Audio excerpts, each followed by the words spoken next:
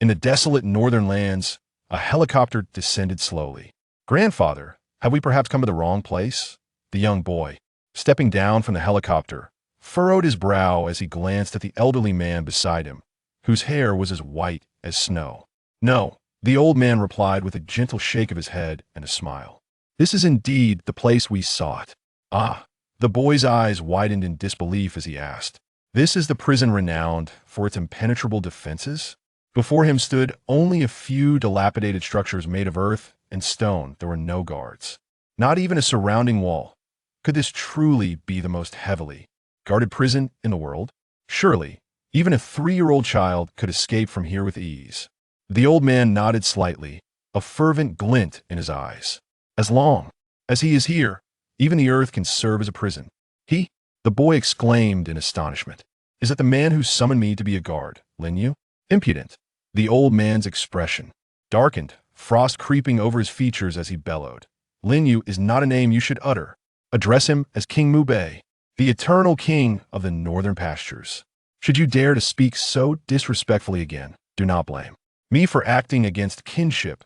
An invisible wave of energy surged forth, pushing the boy back several meters, causing the helicopter behind them to tremble as well. The boy stumbled and fell, yet defiance remained etched on his face. With a soft sigh, the old man inquired, "Do you know the 10 great war gods of our era?" "I do." At the mention of the 10 war gods, admiration blossomed on the boy's face, and he instinctively asked, could he possibly be one of the 10? The 10 war gods were figures who stood atop the world. Who among the masses did not revere them? "The 10 war gods are but trifles in his eyes," the old man scoffed, gesturing toward the crumbling structure before them. "Here, 2 of the war gods are imprisoned. 3 others have perished under his unyielding blade. And the 4 great war gods of our nation are all his subordinates." "What?" The boy's eyes widened in disbelief. "How can this be? Did you not say he is merely 22 years old? How could he possess such might? Is he some kind of deity? If there exists a god among men, it must be King Mu Bei." The old man stated solemnly, "If not for the favor I showed him years ago upon his arrival in the northern lands, such an opportunity would never have fallen into your hands." What sort of opportunity was this? It was clearly a matter of life and death. The boy felt tears welling up. "With my abilities, how could I possibly guard 2 war gods?" "You certainly could not." The old man raised his hand once more, pointing to a massive stone encircled by the derelict structures. "Do you see what lies upon it?" Curious, the boy scrambled to his feet, peering closely, and soon discovered a black wolf head mask resting atop the stone. Noticing the boy's attention on the mask, the old man spoke with solemnity. "That is the mask of the greedy wolf. In every battle, he wears the greedy wolf mask. To see the mask is akin to encountering King Mu Bei himself. With a greedy wolf mask present, who in this world would dare act recklessly?" The boy was struck with astonishment, his face awash with disbelief. A mere mask could instill such fear that even 2 war gods would not dare entertain thoughts of escape. When had the war gods become so timid? The old man turned his gaze toward the boy. "You must be pondering how a single mask can wield such power. Am I correct?" The young boy nodded, his eyes brimming with curiosity. "Are you aware of the battle that transpired half a month ago?" The elder inquired again. "Yes," the boy replied excitedly. "The 5 nations war god led an elite coalition of 700,000 troops to the northern frontier, and within 3 days, they were utterly annihilated." "Indeed," the elder affirmed with a nod, "but what you do not know is that in this battle, only the king of Mu Bei faced them single-handedly with his blade. 1 man, 1 sword, repelling the enemy at the gates of our nation. 1 man, 1 sword, slaughtering 700,000 elite warriors. With an unsharpened blade, he caused the snow-capped mountains to crumble. The corpses of 700,000 foes constructed an immortal great wall spanning 300 miles in our northern region. This battle also instilled such fear in the remaining war god abroad that he vowed with severed fingers never to set foot in our land again. 1 man decimated 700,000 elite soldiers." The boy stood in stunned disbelief, unable to fathom the words he had just heard. After a moment, he trembled with excitement. "Is he still here? May I meet him?" "He has departed," the elder replied, Shaking his head with a sigh, he stated that he must accomplish two tasks: to repay kindness and to seek vengeance. Vengeance? The boy queried, bewildered. With such prowess, is there anyone daring enough to oppose him? Those are tales of yore.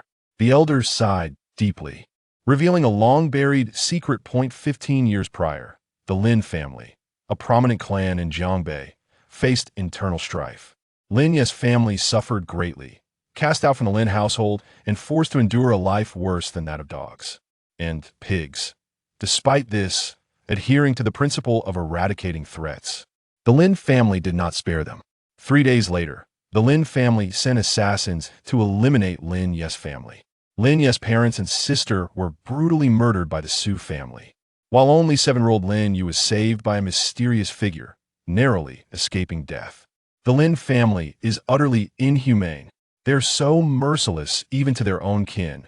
The boy clenched his fists in anger, declaring, when the king of Mubei returns, he will undoubtedly make the Lin family bleed rivers.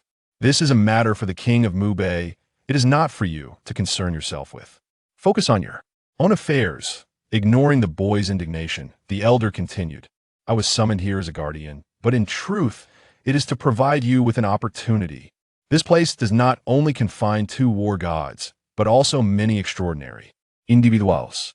If you can learn even a fraction of their abilities, it will benefit you for a lifetime. Upon hearing the elder's words, the boy's eyes brightened with excitement. On a flight to Jiangbei, Lin Yu closed his eyes to gather his thoughts. Memories played out in his mind like a film, even with his current composure. And despite the passage of years, the recollection of his family's plight ignited a fire of fury within him. He had to exert great effort to suppress his anger, lest it betray his feelings. Wah wah. The wailing of a child disrupted Lin Ye's reverie. Opening his eyes, he observed a little girl in the adjacent seat crying inconsolably, while a nearby woman gently comforted her. The girl appeared to be around 4 or 5 years old, her delicate features framed by rosy cheeks. Lin Yu was reminded of his sister. When tragedy struck, she was not even 5, just the same age as this little girl.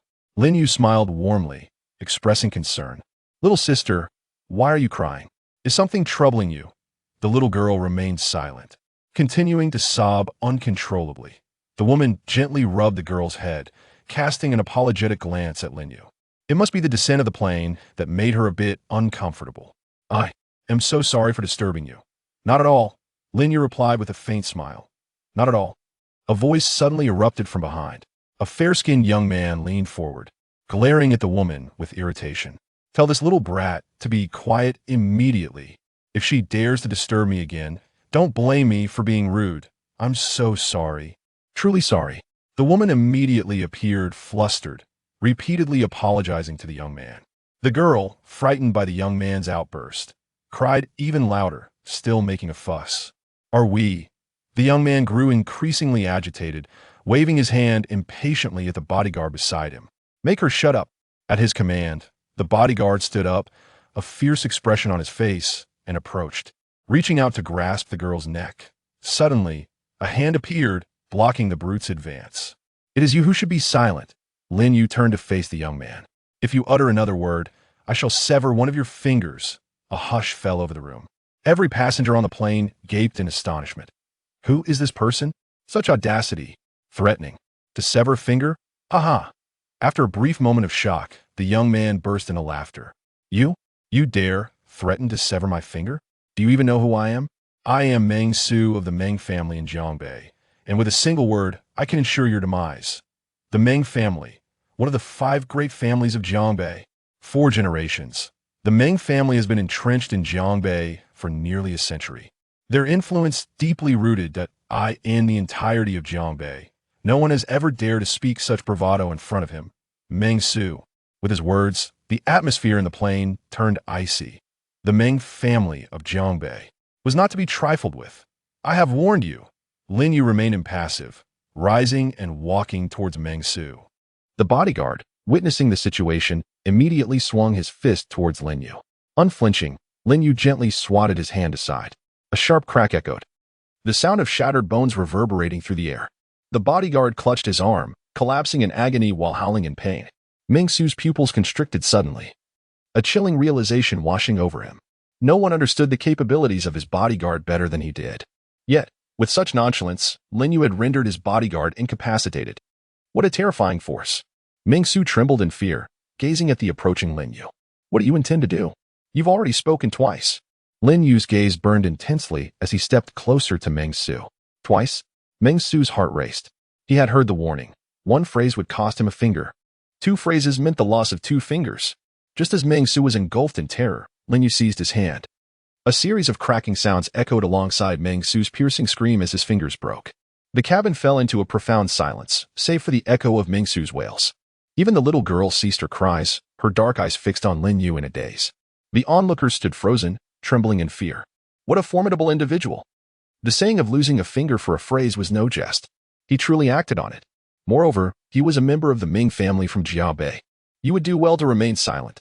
Lin Yu disregarded the terror in the crowd, coldly observing Ming Su. Utter another word, and I shall consider it as a further provocation. The cries abruptly ceased. Ming Su gritted his teeth, drenched in cold sweat, yet dared not utter a sound. His eyes filled with resentment. A further utterance would surely cost him all 10 fingers. Having subdued Ming Su, Lin Yu returned to his seat, his gaze softening once more as he looked at the girl. Do not fear. As long as your brother is here, no one dares to lay a finger on you. Yet, these words pierced Lin Yu's heart with pain. How wonderful it would be to utter such a phrase to his sister again.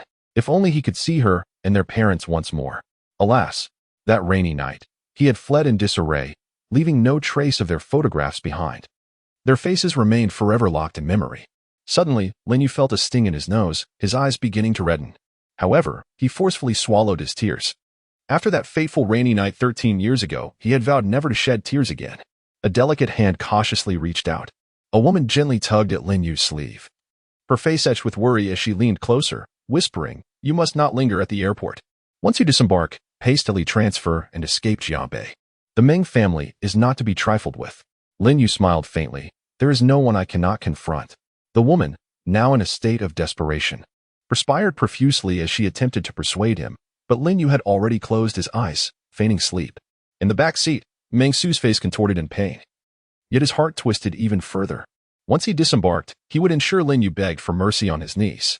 How dare he sever 2 of his fingers? He would crush the part of him that made him a man. He would make Lin Yu aware of the consequences of offending the Ming family of Jiabei. Ming Su's heart roared with fury as he trembled, extracting his phone with great effort, suppressing the excruciating pain to send a message. 10 minutes later, the plane landed at Jiabei Airport. Despite the woman's incessant pleas, Lin Yu resolutely made his way towards the airport exit. Outside the airport, 2 or 3 dozen robust bodyguards stood in 2 lines. Their gazes were sharp and frigid, fixated on the exit. Passers-by were filled with trepidation, lowering their footsteps to a whisper, fearful of provoking these formidable figures. The elderly steward, aged around 60, stood there with a grim expression. 10 minutes prior, he had received a message from young Master Su, which had ignited his fury. The eldest grandson of the Ming family had, astonishingly, had 2 fingers brutally severed on the plane. What was more infuriating was that the assailants had not even allowed young Master Su to cry out for help. When had the Jianbei Ming family endured such humiliation? Had the Ming family's prolonged silence led others to believe their might had dulled? Today, even if the adversaries possessed extraordinary powers, they would ensure blood was shed on the spot. To set an example, the people of Jianbei must be made aware the Ming family is not to be trifled with. With resolve in his heart, the steward cast a cold glance towards the exit. A minute later, a bodyguard with a fractured arm supported the contorted Ming Su as he emerged, prompting the steward to hastily approach and assist him. "We have witnessed young Master Su." The chorus of bodyguards resounded, shaking the airport. Passers-by, filled with fear and confusion, hurried away. Those surging towards the exit came to a halt. If Ming Su did not move, how could they dare to? Yet, amidst the crowd, someone broke free, striding boldly towards the exit. It was Lin Yu. Ming Su, consumed by rage, pointed at Lin Yu with a twisted visage, vowing not to let him die easily, wishing to torment him slowly. "Capture him!" The steward commanded with a sweeping motion of his hand, his eyes glinting with menace. The bodyguards surged towards the exit, eager to seize the glory of apprehending the one who dared insult young Master Su. Suddenly, the ground trembled. The sound of metal clashing echoed. A synchronized cadence filled the hall, a chilling aura spreading. The bodyguards halted, terror etched on their faces as they turned. Behind them, A dense throng extended from the exit hall into the outside world, stretching far beyond sight. An estimated count of several thousand individuals could be discerned. Clad in black armor and crimson cloaks, their feet donned black combat boots, each bearing a 3-foot-long blade. At the center of their cloaks was a striking golden phoenix emblem. This multitude was clearly composed of individuals rigorously trained. Their steps were impeccably synchronized, forming a straight line, regardless of proximity. Each face bore a stern countenance, exuding an innate authority without a hint of anger. The collective might of the thousands surged forth like a tempest, inducing a near-instinctual urge to kneel. The leading young man, sporting a crew cut, had a grim visage and piercing eyes. Upon spotting Lin Yu emerging from the exit, he was the first to kneel on one knee. In a fluid motion, thousands followed suit, all kneeling in perfect unison, without a hint of disorder. The Zhuge guards humbly greet King Mu Bei. The thunderous chorus echoed, shaking the very roof.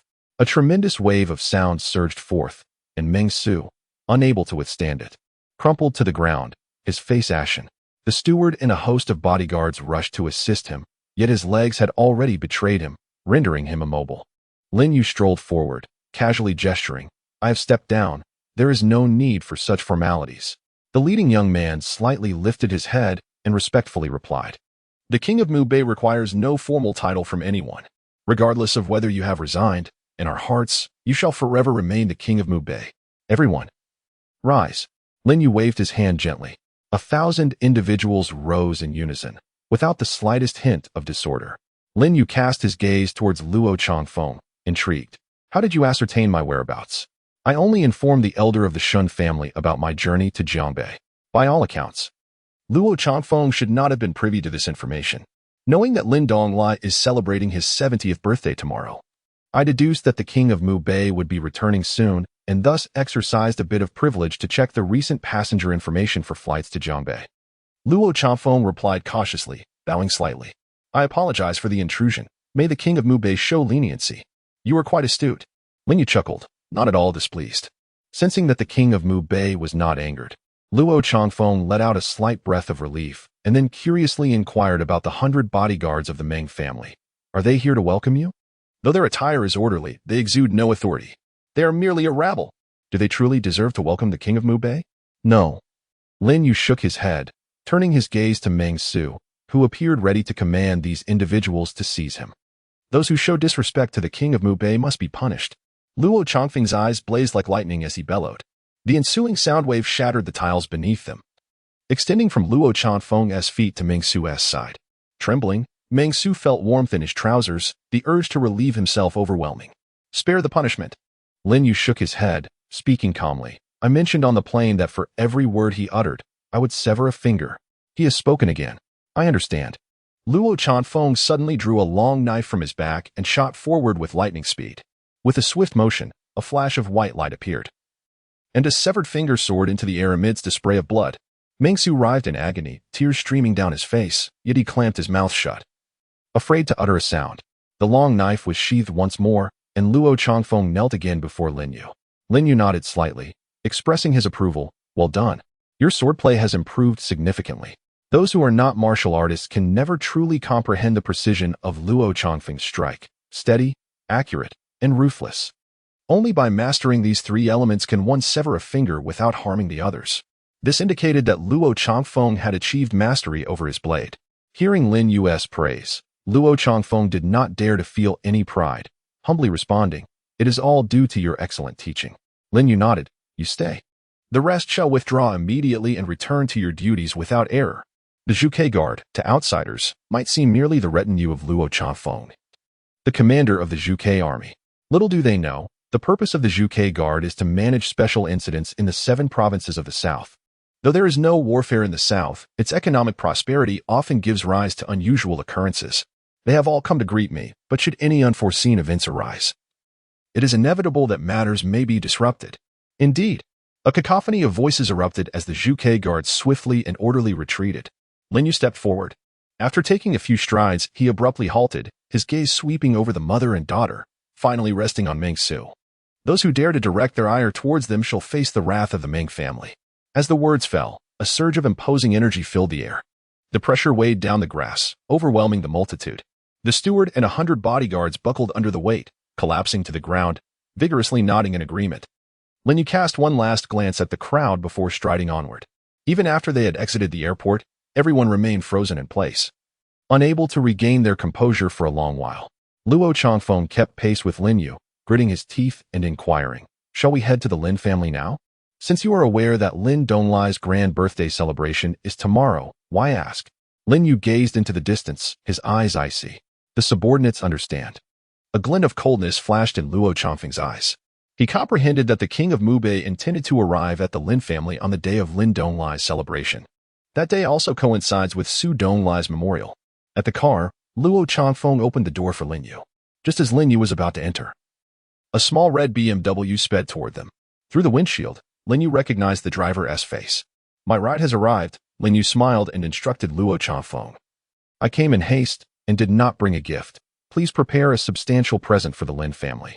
"Understood," Luo Changfeng acknowledged and quickly drove away. Meanwhile, the red vehicle came to a stop beside Lin Yu. The window rolled down, revealing a delicate face peering out, with bright eyes and a radiant smile. She resembled a blooming flower. After 15 years apart, the once timid girl had blossomed into a graceful young lady. Shen Qingwei glanced at a photo on her phone before pursing her lips and saying, "Get in."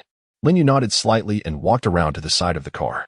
Just as he was about to open the passenger door, Shen Qingwei spoke again, "You can sit in the back." Lin Yu acquiesced and took a seat in the rear. The car started and turned toward the Shen residence. Lin Yu raised his gaze slightly, smiling as he inquired, "Why didn't Grandpa come to greet me?" Shen Qingwei furrowed her brow. "Do you expect an elder to welcome a junior? It has been 15 years apart. I simply long to see him." Lin Yu replied with a gentle shake of his head and a smile. He then asked, "It seems you do not particularly favor me." "There is no question of liking or disliking," Shen Qingwei responded matter-of-factly. "Although we have an engagement, it was arranged by our elders when we were young. Since I became aware of it, I have never recognized that engagement. If I were to marry you, it would be because of genuine feelings, not due to that piece of paper." "Has Grandpa never mentioned me to you?" Lin Yu asked, slightly taken aback. "Is there a need to bring up your affairs?" Shen Qingwei lightly tucked her hair behind her ear, her tone cold. "I believe most people in Jianbei are aware of your matters."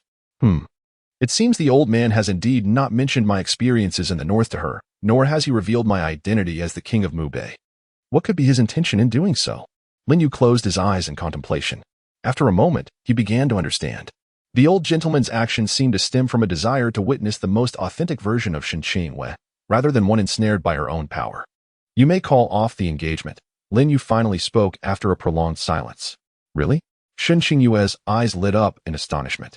She had initially been reluctant to meet Lin Yu, contemplating how to broach the subject of their engagement's dissolution during the journey, which was why she acquiesced to her grandfather's request.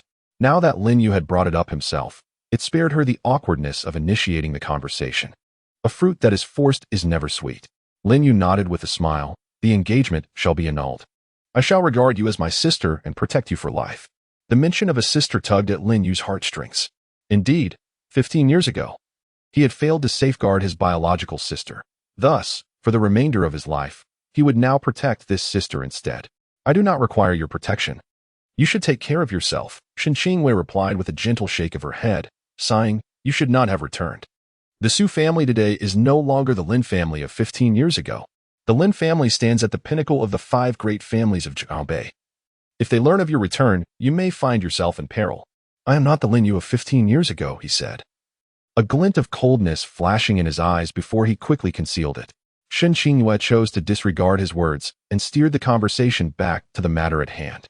"My grandfather, to put it nicely, is righteous. To put it bluntly, he is inflexible. If I were to take the initiative to propose the annulment, he would undoubtedly disagree. Therefore, it is best if you address this matter." "Very well," Lin Yu agreed, closing his eyes once more. "Thank you."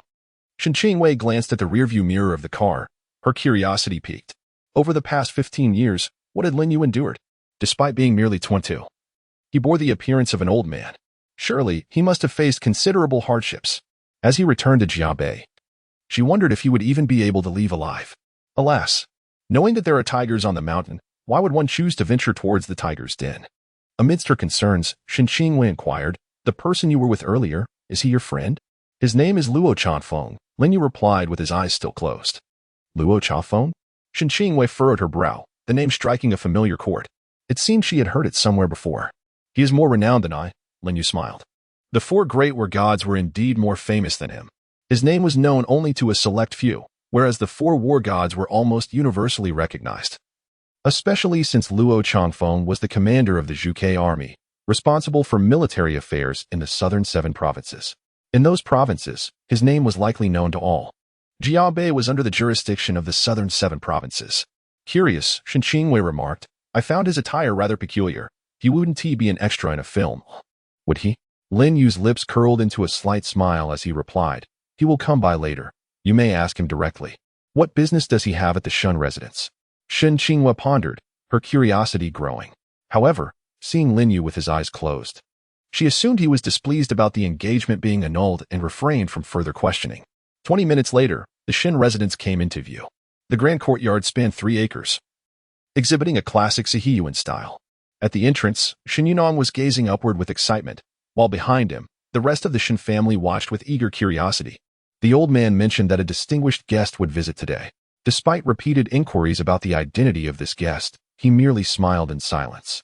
As the vehicle approached the entrance, before it came to a complete stop, Lin Yu had already opened the door and stepped out. Grandfather, Xiaoyu, you've returned. Lin Yu rushed forward and embraced Shen Yunong tightly. His eyes suddenly brimmed with tears. Shen Yunong, equally overwhelmed with emotion, wept. It's good to have you back, my dear Xiaoyu. You have endured so much over these 15 years. Upon hearing this, the expressions of those present shifted dramatically. Xiaoyu? Lin Yu. This so-called distinguished guest is actually the abandoned child of the Lin family after 15 years. This is no guest. He is clearly a harbinger of disaster. Lin Yu, get lost immediately. The Shen family does not welcome you. It is your fault that my Shen family has been suppressed by the Lin family to this extent. Are you not content with the suffering you have caused us? You are nothing but a calamity. Realizing the gravity of the situation, the crowd turned their furious gazes toward Lin Yu. Some even rushed to fetch clubs, intending to drive him away. Hearing their words, Lin Yu could only smile bitterly at Shen Yunong. Comprehending the truth, the old man had concealed his identity from the entire family. He wished for Lin Yu to witness the true Shen family, to see the genuine nature of the Shen family members rather than a group of sycophants clinging to power. The old man had a thoughtful plan. Just as Lin Yu was lost in contemplation, a young man intervened, silencing the crowd's vitriol, and exclaimed, Calm down. Lin Yu is not a harbinger of disaster. He is clearly a harbinger of fortune. The crowd gasped, turning to Shen Yushu with bewilderment. Shen Yushu laughed heartily and explained, Currently, my Shen family is teetering on the brink due to the Lin family's oppression. Tomorrow marks Lin Donglai's 70th birthday. We shall bind him and present him as a gift. If Lin Donglai is pleased, he will surely spare us. If this is not a harbinger of fortune, then what is it? Ha ha. With Shen Yushu's words, the crowd swiftly transformed their anger into joy. Indeed, Yushu is our Shen family's clever strategist. Ha ha ha. Let us proceed with this plan. The thought of offering Lin Yu to salvage the Shen family filled everyone with excitement. This cannot be. Shen Qingwei cried out in distress. Lin Yu has suffered enough. We cannot add to his misfortune. Shen Yushu scoffed, retorting coldly, if it weren't for our Shen family, he would have perished 15 years ago. We have granted him 15 additional years. Today, it is time for him to repay his debt. Shen Qingwei shook her head, insisting, what we are doing is no different from the beasts of the Lin family. In the midst of her protest, she desperately gestured to Lin Yu, urging him to flee. The crowd caught on to her intentions and quickly surrounded Lin Yu. Unbridled, Shen Yunong's face turned ashen, roaring, the Shen family is not for you to command. Grandfather. Shen Yushu's smile vanished abruptly. 15 years ago, due to your misguided decision, you plunged our Shen family into despair. Today, will you continue to err? Continue to err? I believe it is you who are mistaken. Shen Yunong trembled with rage, declaring, I stand here. Let anyone dare to touch Xiaoyu. Observing this, Lin Yu gently supported Shen Yunong, ready to speak, but Shen Yunong subtly shook his head, indicating that words were unnecessary. Lin Yu sighed in resignation. Why must he persist in this manner? Grandfather, if you remain obstinate, do not blame us for being unfilial. Seeing Shen Yunong prepared to shield Lin Yu, Shen Yushu steeled himself and, gritting his teeth, addressed the crowd. First, let us place the old man under house arrest. Once we have bound Lin Yu and brought him to the Lin family, we shall then apologize to the old man. Upon hearing Shen Yushu's words, the crowd stirred restlessly. Yet no one dared to act first due to the old man's formidable presence. What are we afraid of? We are saving the Shen family. Noticing the crowd's hesitance, Shen Yushu, exasperated, shouted, and took the initiative to grasp the old man. With Shen Yushu's action, the crowd no longer hesitated and surged forward. Shen Qingyue attempted to intervene, but was utterly ineffective. Just as Lin Yu was about to take action, Shen Yunong once again stopped him, saying, "Xiaoyu, just observe." "Grandfather, why must you do this?" Lin Yu smiled bitterly. Shen Yunong, tears streaming down his face, urged, "Take a good look at the true faces of these worthless beings, lest you regret it in the future." "I will not regret." Lin Yu shook his head, casting a calm glance over the crowd. "I have come here, firstly to visit my grandfather, and secondly to repay kindness. If anyone has demands, feel free to voice them, as long as they do not contravene my principles. I will certainly oblige. The grace of saving a life is eternally etched in my heart, even having seen through the true nature of these individuals. Should it come to dissolving the engagement, I would still lend a hand to the Shen family. Stop pretending to be a great wolf." Shen Yushu scoffed, saying today, "Even if you speak flowery words, we shall still bind you and take you to the Lin family." Lin Yu looked up at Shen Yushu, asking, "Do you understand the crime of binding me? Is there even a crime in binding you?" Shen Yushu sneered, laughing heartily. "Are you implying that since you are currently thriving, anyone who dares to act against you will suffer?" "That is approximately what I meant." Lin Yu nodded with a smile. Hearing Lin Yu's words, Shen Qingyue could not help but shake her head in dismay. At such a moment, what was the use of posturing?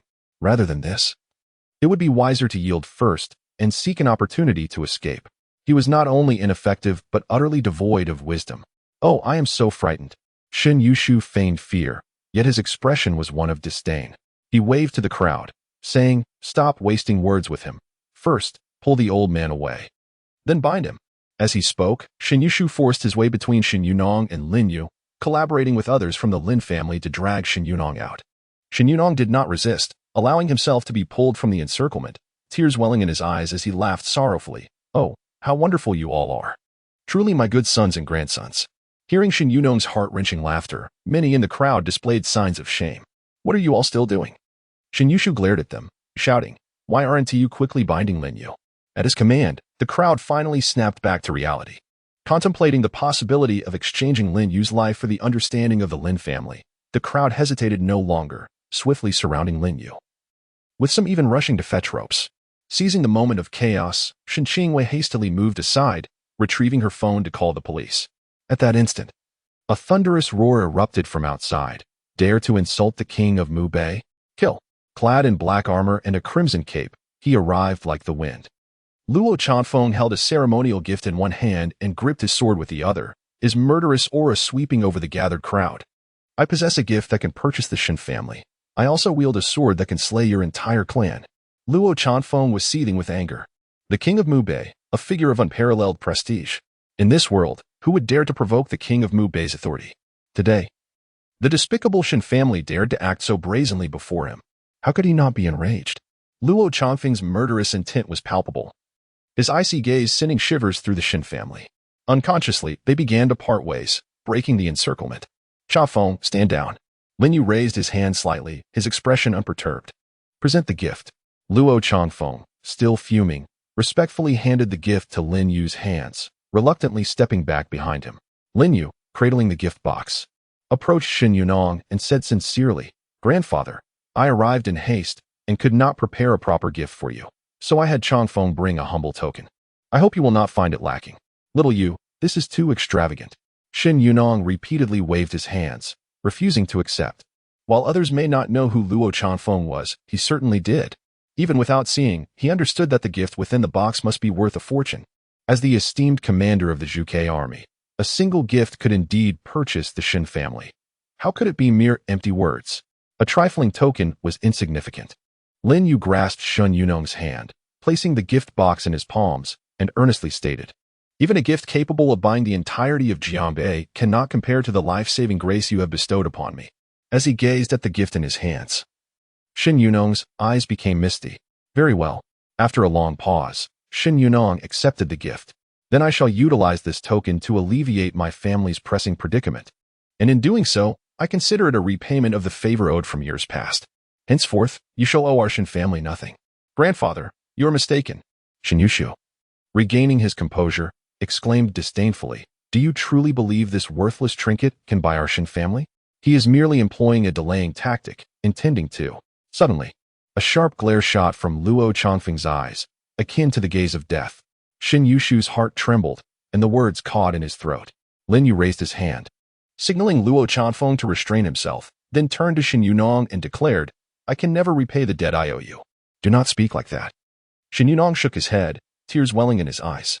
"Given the actions of these beasts today, if you do not slay them, even if you owed our Shen family 10 lives, that would suffice to clear your debt." He understood well. Had anyone else dared to treat Lin Yu in such a manner, they would have long since met their demise. Lin Yu's forbearance stemmed solely from the gratitude he held for the Shen family as past kindness. Lin Yu shook his head and chuckled, "Grandfather, we are all family. Let us not speak of such things. Who considers you family? Do not embellish your own worth." Shen Yushu could no longer contain himself. He pointed at Lin Yu and shouted to the members of the Shen family, "Do not be deceived by his flowery rhetoric. Quickly bind him and take him to the Lin family. We cannot afford to waste any more time." Luo Chanfeng, still simmering with anger, ignited once more. He brandished his weapon, an aura of lethal intent surrounding him, declaring, "Those who dare to approach shall perish." The crowd, overwhelmed by the bloodlust honed through countless battles, found themselves paralyzed by fear. Even those who intended to seize Lin Yu hesitated, acutely aware that risking their lives for the sake of binding him would be a grave folly. "Step back." Lin Yu waved dismissively at Luo Chanfeng, a faint smile gracing his lips. "Do I still require your protection?" Luo Chanfeng, unwilling to concede, opened his mouth to retort, but Lin Yu's piercing gaze silenced him. Sullenly, he retreated, simmering with indignation. Shen Yunong, his face a mask of fury, returned indoors, soon emerging with the family's disciplinary rod cradled in his hands. He glared at the assembly, declaring, "Whoever dares to utter the word bind concerning Xiaoyu, even if Xiaoyu spares you, I shall enact justice upon my kin." The sight of the rod, stained with the blood of numerous Shen clan members, struck terror into the hearts of the onlookers, compelling them to retreat even further. Shen Yushu, standing alone against the tide of fear, dared not voice the idea of binding Lin Yu to the Lin family any longer. Having quelled the crowd, Shen Yunong turned to Lin Yu with a wry smile.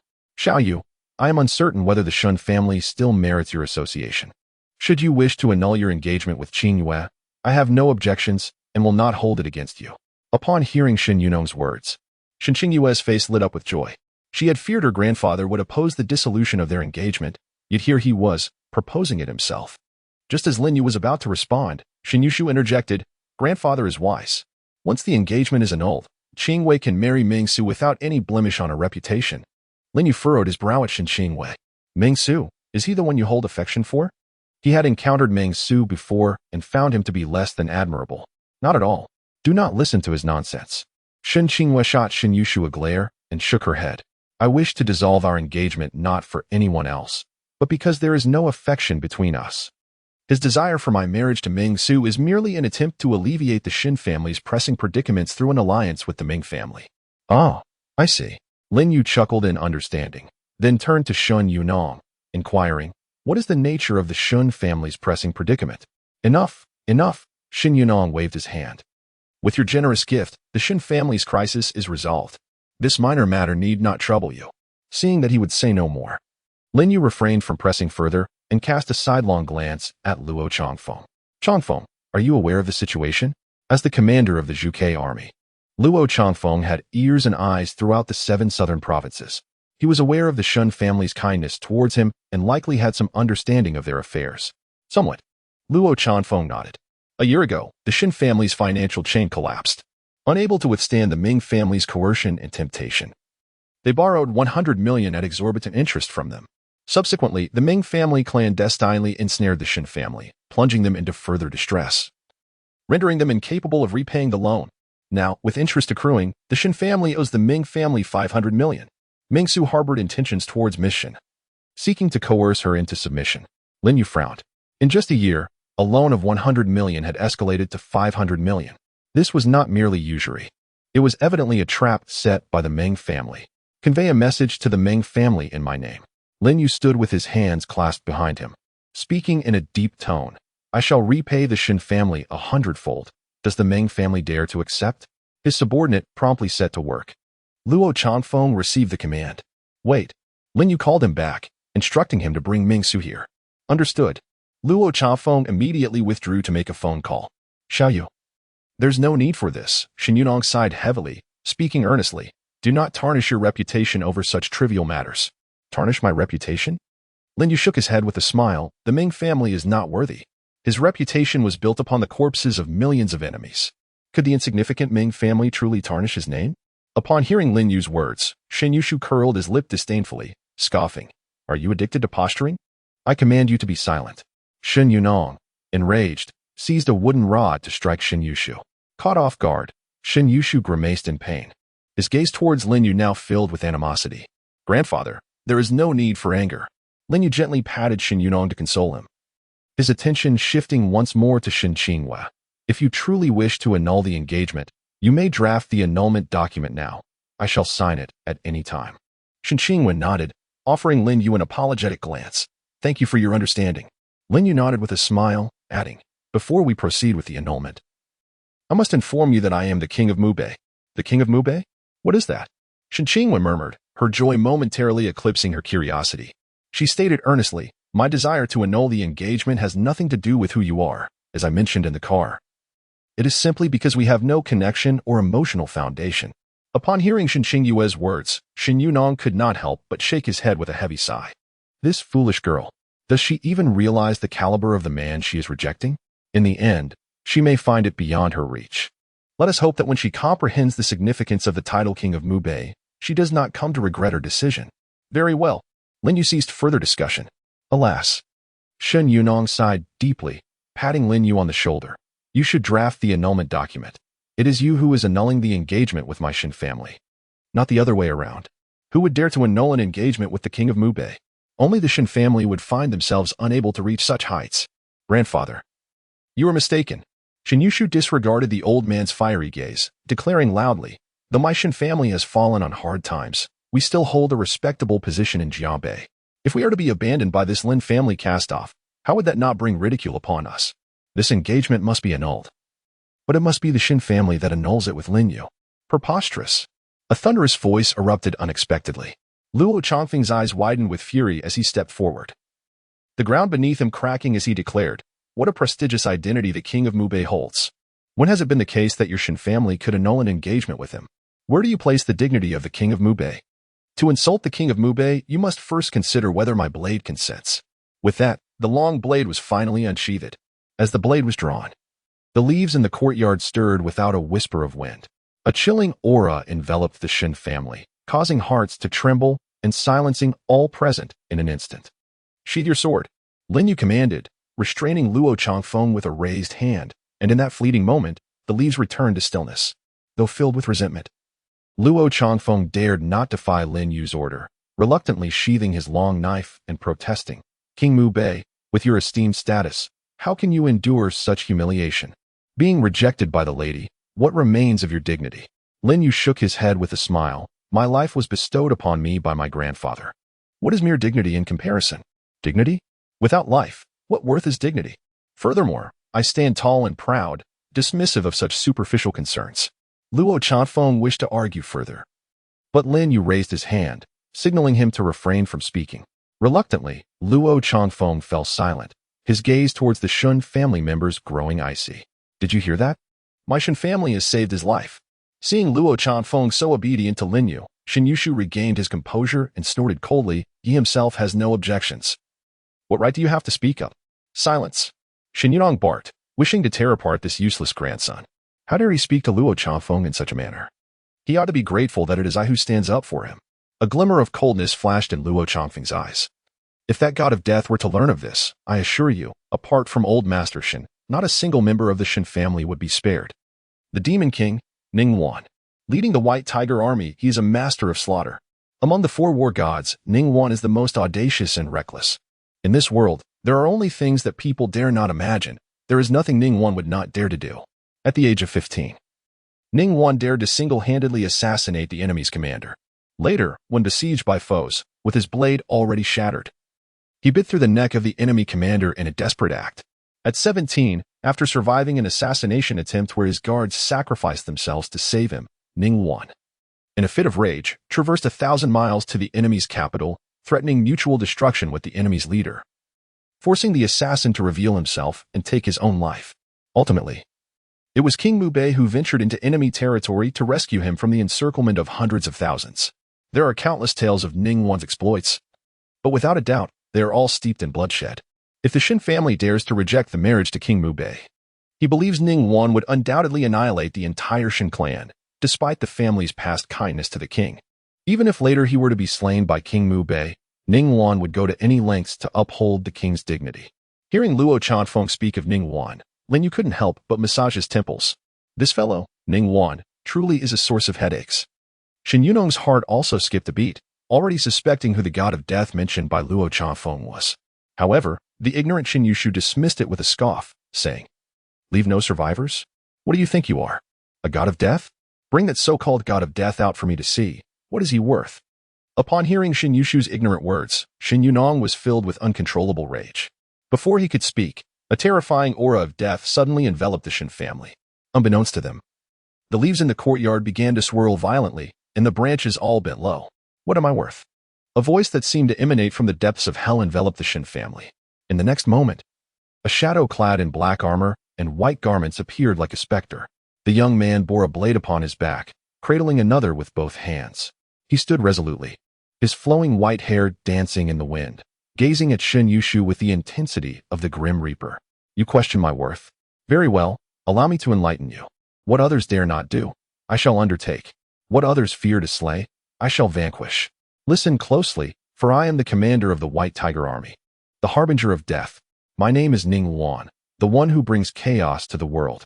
Now tell me, what do you perceive me to be?" Ningguan's words resonated with a thunderous clarity, each phrase laced with lethal intent. The crowd quaked with trepidation, under the weight of Ningguan's deathly gaze. Shen Yushu's face drained of color as he stumbled to the ground, his limbs rendered icy.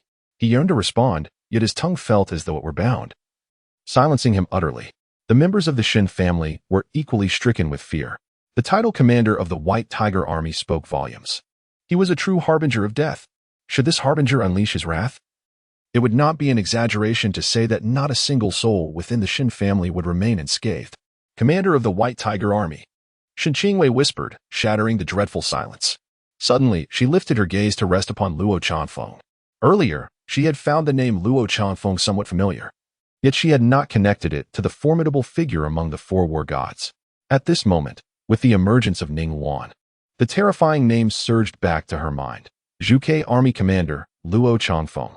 How could the esteemed commander of the Zhuge Army possibly heed the commands of Lin Yu? Who, then, was Lin Yu, the king of the northern pastures? What rank did this king hold? Was he even above the Zhuge Army commander? After a long pause, Shen Qingwei cautiously turned her attention to Lin Yu, inquiring, "Who exactly are you?" "I shall reveal the truth." Ningguan's eyes glowed crimson, and his white cloak billowed without wind. He, a lone warrior with a single blade, has guarded the northern frontier for years. He, in a single battle, obliterated the 5 greatest war gods of this era. He, with the blade that shattered snow-capped mountains, forged the indomitable Great Wall of 800 miles from the corpses of 700,000 foes. He is none other than the king of the northern pastures, the eternal guardian of the northern frontier. Do you now comprehend his identity? With each proclamation, the hearts of the onlookers quivered. By the time he concluded, they stood entranced, their faces a tapestry of horror. Only Shen Yunong sighed deeply in his heart. The arrival of the king of the northern pastures and the 2 war gods at the Shen family should have been a moment of glory. Yet it had devolved into this dire predicament. Enough of these matters for now. Lin Yu raised his eyes to Ningguan, whose gaze fell upon the long sword cradled in his arms, and inquired with a hint of exasperation, "What brings you here?" "Your subordinate, Ningguan, pays his respects to the king of the northern pastures." Ningguan's murderous aura dissipated as he knelt on one knee, raising the black long sword above his head. "Your subordinate has come to present you with this unblemished battle blade."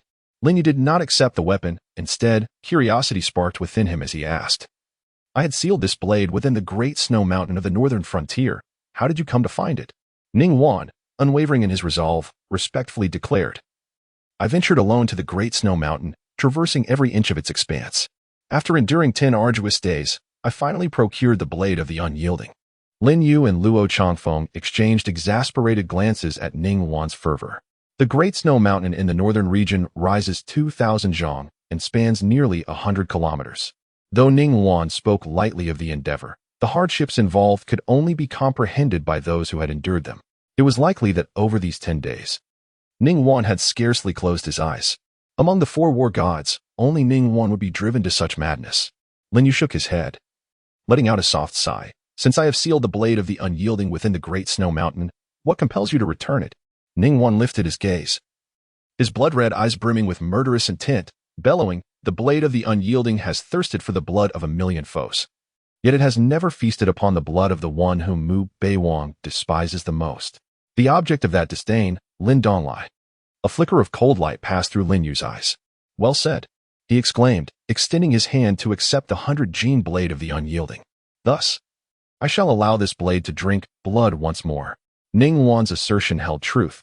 The blade had yet to quench its thirst with Lin Donglai's blood. How could it remain sealed? Ningguang rose and positioned himself behind Lin Yu, his gaze sweeping across the members of the Shen family, each one drenched in cold sweat. Too fearful to utter a word. Amidst this tension, 2 figures burst through the entrance, carrying a 3rd individual between them. Upon entering, the pair immediately bowed in deference, announcing, "We present to you, Mu Beiwang and the military commander, Meng Su." Lin Yu raised his gaze towards Meng Su, who was being held like a lifeless dog. Meng Su's face was bruised and battered, with traces of blood lingering at the corners of his mouth. What transpired? Lin Yu pointed at the wounds on Meng Su's face. One of the assailants bowed and replied, "On our way here, he was too loud, incessantly boasting about the greatness of the Meng family. We merely rewarded him with a couple of punches to silence him." Lin Yu nodded, acknowledging the explanation. "I understand. You may withdraw." The 2 bowed in compliance, releasing Meng Su and stepping aside. As soon as they loosened their grip, Meng Su crumpled to the ground like a heap of discarded refuse. Lin Yu lowered his brow, scrutinizing Meng Su.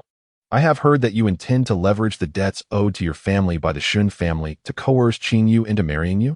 Upon meeting Lin Yu's gaze, Meng Su trembled uncontrollably, tears streaming down his face. Bang! Ningguang delivered a kick to Meng Su, his voice sharp as a blade. "Does the king of Mubei not merit a response from you?" The force of Ningguang's kick was not insignificant. Meng Su grimaced in pain. Yet he clenched his teeth resolutely, allowing the tears to flow freely, refusing to utter a word. "Daring to act tough before me?" A glint of cold fury flashed in Ningguang's eyes as he prepared to strike again. Crack! The sound of bones fracturing echoed, sending shivers down the spines of the Shen family members. How ruthless! With a single kick, he shattered Meng Su's bone. The young master of the Meng family was rendered lesser than a mere dog in his presence. With this blow, Meng Su's agony intensified. Beads of sweat rolling down his face, his teeth bloodied from biting down so hard, yet he remained silent, writhing on the ground. Observing this scene, the members of the Shen family could not help but admire him inwardly. Meng Su still possessed some spirit, even after being beaten so mercilessly. He did not utter a single sound. If it were them, they would have long been crying out for mercy. At that moment, Meng Su was engulfed in a torment that words could not express. He desperately wished to cry out, to plead for mercy, yet fear silenced him. The memory of his severed fingers haunted him. Should he dare speak again, he might lose them entirely. Seeing that Meng Su remained silent, Ningguang's anger flared even more. Just as Ningguang was about to strike again, Lin Yu raised his hand to stop him. Ningguang shot a resentful glare at Meng Su before reluctantly stepping back. Lin Yu surmised the reason behind Meng Su's reticence and calmly stated, "I grant you the opportunity to speak." Upon hearing Lin Yu's words, Meng Su felt as though he had been granted a reprieve from death. He immediately cried out, "King of Mubei, I was wrong. Please, spare my life. I shall never dare again. I beg you, spare me." Sob. As Meng Su cried and pleaded, the faces of the Shen family members, who had previously admired his resilience, now burned with embarrassment. It turned out that Meng Su's so-called courage was merely a faade, a cover for his fear of speaking in Lin Yu's presence. Here was the esteemed young master of the Meng family, a significant figure in Jiangbei, rendered mute in the presence of Lin Yu. Is this the true power of the king of Mubei? Lin Yu regarded Meng Su with indifference. "Are you aware that the Shen family has spared your life?" "I do not know." Meng Su cried out, his voice filled with anguish. "If I had known of the Shen family's beneficence towards you, I wouldn't have dared to act this way, even with 1,000 lives. I implore you, spare me." Fear consumed Meng Su completely, for he had never imagined that the Shen family harbored such influential connections. Contemplating the actions of the Meng family, Meng Su could not help but lament within, "Heaven has forsaken the Meng family." Just as Lin Yu was about to speak, the sudden roar of engines filled the air. Following the sound, a convoy of dozens of vehicles surged towards the Shen family estate. In the blink of an eye, the convoy crashed through the gates of the Shen residence. Before the vehicles had even come to a halt, a throng of individuals sprang from them. How dare you? Shen Yunong, lay a hand on my grandson, Meng Zhangping. Do you believe I won't raise your Shen family to the ground? Even before Meng Zhangping exited the vehicle, his furious voice resonated throughout the Shen household. Upon hearing his words, Meng Su wept even more bitterly. Sua, Meng Zhangping rushed out of the car, making a beeline for Meng Su. Upon seeing his grandson's battered face, Meng Zhangping's rage escalated, and he bellowed, "Arrest everyone here. Leave not a single soul unscathed." Yet, to his dismay, no one heeded his command, not even the bodyguards he had brought along. These guards had encountered Lin Yu and Luo Chanfeng at the airport, and upon seeing them here, they dared not make a move. "What are you all dawdling for?" Meng Zhangping thundered. "Is your hearing impaired?" Gripping his grandfather's hand in pain, Meng Su cried out, "Grandfather, kneel and apologize." "What?" Meng Zhangping exclaimed in shock, staring incredulously at his grandson. In an instant, his bloodshot eyes shifted to the Shen family members. "How dare you, Shen family, inflict such harm upon my grandson? Today, if I do not obliterate your clan, I shall not be called Meng Zhangping." The atmosphere grew tense.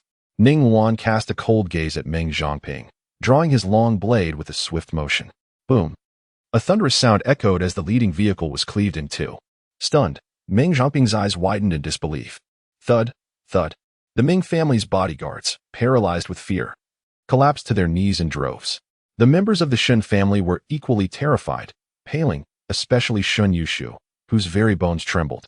The might of a single blade was truly terrifying. Was this truly the commander of the White Tiger Army? Even if he were not, he was certainly not someone the Shen family could provoke. At that moment, the ground suddenly trembled. Tiles from the glazed roof began to fall, the sound of shattering echoing incessantly. The crowd, hearts racing, stared in shock at the descending tiles. Outside, thousands of warriors clad in black armor and red cloaks, the Zhuke guards, marched in perfect unison. As they approached within 20 meters of the Shen family gates, the formation swiftly dispersed. In an instant, the Shen family found themselves encircled by the Zhuke guards. "All Zhuke guards, pay respects to King Mu Bei." The 1,000-strong chorus reverberated through the heavens. Clang! 1,000 blades were drawn, their radiant light blinding. The air buzzed with the sound of 1,000 swords, a murderous aura soaring to the skies. The Ming family's bodyguards were so terrified that they could not even kneel, collapsing to the ground in a heap. Cold sweat poured down like pearls from a broken string. Terror filled every pair of eyes. Let alone them, even the members of the Shen family were half dead from fright. The killing intent of 1,000 warriors was beyond their capacity to endure. "Sheathe your blades." Observing the Shen family's state, Lin Yu could not help but utter a sharp command. "Yes," came the unified response of 1,000 voices. The 1,000 blades were returned to their sheaths. However, there was only one voice. It was only at this moment that Lin Yu lifted his gaze towards Luo Chanfeng, bewildered by the situation. Hadn't he instructed them to return? Luo Chanfeng shivered slightly, chuckling. Perhaps they caught wind of something and assumed the Ming family intended to harm you, which is why they came to offer protection. "Speak plainly," Lin Yu exclaimed, kicking Luo Chanfeng's posterior. "Protection? I might believe such words from others, but hearing them from you renders them utterly unconvincing." To Lin Yu, the members of the Ming family were mere insignificant beings, unworthy of any form of protection. This scene left the Shun family utterly astounded. Who dared to kick the esteemed Zhuke army commander, Luo Chanfeng? Surely, only this individual could do so. In truth, they were mistaken. Another soul bold enough to strike Luo Chanfeng was present before them, Ning Wan. Realizing that evasion was futile, Luo Chanfeng replied earnestly. "It was my subordinate who summoned them to deliver gifts to the Shen family." "Gifts?" Lin Yu narrowed his eyes. "Are you certain this is a gift? The king of Mu Bei must not be insulted." Luo Chanfeng's smile vanished, his gaze sweeping over the Shun family members as he solemnly declared, "Since the Shun family seeks to curry favor, let them witness what true power entails." Confronted by Luo Chanfeng's piercing gaze, the members of the Shen family lowered their heads in unison. Power. Indeed, they were now intimately acquainted with the essence of true authority. The Shen family could have soared with this power, yet their contemptuous vision had led them to squander a golden opportunity. Now, even if the Shen family treated Lin Yu favorably, it merely appeared as sycophancy. The kindness shown to Lin Yu previously and the present gestures were entirely distinct. Had they shown him a modicum of warmth before, they would not have found themselves in this predicament. Alas, Shen Yuruin sighed heavily, casting a disappointed glance over the Shen family members. Weren't you all clamoring to annul the engagement? Why the sudden silence? Upon hearing the elder's words, their heads lowered even further. Shen Qingwei regarded Lin Yu with a complex expression, rendered speechless. The prospect of annulling the engagement now seemed utterly daunting. Should it be annulled? Only Lin Yu could initiate such a course of action. To be rejected by the king of Mubei would surely render her a laughingstock in Jiangbei for the rest of her life. Grandfather, there is no need for anger, Lin Yu said, meeting Shen Yuruin's gaze with a smile. I understand the kind of person you are.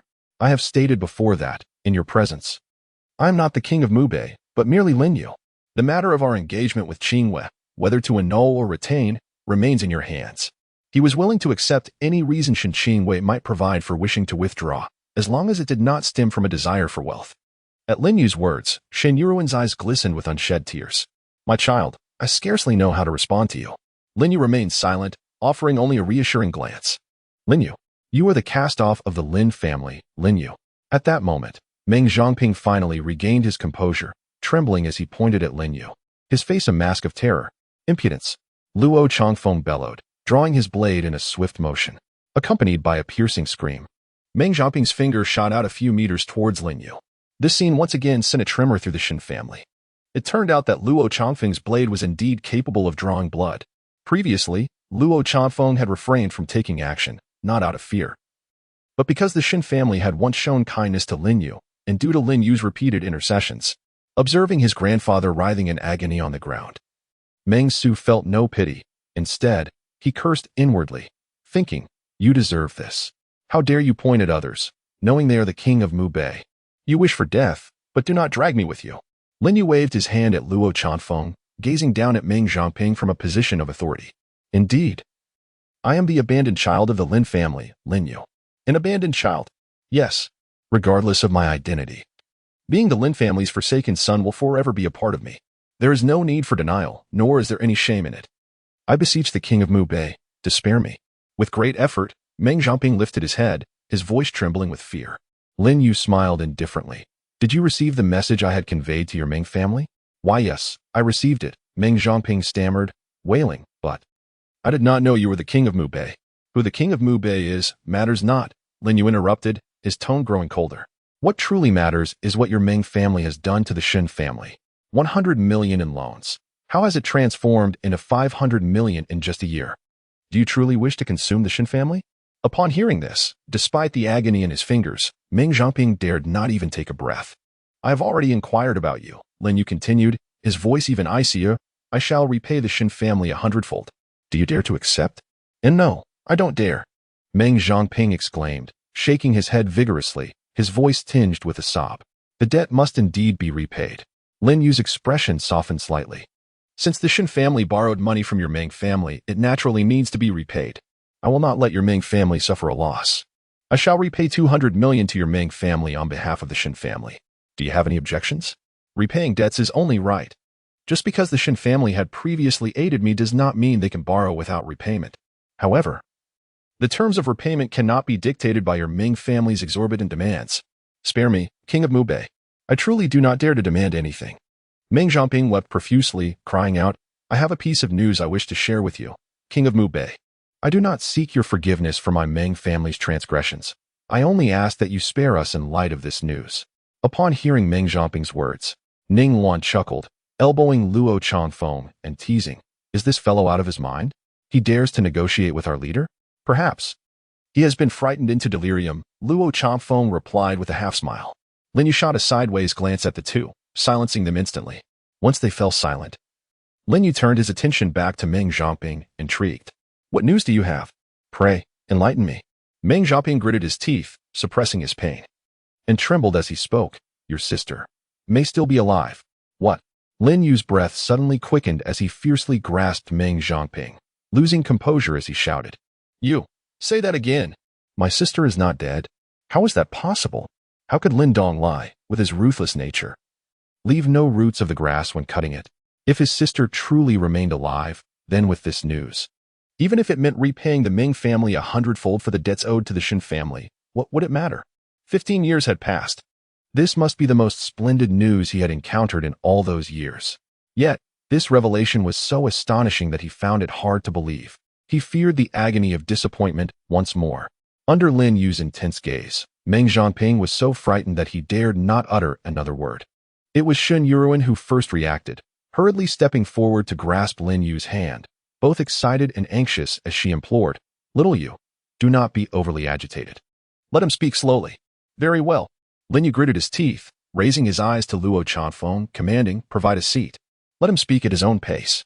Luo Chanfeng dared not delay, swiftly rushing into the Shen residence, retrieving a chair and placing it behind Meng Zhongping. Lin Yu released Meng Zhongping, allowing him to sit down. His bloodshot eyes glaring as he demanded, "Speak clearly. If my sister is truly alive, I, in the name of the king of Mubei, owe your Ming family a favor." At Lin Yu's words, both Luo Chanfeng and Ning Wan were instantly taken aback. A favor from the king of Mubei held significant weight. With such a favor in hand, who would dare to confront the Meng family in the future? Meng Zhongping felt a surge of excitement. His face flushed as he momentarily forgot the pain of his severed finger, hastily stating, "Your sister, she truly may not be dead." "I do not wish to hear the word may." Lin Yu's fierce gaze glistened with tears as he gritted his teeth, insisting, "I demand a definitive answer." "This." Meng Zhongping hesitated slightly, his face clouded with sorrow as he replied, "I only learned of a matter by chance, which led me to deduce that your sister might still be alive. I cannot guarantee it." "What matter? Speak precisely." Lin Yu's voice was deep and commanding. Meng Zhongping took a moment to compose himself before cautiously responding.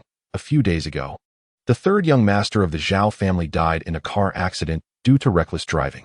Since he was not married at the time of his death, that old wretch Zhao Shanhe is making arrangements for a posthumous marriage, and the bride is none other than your sister, Lin Qian. This was all revealed by Zhao Shanhe when he was drunk. I cannot ascertain its truth." As Meng Zhongping's words fell, a wave of intense killing intent surged skyward. The great trees in the courtyard bent low. The cobblestones beneath their feet shattered into dust. Lin Yu's eyes were a deep crimson, his fist cracking ominously. A posthumous marriage. What a posthumous marriage. What a Lin family. Cha Feng. A furious roar erupted from Lin Yu. "Within half an hour, I demand to know the outcome." "Understood." Luo Chanfeng roared in response, hastily dashing away. Observing Lin Yu in such a fierce state, Shen Yuruan could not help but sigh softly. The skies of Jianbei were about to change. The aristocracy of Jianbei was poised for a bloodbath. The Lin and Zhao families would be the first to bear the brunt. In less than 20 minutes, Luo Chanfeng, exuding an aura of murderous intent, returned to Lin Yu's side, whispering swiftly in his ear. Clang. The unyielding battle blade was suddenly thrust into the ground, embedding itself to the hilt. Lin Yu stood frozen in place, resembling a mere wooden figure. Tears streamed down his face, an embodiment of sorrow. Silence enveloped everything. All present were rendered mute with fear. Even Ning Wan, known for his audacity, felt a chill that stifled his breath. The sight of the king of Mubei in tears was unprecedented for those who had followed Lin Yu for years. No matter the calamity, no matter how the mountains and rivers might crumble, the king had never before displayed such a loss of composure. Ning Wan understood the gravity of Meng Zhongping's words. They were indeed true. Zhao Feng, issue an S-level lockdown order. Suddenly, Lin Yu let out a long, anguished howl, his furious voice reverberating throughout the Shen family estate. "If anyone from the Lin or Zhao families escapes, they shall be executed." S-level lockdown order. Both Luo Chaofeng and Ning Wan were jolted, a wave of coldness rushing to their heads. No one understood better than they what an S-level lockdown order entailed. It was the highest level of restriction, even when faced with 700,000 enemies encroaching upon the northern borders. Only an A-level lockdown had been enacted for the ancient border city. Understood. After a moment of chilling silence, Luo Chaofeng acknowledged the command, swiftly dialing a number, his voice brimming with murderous intent. "Execute the S-level lockdown order for Jiabei immediately. Anyone who disobeys shall be executed." "Ning Wan, come with me," Lin Yu shouted once more, his form darting out of the Shen residence with urgency. Ning Wan, not daring to lag behind, followed closely. In the blink of an eye, the two had vanished from sight. Until their figures were entirely gone, the crowd remained hushed, too fearful to utter a sound. Once Luo Chaofeng regained his composure, he too refrained from lingering at the Shen residence, hastily making his way to the exit. "Luo Chaofeng, wait." Shen Yunong finally spoke up. Luo Chaofeng halted and turned to inquire. "Old sir, if you have something to say, please do so quickly. I have military orders to follow and cannot tarry." Aware of Shen Yunong's debt of gratitude to Lin Yu for sparing his life, he would have otherwise ignored anyone else. "What about them?" Shen Yunong gestured towards Ming Zhangping and his grandson. Luo Chaofeng replied indifferently, "Leave them here to await the king's decision. Then, perhaps we should call a doctor for them?" Shen Yunong glanced anxiously at the two, fearing that should anything happen, it would tarnish Lin Yu's reputation. "I'm afraid I cannot do that." Luo Chaofeng shook his head. "You may not yet comprehend what an S-level lockdown entails. Once enacted, all civilian communications, transportation, and networks in Jianbei will be severed. No one, save for those enforcing the lockdown, may venture out, including doctors." With that, Luo Chaofeng hurried away. Upon exiting the estate, he suddenly halted before two members of the Zhuge Guard. "You two, secure the Shen residence and tend to the wounds of those inside. I want them all to survive." The two complied, and Luo Chaofeng quickly departed with the remaining Zhuge Guards. Observing the swiftly dispersing crowd, an involuntary shiver ran down everyone's spine. A series of urgent alarms echoed throughout the Jianbei City Bureau. The sound, two short beeps followed by a long one, was particularly jarring. At the sound, everyone paused in shock. "Quick, assemble immediately." Within 2 seconds, someone was the first to respond. A collective shiver coursed through the crowd, prompting everyone to abandon their tasks and rush out of the office with reckless abandon. Within a minute, all personnel from the Jianbei City Bureau, including those stationed at the entrance, congregated at the training ground. Confusion reigned as each person turned to their neighbor, seeking answers about the unfolding situation, only to find that their companions mirrored their bewilderment. Amidst the collective uncertainty, Zhang Xiaoman emerged briskly, brandishing a loudspeaker. "Urgent notice. By order of higher authorities, Jianbei is to immediately implement an S-level lockdown. All personnel, except for those on duty, must promptly prepare their equipment and depart in 3 minutes to enforce the lockdown." Zhang Xiaoman's amplified voice sent the crowd into a state of shock. An S-level lockdown. Since the establishment of Jianbei, such a measure had never been enacted. Indeed, there was no record of an S-level lockdown throughout the entirety of Huagua. What on earth had transpired in Jianbei to warrant such an unprecedented response? Why were they all standing around in a daze? They had to hasten to gear up. Observing the stunned expressions, Zhang Xiaoman bellowed, "If we don't act swiftly, we will all face dire consequences." His urgent shout snapped everyone back to reality, and they scattered in haste. His longtime partner, Wang Ruifeng, rushed to Zhang Xiaoman's side, anxiety etched across his face. "Old Zhang, what on earth is going on? Why the sudden implementation of an S-level lockdown? There were no prior indications." "How would I know?" Zhang Xiaoman responded, equally perplexed. Wang Ruifeng furrowed his brow in concern. "Could it be a misunderstanding? Shouldn't we confirm with the higher-ups? We all understand the gravity of an S-level lockdown, if that is not the intent from above." Our heads could roll. "Confirm what?" Zhang Xiaoman replied with a wry smile. "Check if your phone has any signal." Wang Ruifeng jolted to attention and quickly retrieved his phone. Upon checking, his expression shifted dramatically. There was indeed no signal. It was unequivocally an S-level lockdown. Even attempting to communicate with higher authorities would now necessitate military communication channels. Just as Wang Ruifeng was grappling with this shocking revelation, a thunderous roar erupted in the distance, akin to rolling thunder. Instinctively, they both looked skyward. In the horizon, a swarm of dark aircraft was rapidly descending upon Jianbei. They exchanged a stunned glance, and moments later, without a word, they dashed towards the parking lot. At this moment, the streets of Jianbei echoed with nearly identical announcements. "Attention all citizens. By order of higher authorities, Jianbei is enacting an S-level lockdown. All individuals must return home immediately and refrain from wandering." Upon hearing this announcement, nearly everyone froze in place. Before they could regain their composure, armed personnel approached to provide guidance. Realizing the severity of the situation, the citizens scrambled to find their way home. No one understood what had transpired, nor did anyone know what would unfold next. However, everyone is acutely aware that, at this moment, returning home is the wisest choice. It is perhaps only within the confines of one's abode that true safety can be found. The Jianbei airport, the entrances to the highways, the provincial roads, all avenues leading from Jianbei to the outside world have been severed.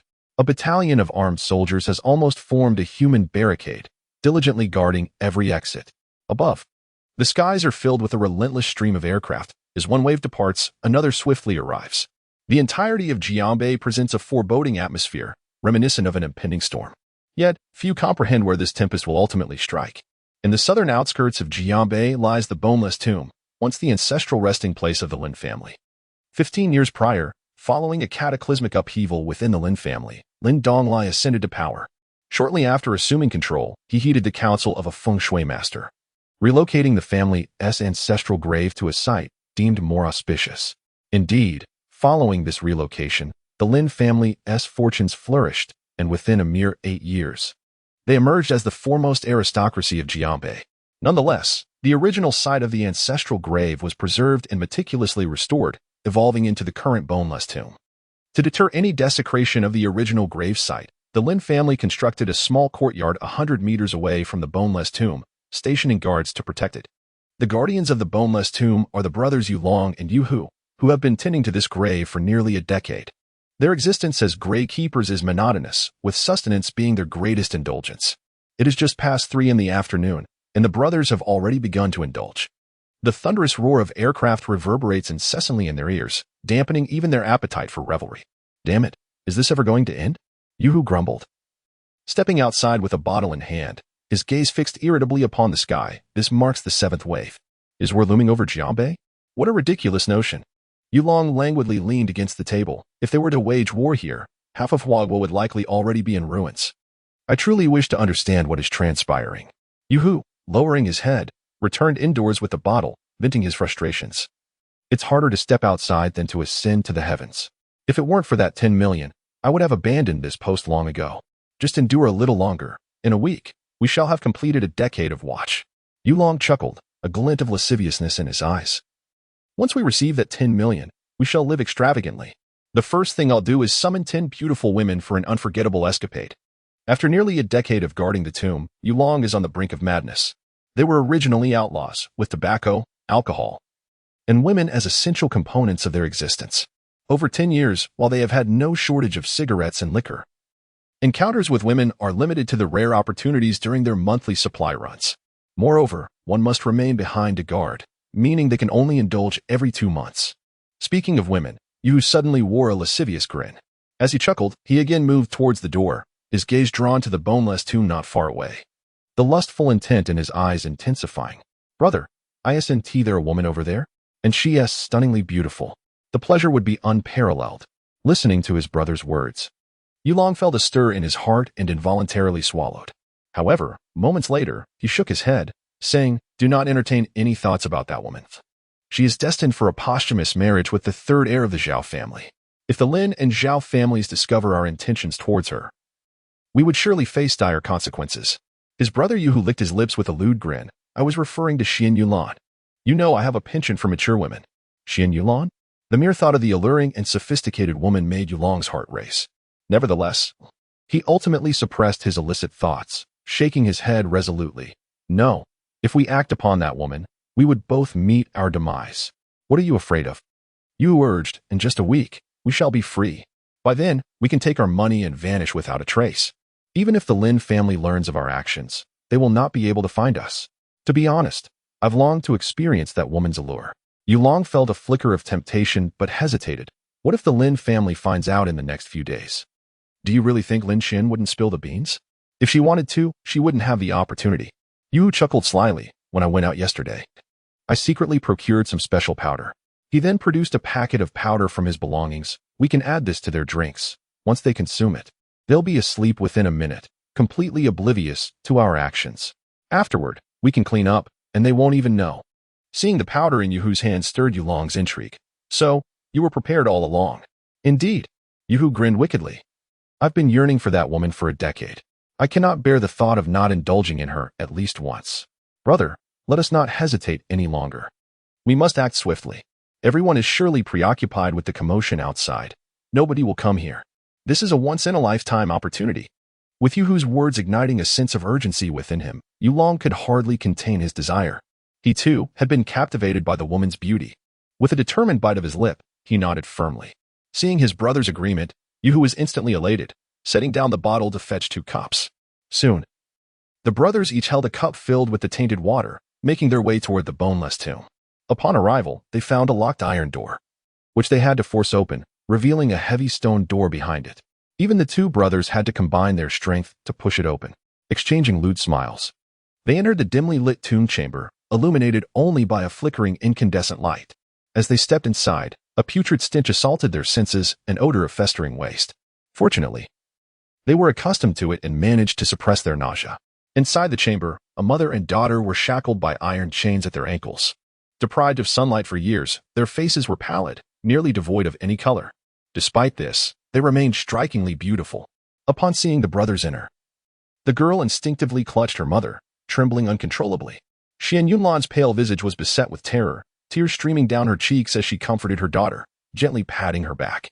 She prostrated herself before the two men, her weary frame collapsing as she sobbed and pleaded, "Please, do not take my daughter to marry in the underworld. I beg you." The matter of marrying her daughter in death was the concern of the Zhao family, not theirs to meddle in. Yu suppressed the surging desires within him, feigning indifference as he placed a cup of water before the mother and daughter. "Quickly drink this water, lest you perish here and invite trouble upon us from the Lin and Zhao families." Over the years, Shen Yunlan had implored them countless times to release her and her daughter. Yet, her pleas had rendered them numb. At Yuhu's words, Lin Qian trembled even more violently, tears cascading down her face, helpless and frightened. Shen Yunlan, fighting her own fear, sought to console her daughter but suddenly overturned the cup of water.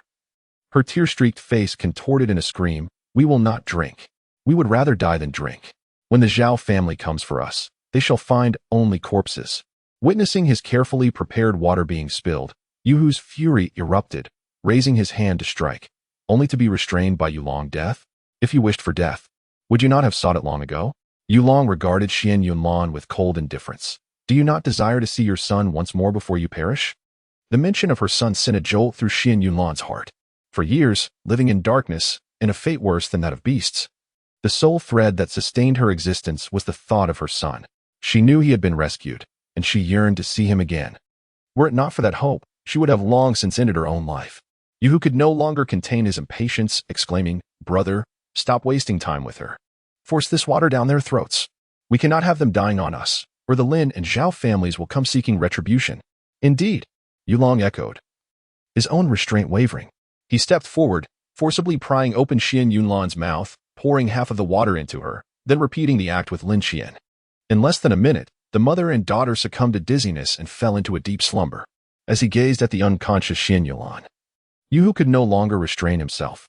With an eager expression, he loosened his belt and advanced. "Brother, I can't hold back any longer. I'll go first." Together. Yulong grinned lewdly, moving to unfasten the buttons on Shen Yunlan's garment. "You seek death." At that moment, a thunderous roar, imbued with murderous intent, reverberated from behind them. An overwhelming fury surged forth, a palpable aura of dread enveloping the tomb chamber. The two brothers trembled, all carnal desire evaporating in an instant. As they turned, they beheld two young men standing at the entrance of the tomb, exuding an air of lethal intent. Lin Yu's eyes were bloodshot, and his gaze was filled with wrath. "How dare you attempt to defile my mother? Who are you?" Yulong stammered, suppressing his fear as he barked. "Do you not realize this is the ancestral grave of the Lin family? To trespass here is to invite death. I am Lin Yu." Lin Yu clenched his fist tightly, tears glistening in his fierce eyes, and declared with a murderous intent, "Not only will I trespass upon the ancestral tomb of the Lin family, but I shall also reduce the Lin clan to ashes. However, before that, I shall make you regret ever gracing this earth." For the past 15 years, Lin Yu had never experienced such fury. At this moment, he was nearly driven to madness by his rage. He yearned to behead these two scoundrels immediately. Yet, the remnants of his reason advised him against such a swift demise for them. To grant them an easy death would be a betrayal of his filial duty. The two brothers, Yuhu and Yulong, were momentarily taken aback. Yuhu was the first to recover, the fear in his heart dissipating instantly. As he burst into raucous laughter, "Who did I think you were? So it's the little scoundrel who fled all those years ago. Ha! Fortune has smiled upon us today. We were about to leave this place, and now we have a grand achievement to claim." His brother, Yulong, quickly joined in the laughter, exclaiming, "Indeed, your mind is sharp. We shall take this little scoundrel to the Lin family for our reward. Surely, we shall reap the benefits." In that moment, they were entirely devoid of the fear of death. Before their eyes, there was no specter of death, only a plethora of vibrant banknotes. Seeking death, Ningguan unsheathed his blade, ready to strike down the duo, but Lin Yu intervened. Believing Lin Yu intended to take matters into his own hands, Ningguan gritted his teeth and said, "Kill them. It would dirty your hands. Let your subordinate handle it. To kill them would be too merciful." Lin Yu shook his head, his voice like a ghost's whisper. "I have vowed to make them regret ever being born. My subordinate knows what to do." A cold glimmer flashed in Ning Wan's eyes as the blade shimmered. However, the two men felt nothing. "Ha, kill us, you two little scoundrels?" Yu Hu laughed heartily, while Yulong echoed his amusement as if hearing the most absurd joke. Yet, as their laughter echoed, the smiles on their faces gradually froze. A piercing pain shot through their legs, and instinctively, they looked down. In that fleeting moment, their bodies uncontrollably collapsed to the ground. Blood gushed from their lower legs, which remained upright, yet had been severed from their bodies. Ah! The harrowing cries resonated painfully within the confines of the tomb. "Lord Lin, spare us. It was the Lin family and the Zhao family who orchestrated this. We are blameless." The two brothers cried out in agony, their voices raw with despair. Lin Yu, indifferent, did not even glance at them as he trembled and walked towards his mother. The tomb was replete with an unbearable stench, and the bodies of his mother and sister were no exception. Yet, Lin Yu felt no revulsion. His heart was consumed by endless rage and sorrow. Tears streamed down his face once more as he allowed them to fall, crouching beside his mother and sister, grasping the thin iron chains that bound them. With a sharp snap, the chains were forcefully broken. Lin Yu lifted his mother in one arm and his sister in the other, rising to exit the tomb.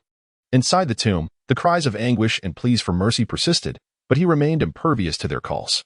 "Complete the task and come find me in the Shen family." Dropping a word, Lin Yu swiftly carried the mother and daughter away. "Task?" Ning Wan suddenly shuddered. "A military order." This marked the first such command from the king of Mu Bei in 3 years, merely to make these two wretches regret their existence. A military order is as solid as a mountain. How could he possibly take it lightly? "I shall crush your bones one by one." Ning Wan raised his hand, unhinging the jaws of the two, a cruel glint flashing in his eyes. Ignoring their expressions filled with terror and pleas, he continued, "Once you've suffered unto death, I shall use your heads." With that, Ning Wan grasped each of their thumbs, crushing them. Then he moved to their index fingers, middle fingers. The immense agony caused their eyes to bulge, nearly bursting, their faces contorted in agony. Thank heavens, they were still alive. Upon seeing Lin Yu return with the mother and daughter, Shen Yuruin was instantly moved to tears, disregarding the horrible stench clinging to them, closely following Lin Yu. Witnessing the torment etched on their faces only made her tears flow more freely. Lin Yu's countenance was as cold as frost, and wherever he passed, people instinctively recoiled. No one dared to disdain the foul odor emanating from the two. They were simply afraid of incurring Lin Yu's wrath. At last, Lin Yu stood before Shen Qingyue.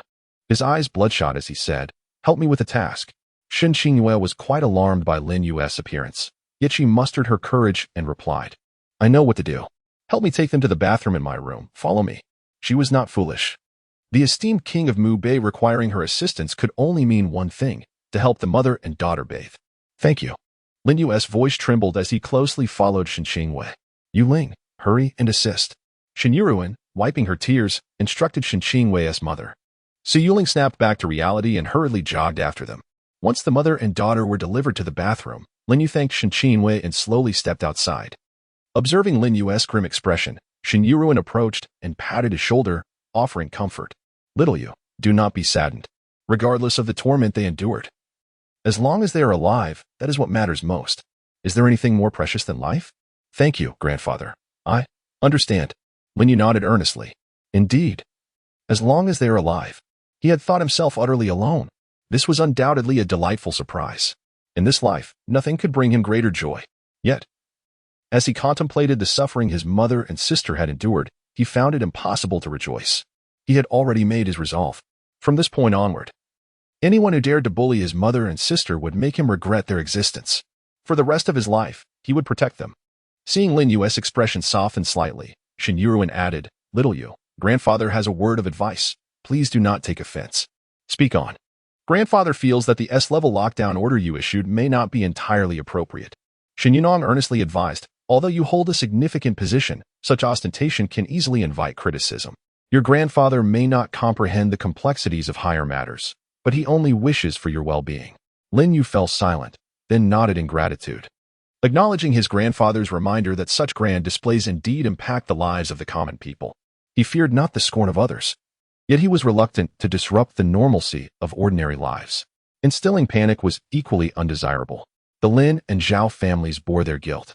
There was no need to instill fear in the citizens of Jiangbei. In his previous rage, he had only sought to ensure that no member of the Lin or Zhao families escaped, without considering the broader implications. As he spoke, Lin Yu approached the two members of the Zhuke guards, instructing Luo Chanfeng lift the S-level lockdown order. Furthermore, dispatch personnel to closely monitor all individuals within the Lin and Zhao families. Should anyone dare to escape, I shall show no mercy. Yes. The Zhuke guards promptly accepted their orders and departed. Once they had left, Lin Yu dialed another number, urgently requesting, summon. Doctor. Who to the Shen family in Jiabei? It is of utmost urgency. After hanging up, Lin Yu turned his gaze to the Ming family elders cautiously standing in the corner. Upon noticing Lin Yu's attention, the two of them trembled slightly. Thank you. Lin Yu's brow relaxed slightly. I shall remember this. I owe the Ming family a favor. Meng Zhongping was overjoyed but dared not show it, responding cautiously, Your Highness, you flatter me. This is merely my duty.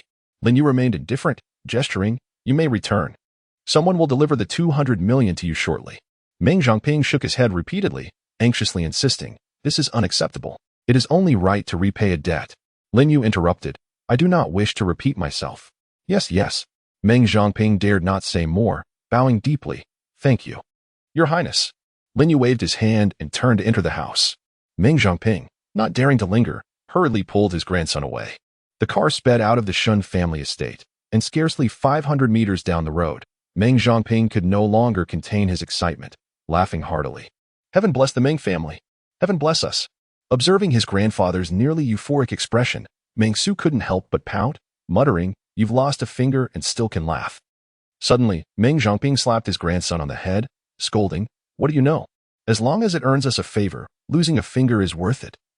I'd even sacrifice both our hands for it. You foolish child, heed my warning. Keep your head down in the future. If you provoke His Highness again, do not expect me to use this precious favor to save you. Remembering Lin Yu's terrifying demeanor earlier, Meng Su shivered. I cherish my life. Good, you understand. Meng Zhongping nodded in satisfaction, adding, And today's events must not be mentioned to anyone. Why? Meng Su queried, puzzled. Smack. Meng Zhongping again slapped his grandson on the head, inadvertently hitting the spot where his finger had been severed. Meng Su felt no pain, but grimaced nonetheless. Seeing this, he immediately broke into a carefree grin. Infuriated, Meng Zhongping switched hands and delivered another slap. This time, Meng Su finally quieted down, though his face bore an expression of lingering resentment. How could I, Meng Zhongping, have such a foolish grandson?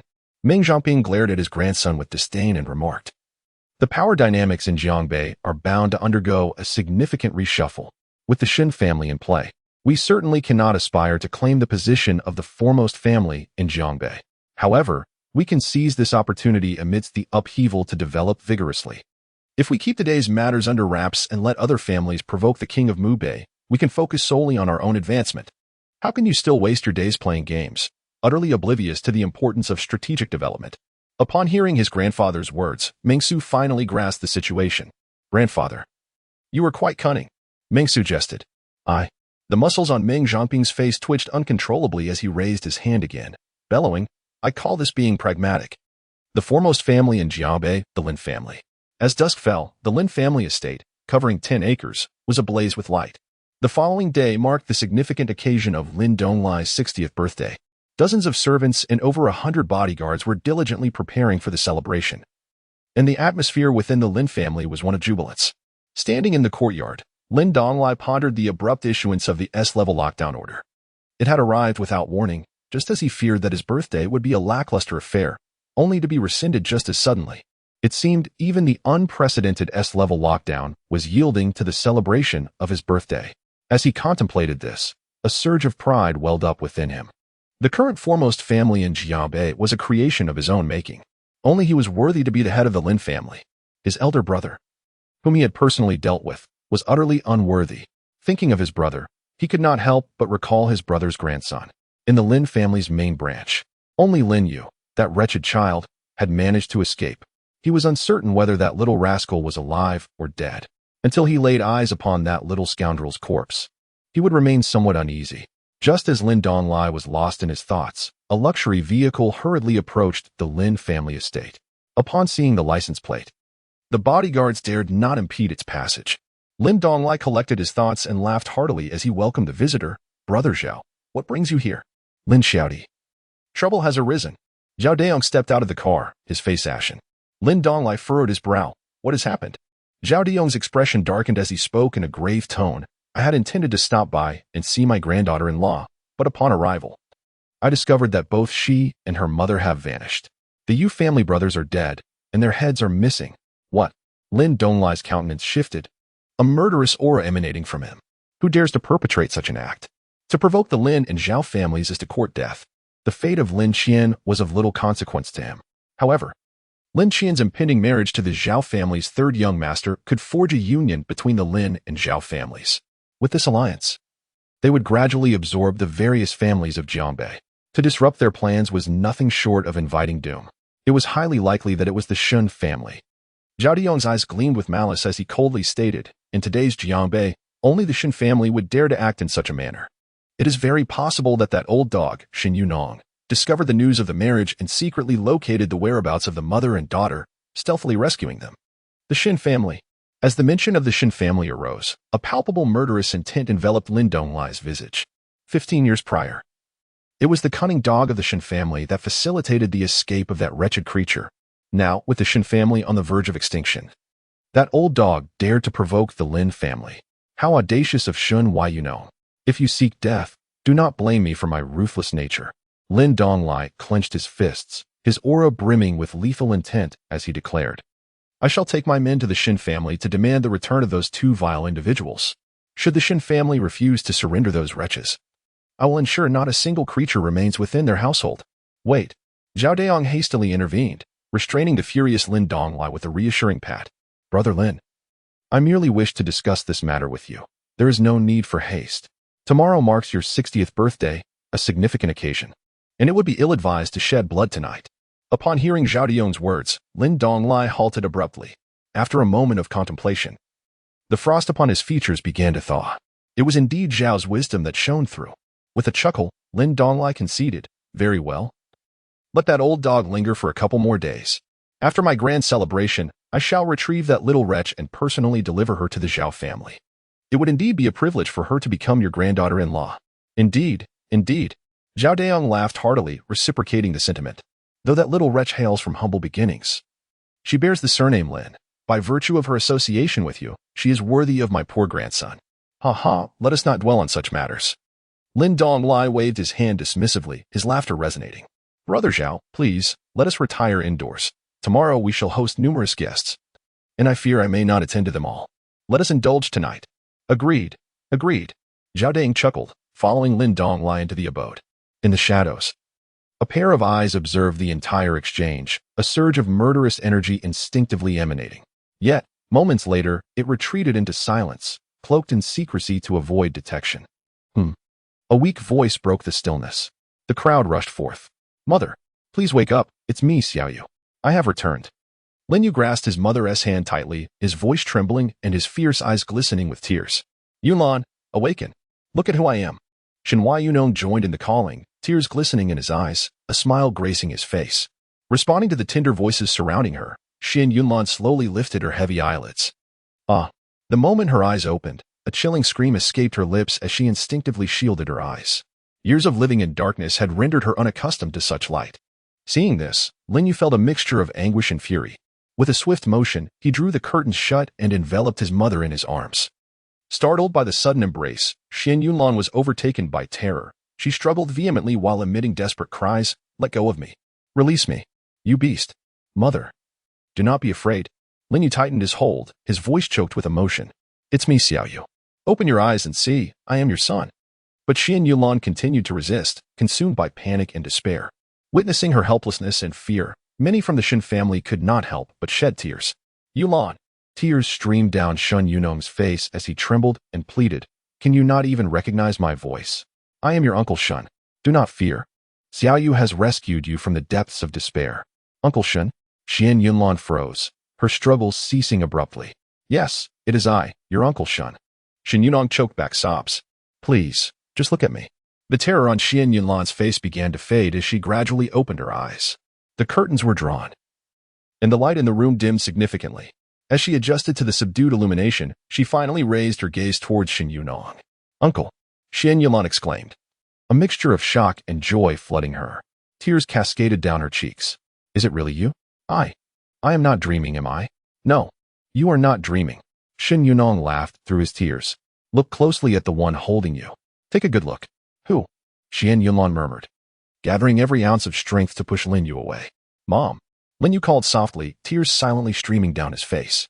The utterance of Mom sent a shiver through Shen Yunlan's body. You are. Xiao Yu? Her voice cracked, revealing not joy, but fear. She dreaded that this might be a dream, and feared that this was not truly her son. Yes, I am Xiao Yu. Your son has returned. Lin Yu choked up, taking his mother's hands and placing them against his face. Look closely at Xiao Yu, truly look.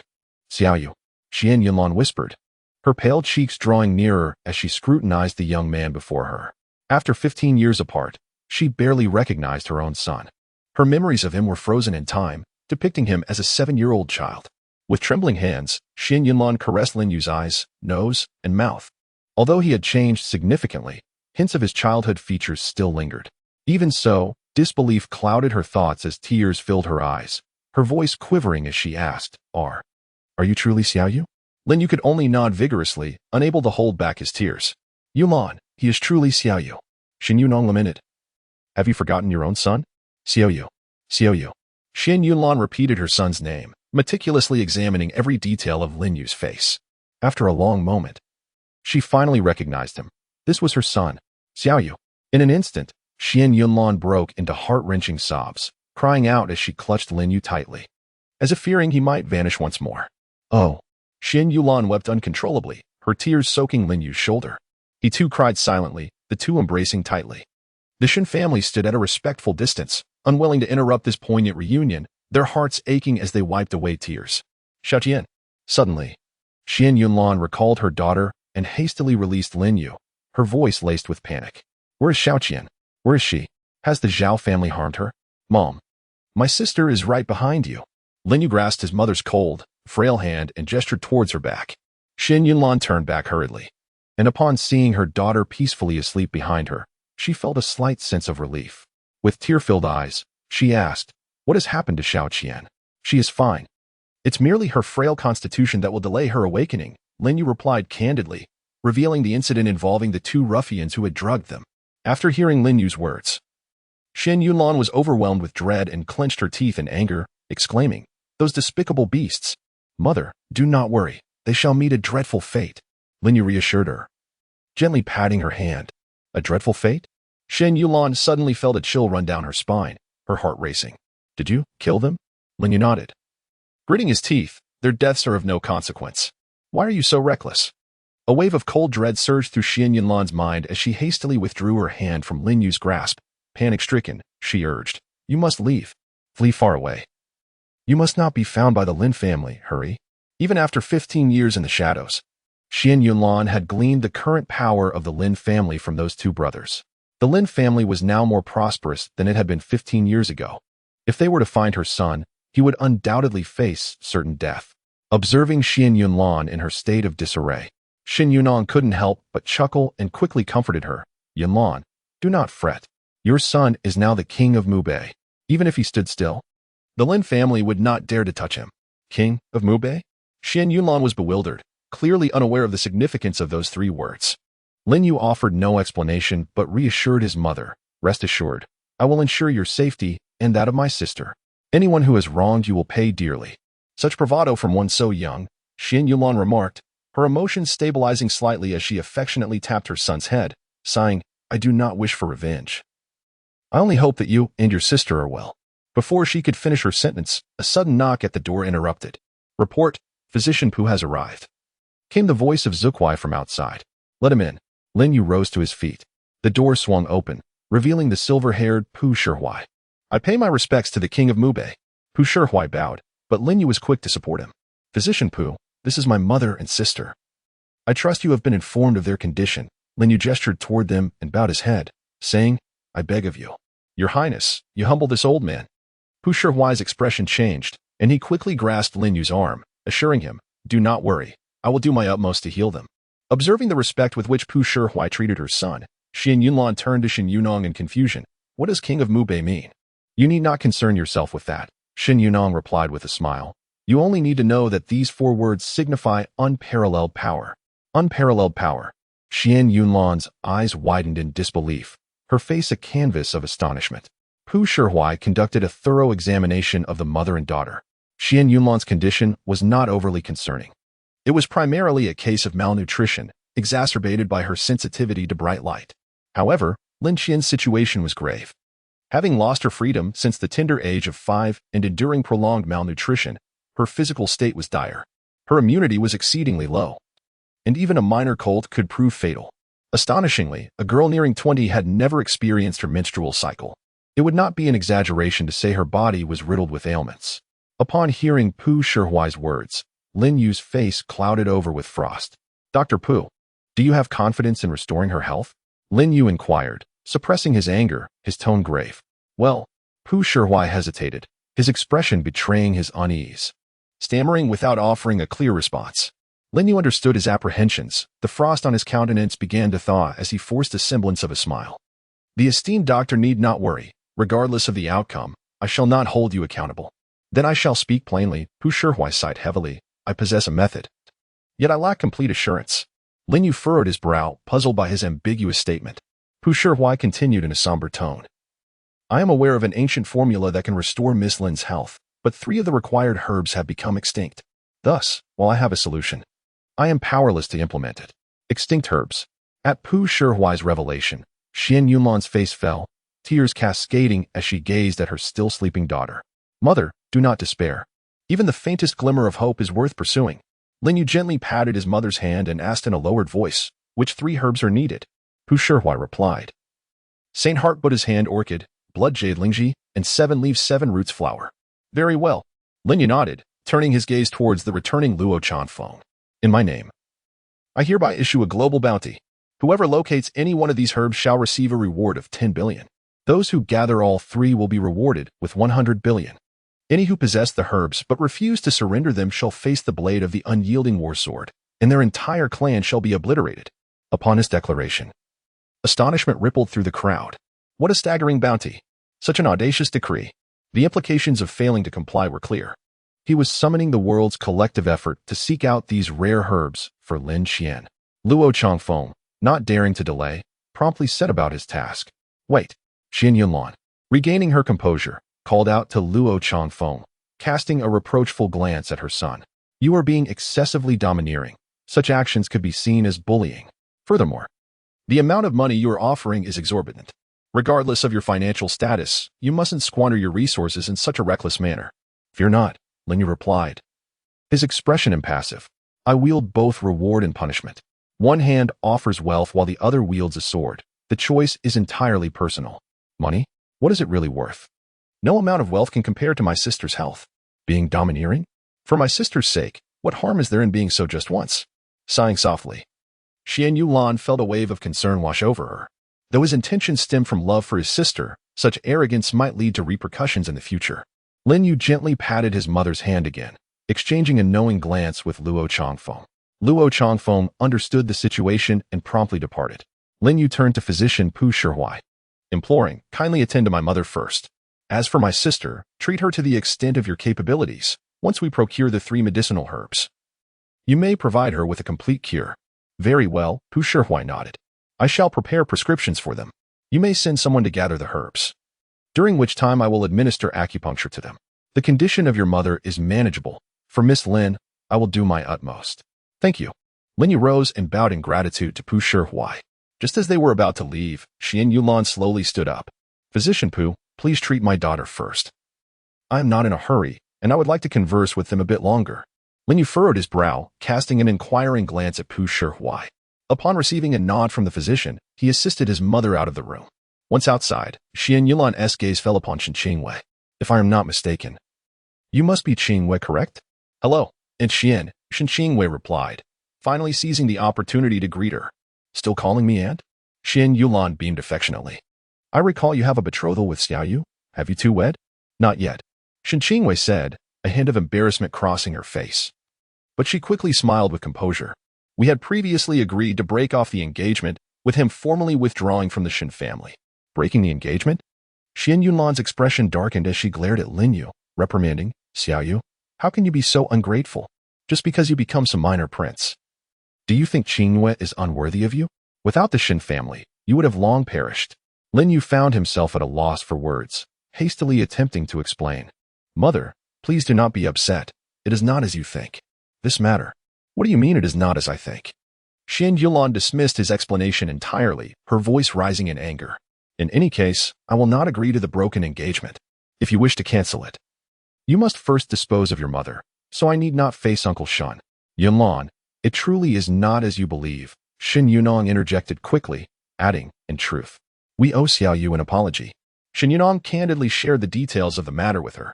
After hearing Shen Yunong's account, Shen Yunlan's expression softened slightly. This marriage cannot be annulled. Shen Yunlan stubbornly shook her head. If it must be dissolved, it can only be done by the Shen family.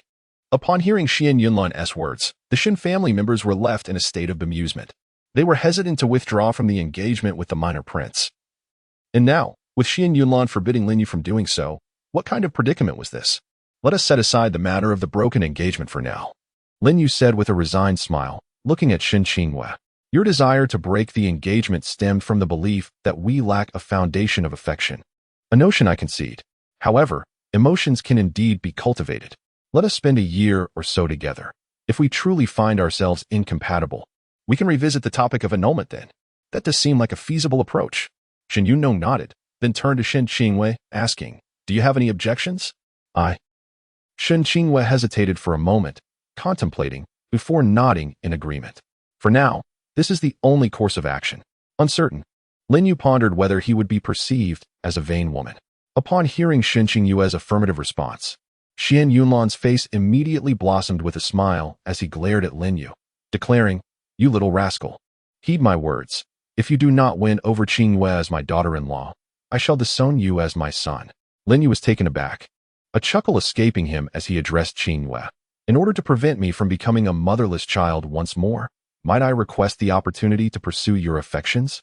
Upon hearing Lin Yu's candid remark, Shen Qinghua's cheeks flushed a brilliant crimson, leaving her speechless. Witnessing her flustered demeanor, the crowd erupted in hearty laughter. Suddenly, a metallic scent permeated the air, catching Lin Yu's attention. He raised his gaze to behold a figure clad in black armor, brandishing a grim trophy, which caused his complexion to pale. Get out of here at once. Lin Yu shouted in a mix of fury and alarm, if you frighten my mother and the others, I shall flay you alive. The audacity of the man, charging towards the Shen household with a severed head, was intolerable. At Lin Yu's outburst, Ningguan halted abruptly, sulking as he tossed the head to the Zhuke guard by the entrance and whispered a few instructions before swaggering inside. After completing Lin Yu's instructions, Luo Chafeng happened upon the scene at the entrance and inquired of Ningguan, what did you say to my man? Ningguan, unabashed, replied, nothing much. Just ordered him to assist me with a few tasks. What authority do you have to command my subordinates? Luo Changfeng retorted, visibly displeased. I commanded him. Ningguan arrogantly boasted, casting a challenging glance at Luo Changfeng. What is the matter? Unhappy about it? Care for a brawl? You. Luo Changfeng faltered momentarily. Responding with ire, I shall not engage in a fight with a lunatic like you. Then be on your way. Ningguan scoffed, grinning as he approached Lin Yu. Who is this? Shen Yulan questioned his son in confusion. Before Lin Yu could introduce himself, Ningguan cheerfully interjected, hello, auntie. I am Ningguan, the one who brings chaos to the world. The crowd was taken aback, yet Lin Yu had already kicked him away. The following day, Lin Yu and his mother rose early, dressed in their finest attire. Lin Qian remained in a deep slumber. After awakening the previous night, the family had shared tears aplenty. Lin Qian, frail and confined in the boneless tomb since childhood, possessed a timid and reclusive nature.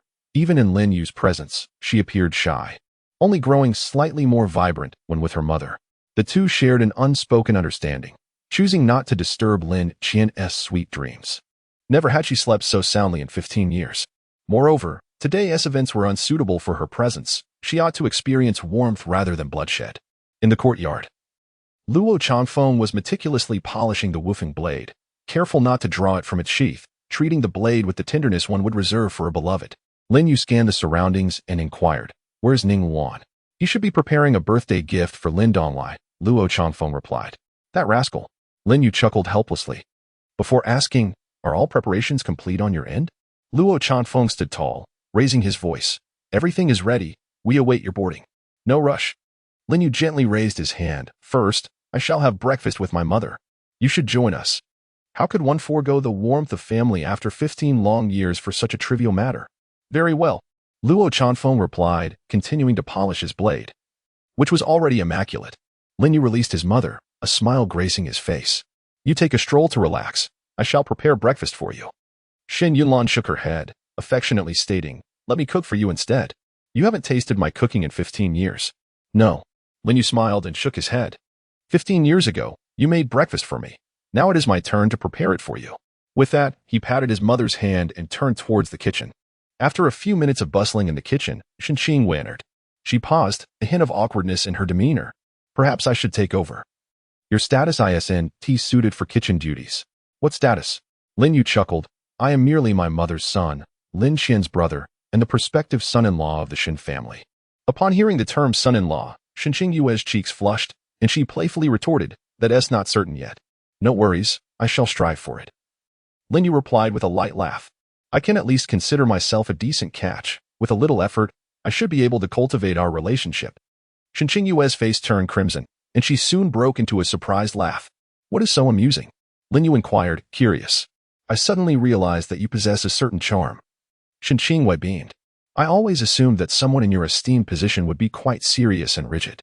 Aren't those in high status expected to be profound and inscrutable? That depends on the company, Lin Yu smiled. Now, go keep my mother company. Having you, her future daughter-in-law, to converse with will surely lighten her spirits. At his words, Shen Yue's cheeks reddened further, and she bit her lip as she exited the kitchen. Half an hour later, breakfast was ready. Shen Yunlan invited Shen Yue to join them. The meal was not extravagant, yet it radiated warmth. What should have been a meal completed in 10 minutes extended to over an hour. Simply because they relished this precious moment together. Had they not been pressed for time, they might have lingered until evening. After they finished washing up, it was nearly 10 o'clock in the morning. Outside, a long convoy of black sedans formed a serpentine line, stretching as far as the eye could see. There were hundreds of vehicles, all of the same domestic model. This was the unspoken understanding between Lin Yu and those accompanying him in the north. Nothing more than a tribute to the countless soldiers whose blood had been shed. Each vehicle bore a white spirit flower tied to its front. The long procession resembled a winding giant serpent, maintaining a neat formation as it slowly approached the Lin family residence. Inside, Shen Yunlan trembled slightly. Xiaoyu, I feel a bit afraid. The bloody scenes from 15 years ago at the Lin family home lingered vividly in her memory. For her, it was no longer a home. It was a den of demons, cold-blooded, heartless, and cruel. The very thought of the fiends dwelling within sent shivers down her spine. The fear of this hellish place had long since permeated her soul. Do not worry, I am here, Lin Yu gently reassured, grasping his mother's icy, frail hand. Yes. Shen Yunlan timidly nodded, tightly clutching her son's hand, promising, only kill those who deserve it. Do not slay indiscriminately. A fleeting glint of coldness flickered in Lin Yu's eyes as he replied softly, in my eyes, all of the Lin family should be eliminated. No, that is not true. Shen Yunlan's eyes reddened as she fervently shook her head. During the internal strife within the Lin family, many were merely children, innocent and uninvolved. Do not lash out at them. Mother does not wish for you to become a blood-soaked demon of murder. Do you understand? Blood-soaked? Lin Yu smiled bitterly. His hands were already stained with blood. Gazing into his mother's pleading eyes, he fell silent for a moment before finally nodding. At the Lin residence, Lin Donglai's eldest son, Lin Wusong, and his second son, Lin Wabai, stood at the entrance to greet guests, their expressions growing increasingly grim. The grand birthday banquet was set for noon, yet as the clock approached 10:30, only the Zhao family had arrived. The anticipated scene of overflowing guests was nowhere to be found. The emptiness of the Lin residence starkly contrasted with the festive atmosphere. What is going on? Lin Wusong glanced at his expensive watch, frowning. It's already 10:30. Where are the other guests? Where the hell have they gone? Brother, do not fret, Lin Wabai chuckled. I suspect there are simply too many guests coming to celebrate our father's birthday. The road to our Lin family must be completely blocked. They will arrive shortly. Lin Wusong remained furrowed in concern, shaking his head. Even if it is blocked, there should still be 1 or 2 cars arriving. Perhaps the vehicles ahead have met with an accident? Lin Wenbai dismissed the notion with a laugh. We, the Lin family, are now the foremost noble house in Jiangbei. Those wishing to curry favor with us would be queued for miles. Are you truly worried no one will come to celebrate our father? Just then, a long procession of vehicles appeared within their line of sight. See, I told you. Lin Wenbai laughed heartily, calling out to the musicians in the courtyard, play the music. Welcome our guests. Immediately, the sounds of welcoming music filled the air. The previously quiet Lin residence suddenly buzzed with life. Lin Wensong felt a wave of reassurance wash over him, realizing he had been overly anxious. The convoy approached steadily, raising a cloud of dust. As they drew nearer, the brothers were astonished to see a procession comprising several trucks. They exchanged glances, and after a moment, Lin Wenbai regained his composure and laughed heartily.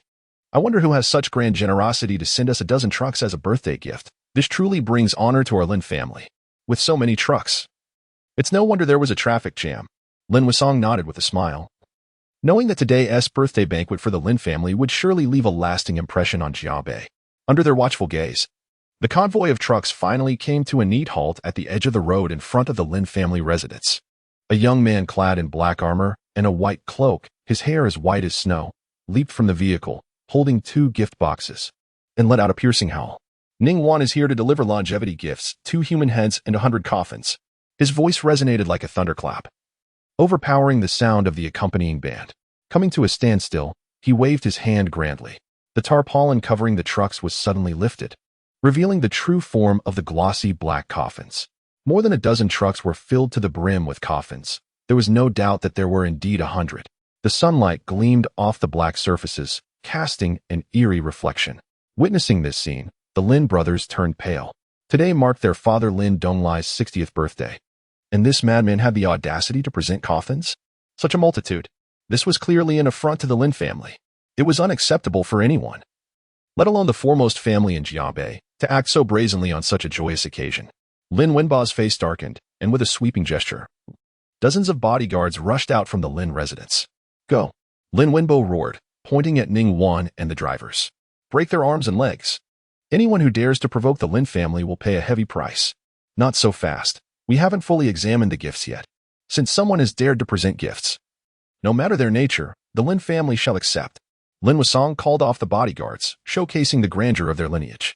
He turned a sardonic smile toward Ning Wan. My young brother, let me see the gifts you bear. I am eager to discover whose heads are concealed within. That is precisely my intention, Ning Wan shrugged, indifferent to the predatory gazes of the bodyguards, and cheerfully stepped forward, offering the gift boxes. 2 bodyguards promptly took the boxes from him. Lin Wensong examined the exquisite packaging, wearing a calm smile, and instructed his bodyguards, be careful when opening these. Do not damage the boxes, for our young brother here will need them shortly. Do not worry. Feel free to handle them as you wish. I have another 100 coffins at my disposal, should these prove insufficient. Ning Wan responded with a playful wave of his hand. Lin Wensong's eyes glinted with coldness, yet he forcibly suppressed his rage, replying with feigned joviality, that will suffice. You have few men and surely will not require so many coffins. Any surplus, I shall have someone burn for you later. At that moment, Lin Wensong had already sentenced Ning Wan and the drivers to death in his heart. To cause such a ruckus at the Lin family residence today, merely breaking their limbs would be far too merciful. Such actions would only invite ridicule upon the Lin family, suggesting that its men lacked valor. The Lin family had not seen bloodshed in years. This was the perfect opportunity to make an example and demonstrate to Jiabei that opposing the Lin family was tantamount to courting death. Ning Wan scratched his head, sizing up Lin Wensong, and muttered to himself, is this fellow foolish? Can he not see that I am delivering coffins to the Lin family? Have I not been clear enough? Should I repeat myself? His murmurs, neither too loud nor too soft, were clearly heard by Lin Wensong and Lin Wenba. The muscles on the faces of the 2 men twitched incessantly. Struggling to suppress their murderous impulses, they signaled to the bodyguard to hasten the opening of the gift box. The bodyguard, not daring to delay, promptly opened the box. Indeed, it contained a severed head. Upon seeing the gruesome sight, the 2 bodyguards trembled, quickly presenting the box with the head before the 2 brothers. Yulong and Yuhu. Lin Wenba immediately recognized them, gritting his teeth audibly in fury. Well. Lin Wensong laughed maniacally, clapping his hands in amusement. I wondered who had rescued those 2 wretches. To my surprise, before the Lin family could seek you out. You have come to us willingly. Since you are here, you shall remain. No sooner had his words fallen than a long procession of vehicles reappeared in their line of sight. Play the music. Welcome our guests. Lin Wensong called out into the courtyard, then instructed the bodyguard, take this person away for now. We shall deal with him later. Although he yearned to shred Ning Wan into pieces at that moment, the arrival of guests necessitated a more decorous reception. There would be time to deal with this madman later. There was no rush. The bodyguard moved to apprehend Ning Wan. who deftly evaded capture and was preparing to retaliate when a faint voice echoed from behind. Ning Wan, do not act rashly. Immediately, Ning Wan halted and retreated to the side. The lead vehicle came to a stop at the Lin family entrance, followed by the rest of the convoy. Lin Yu donned sunglasses for his mother before assisting her out of the car. Having heard of his great-uncle's 60th birthday, Lin Yu had traveled a great distance to return, bringing his mother, Shen Yulan, to represent the Lin family in celebrating the occasion. I hope my uninvited presence will be excused by my two uncles. Lin Yu? Both Lin Wusong and Lin Wenba felt a jolt of recognition, swiftly replaced by rage. No wonder there were severed heads and coffins. This little wretch was behind it. This scoundrel had indeed survived. How dare he cause a ruckus at the Lin family today, truly unaware of his own peril, judging by his demeanor. It seemed he had made a name for himself.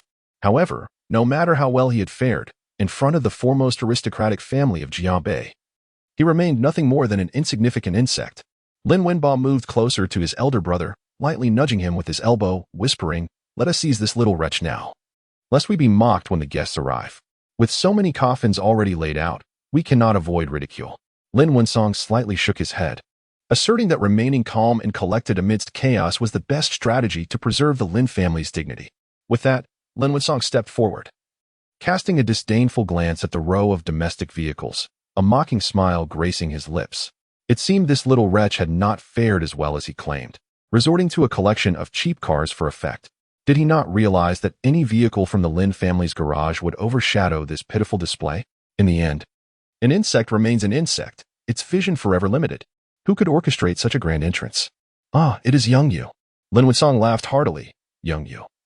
Why did you not inform your uncle before bringing your mother and sister along? Lin Yu smiled nonchalantly. Such trivial matters need not trouble my uncle. You indeed understand the nuances of etiquette. Lin Wensong sneered, his gaze falling once more upon Shen Yulan. Sister-in-law, after all these years, you remain as radiant and enchanting as ever. It is a pity, however, that your husband departed this world too soon, leaving you to endure widowhood for so long. At the mention of her spouse, Shen Yulan's delicate form trembled involuntarily. She was, after all, a woman, and having been confined for 15 years, she could not mask her emotions entirely. This is all you're doing, Shen Yulan retorted through gritted teeth, fighting against the fear that surged within her. Lin Yu gently patted his mother's back, offering her solace. Lin Wensong, unfazed, chuckled, saying, "From what I gather, sister-in-law, your visit today with Xiao Yu is not to celebrate a birthday, but rather to seek vengeance?" "Of course, it is a visit of celebration," Lin Yu interjected. "Is that so?" Lin Wensong's smile lacked sincerity as he gestured towards the coffins atop the truck. "Is this the birthday gift you have prepared?" "No." Lin Yu shook his head with a smile. "My subordinates are rather inexperienced. This gift is quite inappropriate. The birthday present I have prepared for second uncle is far more valuable than these." "Oh, is that so?" Lin Wensong asked with keen interest. "Where is this gift?" "I have not seen it.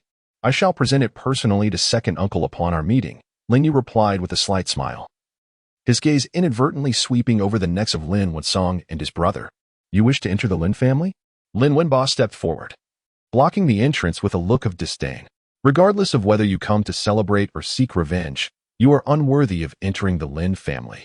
Our family, being the foremost aristocracy in Jianbei, cannot allow just any stray dogs to pass through. That would be a source of ridicule. Do not mistake Lin Yu and his companions for anything significant. They are merely two straggling hounds, believing themselves to be of consequence." "No matter," Lin Wensong chuckled, waving his hand dismissively. "Wenba, remember, my Lin family is the first among the aristocracy of Jianbei. As the foremost family, we must exhibit the demeanor befitting our status. Today, whether they are stray dogs begging for scraps or barking madly, we shall grant them a bowl of rice."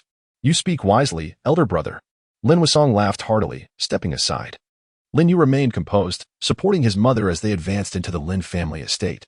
Luo Chaofeng and Ning Wan followed closely behind. Lin Wensong exchanged a knowing glance with Lin Wenba and trailed after them. Just as Lin Yu was about to cross the threshold, he suddenly halted. "You should come in as well." Lin Yu turned back, casting a calm glance at Lin Wenba. "You do not possess such influence." Lin Wenbo replied with a scornful look. "If you wish to enter, then do so, but refrain from wasting time here. Do not delay us in welcoming other guests." Lin Yu shook his head with a smile, indicating that there would be no other guests. Lin Wensong frowned, casting a suspicious glance at Lin Yu. Suddenly, a realization struck him. and he quickly called over 2 bodyguards, instructing them to check if the main route had been obstructed. Upon hearing Lin Wensong's words, Lin Yu's lips curled into a subtle smirk. Lin Wensong's imagination is rather extravagant. There is no need to investigate. Lin Yu shook his head and smiled, remarking that his associates had already made their introductions. Aside from the Zhao family and themselves, no other guests would be present. How audacious!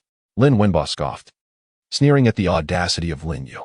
What influence do you possess to make such claims? Who have they informed? A bunch of inexperienced youths, not yet seasoned. Yet they speak with such bravado. You may as well wait here. Lin Yu smiled faintly, unhurriedly responding, if you grow impatient while waiting, do come in quickly. Without your presence, I cannot fully present the precious gift I have prepared. With that, Lin Yu ceased further conversation and stepped into the courtyard, watching their retreating figures. Lin Wenbo clenched his teeth in anger. You little brat, there will come a time when you weep. Lin Wensong took 2 steps back, a cruel smile gracing his lips.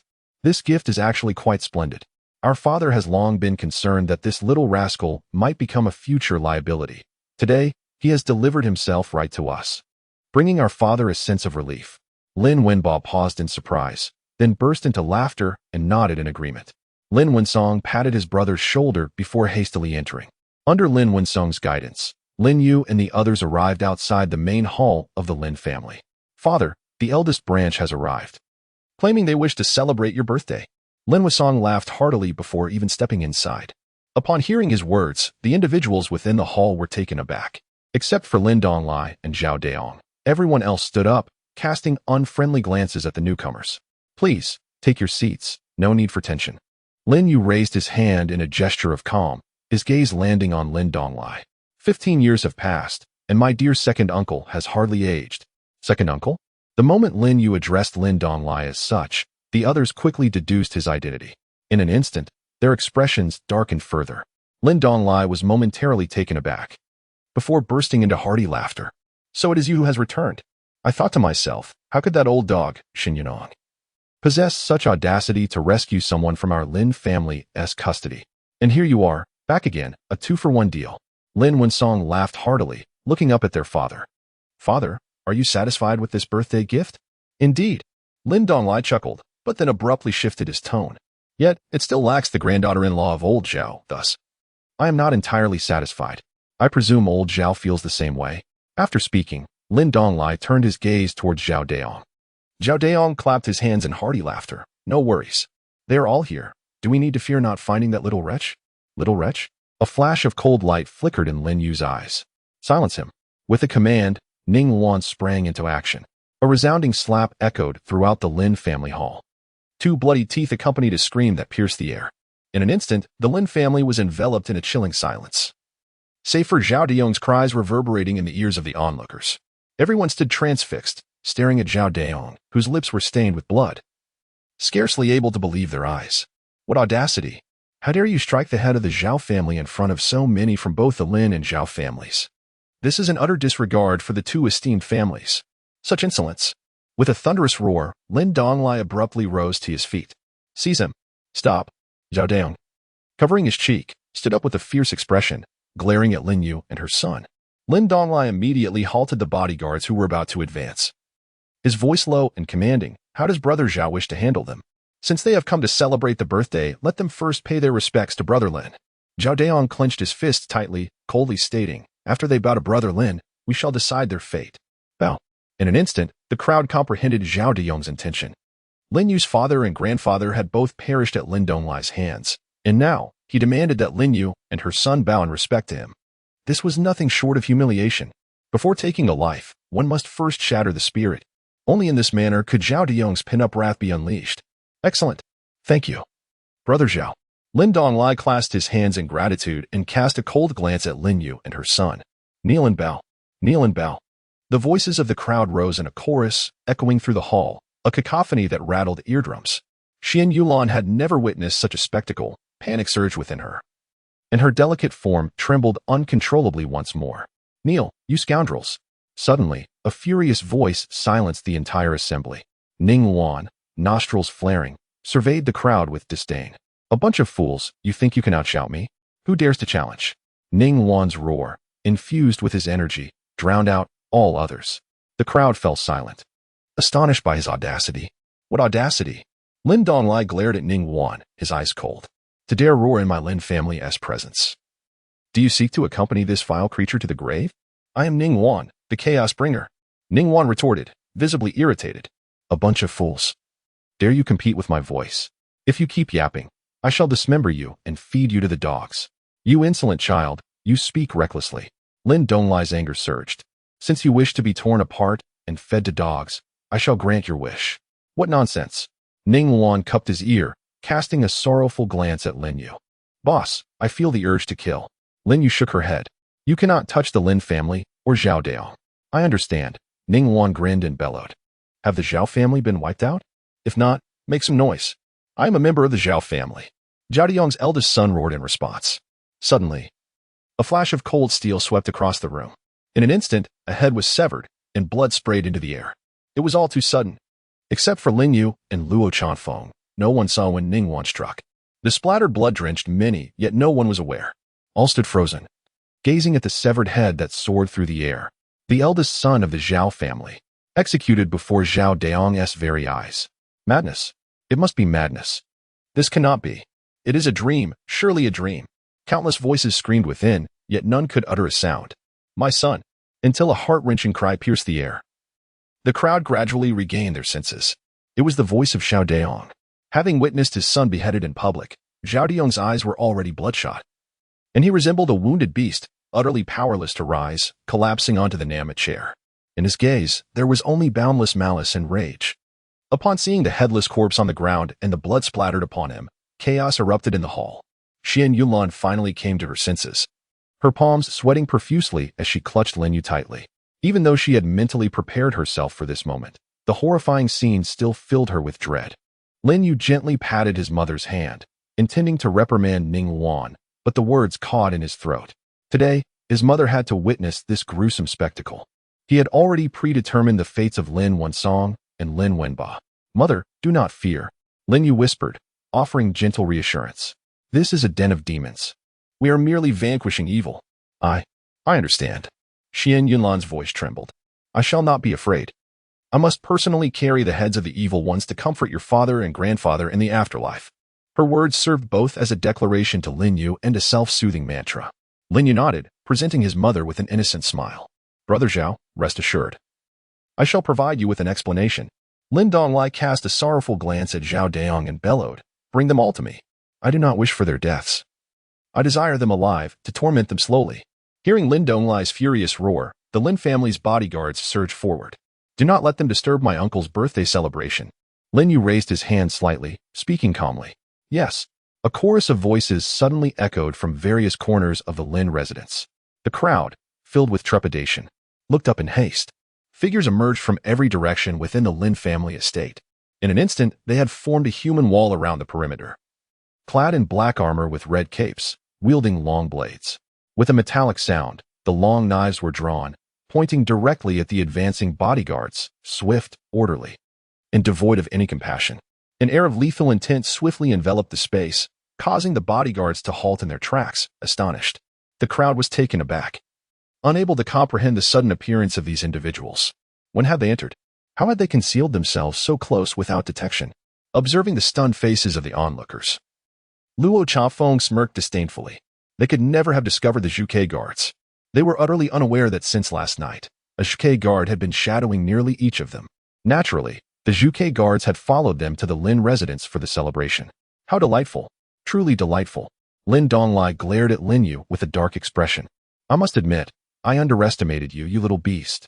You are not worthy of my estimation, Lin Yu replied, shaking his head with a smile. Such arrogance. Lin Donglai's face turned a deep shade of iron, his rage manifesting as a sardonic smile. Do you truly believe that with their meager weapons, they can ensure your safety? Perhaps you have forgotten the lesson from 15 years ago? Oh, is that so? Lin Yu responded with an unflinching demeanor. He was well aware that these bodyguards were not the true backbone of the Lin family. The real core strength consisted of the very individuals who had pursued them years ago. Where are the Lin family's death warriors? Lin Donglai bellowed, a murderous glint flashing in his eyes. Here came a synchronized roar as 13 figures clad in black surged forth from various corners of the Lin estate. Each of them donned dark attire and masked their faces with black cloth, leaving only their cold, piercing eyes visible. Upon witnessing this group, Shen Yunlan's breath quickened. She recognized them all too well. How could she forget? It was on a stormy night 15 years ago that they had raised their blades against her. Countless nights. She had awakened from this dark nightmare. Yet now, the blades they once wielded had been replaced with menacing black firearms, all aimed squarely at them. Their ominous muzzles threatening to consume them whole. Little you cannot contend with them. Hurry and flee. Shen Yunlan urged her son in a panic. The adversaries bore firearms, while her son's companions wielded only knives. How could knives possibly stand against guns? Lin Yu smiled gently, attempting to reassure his mother, and remarked nonchalantly, "They have frightened my mother." His subordinates understood the command. In an instant, Ningguan dashed forward. Before anyone could react, a flurry of blades enveloped the scene. Moments later, Ningguan sheathed his knife and returned to Lin Yu's side. The sound of clattering echoed as the firearms fell from the hands of the death warriors, only half remaining in their grips. Boom. The sight of the severed guns left everyone in stunned silence, their minds reeling. Such terrifying individuals. Such formidable blades. A single stroke had severed over a dozen firearms. Were they even human? A chilling dread permeated the atmosphere surrounding the Lin and Zhao families, ensnaring them in an icy grip. Zhao Daong could no longer muster the strength to cry out, his bloodshot eyes wide with disbelief. Lin Donglai was equally paralyzed with fear, staring at Ningguan with trepidation. "Who exactly are you?" Ningguan grinned broadly. "I am Ningguan, the commander of the White Tiger Army. The harbinger of death. What do you think I am?" Boom. His declaration struck like a thunderclap. White Tiger Army. Ningguan. Lin Donglai trembled violently, collapsing back into his chair. He finally recalled that the commander of the White Tiger Army was indeed named Ningguan. The leader of the White Tiger Army had personally arrived at the Lin estate. How absurd that they remained oblivious. How laughable that he had even contemplated feeding the commander to the dogs. An overwhelming fear spread like wildfire. In a daze, Lin Donglai felt as though an endless abyss was poised to swallow him whole. No, he could not succumb to despair. With a sudden jolt, Lin Donglai's senses returned to him. He barely managed to support his body, gritting his teeth and declaring, "This is a matter of my Jiao Beilin family. Even if you truly are the lord of the White Tiger Army, you have no right to interfere in the affairs of the Lin family.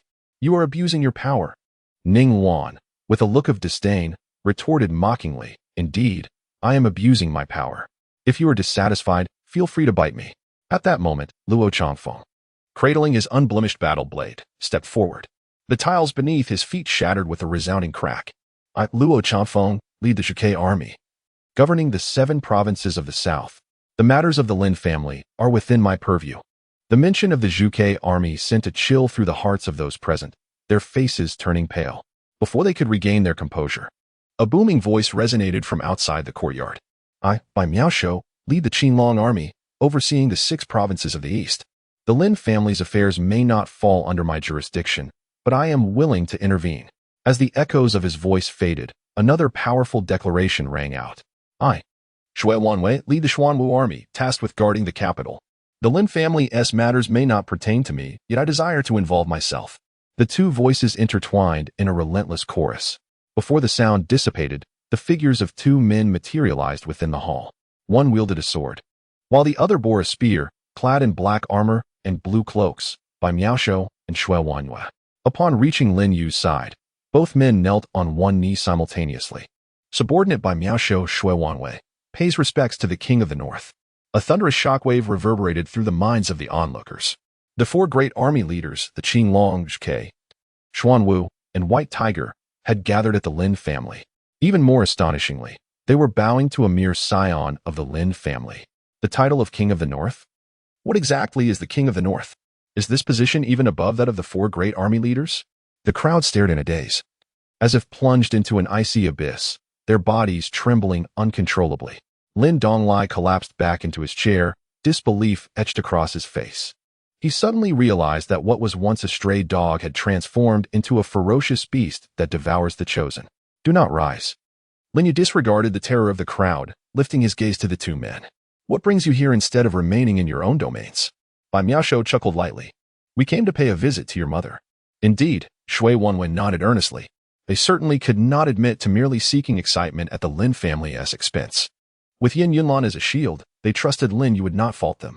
Lin Yu cast them a skeptical glance, yet chose not to pursue the matter further.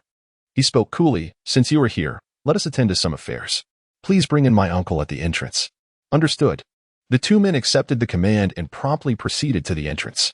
Lin Wenba had long since been rendered speechless, offering no resistance as they escorted him. Bai Miaoshu regarded Lin Wenba with indifference. To have two army leaders come to fetch you, you could consider yourself fortunate. Lin Wenba trembled, his throat constricted, desperate to plead for mercy, yet unable to utter a single word. In the blink of an eye, they had brought the limp Lin Wenba before Lin Yu. As they released their hold, Lin Wenba collapsed to the ground, utterly defeated. Lin Yu, what do you intend to do? Seeing both his sons present, Lin Donglai felt a tightening in his chest, trembling as he inquired. Lin Yu narrowed his eyes and said with a tight-lipped expression, "For my great-uncle's 60th birthday, I must, of course, present a substantial gift on behalf of the Lin family's main branch. Do not act recklessly." Lin Donglai, terrified beyond measure, felt his knees buckle and fell to the ground, wailing, "The events of the past were solely my decision. If you seek vengeance, direct it towards me. Whether it be to kill or to torture, I shall utter not a single word of complaint." Lin Donglai was no fool. He had already surmised the nature of this significant gift. Lin Yu, indifferent, did not even glance at him as he extended his broad palm. Without waiting for Lin Yu's command, Luo Changfeng respectfully presented the unsheathed battle knife. Holding the long blade, Lin Yu gently caressed its icy surface. This knife was forged from the millennium-old cold iron of the great snowy mountains in the northern realms, 100,000 pounds of frigid metal, meticulously hammered over 100 days to achieve its final form, measuring 3 feet and 7 inches in length and weighing 108 pounds. This blade had quenched its thirst on the blood of 1,000,000 foes from the north. Yet, lamentably, it had never tasted a single drop of the blood of those I despise most. Listening to Lin Yu's murmured soliloquy, Lin Donglai's face drained of color. Suddenly, he stumbled to his knees before Xian Yunlan, crying out hoarsely, "Yunlan, it is all my fault. Every mistake belongs solely to me, Lin Donglai. Please, I implore you, let Xiaoyu relent. I, Lin Donglai, am willing to bear it all. Sister-in-law, I was wrong." Lin Wensong, equally pale, also dropped to his knees, pleading, "For the sake of our shared lineage, please, speak a word for us." Witnessing this, Lin Wenba, trembling, found an unexpected strength to kneel and repeatedly bow his head in supplication. Around them, members of the Lin and Zhao families fell to their knees, creating a chorus of desperate pleas and countless stifled sobs. The once lofty figures of the Lin and Zhao families now appeared less than dogs in this moment of humility. Observing the sea of kneeling figures, Xian Yunlan felt a sharp pang in her heart. Naturally compassionate, she could not bear to witness such a scene. Yet, thoughts of her tragically deceased husband and father-in-law hardened her resolve. If she were to show weakness, how could she face honoring their memories? "Xiaoyu, remember what I told you in the carriage." Xian Yunlan's lips trembled as she managed to utter a few words, turning her head away with great difficulty. Lin Yu nodded slightly, his gaze fixed on Lin Donglai as he suddenly raised his voice. "Great uncle, today I shall present this knife as a gift for you. Do ensure you accept it."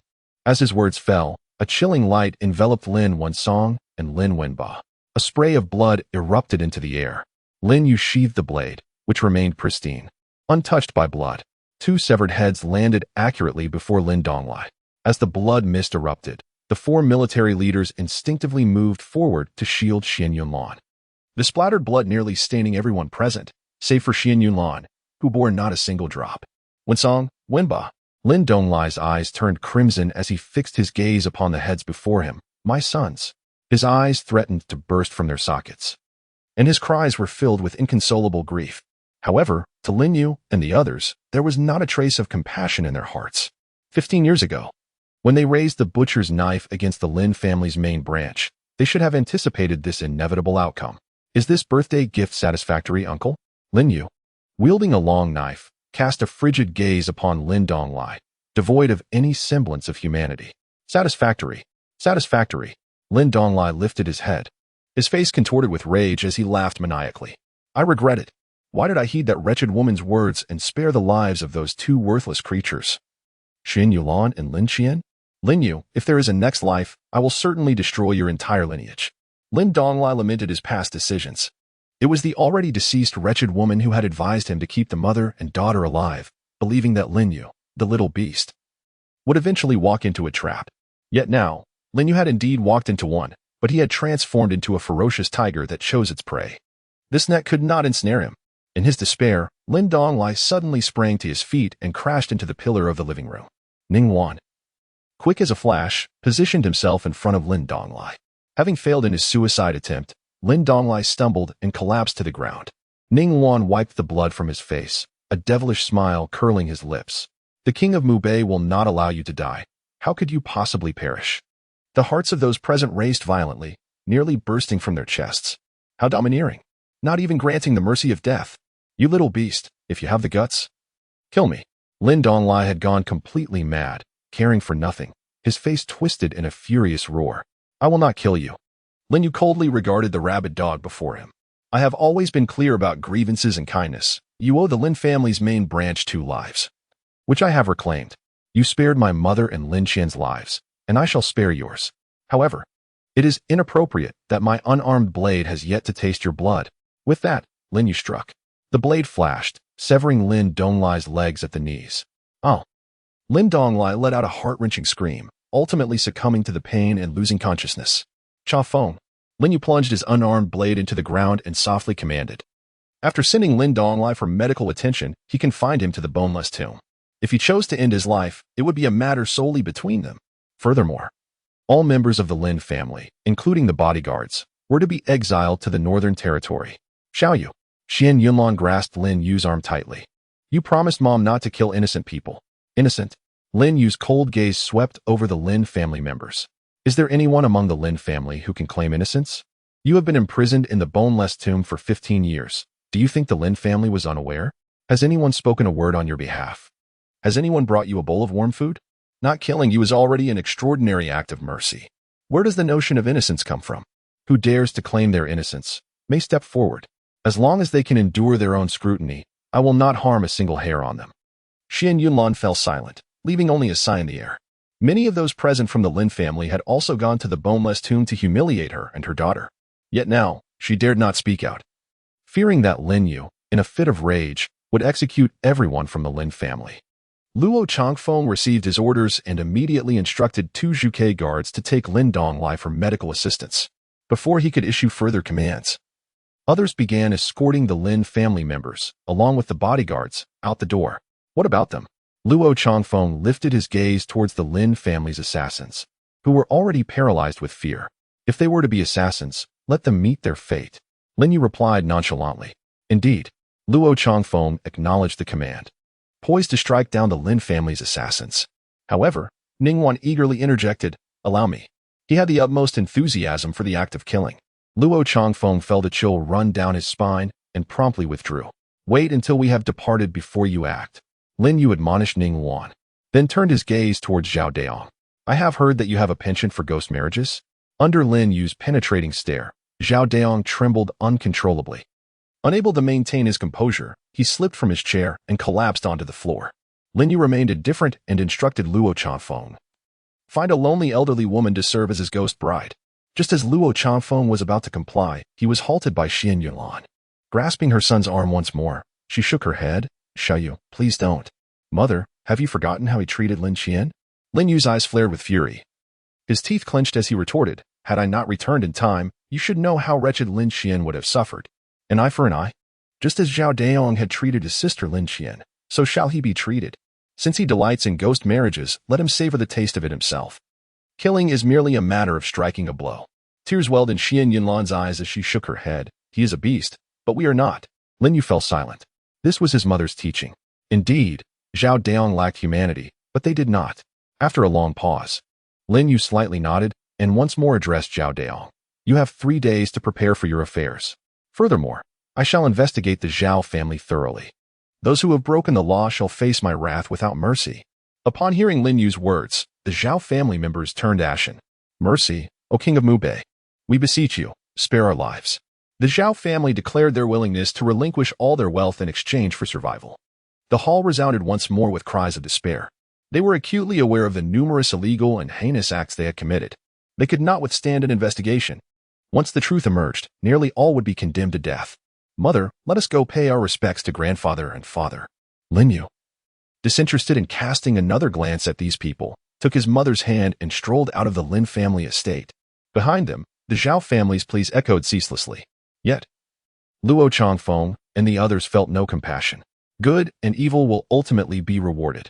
It is not that retribution does not occur. Rather, the time has yet to come.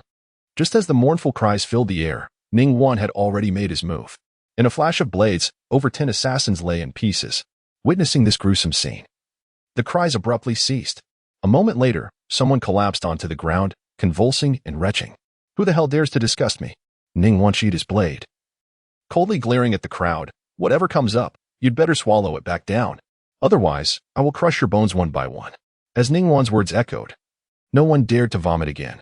Even those who felt the urge clamped their mouths shut, forcing back the bile rising in their throats. You truly have a twisted sense of humor. As Shui Wanyue gazed upon the incessantly heaving throats of the crowd, an involuntary shiver coursed through him, prompting a hasty retreat. If I remain any longer, I might very well be sickened. Bai Miaoshu, both amused and exasperated, cast a glance at Ning Wan before hastily departing from the repugnant scene. This is unbearable. Luo Changfeng shuddered, hastening to leave as well. Observing the trio escape in a panic, Ning Wan erupted into hearty laughter. Just as he reveled in his triumph, Bai Miaoshu's voice reached his ears. You'd best hurry. The boss has gone to pay respects to his father and grandfather. You fool. Why didn't you mention this sooner? Ning Wan jolted, dashing outside. However, after merely 10 paces, he turned back to the remaining Zhuke guards, declaring, Remember my words. As they expel, let their progenitors consume. With that, Ning Wan sprinted away. In the eastern outskirts of Jiabei, at the foot of Chili Mountain, the vehicle had long since halted at the periphery. Advancing inward, a narrow, winding path lay ahead. Lin Yu supported his mother as they traversed the overgrown trail. Behind them, the 4 military leaders wore solemn expressions, each bearing offerings. Further along, Shen Yunong came into view, standing before 2 modest, desolate graves. The graves were low, barely rising 3 feet above the ground. To the unobservant eye, they would appear as mere mounds of earth, despite their unassuming appearance. The area surrounding the graves was meticulously maintained, free from the encroachment of weeds and shrubs. Upon their arrival, Shen Yunong slowly rose from the remnants of incense and candles. Lifting his gaze to Lin Yu and his mother, apologetically stating, In the past, I retrieved their remains, fearing that the Lin family would discover it and disrupt their peace. Hence I refrained from erecting a tombstone. Please do not hold it against me. Uncle Shen, please do not say that. Xian Yunlan interjected.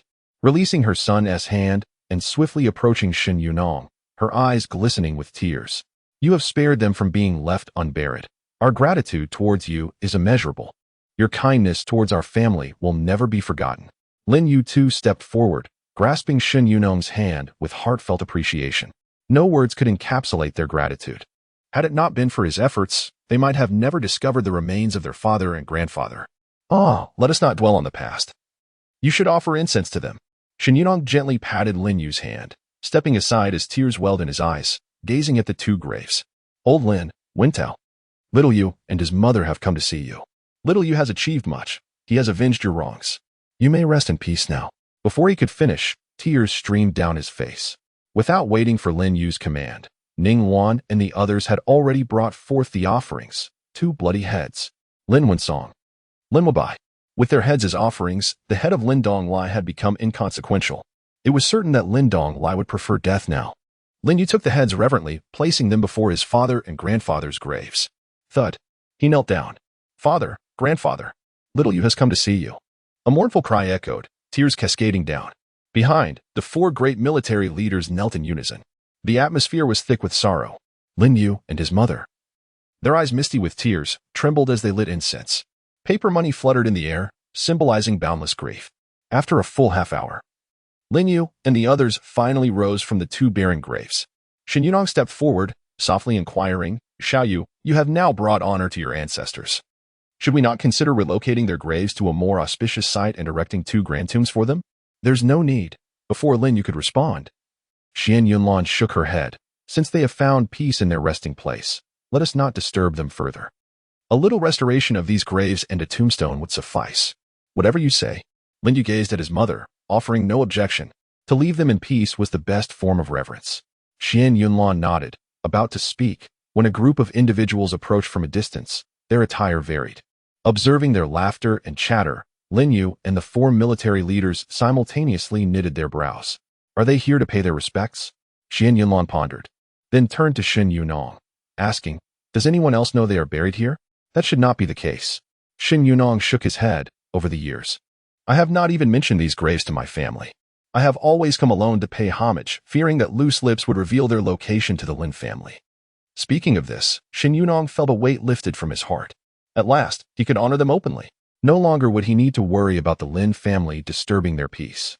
After hearing Shen Yunong's words, Lin Yu felt a similar confusion arise within him. After a moment of silence, he exchanged a glance with Luo Changfeng, signaling him to inquire about their purpose. Luo Changfeng nodded and swiftly approached the group. "Stop right there." Luo Changfeng halted 10 meters away from the newcomers, raising his hand to prevent them from advancing. In a stern voice, he demanded, "Who are you? What brings you here? What business is it of yours?" A tall woman stepped forward, sizing up Luo Changfeng with amusement. "I was just about to ask you the same. Let me inform you. The area around Chili Mountain has been purchased by our General Yen. We intend to construct a large pig farm here, so you better not cause any trouble, or you'll regret it." "Construct a pig farm?" Luo Changfeng's expression darkened, and he retorted sharply, "Get lost at once. Whoever dares to disturb this land will face my wrath." The fathers and grandfathers of the king of Mubei laid to rest here. To avoid disturbing their peace, they were reluctant even to move the graves. Now, this group dared to think of building a pig farm here? If construction commenced, would those 2 graves not be in jeopardy? Even if they did not destroy the graves, the stench would surely pollute the area. How could this allow the loved ones of the king of Mubei to rest in peace? What nonsense is this? You threaten us? You must be out of your mind. Our General Yin could crush you with a mere finger. Leave at once and do not delay our land planning any further." Upon hearing Luo Changfeng's words, the crowd erupted into laughter. A cold glint flickered in Luo Changfeng's eyes, and a murderous intent surged within him. "Stop!" Lin Yu called out to Luo Changfeng, striding forward with a glacial gaze sweeping over the crowd. "Who is General Yin?" "I am." Yin Junxing, portly and self-important, stepped forward without deigning to glance at Lin Yu. "I don't care how much you paid for this land. I will offer double the price. Sell it to me." Lin Yu's gaze swept across Yin Junxing. "My father and grandfather's graves are here. I do not wish for anyone to disturb them. Since others have purchased this land, it cannot be forcibly taken. Otherwise, how would that differ from those who bully others with their power? Double the price?" Yin Junxing's eyes suddenly brightened, but after a moment's thought, he laughed derisively. "Young man, do you know how much I spend on this land? You casually mentioned double the price. Can you truly afford it?" "Since I have stated it, I can naturally pay that amount," Lin Yu replied calmly. "Do not waste our time here." A young lady stepped forward, raising a finger mockingly. "Let me tell you, General Yin acquired this land for 100 million. With your status, you couldn't even muster 200 million, let alone 2 million. Her logic was simple. Someone capable of offering 200 million would never allow their dear one's graves to be in such a desolate place. A pauper attempting to act like a big shot. The 4 military leaders exchanged glances, their expressions darkening at the young lady's disdainful demeanor. Ning Wan and his companions advanced, their icy glares scanning the crowd. Lin Yu raised his hand, halting the 4, and impatiently turned to Yin Junxing. "Provide me with the account number." Yin Junxing was momentarily taken aback, but then burst into laughter, instructing the young lady, Secretary Yang, "Give him the company's account number. I want to see if he can truly produce 200 million. General Yin, why waste time with them?" Secretary Yang cast a reluctant glance at Yin Junxing before divulging the account number to Lin Yu and his companions. Upon receiving the account number, Lin Yu promptly instructed his associates to make the transfer. Within a minute, the transfer confirmation arrived. "Any further issues?" Lin Yu displayed the transfer receipt to Yin Junxing, waving his hand dismissively. "If there are no problems, you may leave. Soon, someone will come to you to sign the land transfer contract." The crowd stared in disbelief at the transfer confirmation on Lin Yu's phone, their eyes widening. Secretary Yang was particularly incredulous, her mouth agape in shock, as if she could fit a goose egg inside. Yin Junxing carefully examined the transfer receipt, and upon confirming its authenticity, a broad smile spread across his face. He realized an opportunity for unexpected wealth had presented itself. "I certainly have questions." Yin Junxing grinned at Lin Yu. "Speak." Lin Yu was growing increasingly impatient. "When did I agree to transfer this land to you for 200 million? Yin Junxing's smile turned sly as he chuckled. "That 200 million is merely for verification. If you want this land, the price is a flat 500 million. Is it so difficult to gather 200 million in order to preserve the grave of a loved one? Would one truly hesitate to part with an additional 300 million at such a moment? If one does not seize the opportunity now, Would that not be foolish? Do you perceive me as an easy target? Lin Yu narrowed his eyes, a flicker of anger surfacing within. If he had originally demanded 500 million, that would have been one matter. However, having already invested money only to face an inflated price thereafter, that would be akin to being treated as a mere lamb for slaughter. Youth, such words are unwise. Yan Junxing chuckled. 200 million is the price you proposed. I never consented. I reiterate, the price stands firm at 500 million. Should you refuse, I shall have no choice but to establish a pig farm here. In that case, your family's grave may very well be at risk. Go ahead, make a move. Ning Wan grinned, revealing a set of menacing white teeth. I wouldn't mind offering a few more heads as sacrifices. Although a smile adorned Ning Wan's face, his words were laced with lethal intent. Observing Ning Wan's disheveled white hair and peculiar style, Secretary Yang immediately expressed disdain, rebuking, "What kind of punk are you? Do you even have a say here?" As Secretary Yang's words fell, several faces twitched in unison, followed by uproarious laughter. Punk. Haha. Old Ning. He called you a punk. Haha. From now on, you have a new nickname. The atmosphere, which had been rife with tension, suddenly transformed into one of unrestrained joy. Even Lin Yu was amused by the woman's remarks. The notorious Ning Wan, being labeled a punk, was bound to become a blemish in his life. You insolent woman. Do you dare believe I won't sew that foul mouth of yours shut? Ning Wan's face shifted between shades of green and white as he fixed his gaze on Secretary Yang. Mr. Yin. Secretary Yang clung to Yin Junshin's arm, her soft body nuzzling against him as she pouted. He called me a dead woman. He will pay for that remark. Yin Junshin, stroking Secretary Yang's delicate hand, turned his gaze back to Lin Yu with a sinister smile. Given your friend's insult towards my secretary, I have altered my stance. If you desire this land, it will now cost you an additional 300 million. 800 million. Upon hearing Yin Junshin's words, a sly smile crept across Lin Yu's face. He had encountered aggressive demands before, but never to such an audacious extent. Truly, it was clear he had encountered a ripe target for exploitation. Ning Wan and his companions also found the situation amusing, hardly taking Yin Junshin's words to heart. To dare to scheme against the likes of Mu Beiwang so brazenly was indeed a sign of ignorance. I shall grant you one final opportunity. Lin Yu cast a glance at his mother nearby before issuing his ultimatum to Yin Junxing. Either we conclude the deal at 200 million, and you vanish from my sight immediately, awaiting my associates to finalize the contract, or I shall ensure you leave with not a single cent. I too shall extend you one last chance. Yin Junxing laughed heartily, unfazed. Either send 600 million my way, or I will ensure you walk away with nothing. That 200 million shall be considered compensation for my secretary's emotional distress. Emotional distress? The group fell into a state of bewilderment. They were utterly astonished by Yin Junxing's audacity. He actually dared to attempt to embezzle the 200 million that Lin Yu had just mentioned. The four military leaders simultaneously gave Yin Junxing a thumbs up. To dare to pilfer the funds of the king of Mu Bei. He was undoubtedly the first in history to do so. Lin Yu nodded, smilingly stating, that 200 million shall be designated as compensation for your secretary's mental distress. What on earth? As Lin Yu's words fell, Yin Junxing and the others were all dumbfounded. He truly agreed?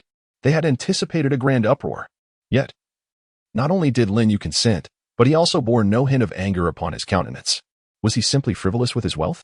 Or perhaps he was intimidated by Yin's authority, realizing he could not contend against such power and resigned himself to fate? Though they were all visibly shocked. The four military leaders seemed unfazed, their faces betraying no emotion. They had followed the king of Mu Bei for many years and were intimately acquainted with his temperament. His agreement to use that 200 million as mental distress compensation for Secretary Yang would undoubtedly compel Yin Junxing to repay the amount double. Such unscrupulous merchants were hardly worthy of the king's ire. You truly agreed? Yin Junxing gazed at Lin Yu in astonishment, somewhat incredulous. Indeed. Lin Yu slightly nodded. I have always been a man of my word. Haha. The young man is quite astute. Yin Junxing laughed heartily, waving his hand. Given your perceptiveness, I shall not make things difficult for you. Off you go to wherever is comfortable. Do not delay our important matters. Lin Yu smiled lightly. Raising his gaze to Luo Chafeng, designate a protective area within a 5-kilometer radius of Qili Mountain. Yes. Luo Chafeng's eyes brightened, promptly stepping aside to attend to Lin Yu's instructions. A protective area? Upon hearing Lin Yu's words, Yin Junxing and the others were once again taken aback. After a brief moment of bewilderment, the group erupted into hearty laughter. A protective area? Do you fancy yourself a leader of Jiabei? They mocked, you're boasting without restraint. Do you even have the audacity to impersonate a leader in such a manner? Secretary Yang was laughing so hard she nearly fell over, her lithe figure brushing against Yin Junxing, kindling his warmth. Were it not for the pressing matters at hand, he would have dearly liked to take advantage of this enchanting creature. Unperturbed by the mockery, Lin Yu cast a casual glance at the crowd before addressing Ning Wan. Your mental distress compensation is for you to claim. Ning Wan's eyes sparkled with realization as he nodded vigorously. You're about to strike it rich. Shui Wanyuan nudged Ning Wan's arm. I'll be counting on you for my meals for the coming year. Bai Miaoshou also turned to Ning Wan, smiling, as a participant.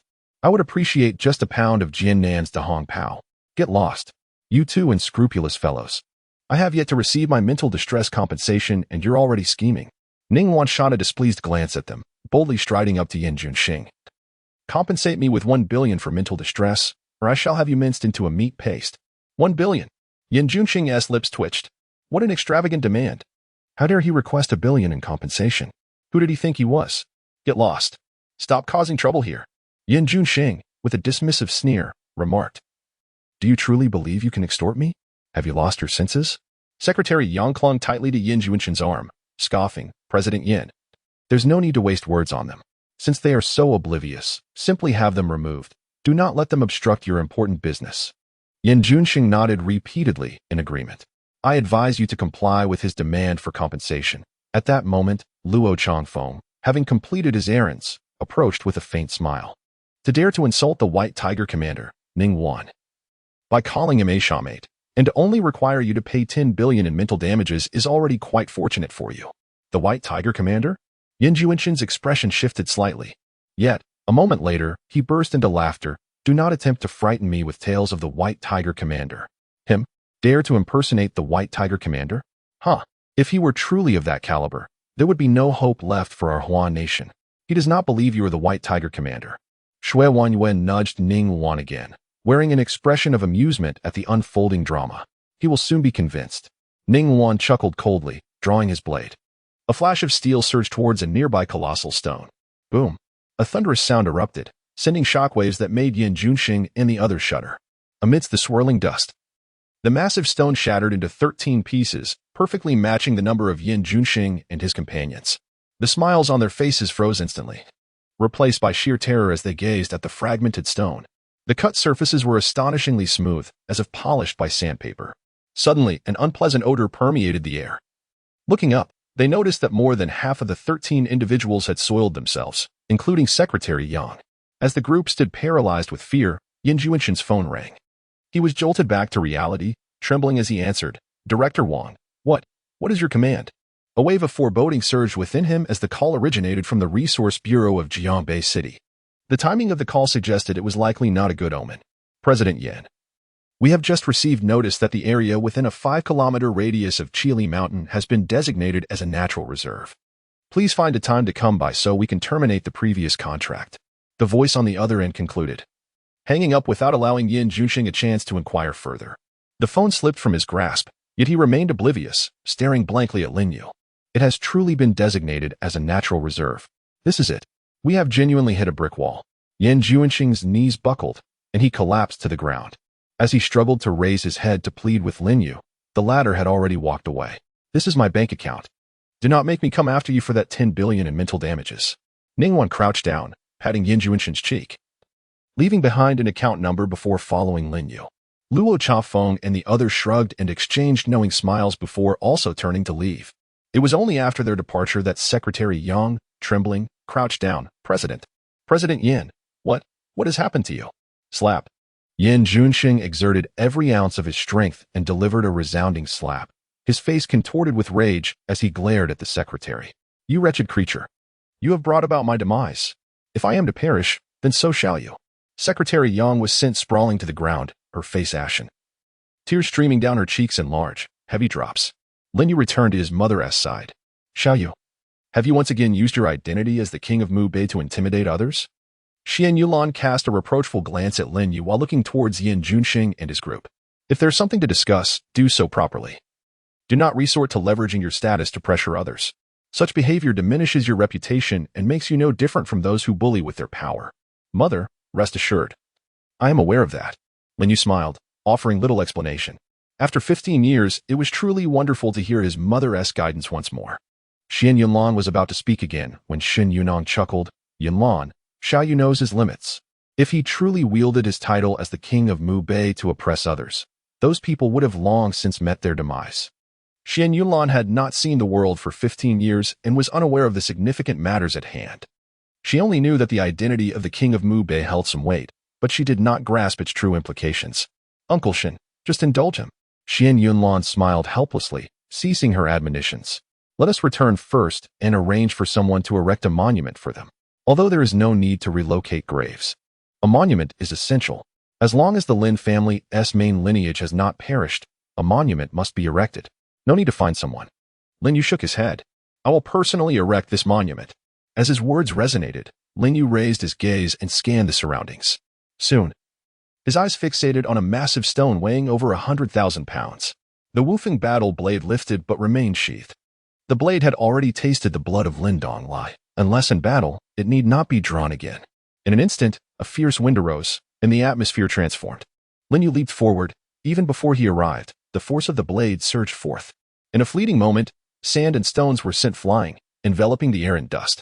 Lin Yu's gaze was piercing. The Wufeng battle blade unleashed its might. The king of Mu Bei had indeed advanced further in his prowess.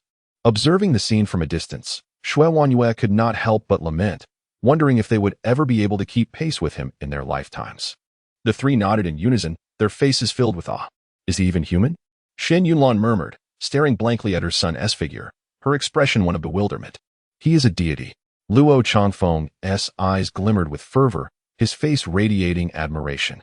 Shui Wanyue nodded in agreement. Bai Miaoshou also expressed her sentiments, remarking that even a god could not surpass this. Nonsense. Ningguan scoffed. What is so divine? The Wufeng battle blade slays gods and annihilates ghosts.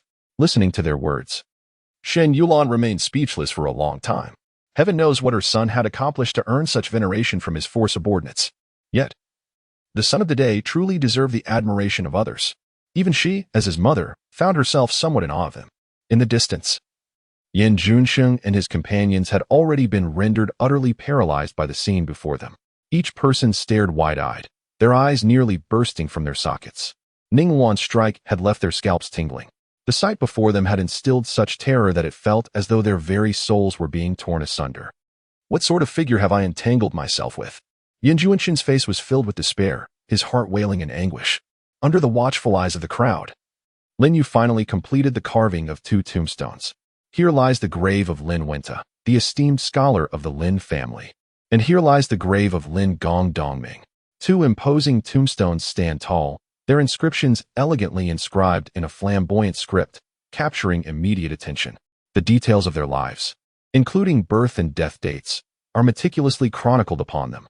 Following this, the date of the monument's erection is noted, culminating in the tribute from the filial son, Lord Lin Yu of Mu Bei. The title of Lord Mu Bei not only epitomizes the honor of the Lin family lineage, but also serves as a deterrent to any nefarious individuals who would dare disturb these graves without contemplating the might of the unyielding blade. As the tombstones were completed, Lin Yu soared into the air once more. Astonishingly, he grasped the several thousand pounds of stone effortlessly.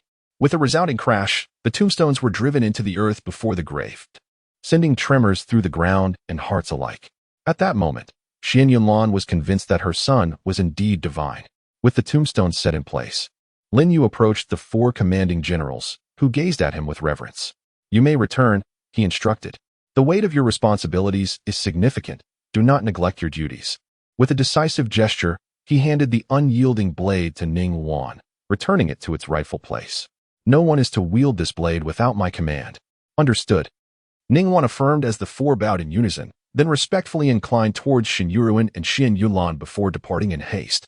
Mother, let us return as well, Lin Yu said, turning back to smile at his still-dazed mother. Yes, let us go home, Xian Yunlan replied, her lips trembling with excitement, yet she paused, staring intently at her father-in-law's tombstone. After a long silence, she sighed deeply. Little Yu, your grandfather's tombstone is still missing a name. It is not missing, Lin Yu assured her with certainty. Xian Yunlan seemed poised to offer further persuasion, yet Shen Yuruan gently shook her head in response. Xian Yunlan cast a resigned glance at her son, followed by another sigh. On the way back to the Shen residence, Shen Yunlan attempted several times to speak, yet ultimately remained silent. Upon their return, she found Shen Qingwei accompanying Lin Qian in a room, engrossed in a television show. Despite its lack of substance, Lin Qian was completely absorbed, even forgetting the chips in her hand. To protect her eyes, the television was dimmed. It was only when Lin Yu approached from behind and gently patted her head that she began to regain her senses. Immediately, Lin Qian leapt into her mother's embrace.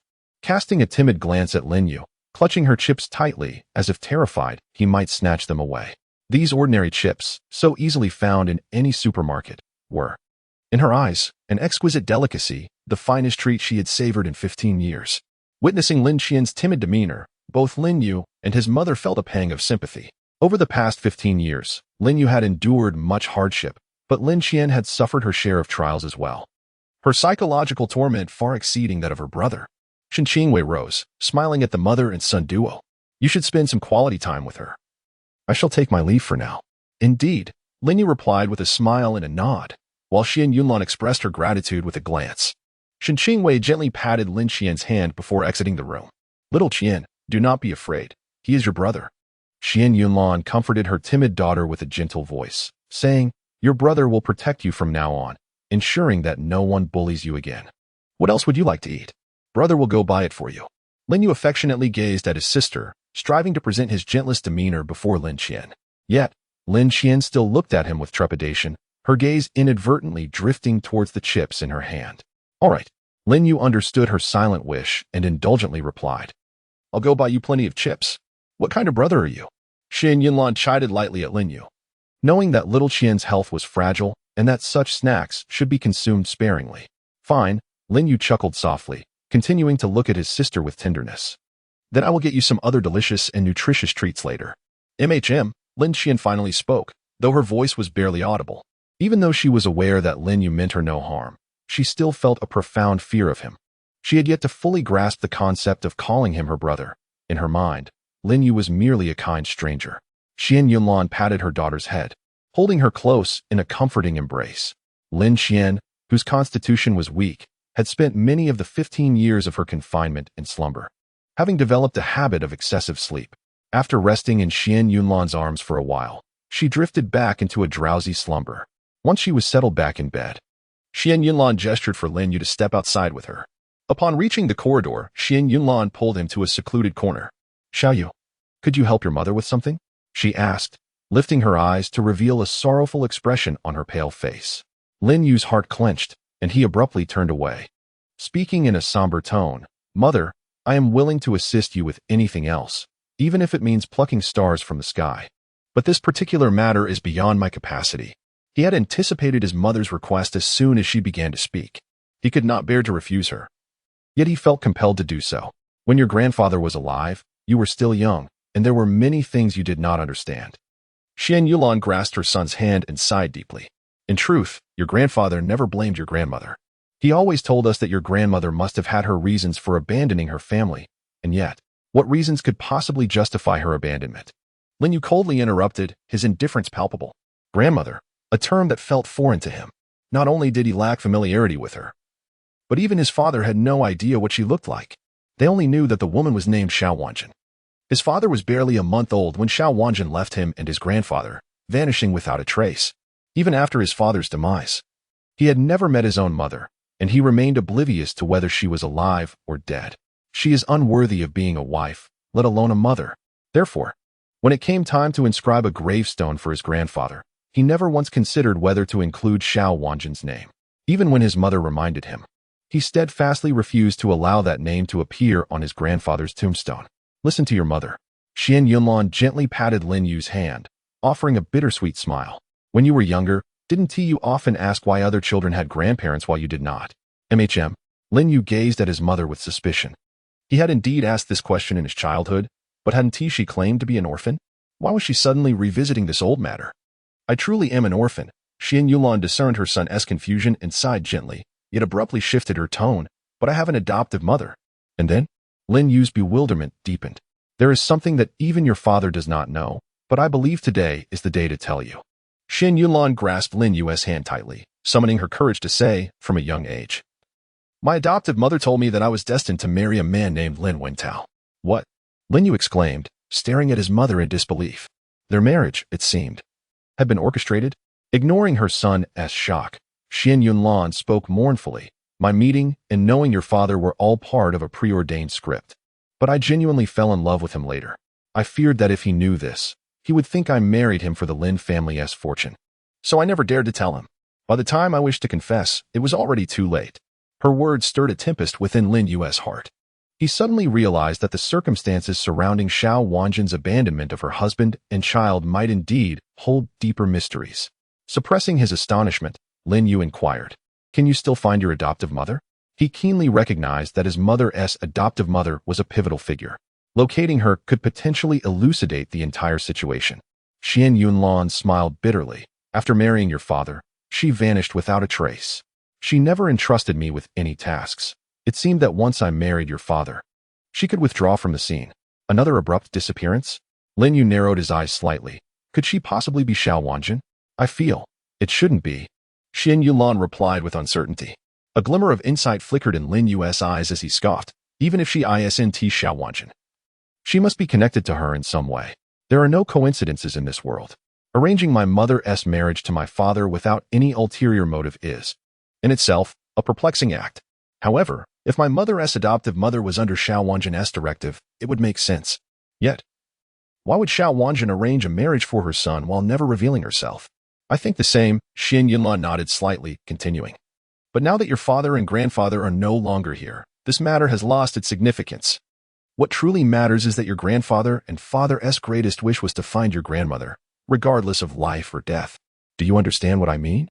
In the past, they had sought but could not find her. Now, with his capabilities, perhaps their son could fulfill this monumental wish for them. I understand. Lin Yu grasped his mother's hand and nodded emphatically. As long as she is alive, I will certainly find her. The situation had changed. He must indeed locate Xiao Wanjin, even if not to uncover the reasons for her abandonment. He must fulfill his grandfather and father's wishes. If Xiao Wanjin were to fulfill the roles of a wife and mother, he would inscribe her name upon his grandfather's gravestone, as a tribute to his spirit in the heavens. Upon hearing Lin Yu's agreement to seek out her mother-in-law, Shen Yunlan let out a sigh of relief, finally easing her worries. Moments later, however, she glanced at Lin Yu with concern, asking, "Now that you have avenged your grievances, are you not going to the north again?" "Not at all." Lin Yu replied without hesitation, a warm smile gracing his lips. "I shall remain in Jiabei, devotedly accompanying you and Lin Xian." "Wonderful." Shen Yunlan felt a great sense of reassurance, her face lighting up with a radiant smile. She added, "Do not only dedicate your time to us. You must also spend ample time with Qingyue. Mother has solely recognized Qingyue as her daughter-in-law in this lifetime." Yes, I understand," Lin Yu chuckled, somewhat exasperated. "By the way, Mother, there is another benefactor of mine in Jiabei. You and Lin Xian should rest for a few days, and then I will take you to meet him. Since he is your benefactor, we must certainly pay our respects." Shen Yunlan nodded in agreement, curiosity flickering in her eyes. "What kind of favor did he bestow upon you?" "A life-renewing grace." Lin Yu clenched his fists, a peculiar light shining in his eyes. "It was my former squad leader. He was the first sergeant to accept me into the Northern Wolf Army. In those years, when he was merely 7, the Northern Wolf Army had been reluctant to take him in. Ultimately, it was this fellow townsman from Jiangbei, the squad leader, who took him under his wing, thus commencing his 15-year military journey. Shinyiruin had saved his life, but it was the squad leader who had granted him a second chance at life. Regrettably, during the tumultuous era of relentless warfare, lives were as expendable as grass. In the 3rd year of his service in the Northern Wolf Army, his squad leader had retired due to injuries. Now, upon returning to Jiangbei, he was resolute in toasting to their reunion and expressing his profound gratitude for the second chance he had been given. Such a significant debt of gratitude must be repaid. Shen Yunlan advised, "You must prepare some precious gifts to present to him. Do not worry about that. I shall take care of it." Lin Yu smiled and nodded. He understood his old squad leader and knew precisely what gifts would be appropriate. "Very well, I trust you to handle this," Shen Yunlan said, feeling content. "By the way, there is one more thing," Lin Yu added with a smile. "I am planning to acquire a new home for us in Jiangbei. Do you have any specific requirements for this new abode?" As for the Lin family residence, even if it lay abandoned, he had no intention of residing there. Although it was meant to be their home, it bore too many painful memories for him. He did not wish to revisit the sorrows of his mother and sister. A new home? Shen Yulon fell silent, deep in thought. This matter can wait for now. After a long pause, she gently shook her head. The Shen family is lively, which could help your sister gradually become more cheerful. Moreover, the Shen family has been immensely gracious to us. If you move away now, your grandfather might think you disdain the Shens. Additionally, living with the Shens will be beneficial for you and Qing Wei to cultivate your relationship. She certainly does not enjoy the feeling of being a guest in someone else's home. Yet, she was acutely aware that, given her son's influence, the Shen family would not dare to bully him, let alone feel intimidated. While moving away from the Shen family was a straightforward endeavor, there were numerous considerations to take into account. The primary concern remained the potential intentions of Shen Yuruan. Indeed, I have been remiss in my considerations. Thus, I shall heed your advice. We shall reside here for the time being. With her mother's disapproval, Lindu chose not to press further. Moreover, his mother's rationale held a degree of validity. Their perspectives diverged. His focus leaned more towards ensuring his sister could gradually blossom in a vibrant environment.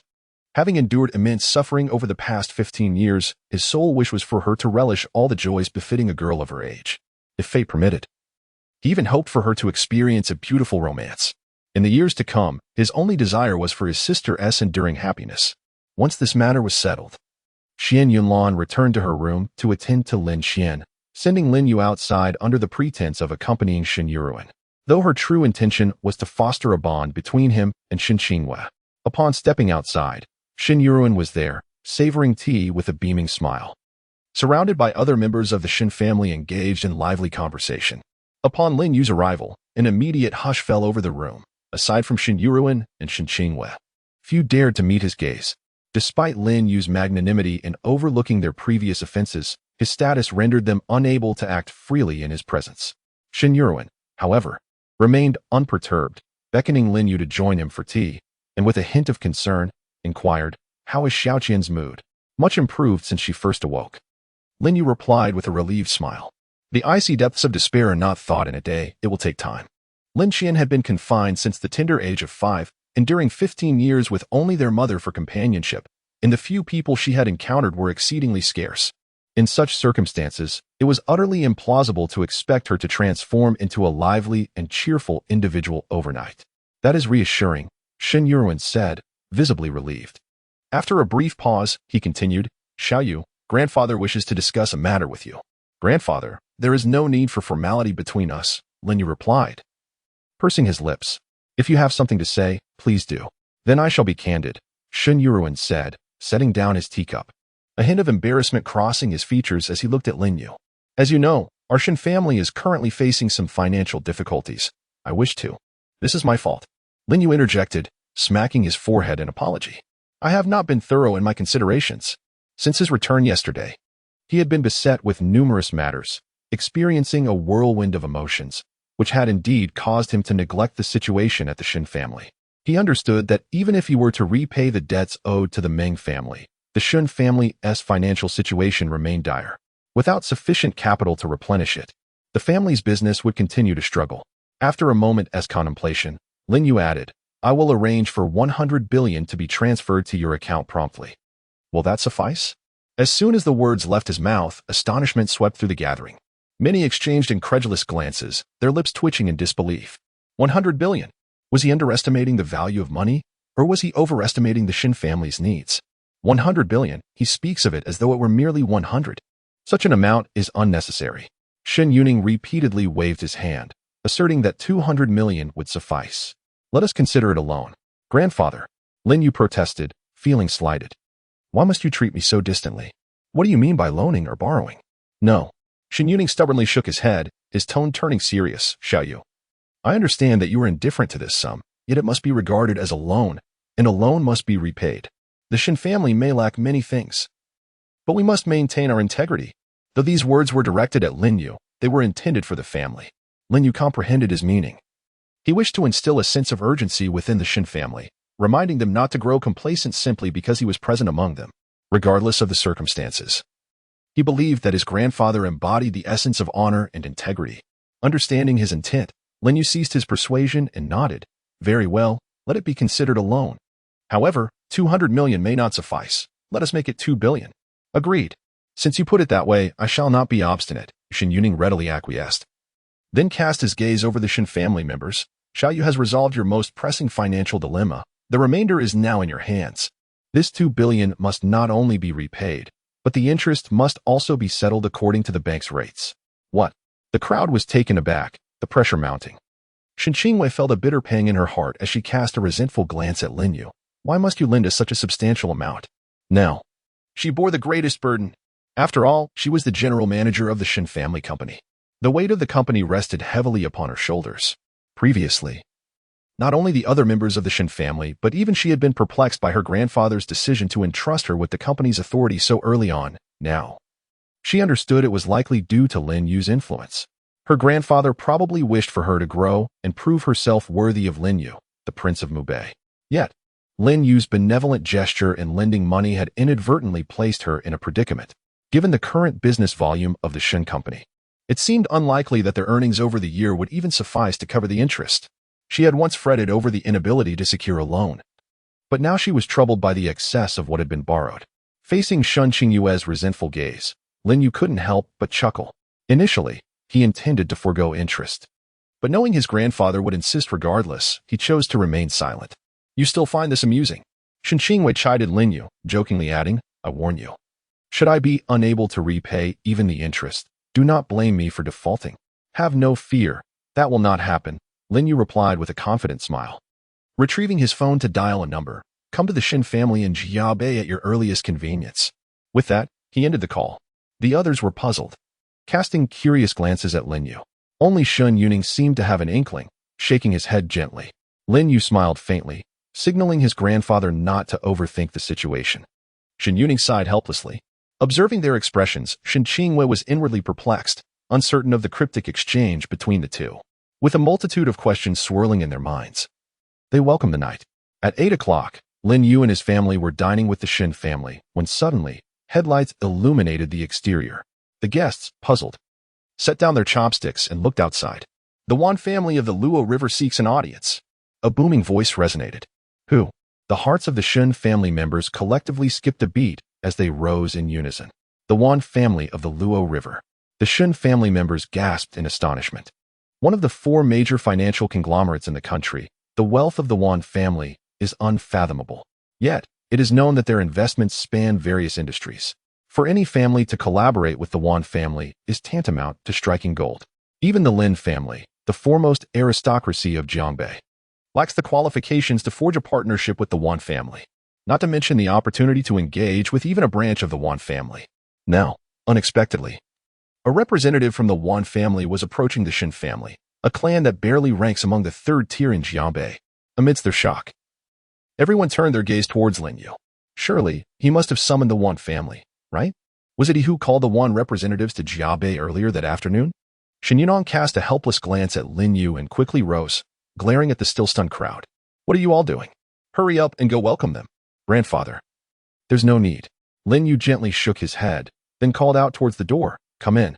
As Lin Yu's words echoed, a middle-aged man in his 40s strode in.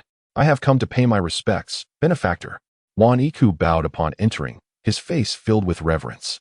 No need for formalities. Lin Yu smiled, raising his hand. Have you eaten? Not yet, Wan Yiku replied respectfully. Upon receiving your call, I hurried to Jiangbei without having the chance. Then let us dine together. Lin Yu gestured for him to take a seat. It is but simple fare. I hope it meets your approval. You jest, benefactor, Wan Yiku said as he sat upright. To share a meal with you is a privilege. The members of the Shen family exchanged glances, astonished to witness such humility from a representative of the Wan family before Lin Yu. Was dining with him truly considered an honor? By his logic, did that not elevate the Shen family members to an extraordinary status? Even though Lin Yu was the king of Mubei, there seemed no need for such exaggeration. Please, be at ease, Lin Yu smiled at Wan Yiku. We shall discuss other matters later. For now, let us enjoy our meal and take the opportunity to get acquainted. Very well, Wan Yiku nodded and rose again, bowing to everyone. I am Wan Yiku of the Luo River Wan family. My father, Wan Jioling, has been unwell recently and could not travel. He instructed me to convey his regards to you all. Wan Jioling. The faces of the guests changed, and they hurried to return the greeting, their hearts trembling once more. Wan Jioling is indeed the head of the Luo River Wan family. Earlier, Some had speculated that Wan Yiku was merely a branch of the Wan family due to his deference towards Lin Yu. Little did they expect that even the biological son of Wan Jiuling would show such respect to Lin Yu. Merely upon hearing a single remark from Lin Yu, one hastened without delay to the Shen family, even deigning to extend greetings to its members. Is the influence of the king of Mubei truly so formidable? Even one of the 4 major financial conglomerates in the country, the Wan family, shows him such profound respect? Very well, let us dine while becoming acquainted. Lin Yu gestured once more for Wan Yiku to take a seat, smiling gently. If we do not eat soon, the dishes shall grow cold. Heeding the benefactor's words, Wan Yiku promptly sat down, though his posture remained rigidly upright, leaving one to wonder if such a dining position was comfortable. The others followed suit, taking turns to introduce themselves to Wan Yiku. By the end of the meal, Wan Yiku had met everyone. Upon learning of Xian Yunlan and Lin Xian's identities, he treated them with reverence equal to that bestowed upon Lin Yu. After the meal, Lin Yu rose and addressed Wan Yiku. I am not well versed in business matters. I shall accompany my mother and Lin Xian for a stroll. You may engage in a fruitful discussion here. If opportunities for collaboration arise, by all means pursue them. But do not feel compelled to force anything if it does not align. There will undoubtedly be opportunities, Wan Yiku asserted confidently. Very well, then, you may converse freely. Lin Yu smiled and led his mother and sister out to the courtyard. The evening light was dim, rendering sunglasses unnecessary. It was the perfect setting for a post-dinner stroll. I shall join you as well. Shen Yunong signaled to her family and hurried to catch up. Once outside, Shen Yunong looked at Lin Yu with a wry smile. You truly need not go to such lengths. It is nothing, Lin Yu replied with a faint smile.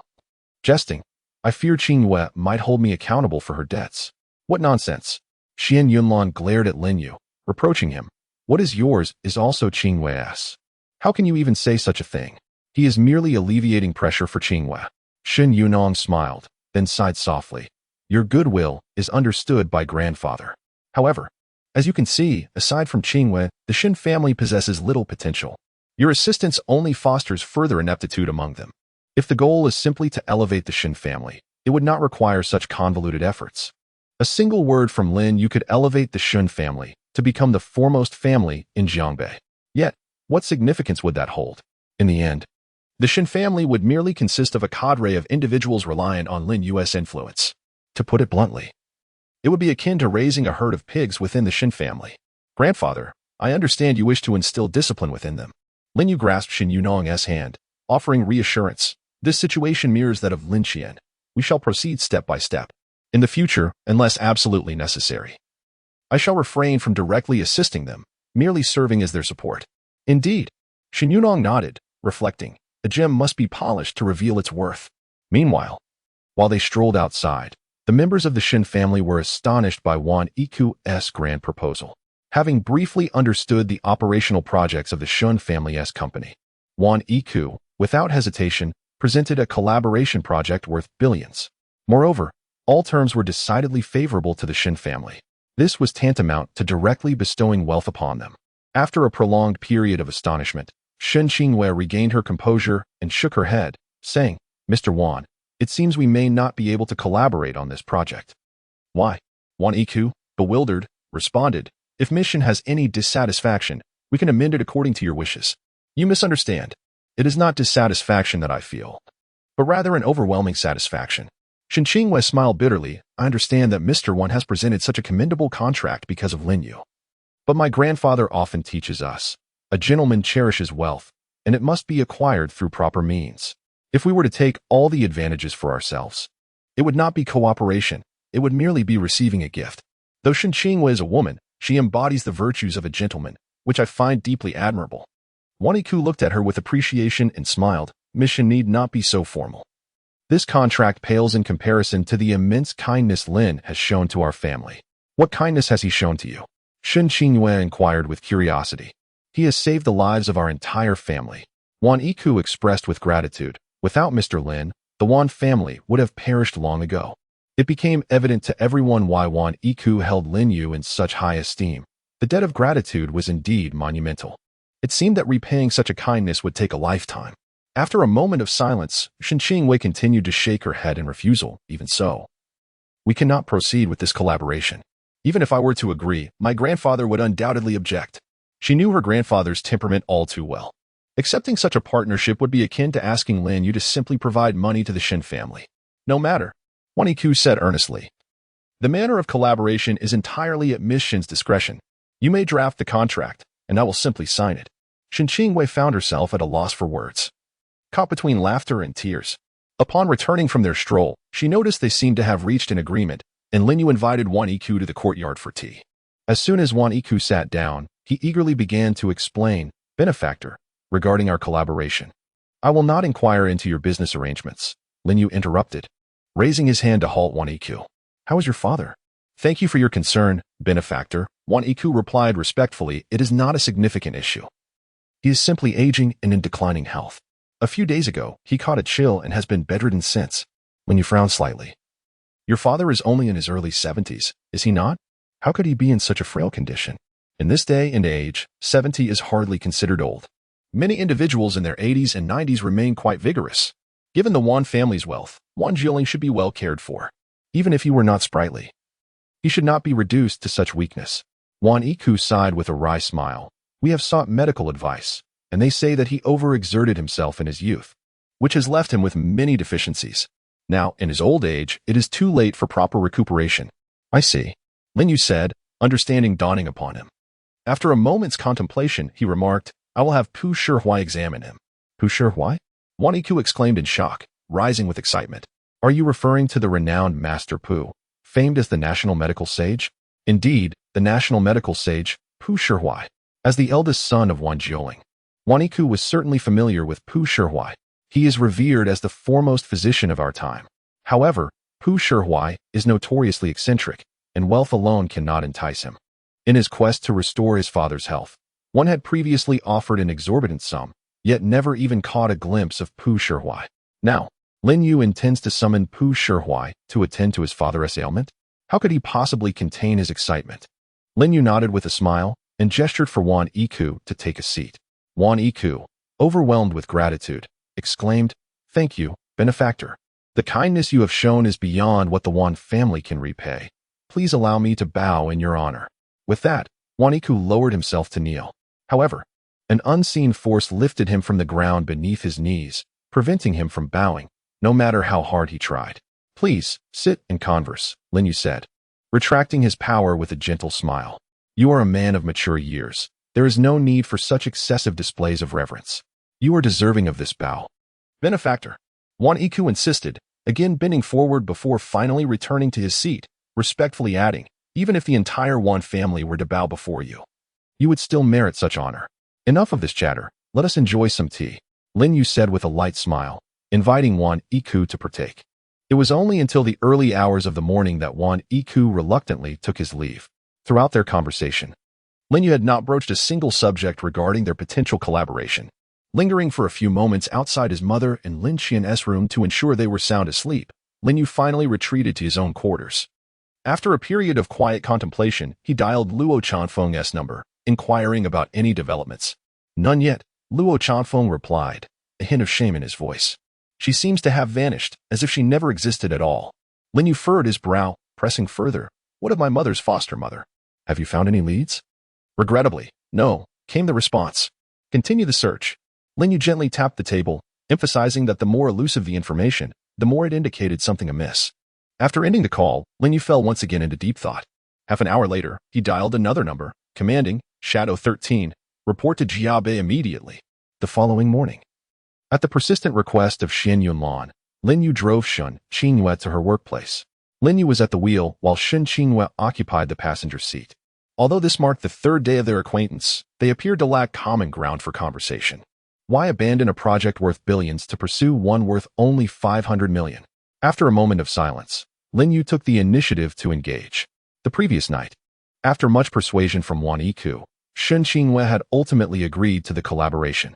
However, the scope of the project had been significantly reduced, and the terms had been revised to ensure mutual benefits rather than solely favoring the Shen family.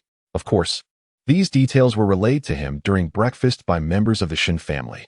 "Self-awareness is invaluable," Shen Qingyue remarked with a wry smile. "A billion-dollar project is simply too immense.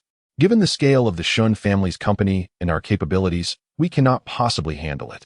To force it would not only risk our own downfall, but would also inflict substantial losses on the Wan family. How can you know if you do not even attempt it? Lin Yu countered. Lin Yu encouraged her with a smile, saying, moreover, even if the Wan family were to suffer losses, they would not demand compensation from you. I know, Shen Qingwei replied, turning her profile towards him. But if it truly comes to that, we would be too ashamed to face you.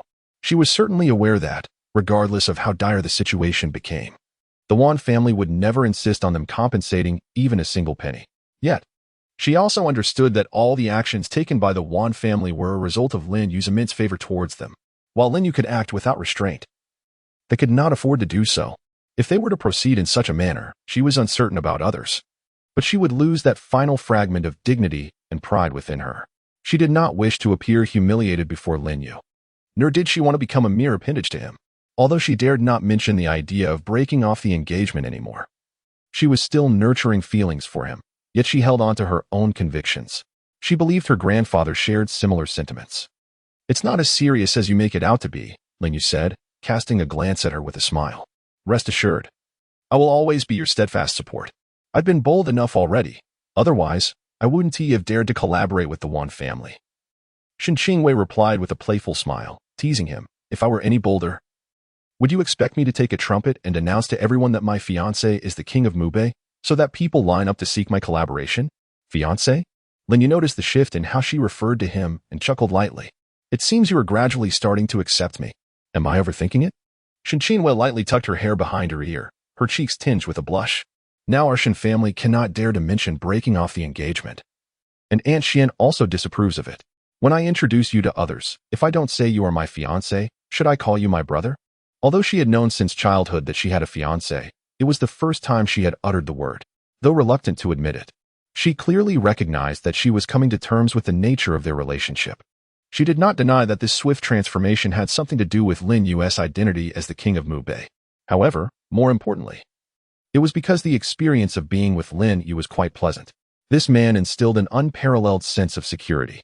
Furthermore, despite his noble status, Lin Yu was devoid of any pretentiousness. This was entirely different from her preconceived notions of the aristocracy. Let us stick with you being my fiancé then. Lin Yu chuckled lightly, jesting, having a younger sister is quite enough for me. I'll put in some effort to ensure I can marry you soon. Shen Qingwei's face turned even redder. Have you always been so straightforward?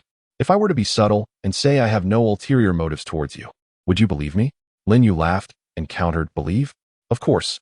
Shen Qingwei nodded without hesitation.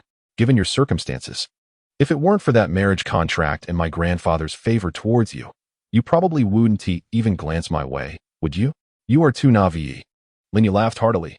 Have you ever heard the saying? What saying? Shen Qingwei inquired, her beautiful eyes filled with curiosity. After 3 years in the army, even a sow can compete with Jiao Chan. Lin Yu smirked, adding, moreover, I have served for 15 years. Shen Qingwei paused momentarily, her breath suddenly becoming rapid. After a considerable interval, she glared at him indignantly and exclaimed, who do you mean by so? You are the one akin to Jiao Chan. Lin Yu maintained a serious demeanor.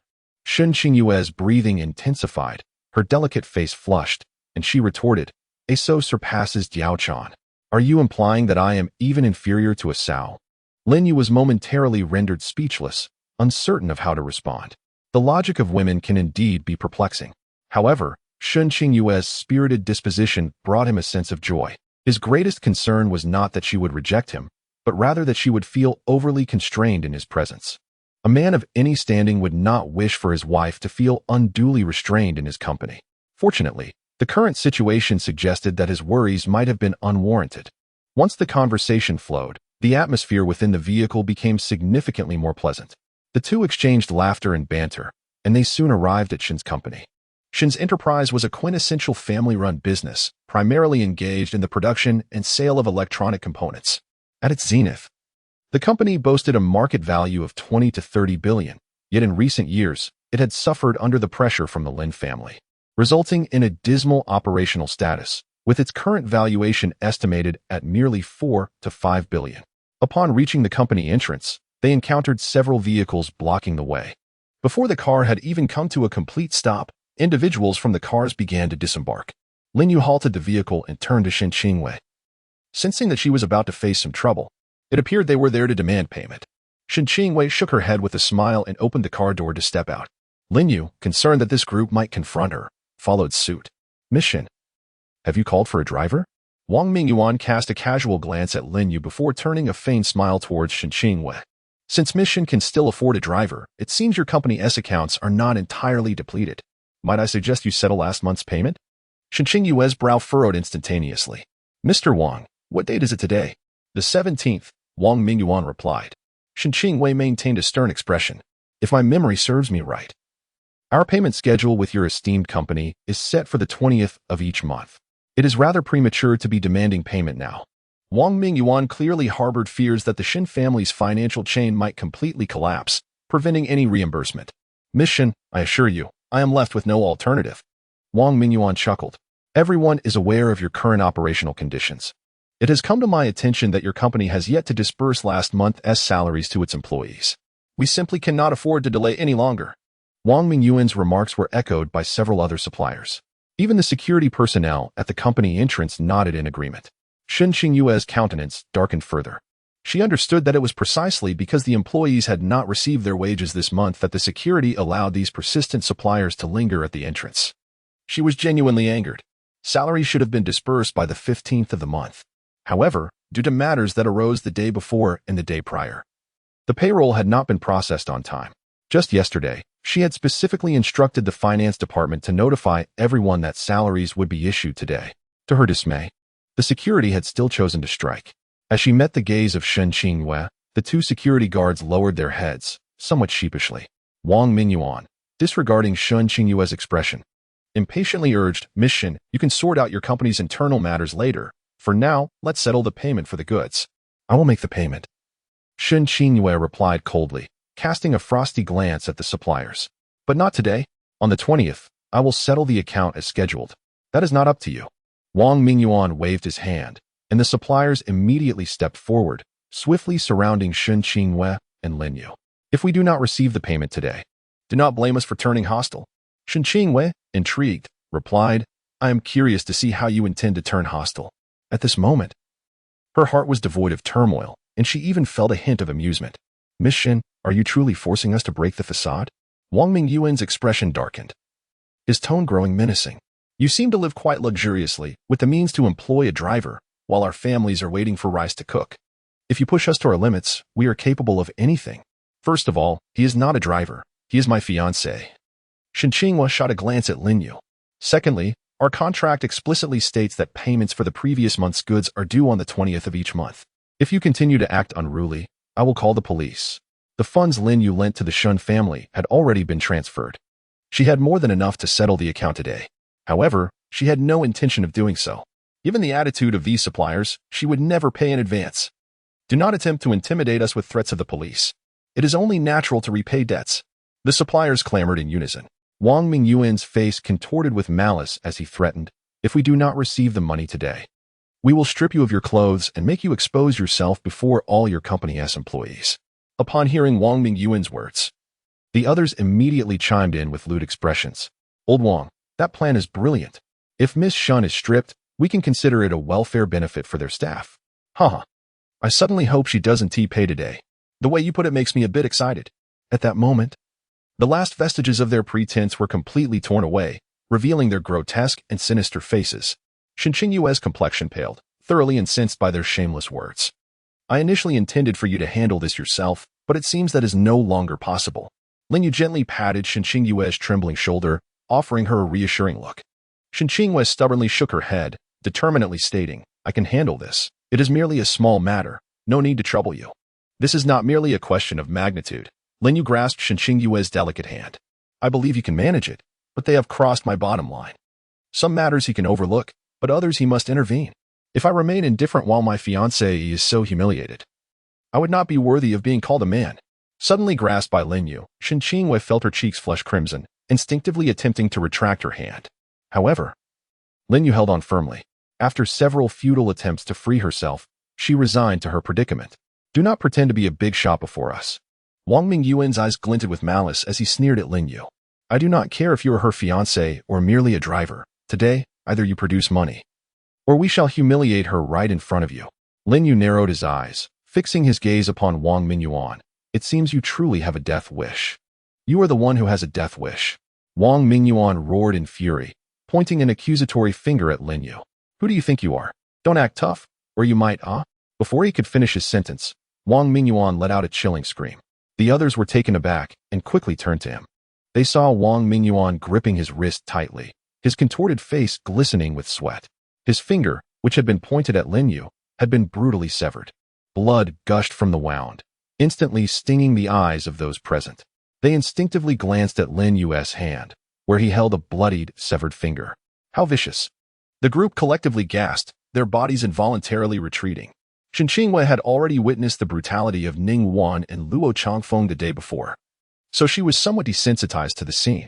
You've harmed someone again, she sighed, rubbing her temples with one hand, a wry smile crossing her lips. If Aunt Qian finds out, you'll be in trouble again. You are disrespecting your future mother-in-law. Lin Yu, as if unfazed by the situation, casually discarded the severed finger and smiled. If she knew these people humiliated you so, she would likely think I was too lenient. Your future mother-in-law treasures you dearly. Although my mother is inherently kind-hearted, she is not naive. This is evident from her behavior at the Lin family yesterday. If she were present today, she would likely be angrier than I am. Shen Qingwei's face turned a deep shade of red, and she gently shook her head. Forget it, let it be. I have many matters to attend to and do not wish to entangle myself with them any longer. All right. Lin Yu nodded slightly, his gaze sweeping over the terrified suppliers. Kneel and apologize, then get lost. Kneel and apologize? The group was taken aback, exchanging incredulous glances. Though they were not extraordinarily wealthy, each held assets worth millions. Shen Qingyue's fiancé not only intentionally inflicted harm but also dared to demand that they kneel and apologize?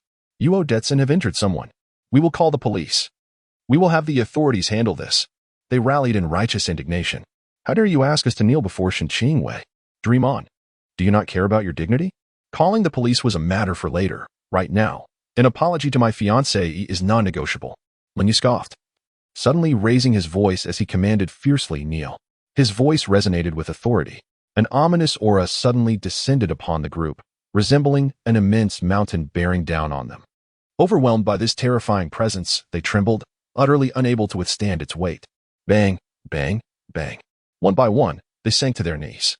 An immense force rebounded from the concrete ground, leaving their knees a gruesome mess of flesh and blood, with faint glimpses of stark white bones visible. Yet, they seemed to feel no pain, their hearts consumed by an unfathomable dread. This scene sent shivers down the spines of the two security guards, their bodies shaking uncontrollably. Apologize. Lin Yu bellowed once more. As if awakening from a dream, the pain surged from their knees throughout their bodies. They yearned to scream but dared not utter a sound. Miss Shen, I beg your pardon. Please spare us. We were blind to our own ignorance. Beads of sweat rolled down their faces as they desperately stifled the agony, wailing their apologies. Do not speak recklessly again. Shen Qingwei sighed softly, her gaze sweeping over them. Number 20, I will ensure the payment is processed promptly. Moreover, our collaboration is hereby terminated. With that, Shen Qingwei took Lin Yu by the hand and entered the vehicle. Before the car even started, she leaned out of the window, her eyes locking onto the terrified security guards, and coldly commanded, once you've gathered your belongings, go to finance and settle your wages. Upon hearing her words, the guards felt a chill in their hearts, comprehending the implication of their dismissal. Their mouths gaped in a futile attempt to plead for mercy, but, upon witnessing the dire state of the suppliers, they were too frightened to speak. Lin Yu cast a dispassionate glance at the two guards as he drove into the company premises. It was not until a couple of minutes after their departure that the suppliers managed to regain their senses. Ah, my leg. It hurts so much. Call the police, hurry. Take me to the hospital. The entrance of the company was filled with their anguished cries. Yet Lin Yu and Shen Qingwei could no longer hear them. Following Shen Qingwei to her office, Lin Yu was introduced to his new surroundings. Along the way, he encountered company personnel, and Shen Qingwei generously introduced him as her fiancé. Upon arriving at the office, chaos erupted. News of Shen Qingyue's engagement spread rapidly throughout the company. Why don't you head back for now? Shen Qingwei settled into her chair. I need to get to work. Spend some time with Lin Qian. All right. Lin Yu nodded. Then inquired, what time do you finish this afternoon? Shen Qingwei shook her head with a light laugh. You need not go out of your way. I can return on my own. I'm afraid that won't do. Lin Yu shrugged. Even if I wished to stay away, my mother would insist on my presence. His mother's attitude that morning had made her expectations abundantly clear.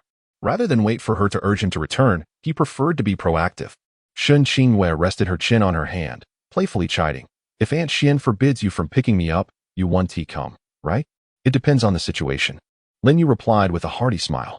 While we should cultivate our relationship, I believe there is no need to force it.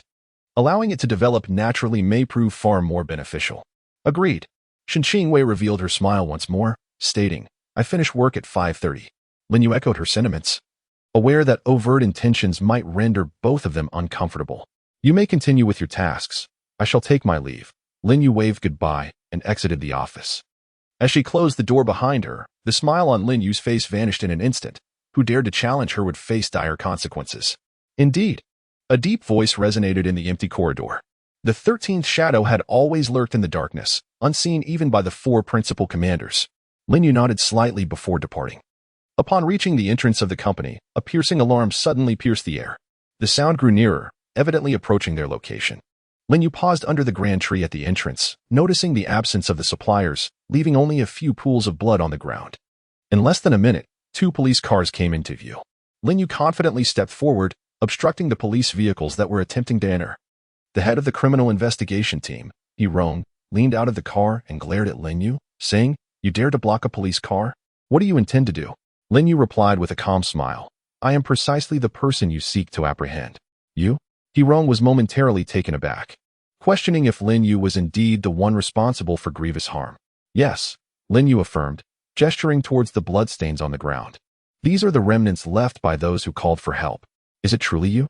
He Rong asked, incredulous, seeking confirmation once more. Lin Yu nodded and smiled. He Rong stood in stunned silence for 2 seconds before regaining his composure, swiftly exiting the vehicle and drawing his weapon, commanding, Raise your hands and do not resist. Without waiting for his order, other officers exited their cars as well. In an instant, 4 or 5 guns were aimed at Lin Yu. Observing the dark muzzles, Lin Yu furrowed his brow slightly. Do I appear to be in the mood for resistance? Lin Yu looked up at He Rong, asserting, I am not accustomed to surrendering. You would do well to lower your weapons. Merely pointing them at me is sufficient grounds for your dismissal and investigation. Having spoken, Lin Yu disregarded the astonished gazes of He Rong and the others, directly opening the police car door and taking a seat inside. He Rong and his colleagues remained frozen, as if under a spell. How audacious! Not only did he await their arrival to arrest him, but he also dared to speak so boldly in their presence, threatening their positions. In years of service, He Rong had never encountered such an insolent suspect. Why are you not getting in? Just as the others were both astonished and furious, Lin Yu poked his head out of the car, asking, Do you intend to walk back? At Lin Yu's call, they finally struggled to regain their senses. He Rong signaled to his team with a glance to lower their weapons, before opening the door and sitting down, tossing a pair of handcuffs to Lin Yu. Since you were so eager, let us see that eagerness in action. Do not make me take action myself. If I wish to escape, these would be utterly useless, Lin Yu remarked, picking up the handcuffs and applying slight pressure. With a sharp crack, the cuffs snapped cleanly in 2. He Rong's heart suddenly skipped a beat, his gaze fixed intently on the severed handcuffs. An inexplicable chill spread from his spine throughout his entire being. How could handcuffs that might withstand a bullet be so easily torn apart? Was this the reason for his audacity? Take me back to the Shen family, Lin Yu said, offering the broken handcuffs to He Rong. My name is Lin Yu, currently residing with the Shen family. I shall not flee, should a warrant be issued. You may apprehend me at any moment. With that, Lin Yu slowly closed his eyes. He Rong, trembling with fear, cast a wary glance at Lin Yu before cautiously reclaiming the handcuffs. After a moment of silent contemplation, he tugged at the equally astonished officer beside him, signaling him to drive promptly. The officer, regaining his wits, absent-mindedly asked, Back to the station? Fool. He Rong mentally cursed, replying in a low voice, First, to the Shen family. The officer dared not protest further and quickly started the vehicle. As they drove a distance, He Rong finally steadied his nerves. After some reflection, he tentatively inquired of Lin Yu, You do not strike me as a malevolent individual. Could you perhaps enlighten me regarding your origins? Lin Yu remained silent, choosing instead to rest his eyes. Rebuffed, He Rong felt discouraged from pressing further, retreating into his own thoughts. Throughout the journey, He Rong pondered extensively. Ultimately, he decided to temporarily abandon the notion of capturing Lin Yu. With his years of experience, he sensed that this Lin Yu might indeed possess significant connections. Prudence was paramount. He resolved to report back to his superior before taking any further action. Moreover, Given Lin Yu's remarkable feat of effortlessly breaking the handcuffs, it was evident he was no ordinary person. Should a confrontation arise, it would likely spell disaster for them. He could not gamble with the lives of his comrades. Even if capture were necessary, assistance would be essential, requiring a larger force to prevent unnecessary casualties.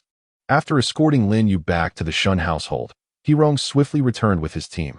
Upon arriving at the station, he hurried to Director Zheng Xiaoman's office. "Director, I have something to report." Hirong quickly recounted his encounter to Zheng Xiaoman. "Is that so?"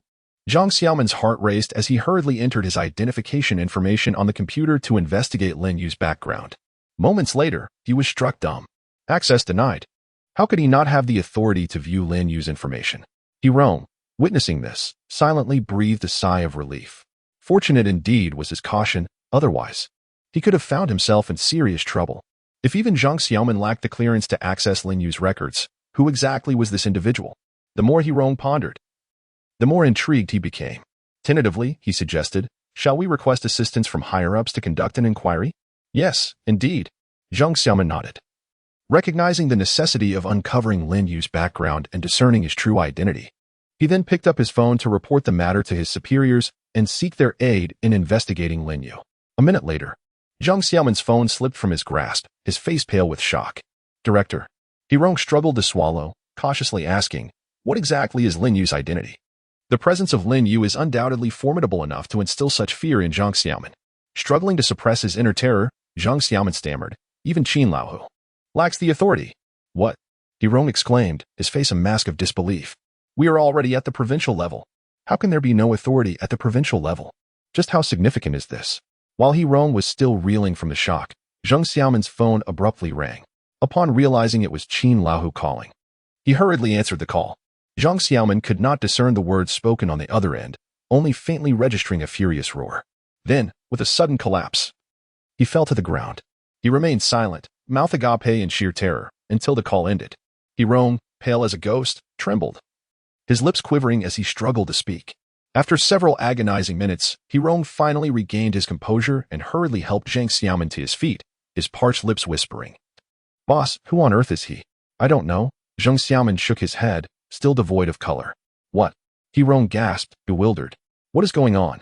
Zheng Xiaoman slowly returned to his seat, a bitter smile gracing his face as he said, "Qin Laohu received a reprimand and took it out on me." "Received a reprimand? Why?" Hirong asked, puzzled. "After he hung up on me, he called above to investigate Lin Yu's background and was subsequently reprimanded."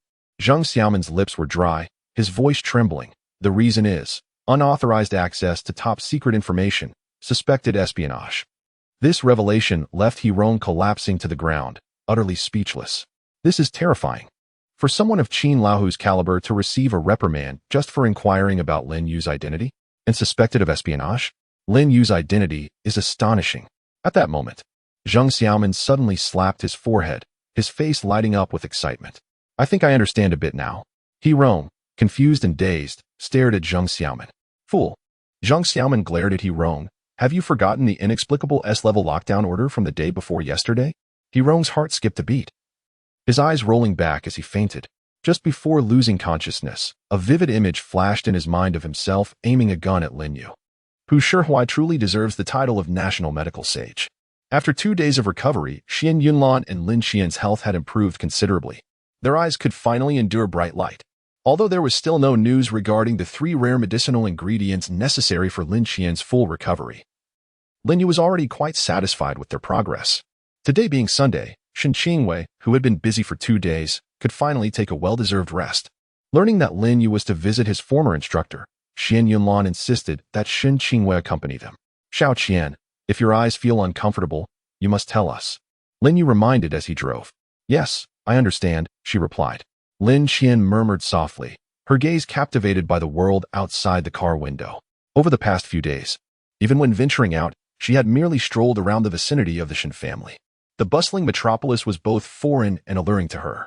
As the days passed, Lin Qian had come to accept her elder brother. Although her words remained few, she had begun to engage in conversation with Lin Yu. Shen Yunlan cast a reassuring glance at the occupants of the vehicle and then addressed Lin Yu.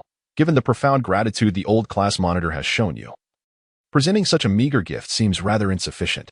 Let us stop by a grand shopping mall later to procure something more befitting. And Shen, do not be deceived by the limited number of items he has prepared. Their worth is indeed substantial, replied Shen Qingwei from the passenger seat, offering comfort. Those few bottles of wine are likely of the kind that wealth cannot easily procure. Is that so? Then I shall feel at ease. Shen Yunlan smiled, visibly relieved. Lin Yu exchanged a knowing glance with Shen Qingwei, silently acknowledging her discernment. Those bottles of wine were indeed exquisite, rare finds that transcended mere monetary value. Aside from his fondness for wine, the old-class monitor possessed few other passions. He often remarked, in the face of life's uncertainties on the battlefield, let us indulge in today's libations. After 20 minutes, they arrived at the old alley of Nanxing. Within the alley, even during daylight, a dim and damp atmosphere prevailed, with the sewage channels glistening ominously black and a pungent odor wafting through the air, accompanied by the incessant buzzing of flies. Observing the dismal surroundings, Lin Yu furrowed his brow. He turned to Shen Qingwei, inquiring, what has become of this place? He recalled that the old alley in the south of the city had once been one of the liveliest spots in Jiangbei. Now, where was the vibrancy of your? In recent years, Jiangbei had vigorously developed its industrial zones, diverting all resources towards them.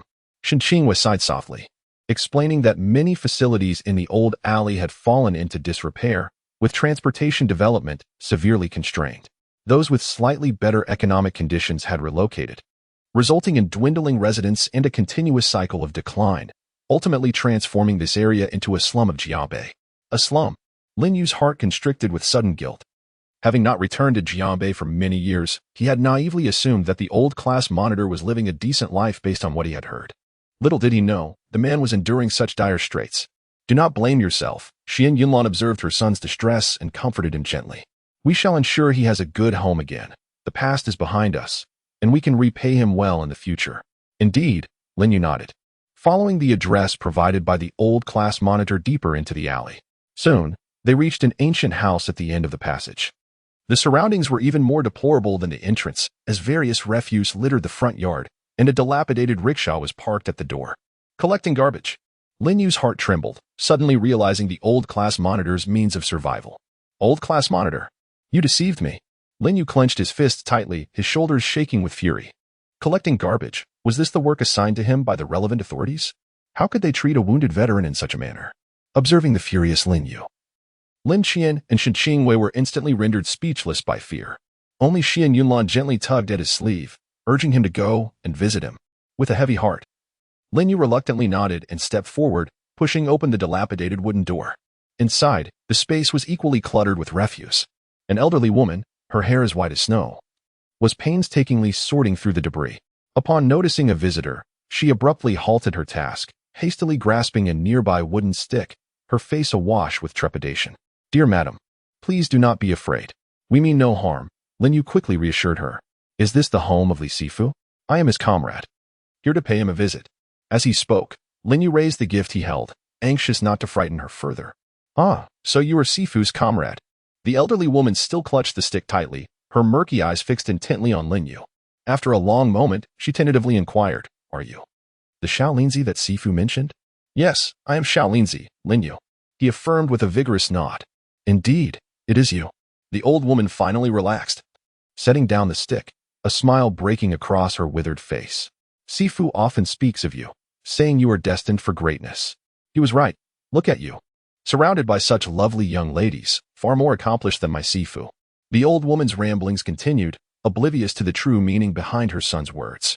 In her eyes, having beautiful companions was synonymous with success. Lin Yu stepped further into the room, placing the gift in a slightly cleaner spot, then assisting the elderly woman to sit down, introducing her to his mother and the others one by one. This girl is your wife? The old woman gazed intently at Shen Qingwei, showering her with compliments. So enchanting, truly enchanting. More so than those girls on television. Shaolinzi, you are indeed thriving. Hearing her words, Lin Yu felt a pang of sorrow. Everything the old class leader had told him over the years was a fabrication. All the talk of a wife and children, merely a ruse. He had remained a bachelor all along. Amidst his heartache, Lin Yu hurriedly asked, Madam, where has the old class leader gone? Is he not home? He went to pick up the house. Upon mentioning this, the old woman's face brightened with delight. We purchased a new home in the development area. I know that nowadays one needs a house to win a bride, and with a house, Sifu may very well find a wife. That is splendid. Shen Qingwei, undeterred by the litter strewn about, approached with a smile. Perhaps, before long, you will be cradling a grandchild. I certainly hope so, the old woman chuckled, but her expression suddenly shifted to one of concern as she sighed. But Sifu's hands are both injured. I wonder if any girl would still wish to marry him. There will surely be someone. Lin Yu comforted her and inquired. When did he leave? Did he mention when he would return? About half an hour ago. The elderly lady smiled and remarked, he is particularly dapper today. Even donning his old cloak. It looks quite nice, albeit a bit peculiar. The mention of the cloak made Lin Yu's expression shift dramatically, prompting him to spring to his feet. In the Jianbei Development Zone, at the Water's Edge real estate sales office, Li Sifu, with his graying hair, was impeccably dressed in smart trousers and a shirt, his shoes polished to a shine. However, the sleeves of his shirt hung emptily, and the gray cloak adorned with an embroidered wolf's head rendered him somewhat outlandish. Observing Li Sifu's strange attire, the staff at the sales office erupted in laughter. Undeterred by their peculiar stares, Li Sifu approached the manager, Chen Jia. Manager Chen, this is my 5th visit, he said, forcing a smile onto his gaunt face. You know my purpose. Please refund my money for the house. That is the fruit of my labor, painstakingly earned through collecting trash with my mother. Chen Jia, sipping his coffee without looking up, replied, I have made myself clear. A refund is out of the question. Why is it not possible? Li Sifu retorted anxiously. This is clearly a shoddy construction. I do not seek compensation. I simply want a refund to reclaim my hard-earned money. The mention of the house ignited a fire within Li Sifu. He and his mother had invested every penny they had scraped together into this less than 80 square meter unit. They had hoped to improve their living conditions and ensure a comfortable old age for his mother, only to find themselves ensnared in a trap. The walls crumbled at a mere touch, cracks marred the surfaces, and the floorboards were as thin as paper. Less than a month after taking possession, the foundation had already sunk over 20 centimeters. Who would dare to live in such a shoddy construction? Since the handover, he had visited several times, shifting from seeking compensation to merely wanting a refund. Yet, the other party remained adamant about not returning his money. What do you mean by shoddy construction? I warn you. Do not speak recklessly, or I will sue you for defamation. Chen Jie snapped, clearly annoyed. He set down his coffee and glared at Li Sifu. Our properties have passed inspection, and all procedures are in order. Stop your nonsense and leave at once. You know very well how you passed inspection. Li Sifu ground his teeth, insisting, you must refund me today. Crossing his legs, Chen Jie sneered, I will not refund you. What can a cripple like you do to me? Chen Jie found the situation amusing. A disabled man dared to confront him? As the manager of a sales office, he could easily dispose of him with a mere flick of his finger. I am indeed disabled, but I am also a veteran. Li Sifu's eyes blazed with fury. His jaw clenched tightly. If you do not refund me today, I will ensure we both meet our end. If you leave me no way to live, do not expect to survive either. Such audacity. Chen Jie scoffed, waving over a nearby sales assistant. Shaoan, call security and have this madman thrown out. If he wishes to die, let him do so far from here, lest he tarnish our sales office. Shaoan wasted no time and quickly summoned security. The security guard hurriedly approached Li Sifu, attempting to drive him away. Li Sifu, however, refused to budge, prompting the guard to begin pushing him. Yet, Li Sifu remained steadfast, leading the increasingly agitated guard to resort to physical force, despite having lost the use of his hands. Li Sifu's formidable background in the Northern Wolf Army rendered him more than a match for the two guards. In no time, both guards lay incapacitated on the ground. Useless. Utterly useless. Chen Jie exclaimed in fury, rising in anger only to be obstructed by Li Sifu. With a fierce glare, Li Sifu bellowed, refund me, or we shall perish together. Very well, I shall refund you. Chen Jie gritted his teeth, casting a steely glance at Li Sifu. Follow me. With that, Chen Jie maneuvered around Li Sifu and made his way to his office, with Li Sifu promptly in tow. Upon entering the office, a stun baton suddenly swung towards Li Sifu's head. Taken by surprise, he was struck, causing blood to flow from his wound. Just as he prepared to retaliate, a powerful electric shock coursed through his body, rendering him motionless. Still defiant, are we? Chen Jie taunted, wielding the stun baton as he delivered 2 vicious kicks to Li Sifu's side, laughing maniacally. A cripple, yet you dare to threaten me. Despite the pain, Li Sifu gritted his teeth, refusing to utter a sound. Chen Jie, unsatisfied, kicked him again with ferocity. Li Sifu remained silent, struggling to shift his head to wipe the blood from his forehead with his cloak. Having vented his frustration, Chen Jie grew weary of the exchange and ordered his men to dispose of Li Sifu, weakened by the electric shock. Li Sifu was dragged out by two robust male salesmen. In a moment of carelessness, one of the salesmen stepped on Li Sifu's cloak. "My cloak! My cloak!" Li Sifu shouted, summoning an unexpected surge of strength to break free from the salesman's grasp and stagger towards his cloak. However, he barely managed a few steps before collapsing again. Ignoring his pain, he crawled toward the cloak. "Ah, it seems this item holds great significance for you," Chen Jie observed with a malicious grin, snatching the cloak from the ground and laughing. "The material is rather decent. It would serve well as a rag. You dare?" Li Sifu's eyes turned bloodshot, and he roared, "To insult the cloak of the Northern Wolf Army is to invite your own demise." "Demise, you say?" Chen Jie scoffed derisively, retorting, "Dare to babble again, and I shall take this rag to the restroom for a more unsavory purpose. Who dares?" A furious roar suddenly erupted from outside the sales office, accompanied by the shattering of the glass doors. Lin Yu entered the office with a somber expression. To insult the cloak of the Northern Wolf Army is to insult the Northern Wolf Army itself. His cold, murderous gaze fixated on Chen Jie, reminiscent of the Grim Reaper.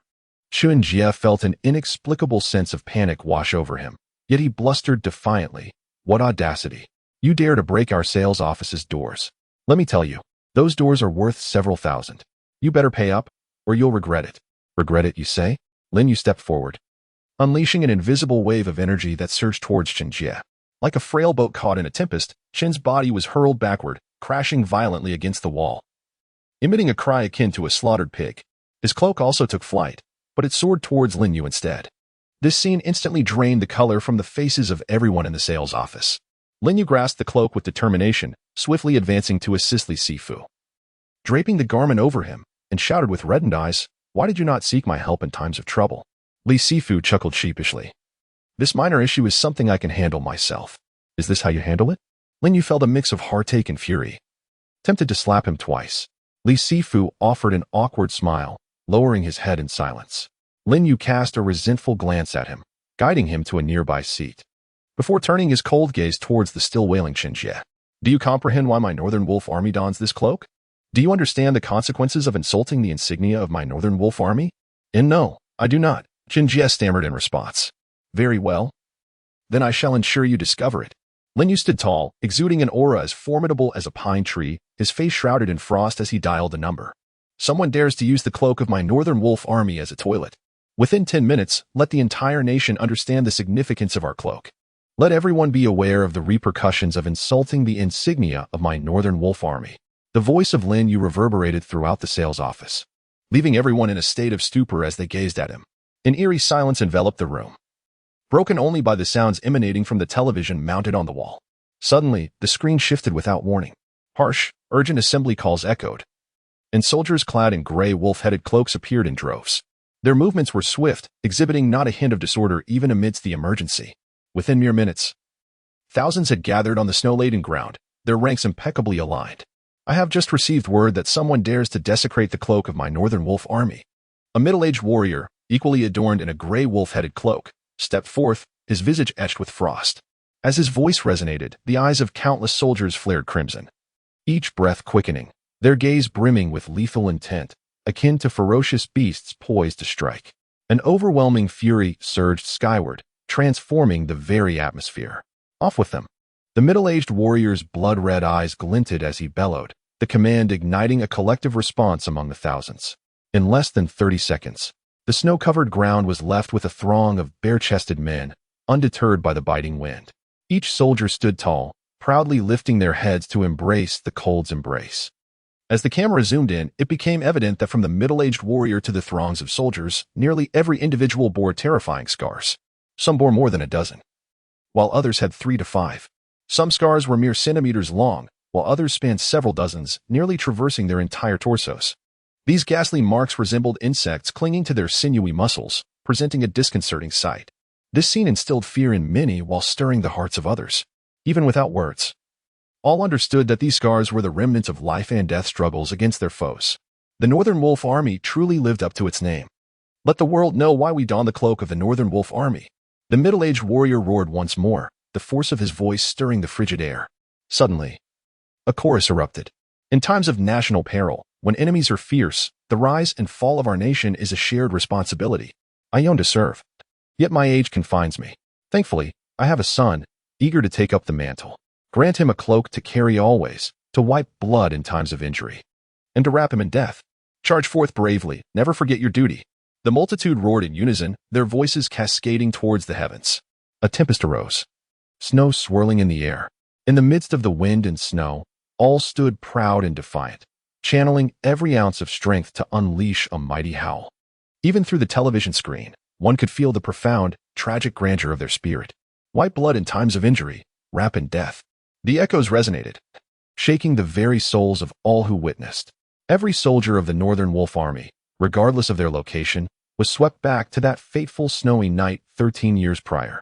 At that time, the northern region teetered on the brink of peril. On that snowy eve, a father, blessed late in life, sent his only son, just 16, to join the Northern Wolf Army's grand camp. Before departing, the elderly father trembled as he retrieved a cloak inscribed with these words from his bag, draping it over the young man's shoulders, and left the camp with tears in his eyes. Half a month later, the youth fell in battle, his body nearly devoid of flesh at the time of his death. His cloak had long been stained crimson with blood, tattered beyond recognition. The supreme commander of the Northern Wolf Army personally used the cloak to shroud his corpse. From that moment forth, the Northern Wolf Army adopted the tradition of wearing cloaks, irrespective of the season. Even those who departed from the Northern Wolf Army would steadfastly adhere to this custom.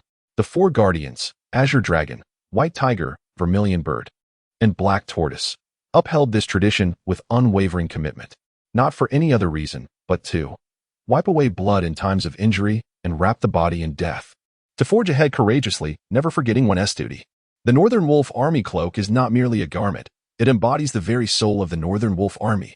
Suddenly, a middle-aged warrior unsheathed his battle blade, an aura of ferocity emanating from him. Tell me again, what fate awaits those who insult the cloak of the Northern Wolf Army? With a multitude of blades drawn, their gleaming edges eclipsed the sunlight. The clash of metal resonated like a tsunami sweeping across the land. Thousands stood with blades raised, their points directed skyward. Kill, kill, kill. Countless voices merged into a formidable tide. The murderous intent obscured the clouds and blotted out the sun. Even through the television screen, the palpable ferocity suffocated many. The sales office personnel had already collapsed in terror, each trembling like leaves in the wind. Pallid and devoid of color, Shen felt as though he had fallen into an ice pit, cold sweat pouring down him. Even as the cold dampness soaked through his trousers, he felt nothing. In that moment, he sensed his very soul being consumed by the echoes of the battle cries. At that instant, across every corner of Huagua, subways, bus stations, internet cafes, homes, every connected device, every illuminated screen played the same scene. Wipe away blood in times of injury. Wrap the body in death. Kill, kill, kill. The sound spilling from the screen reverberated violently in the ears of countless individuals. A multitude of passionate souls were stirred, fervently raising their fists, heedless of the occasion, roaring with abandon. Wipe away blood in times of injury, wrap the body in death. Forge ahead courageously, never forget one's duty. Huagua has never lacked for passionate youths. Yet, the years have distorted. Effeminate beauty had left many unaware of what true passion entailed. But in this moment, the latent fervor within them was awakened in its entirety. Though their bodies were frail, though they harbored fears, though they feared death, they still yearned to join this iron-blooded army, longing to fight alongside these valiant warriors. Even if it meant staining the land with blood, even if their bodies turned to ash. It was not until over 10 minutes had passed that various devices returned to normalcy. Yet, across Huagua, many continued to raise their arms and shout in fervor. Outside the sales office, the clamor persisted unabated. Lindu placed a firm hand on Li Sifu's shoulder, casting a glance at Chen Jie devoid of any human warmth. Now, do you understand why the Northern Wolf Army dons cloaks? I understand, Chen Jie replied, his face ashen, his teeth chattering uncontrollably. Now, do you comprehend the fate of those who insult the cloak of the Northern Wolf Army? Lindu pressed on, the murderous intent surging. Chen Jie's voice quivered uncontrollably, engulfed by an overwhelming terror that sent shivers through his very soul. The simplicity of two words now eluded his grasp. Suddenly, his body began to convulse violently, his eyes bulging outward in a ghastly manner. A minute later, his body lay still, devoid of life. In the sales office, the sound of suppressed sobs filled the air. Yet no one dared to weep aloud. It was the first time they comprehended that a person could indeed be frightened to death. Lin Yu cast a detached glance at Chen Jia's lifeless form before sitting beside Li Sifu. "Is your head wound serious?" he inquired. "A minor injury," Li Sifu replied dismissively, grinning. "Those from the Northern Wolf Army can endure such trivial wounds." "Very well, then bear it for now." Lin Yu lightly punched Li Sifu's chest, declaring, "I shall accompany you to witness a splendid spectacle." "A splendid spectacle?" Li Sifu queried in confusion. "You shall find out shortly," Lin Yu replied cryptically, patting Li Sifu on the shoulder, his expression solemn. "If you ever find yourself in trouble again and attempt to endure it alone, return this cloak to me. If you do not regard those from the Northern Wolf Army as brothers, we shall not consider you one either." Upon hearing the old lady recount how the former captain donned the cloak to fetch the house, Lin Yu realized that the captain had come today with a heart set on death. The Northern Wolf Army cloak, meant to wipe away blood in times of injury and to shroud the dead, was no mere boast. Even if the former captain departed from the Northern Wolf Army, he wished to be wrapped in its cloak upon his demise. "That cannot be." Li Sifu pressed the cloak tightly against his back, asserting, "The only way for anyone to take my cloak is over my dead body." This was not only his faith, but also his honor. He took pride in having fought for the Northern Wolf Army. "Then do not act foolishly." Lin Yu glared at him. "If you merely made a phone call, even if not to me, but to anyone who has served in the Northern Wolf Army, they would come running from afar to aid you. We, of the Northern Wolf Army, though retired, shall not tolerate humiliation. Isn't it about not wanting to trouble everyone?" Li Sifu chuckled lightly. "Have we ever feared trouble?" Lin Yu countered. Li Sifu fell silent, offering only a sheepish grin. Lin Yu sighed, continuing, "When we arrived, I inquired with those at the Jiangbei Anrong office. They mentioned you were originally assigned a leisurely task, yet you chose to pick up trash instead. Is that not so?" "It's not trash. It's recyclable materials," Li Sifu deflected, laughing awkwardly. "Don't underestimate this work. The profits are quite decent." "You know precisely what I mean." Lin Yu expressed his frustration, mixed with a tinge of sorrow. The former captain, with unyielding integrity, preferred to make a living through collecting recyclables rather than accept the arrangement from Anrong. Li Sifu fell silent once more, and after a long pause, he proudly raised his head, stating, "Those from the Northern Wolf Army, even if physically impaired, retain their spirit. To hell with spirit." Lin Yu's eyes reddened. Unable to restrain himself, "You fought gallantly. This is what you deserve. There is no such thing as deserving or not deserving," Li Sifu declared with pride. "I have no regrets joining the Wolf Army in this lifetime. Even if my body is broken, my spirit remains unyielding." Lin Yu stared wide-eyed at the old squad leader, rendered speechless. The members of the Northern Wolf Army were notoriously single-minded. Lin Yu found himself at a loss for words, opting instead to pat Li Sifu heavily on the shoulder. He understood Li Sifu's conviction. Were he in the same position, he might have made an identical choice. Moments later, 2 luxury cars sped towards the sales office. In the distance, more vehicles converged upon the site. Before the cars had even come to a stop, the occupants, drenched in sweat, leapt out and rushed into the sales office. Upon seeing Chen Jia motionless on the ground and Li Sifu seated next to Lin Yu, their hearts plummeted. Suddenly, their knees buckled, and they collapsed to the floor. Spare us, they pleaded, bowing repeatedly and weeping, even as their foreheads bled from striking the ground. They felt no pain.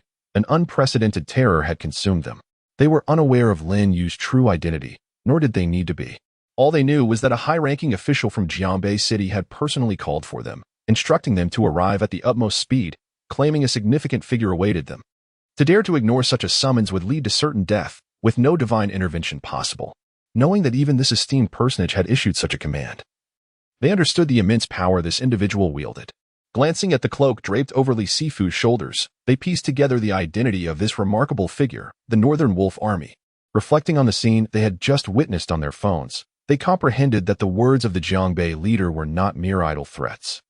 They were all too aware of the gravity of their own actions. At that moment, no amount of explanation would suffice. Their only hope lay in pleading for mercy. "Rise." Lin Yu commanded without lifting his gaze, his voice calm and collected. The 2 men hesitated in their prostration, exchanging incredulous looks. Could it be that this situation had been resolved so easily? After a moment of stunned silence, they struggled to their feet. "Why do you stand there in shock?" Developer Peng Yuhan glared at the terrified sales staff. "Quickly, bring tea for our esteemed guests." "The finest tea." "There's no need." Lin Yu raised his hand to intervene. "Just wait here." With that, he returned to his conversation with Li Sifu.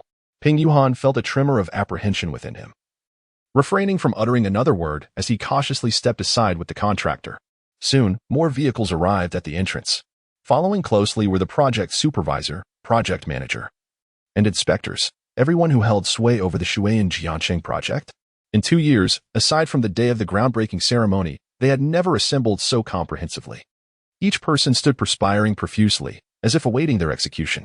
Once everyone had gathered, Lin Yu finally assisted Li Sifu to his feet. "Follow me," he instructed succinctly. And with that, Lin Yu and Li Sifu proceeded outside. The crowd, wary of any misstep, hurriedly followed in careful attendance. Soon, Lin Yu led everyone to the water's edge Jiancheng, a project that had been completed and passed inspection. Upon gazing at the shoddy construction before him, Lin Yu couldn't help but nod slightly. This development was quite impressive.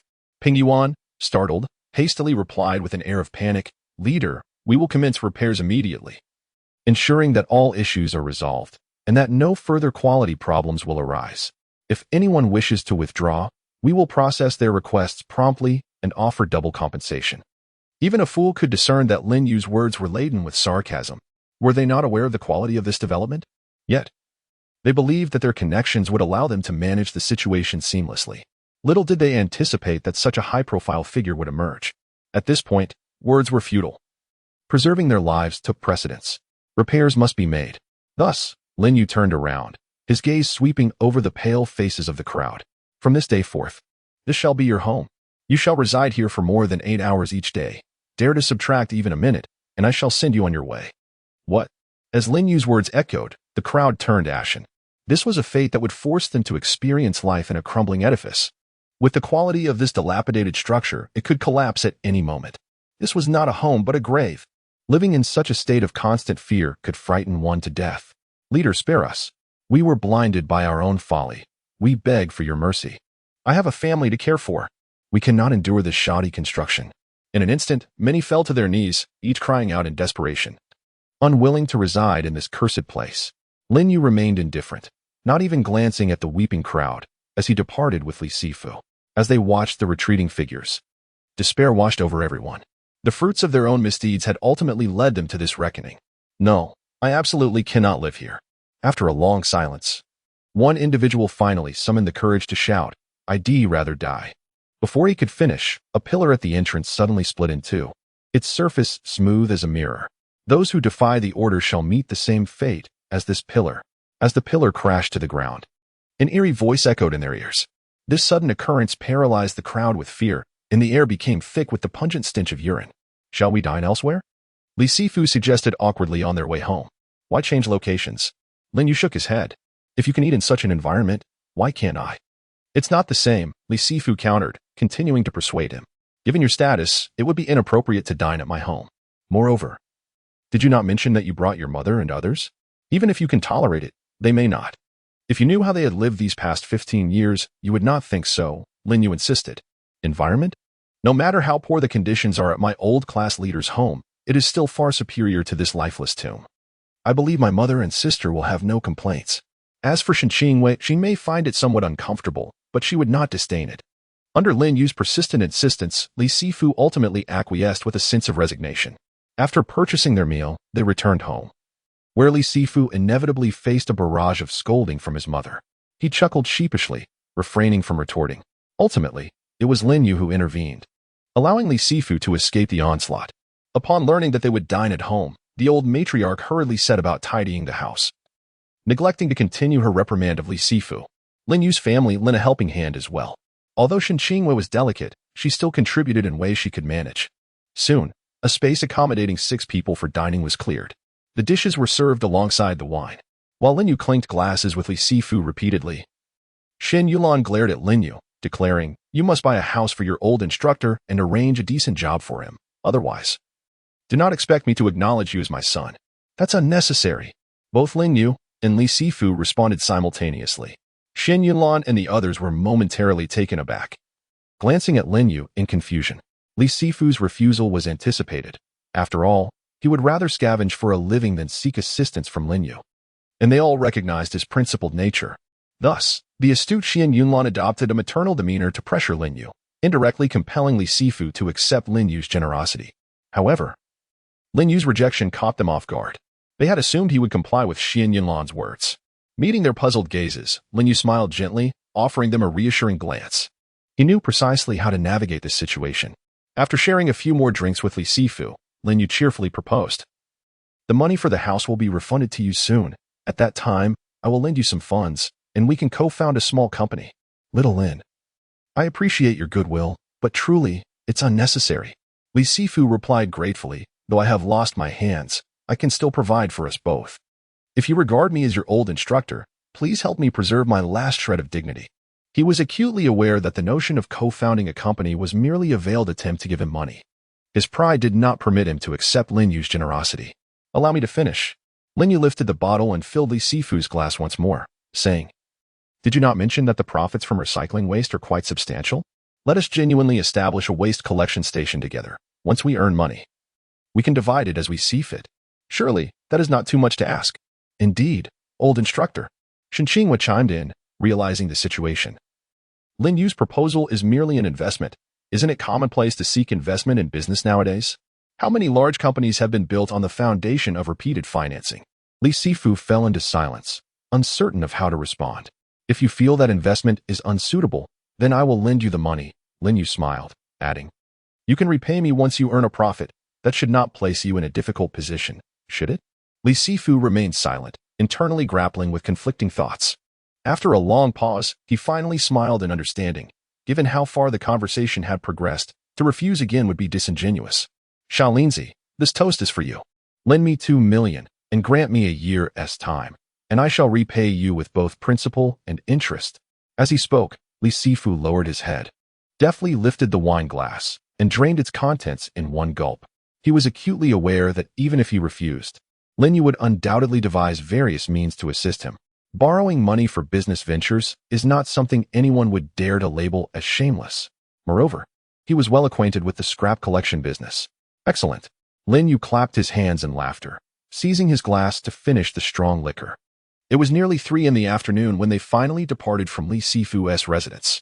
As soon as the car pulled away, Lin Yu answered a call. Conduct a comprehensive investigation into the circumstances of all retired soldiers from the Northern Wolf Army. For anyone facing difficulties, extend every possible assistance. I shall cover the expenses. Anyone who dares to insult our retired soldiers will face severe consequences. After conveying his instructions, Lin Yu hung up, his heart filled with contemplation. The situation of the old sergeant was by no means an isolated case. He believed there were many others like him. The plight of the old sergeant served as a wake-up call. These retired soldiers, who had achieved remarkable feats in battle, did not all lead prosperous lives. They merely clung to their pride, refusing to bow down and seek help even in dire straits. Previously, he had been unaware of this reality. But now that he was informed, he could not turn a blind eye. If he remained indifferent, how could he justify himself to those who had risked their lives for their country? Xiaoyu, find a less crowded spot and pull over. Just as Lin Yu was lost in thought, he heard Xian Yunlan's voice from behind. Confused, Lin Yu inquired, Mom, are you feeling unwell? Do not ask so many questions, just do as I say. Xian Yunlan's tone was less than pleasant. Lin Yu felt increasingly perplexed but refrained from pressing further. After surveying his surroundings, he parked the car in a secluded area. Take off your shirt. As soon as the vehicle came to a halt, Xian Yulan spoke tremulously. Lin Yu's heart sank as he instantly grasped his mother's intent. Isn't that unnecessary? He chuckled awkwardly. Qingwei and Lin Qian are still here. It's rather embarrassing. I said, take it off. Xian Yulan shouted in anger. Lin Yu felt a pang of distress and cast a pleading glance at Shen Qingwei. Don't look at me. Shen Qingwei shook her head. I want to see too. Lin Yu momentarily paused, speechless as he glanced at her. Unable to resist his mother's demand, he hesitated before slowly shedding his shirt. His physique was well proportioned, with muscles that exuded power. He was the type who appeared lean in clothing yet robust when bare. However, no one was there to admire his form. Xian Yulan and the others' gazes were fixated on the numerous scars crisscrossing his body. Xian Yulan gently caressed the horrifying scars on her son's skin, covering her mouth with one hand as tears streamed down her face. Shen Qingwei and Lin Qian were equally moved, tears welling in their eyes. Though Lin Yu appeared to be thriving today, it was all earned through countless life and death struggles. Xian Yulan had lost count of the scars on his body. But she knew that if these marks were on an ordinary person, even with dozens of lives, it would not suffice for survival. These years. How have you managed to endure? Sob. Shen Yulan could no longer contain her tears, which cascaded down like a string of broken pearls. It's nothing. Merely superficial wounds. Among those who venture into battle, how many emerge unscathed? Lin Yu forced a chuckle. Look at me. I'm living just fine, aren't I? Shen Yunlan remained silent, her sobs echoing loudly in the air. Upon returning to the Shen family, Shen Yunlan's emotions had yet to fully settle. After a series of probing questions from Shen Yuruan, the truth began to unfold. Earlier that day, he too had witnessed the heart-wrenching scenes. And while he had suspected Lin Yu bore many injuries, he never imagined the extent of his scars. Throughout these years, he had kept in touch with Lin Yu, who always shared only good news, never revealing his hardships. Only Lin Yu truly comprehended the life and death struggles he had endured to arrive at this moment. Feeling the peculiar gazes of those around him, Lin Yu couldn't help but shake his head and smile bitterly. What did it matter if he bore scars? At the very least, he was alive. Compared to the fallen soldiers, he considered himself fortunate. Those who have never served in the Northern Wolf Army can never fathom the brutality of the North. The Northern Wolf Army is notorious for its high casualty and disability rates, where the rate of fatalities surpasses that of injuries.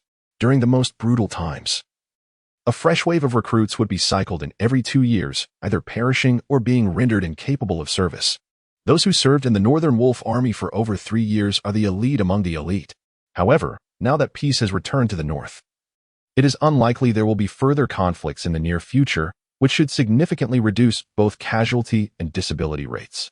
In a way, this serves as a consolation to the spirits of the fallen soldiers. At that moment, a gentle hand rested upon his shoulder. Come with me to my room. Shen Qingwei whispered. Fearing Lin Yu might misunderstand her intentions, she quickly added, I have scar ointment there. I'm not sure if it will help with your scars, but it's worth a try. Scar ointment? Lin Yu turned back, astonished as he looked at Shen Qingwei. After a moment of contemplation, he shook his head and smiled. No need. These scars are our medals. If I wished to remove them, I would not have waited until now. With the miraculous skills of Master Pu Shihuai, I could have had them erased long ago. Scars are not just marks, they are also symbols of honor. Only those who have faced their enemies head-on, who have clashed directly with them, bear such scars. You don't need scars to validate your honor. Shen Qingwei lightly bit her lip, pointing at Shen Yunlan, who was silently weeping nearby. If you want Aunt Shen to cry over your scars, then by all means, keep them. Lin Yu fell silent, pondering for a moment before smiling with newfound understanding. All right, you've successfully convinced me. However, the ointment you bought likely won't work on my scars. I'll ask Master Pu for some medicine later. Scars may be symbols of honor. Yet honor does not require scars for affirmation. He truly did not wish for his mother to be distressed by the sight of his wounds. If I tell you to go, then go. Let us try it first. Shen Yunlan lifted her tear-filled eyes, fixing her gaze on Lin Yu. This is Qingwei's kind intention. Lin Yu, feeling helpless, had no choice but to follow Shen Qingwei into the room. Even though she had previously observed the scars on Lin Yu's body, the moment he shed his shirt, Shen Qingwei was momentarily lost in thought. Once she regained her composure, she let out a soft sigh. It is truly a miracle that you are alive. Shen Qingwei took out a scar cream and evenly applied it to Lin Yu's scars. The coolness of the cream contrasted sharply with the warmth of her gentle hands. Because I possess conviction. As he felt her tender hands caressing his skin, Lin Yu's heart raced slightly. I know I cannot perish. I still have debts of gratitude to repay and deep-seated enmities to avenge. It was this unwavering belief that enabled him to escape the clutches of death time and again. He felt fortunate for his conviction, relieved that he had not fallen in battle. Otherwise, how could he ever reunite with his mother and sister in this lifetime? To be honest, I am somewhat hesitant about marrying you. Shen Qingwei forced a smile. Why is that? Lin Yu turned around, curious. With a gentle sigh, Shen Qingwei replied. When you step onto the battlefield, it is truly heart-wrenching. That is something you need not worry about, Lin Yu declared confidently, his pride shining through. In this world, there is no one who can take my life. Are you serious? Do you think boasting will keep you alive? Shen Qingwei retorted, playfully slapping Lin Yu on the back. A fragile vessel will inevitably shatter at the well's edge. Even the mightiest general may fall in battle, no matter how formidable you are. If someone sends a missile your way, can you withstand it? You underestimate martial artists, Lin Yu chuckled, shaking his head. If such a thing could take my life, I would have perished hundreds of times already. Unbeknownst to Shen Qingwei, who was not a martial artist, she had no grasp of their true ferocity. If such a device were to explode within 10 meters of him, he indeed could not endure it. However, it would never have the opportunity to detonate so close to him. His speed would allow him to evade to a relatively safe distance. Shen Qingwei pouted. Skeptical of Lin Yu's words, and curiously asked, "What exactly is a martial artist?" "Someone who practices martial arts?" "To a martial artist, martial arts were little more than flashy techniques." Lin Yu shook his head, a smile gracing his lips as his eyes sparkled with brilliance. "True martial artists draw upon the spirit of heaven and earth, honing their physiques and nourishing their meridians, allowing a mortal body to stand shoulder to shoulder with the divine." "Shoulder to shoulder with the divine?" Shen Qingwei looked at him, her expression darkening. "You're becoming increasingly absurd. If martial artists are so powerful, why do they not soar through the skies? Do you not believe me?" Lin Yu chuckled lightly. Shen Qingwei rolled her eyes at him, playfully retorting, "How could a mere girl dare to doubt the words of the esteemed king of Mubei?" What she meant was that she actually did not believe him. "Look over there." Lin Yu's lips curled into a smirk as he pointed towards a vase in the room. Shen Qingwei, puzzled, followed the direction of his finger. Lin Yu snapped his fingers, sending a surge of true energy towards the vase. Bang! The vase shattered, water spilling across the floor. Shen Qingyue's eyes widened in disbelief as she took in the scene before her. This is nothing. Any martial artist who has crossed the threshold of innate ability can easily accomplish this. Lin Yu smiled as he grasped Shen Qingyue's paused hand. "I did not show you this to boast, but rather to convey the extraordinary strength of a martial artist. Thus, even if I return to the battlefield, you need not worry for me." Shen Qingwei stared blankly at the shattered vase, momentarily forgetting to retract her hand. After a considerable pause, she finally regained her composure, her heart racing like a startled deer as she hastily withdrew her hand. Once she steadied her mind, curiosity took hold, and she inquired, "What do you mean by the innate threshold?" "That refers to the realm of martial artists," Lin Yu patiently elucidated. "There exists a hierarchy among martial artists: postnatal, innate, spirit refining, returning to origin, and transcending the void. Each realm surpasses the previous in strength and difficulty." "And what realm do you occupy?" Shen Qingyue tilted her head, her gaze fixed intently upon him. "Transcending the void," Lin Yu replied with a calm smile.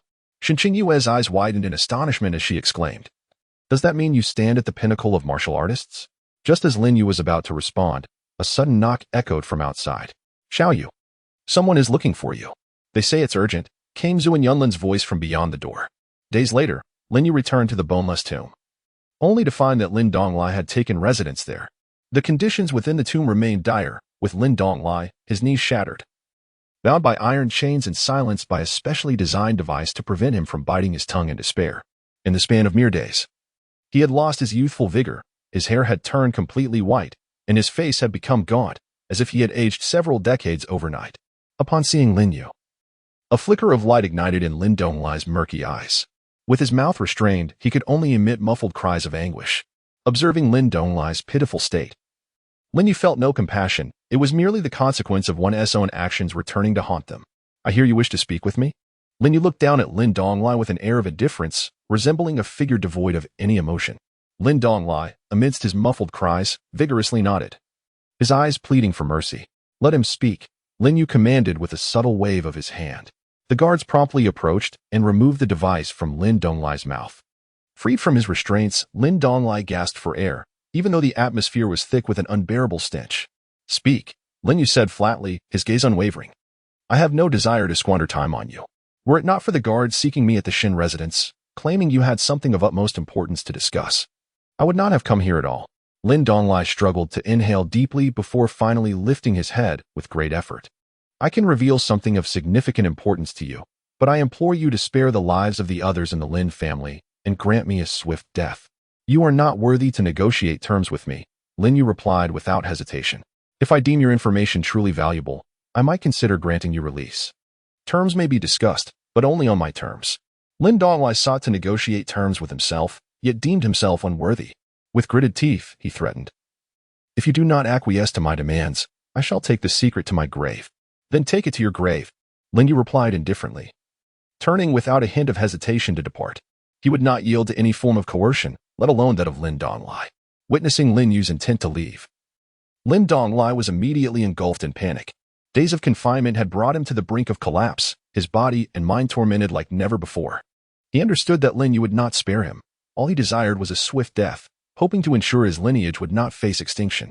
He had anticipated Lin Yu's compliance, yet to his astonishment, Lin Yu did not even grant him the opportunity to negotiate. "Wait." As Lin Yu approached the threshold of the tomb, Lin Donglai could no longer withstand the pressure and called out in desperation, Lin Yu halted, glancing back at him, yet remained silent. Lin Donglai lamented, "As the king of Mubei, you must uphold your word, correct?" Lin Yu gave a slight nod, but continued to remain mute, seemingly disinclined to engage further in conversation with Lin Donglai. "I shall accept your terms." Ultimately, Lin Donglai capitulated. He was no longer capable of concerning himself with the younger generation. Death seemed the only resolution. Living had become unbearable. "Speak," Lin Yu finally uttered. But it was merely a single word. Lin Donglai felt a glimmer of liberation, the agony on his face dissipating, even revealing a semblance of a relieved smile. "The power of the Lin family has always resided with your grandfather. Do you know why I succeeded in seizing control?" Lin Yu's eyes glimmered with intrigue as he pondered, quickly grasping Lin Donglai's implication. Someone had aided him from the shadows. "Indeed." Lin Donglai nodded. "Your grandfather." As the head of the Lin family, surely had a few capable hands by his side. However, those capable hands were discreetly eliminated before I could act. "Who?" Lin Yu inquired in a low voice. Lin Donglai responded, "His name is Zhang San, though I am certain it is not his true name. He is remarkably skilled. Even my loyal subordinates were trained by him in secret." "Do you have a photograph?" Lin Yu pressed further. At that moment, he sensed the weight of a profound conspiracy. Lin Donglai was merely a pawn. The true mastermind remained concealed. Had Lin Donglai not spoken, they might have remained oblivious. "No." Lin Donglai shook his head. "When I met him, he was approximately your age, of similar height. His most distinguishing feature is a mole the size of a grain of rice beneath his right eye. And he lacks the pinky on his left hand. Can you be more specific?" Lin Yu's tone grew colder. "I cannot provide more details," Lin Donglai replied, his expression one of bitter resignation. "His appearance is far too ordinary, devoid of any other distinguishing traits. This is all I know." "Lin Yu, you promised to honor your commitments. Do not allow the world to mock you as the king of Mubei who lacks integrity." Beyond death, Lin Donglai sought nothing more. "The fate that has befallen me today is a consequence of my own actions, yet it is also attributable to that individual. Now, as I approach my demise, the Lin family faces extinction, and Zhang San cannot hope to escape unscathed. If Lin Yu were to confront Zhang San, whether Zhang San were to slay Lin Yu or vice versa, he would find satisfaction in either outcome. In light of this revelation, I shall grant you a complete corpse." Lin Yu turned to leave, casually commanding, "See him off. This is his grave." "Indeed." The guard complied. In a swift motion, Lin Donglai met his end. Lin Yu did not cast a glance at Lin Donglai's lifeless body, instead proceeding to the entrance of the tomb. Breathing in the fresh air, Lin Yu's gaze grew cold. Who would wish for the Lin family's main line to be extinguished? If Zhang San was so formidable as Lin Donglai claimed, why did he not take action himself? Surely, if he were to do so, he would not escape unscathed either. What was Zhang San truly wary of? After much contemplation, Lin Yu finally thought of a person, his nominal grandmother, Zhao Wanjin. From the moment his mother was arranged to marry his father by her adoptive mother, to the emergence of Zhang San, he realized that the upheaval within the Lin family was far from simple. There was an unseen hand orchestrating all of this from behind the scenes, and this may very well be connected to the mysterious disappearance of Zhao Wanjin. To uncover the truth and identify the puppet master, he must locate either his mother as adoptive mother or Zhang San.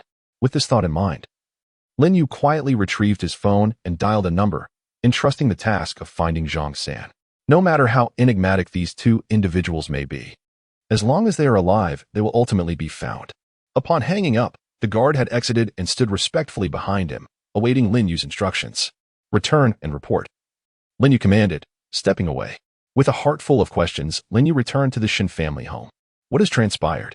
Upon seeing Lin Yu, Shen Yulan hurriedly approached to inquire. "Just a minor issue," Lin Yu replied with a smile. "Mother, there is no need for you to worry. I will handle it." He had no intention of burdening his mother with the troubles spoken of by Lin Donglai. They had endured too much hardship over the years. These troubling matters need not trouble them further. He wished for them to live carefree, bearing all storms himself. Seeing Lin Yu's reluctance to elaborate, Shen Yunlan refrained from pressing further and added, "While you were out, someone delivered an invitation. Your grandfather and the others are somewhat uncertain. Perhaps you should take a look." "Very well," Lin Yu nodded, hastening to the living room. Inside, the Shen family wore expressions of hesitation. Upon their arrival, Shen Yunong quickly gestured for them to sit beside him. Lin Yu settled down and inquired with a smile, "Who delivered the invitation? You all seem rather troubled." "You will see for yourself," Shen Yunong replied with a resigned smile, handing the invitation to Lin Yu. As Lin Yu took the invitation and glanced at it, a broader smile spread across his face. The invitation was from the Ming family, inviting the entire Shen family to Ming Su's engagement banquet, scheduled for tomorrow noon, has taken everyone by surprise. Lin Yu touched his nose, pondering whether the Ming family was subtly indicating that Ming Su would no longer harbor feelings for Qing Yu. They dare to still think of her. Xian Yulan scoffed. Who would dare to covet my daughter-in-law? Do they seek a shorter lifespan? Regardless, she had firmly decided on Shen Qingyu as her daughter-in-law. No one could pry Shen Qingyu away from her son. Lin Yu cast a glance at his mother, then returned the invitation to Shen Yunong. Grandfather, what does this mean for you? What could it mean for me? Shen Yunong replied with a wry smile. It's evident to anyone with clear vision that this invitation, while ostensibly addressed to our Shen family, is truly intended for you.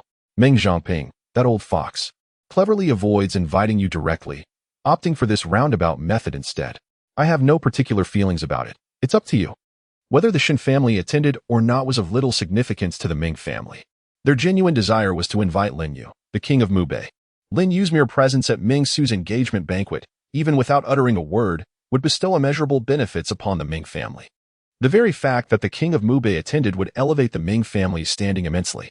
Recognizing this, the Shen family hesitated, uncertain whether to attend. On one hand, they wanted to go, yet unsure of Lin Yu's stance. They could not compel him to attend. On the other hand, it would be awkward not to go, especially since an invitation had been extended. I have no particular interest in this, Lin Yu shrugged, smiling. The Ming family invited you, not me. Shen Yunong paused momentarily, then burst into hearty laughter. Little Yu, you have truly awakened the dreamer. Lin Yu chuckled. Since the Ming family has attempted to outmaneuver us, we cannot simply grant their wishes, can we? Indeed. Shen Yunong nodded, laughing heartily. Then tomorrow, I shall take the family to attend, and you need not go. We cannot allow that old fox to have his way. It won't be so easy for him to leverage your influence. Xian Yulan pondered for a moment, then asked Lin Yu, if you choose not to attend, will the Ming family slight your grandfather and the others? They wouldn't dare. Lin Yu and Shen Yunong responded in unison. Given Lin Yu's relationship with the Shen family, as long as Meng Zhangping had any sense, he would not dare engage in such folly. Would he risk offending the Shen family after having been previously dealt with by Lin Yu? Then I shall also refrain from attending, Shen Qingyu stated. There are numerous matters at the company lately. I don't wish to waste time. That works, Shen Yunong nodded, smiling. Then tomorrow, we shall leave you to your own arrangements. The following morning, Shen Yunong took his family to the Ming residence for the banquet. Lin Yu, not idle, decided to take his mother and sister out for a stroll. Having been confined for 15 years, the outside world was entirely new to them, especially for Lin Qian. Previously, due to their sensitivity to bright light, Lin Yu had been unable to take them out, despite his intentions. After yesterday, they had fully acclimatized to the bright lights, and it was time to show them the changes in the world. Mom, is that a roller coaster? Brother, will you take me on the carousel? Brother, I want to eat cotton candy.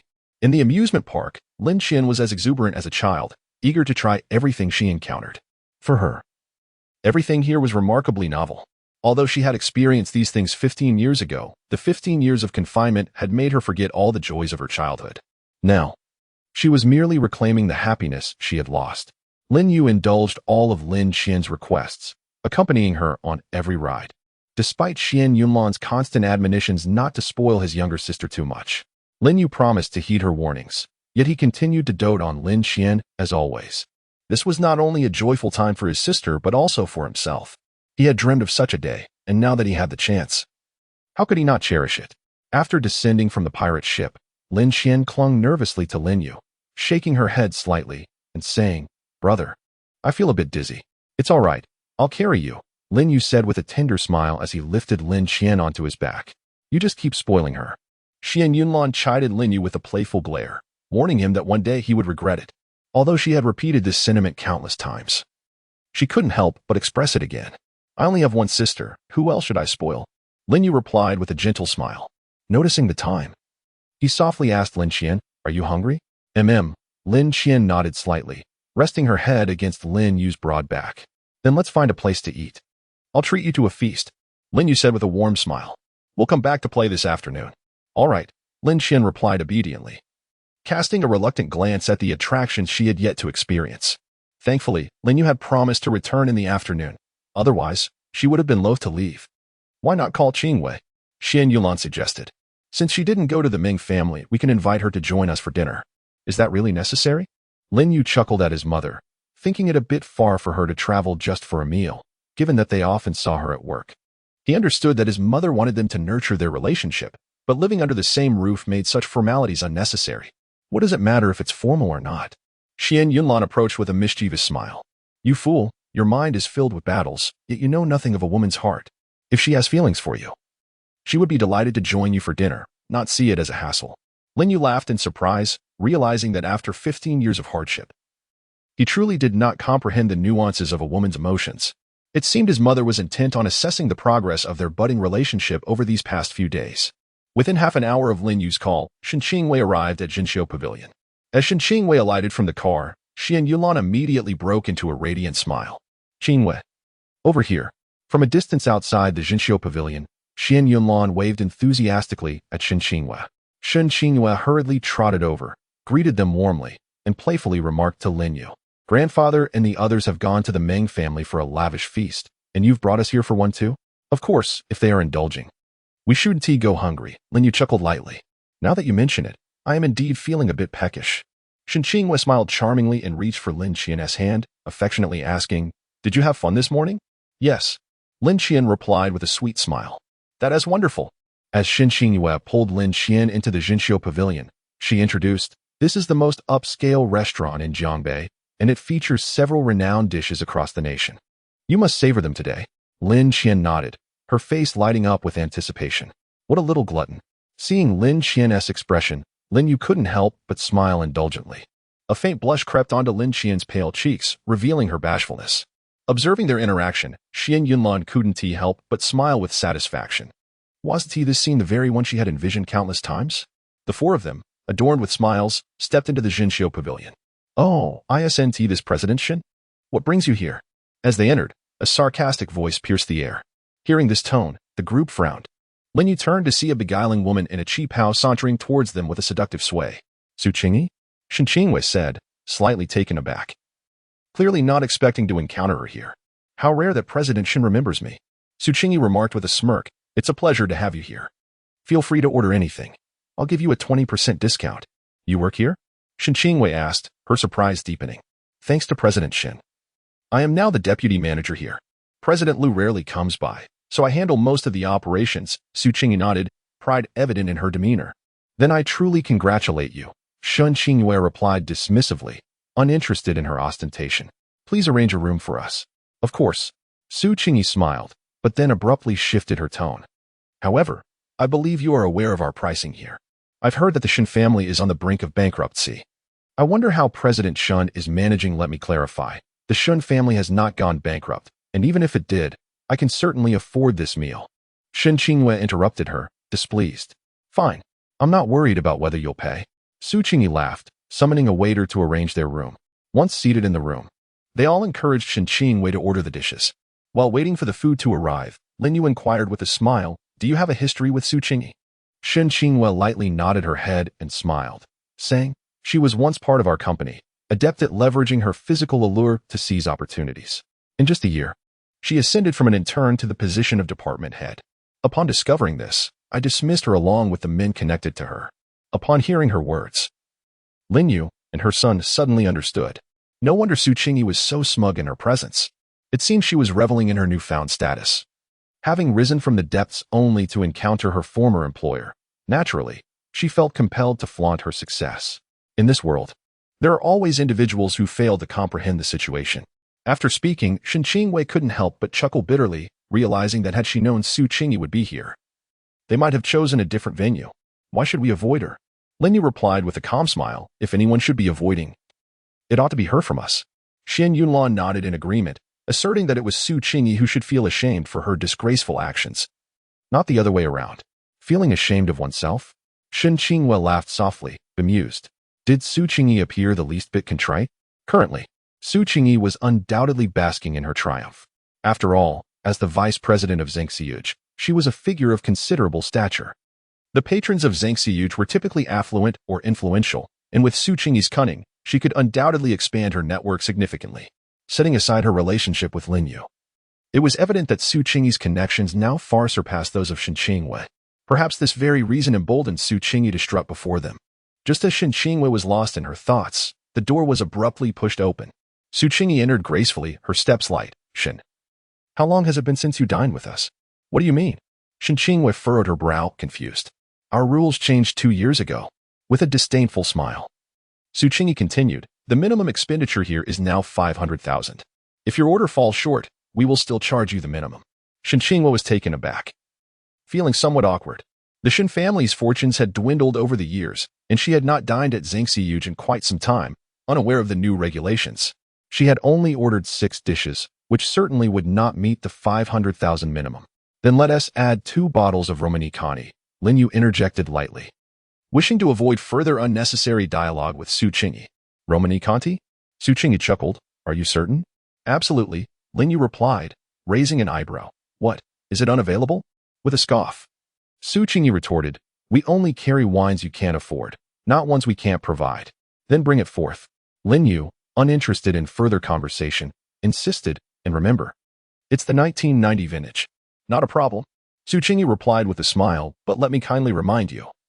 That vintage of Romanicani cost 1,800,000 a bottle here. Are you sure you can cover the expense? Do you need me to take payment up front? Lin Yu, growing impatient, shot a glance at Su Qingyi. If needed, I can pay now. If not, kindly leave us to our meal. To speak frankly, the sight of you is truly unappetizing. Su Qingyi's expression shifted, her gaze turning cold as she fixed it upon Lin Yu. Unfazed, Lin Yu continued his conversation with Shen Qingwei, seemingly treating Su Qingyi as though she were invisible. After a lengthy pause, Su Qingyi forced herself to suppress her fury and turned to leave the room, her mind seething with thoughts of how she would deal with them when they could no longer afford to pay. Why engage in a battle of wits with her? Shen Qingwei reproached Lin Yu, noting that even if he won, he would merely be allowing her to profit from his considerable expenditure. Although she had never tasted Romanicani, she had certainly heard whispers of it. The normal price for such wine seemed to hover around 1 million, yet here, it was nearly doubled. This was nothing short of extorting the unwitting. While she understood that Lin Yu was indifferent to such sums, it was still unacceptable to squander money so recklessly. Especially not to benefit Su Qingyi. She shall not profit from me. Lin Yu shook his head, offering her a mysterious smile. Shen Qingwei was taken aback, her eyes widening in disbelief. You cannot be considering dining and dashing, can you? Shall you? That simply won't do. Shen Yulan quickly recovered her composure and insisted, if you exploit your position to dine and dash, what would that make us? Absolutely not. When did I ever claim I intended to dine and dash? Lin Yu looked at them with a blend of amusement and exasperation. The very notion of dining and dashing was audacious indeed. He offered no further explanation, merely assuring them to trust him. Though uncertain of Lin Yu's true intentions, their faith in him ultimately deterred further inquiries. Soon, the food and drinks were served. Despite Su Qingyi being somewhat distasteful, the dishes at the Jinxiu Pavilion were undeniably exquisite. An hour and a half later, they had satisfied their appetites. Shen Qingwei had indulged in some wine, her cheeks flushed with a delightful rosy hue. Glancing at the time and remembering her plans to accompany Lin Xian in the afternoon, Lin Yu chose not to linger any longer and led the 3 of them out of the room. Just as they exited, a server hurried over, seemingly anxious that they might abscond without settling the bill. Lin Yu offered a serene smile as he followed the server to the cashier. Su Qingyi had long been waiting there. Upon their arrival, she promptly produced the bill and presented it with an air of anticipation. A total of 3,680,000. I mentioned I would give you a 20% discount, and to sweeten the deal, let us round it down to 2,900,000. No need for a discount, Lin Yu replied with a calm smile. 2 bottles of wine. Compensation of 10,800,000. Subtracting 80,000 for the meal, I shall round it down further and request merely 10 million from you. Huh. As Lin Yu's words hung in the air, a profound silence enveloped the surroundings. Not only was Su Qingyi taken aback, but even Xian Yulan and the others stood in stunned disbelief. Had Lin Yu lost his mind? They had come to dine. Yet he audaciously demanded that others pay them 10 million? What boldness! However, after a brief moment of shock, Shen Qingwei soon grasped the implication. You mean to say that those 2 bottles of wine are counterfeit? Shen Qingwei looked at Lin Yu in astonishment. If calculated according to the principle of triple compensation for counterfeits, the amount aligns with what he stated. Lin Yu nodded with a smile, although it was counterfeit. It was still somewhat acceptable, indicating some effort had been made. Nonsense. Su Qingyi snapped back to her senses, glaring at Lin Yu. If you cannot afford to pay, just admit it. Stop using counterfeit liquor as an excuse. If it were truly counterfeit, Why didn't you mention it while drinking? Now that you've finished, you think my Zhangxiyuj is a place for you to extort? I have told you, your presence is nauseating. Lin Yu merely smiled indifferently. Su Qingyi's anger intensified as she fixed an icy glare on Lin Yu. Either pay up, or I shall ensure you regurgitate what you consumed. With that, she signaled the waiter. The waiter understood immediately and went to summon the enforcers from Zhangxiyuj. Soon, 5 or 6 burly enforcers approached with fierce expressions. Su Qingyi coldly regarded the 4. Kneel and beg for mercy now, and perhaps I might let you off. You should kneel and beg for mercy instead. Shen Qingwei looked at Su Qingyi with concern. Once she lost her temper, no one would be spared. Absurd. Su Qingyi scoffed, her chin held high, in Jiabei. If you dare to speak to me in such a manner. Just as Shen Qingwei was about to respond, a team of uniformed officials entered the establishment. Su Qingyi's expression shifted slightly before quickly returning to normal. She surmised that Shen Qingwei and the others must have reported her to the authorities. However, there was no sign of panic on her face. She silently dismissed the enforcers and approached the officials gracefully. Officer Fang, what brings you here? Su Qingyi smiled charmingly. Are you here for a meal or an official matter? Miss Su, we cannot afford to dine here, Fang Jian replied with a slight shake of his head. Adopting a serious tone, we received a report claiming you are selling counterfeit liquor, and we are here to investigate. Officer Fang, surely you jest. Su Qingyi maintained her composure. Laughing lightly, if others are unaware of Zhangxiyu's background, would you be ignorant as well? With the strength of the Qin family, do you really think they need to engage in such activities? Many presume that Lu Tianhao is the owner of Zhangxiyuj. In truth, Lu Tianhao is merely an employee. Zhangxiyuj is actually a property of the Qin family, one of the 5 great clans of Jiangbei. By mentioning the Qin family, she believed Fang Jian would not dare to disregard them. However, Fang Jian remained unmoved, stating earnestly, whether it is necessary will be determined upon investigation. This is quite inappropriate. Su Qingyi narrowed her eyes, frowning. We are still conducting business here. Your inspection disrupts our operations. If you must investigate, it would be better to do so after 3 in the afternoon. Confusion swirled within Su Qingyi. She could not fathom what had gotten into Fang Jian. Even his superiors would give face to the Qin family, yet he dared not to. Miss Su, since we are here, we must commence the inspection immediately. Fang Jian's expression grew more serious. Please cooperate with our work. Cooperate? I shall certainly comply. However, I harbor suspicions that someone is casting aspersions upon us. Su Qingyi felt a sense of doubt within her heart and raised her hand, pointing towards Lin Yu and his companions. It is these individuals who dined here and, unable to settle their bill, sought to enjoy a free meal, thus maliciously reporting us. I believe you are mistaken, Fang Jian interjected, shaking his head.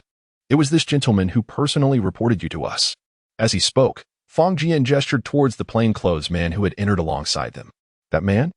Su Qingyi's brow furrowed instantly, her voice cold as she declared, I have never even laid eyes on him. What grounds does he have to report us?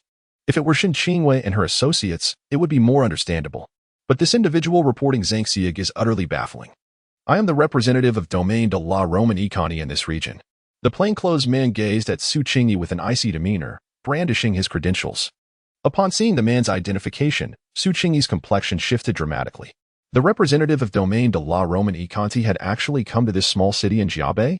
Moreover, he had come specifically for Zhangxiyuj? This was inconceivable. Fake. Your credentials must be fraudulent. Su Qingyi pointed at the man, accusing him vehemently. Do not think for a moment that I do not know. You are in cahoots with Shen Qingwei and her ilk. His identity is beyond doubt. We have already verified it, Fang Jian stated sternly, his expression grave. Now, I ask that you cooperate with the investigation. Verified. He truly is the representative of Domaine de la Roman Economy in this region? Su Qingyi's face paled, and a wave of dizziness washed over her, nearly causing her to stumble. Shen Qingwei looked at Lin Yu in astonishment, whispering, Did you summon him? It was Waniku who called for him. Lin Yu replied with a smile. But it was still you who brought him here, wasn't it? Shen Qingwei playfully chided, her curiosity piqued. When did you inform Waniku? We were completely unaware. It was merely a message sent, Lin Yu responded nonchalantly. Shen Qingwei was taken aback, yet her curiosity grew. So, you knew the wine was counterfeit before even seeing it? How did you manage that? Simpleton. Lin Yu lightly tapped her forehead. Have you not considered how expensive that wine is? The number of people able to acquire it domestically is exceedingly rare, even when obtained. It is typically reserved for collections or entertaining esteemed guests. How could it possibly be sold publicly? Shen Qingwei blushed, swatting Lin Yu's hand away. Observing their affectionate exchange, Xian Yunlan's smile deepened. At this rate, it would not be long before she could cradle a grandchild, wouldn't it? While they engaged in their light-hearted banter, Fang Jian had already commenced a thorough investigation. Soon, several bottles of counterfeit Domaine de la Romanicani were uncovered. Faced with irrefutable evidence, no amount of clever evasion from Su Qingyi would suffice. Standing there, pale and trembling, Su Qingyi's eyes, akin to those of a venomous serpent, fixated on Lin Yu and the others. Do not forget about our 10 million. Naturally, Shen Qingyue would not miss the opportunity to strike while the iron was hot. Her smile radiant as she looked at Su Qingyi. Su Qingyi's anger intensified as she shouted with a contorted face. Isn't it just 10 million? Our Zhenmo Pavilion can afford that. That 10 million is merely the compensation you owe them. Fang Jian shook his head, looking at Su Qingyi. We will issue a fine 3 times the value of the counterfeit liquor discovered at the scene. Furthermore, how Romanicani Winery seeks compensation from you is a matter for you to negotiate. A thunderclap resounded in Su Qingyi's mind. She could no longer maintain her composure. Feeling a wave of dizziness wash over her, her body crumpling to the ground. It must be Shen Qingwei who's behind this. Upon exiting the industrial and commercial office, Su Qingyi's face twisted with malice, her eyes brimming with resentment. Although she had no idea how Shen Qingwei managed to contact the domestic representative of Romanicani, she was certain that this incident was intricately linked to her. They had been selling high-quality replicas of Romanicani for quite some time without any issues. After all, while many were familiar with the wine, few had actually tasted it. Even among the affluent in the country, very few had genuinely experienced its flavor. As long as the taste was not too inferior, the average person would hardly discern the difference. However, Shen Qingwei and her companions had arrived today and conveniently ordered 2 bottles of that particular wine, only for problems to arise. To claim that this had nothing to do with Shen Qingwei was something she could never believe. What were the odds of such a coincidence occurring? Suddenly, Lu Tianhao, his face dark with fury, turned around and slapped Su Qingyi hard across the face. Her words were abruptly silenced as she touched her throbbing cheek, staring blankly at Lu Tianhao. Do you have any idea how much damage your foolishness has caused us? Lu Tianhao roared. 100 million. Romanicani is demanding 100 million from us. Isn't it just 100 million? Su Qingyi's face was streaked with tears as she cried out in despair. Have I earned only 100 million for Zhenmo Pavilion over the past 2 years? For a mere 100 million, you actually hit me? Another slap fell. Lu Tianhao, his eyes ablaze with rage, shouted, 100 million US dollars. US dollars? Su Qingyi's face froze, her cries abruptly ceasing. 100 million US dollars was equivalent to 6 or 700 million in domestic currency.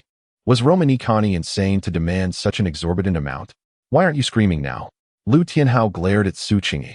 Qin Xiao is already on his way to the restaurant. You can explain it to him yourself. With that, Lu Tianhao disregarded Su Qingyi, who was weeping profusely, and stormed off towards his car.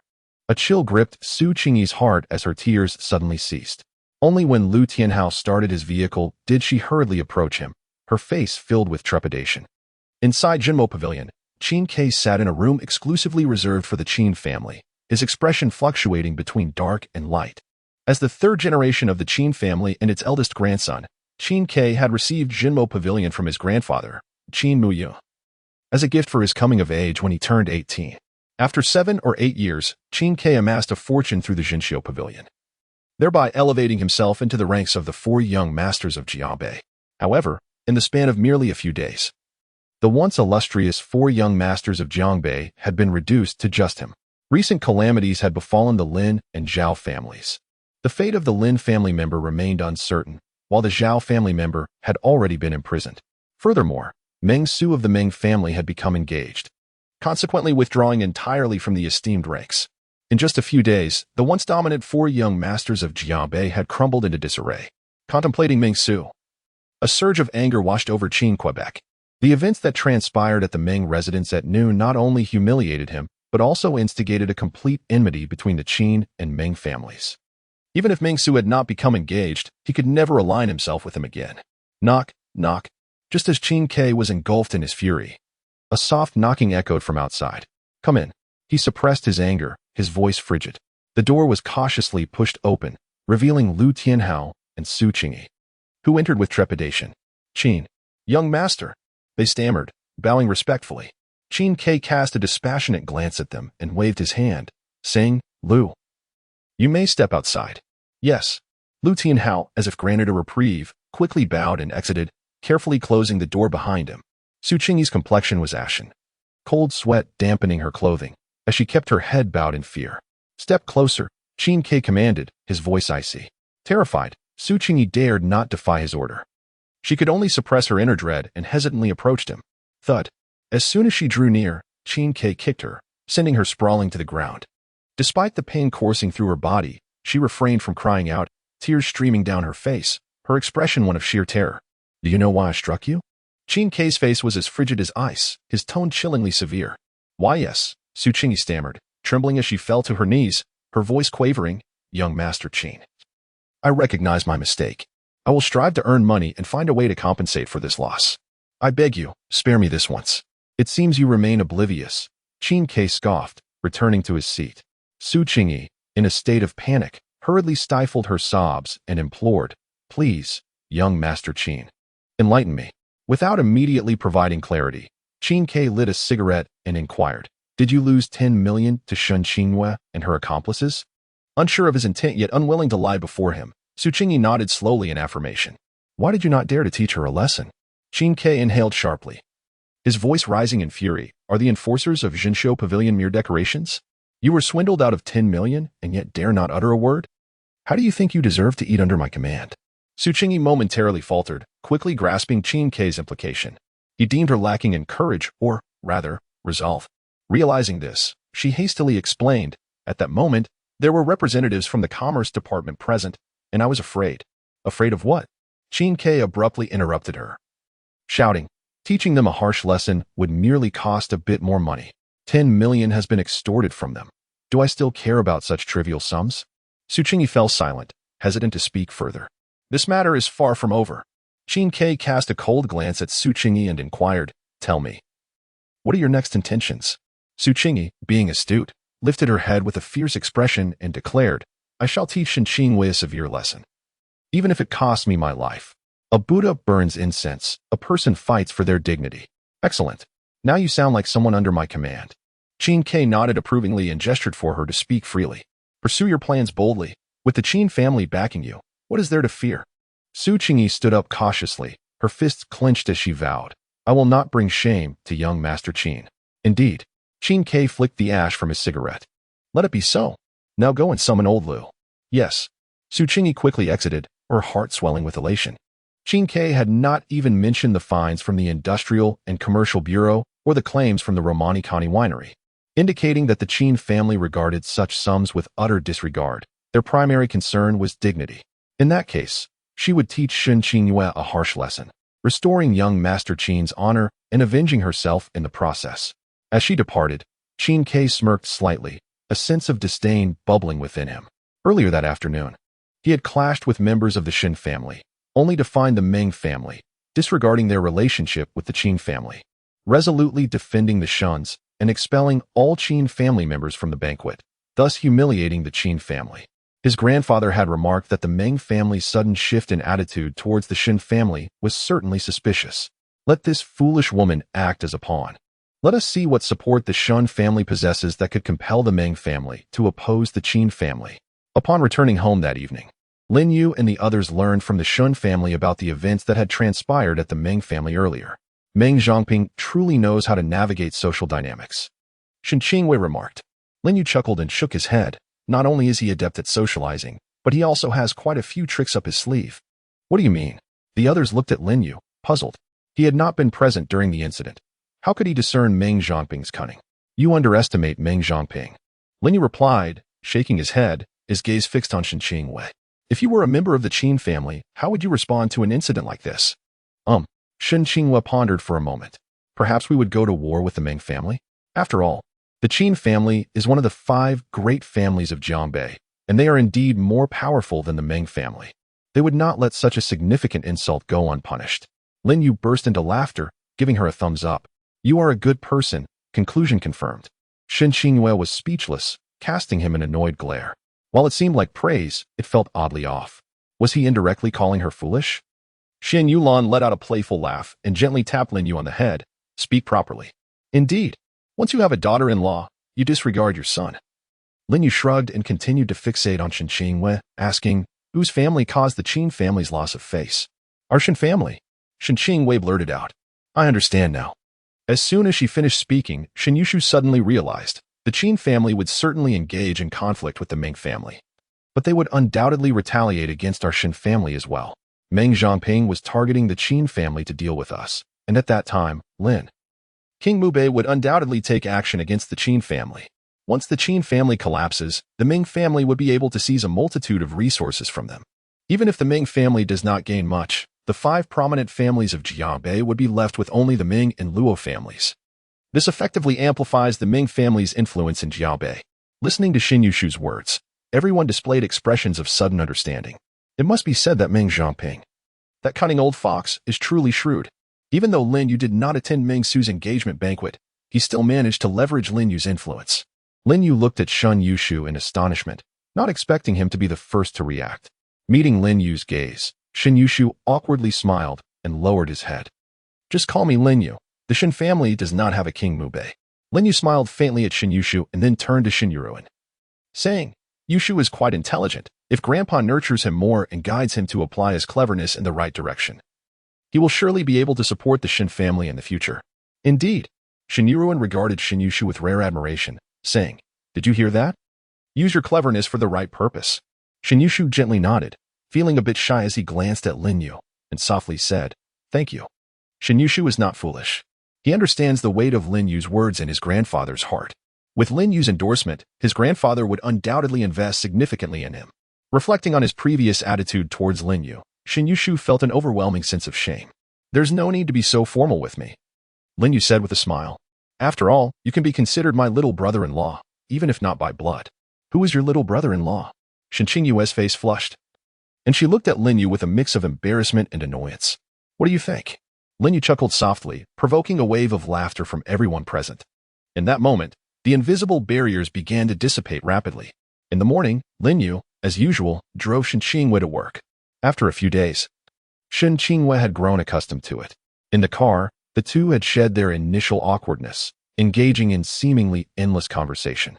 Halfway through their journey, Lin Yu suddenly sensed something amiss. Casting a sidelong glance at the road across from them, he merely smiled faintly and continued chatting with Shen Qingyue. After driving a few dozen meters further, a cement truck unexpectedly lost control, crashing through the median and hurtling towards their vehicle. Be careful, Shen Qingyue screamed, realizing the danger. It's fine, don't worry, Lin Yu replied with a slight smile, yet the car did not swerve, heading straight towards the cement truck. Shen Qingyue could not help but worry. As the two vehicles were on the brink of collision, she screamed again, Slow down, please slow down. In her panic, she instinctively reached to grab the steering wheel from Lin Yu. He firmly grasped her icy hand, smiling with ease. Just sit tight. Everything will be all right. Shen Qingyue's pupils widened incessantly, teetering on the brink of madness. At that moment, Lin Yu appeared utterly unfazed. How resilient must his heart be? Yet, the crucial point remains. No matter how sturdy one's heart, it cannot recklessly charge toward that concrete mixer truck. The distance between the two vehicles continued to diminish, 15 meters, 10 meters, 8 meters. As the two vehicles seemed poised for collision, Shen Qingyue's eyes widened in despair. Suddenly, a shadow darted forth, lunging directly at the concrete truck. Boom! A thunderous roar erupted as the concrete mixer was propelled into the air. In that fleeting moment, Lin Yu successfully maneuvered his vehicle past. Shen Qingyue stood transfixed, her face a portrait of shock. When she finally regained her senses, she hurriedly glanced back. The concrete truck had soared off the road, crashing down onto an empty expanse. Shen Qingyue stood there, mouth agape, her beautiful eyes as wide as saucers. Shock and fear propelled her heartbeat to its zenith, her chest heaving violently. Superhuman? After a prolonged silence, Shen Qingyue murmured to herself. Disbelief etched across her features. Lin Yu's lips twitched slightly. She was overthinking it. What just transpired? Shen Qingyue gazed at Lin Yu with wide, beautiful eyes, questioning whether the concrete truck had been thrust into the air by him. No, Lin Yu shook his head with a smile. It was someone who protects you. Someone who protects me? Shen Qingyue gasped, covering her mouth in astonishment. Did you arrange this? Lin Yu nodded with a smile. Where is he? Why didn't I see him? Shen Qingyue was increasingly bewildered. Someone had been safeguarding her all along, and yet she was completely oblivious. Had it not been for today's incident, she would still be in the dark. He wouldn't allow you to see him. Lin Yu replied nonchalantly. If you were able to perceive his presence, he would be utterly inadequate. The Shadow 13 cannot be detected by ordinary individuals. Shen Qingyue, astonished, asked foolishly, "Is he the warrior you mentioned before?" "Indeed," Lin Yu affirmed with a nod. "Now you comprehend the might of a warrior, don't you?" Shen Qingyue silently nodded, her heart stirred by tumultuous waves. That concrete truck must weigh several tons, at least, and it was effortlessly hurled by someone? Moreover, it was an individual Lin Yu sent to protect her?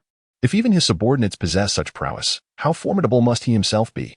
Throughout her time at the company, Shen Qingyue's mind remained in disarray. Leaving her office, Lin Yu couldn't help but chuckle lightly. "Meng Zhangping, you ultimately got your wish. However, my power is not so easily borrowed." In a dimly lit room, Su Qingyi screamed, "Let me out." "Who are you? Release me at once." Confusion engulfed her as she had no recollection of how she ended up there. She had fainted in a haze, and upon waking, found herself confined in this place. The room was desolate, the lighting exceedingly dim. Aside from herself, she saw no other figures. An unprecedented terror enveloped Su Qingyi, compelling her to scream in an attempt to alleviate the dread within her.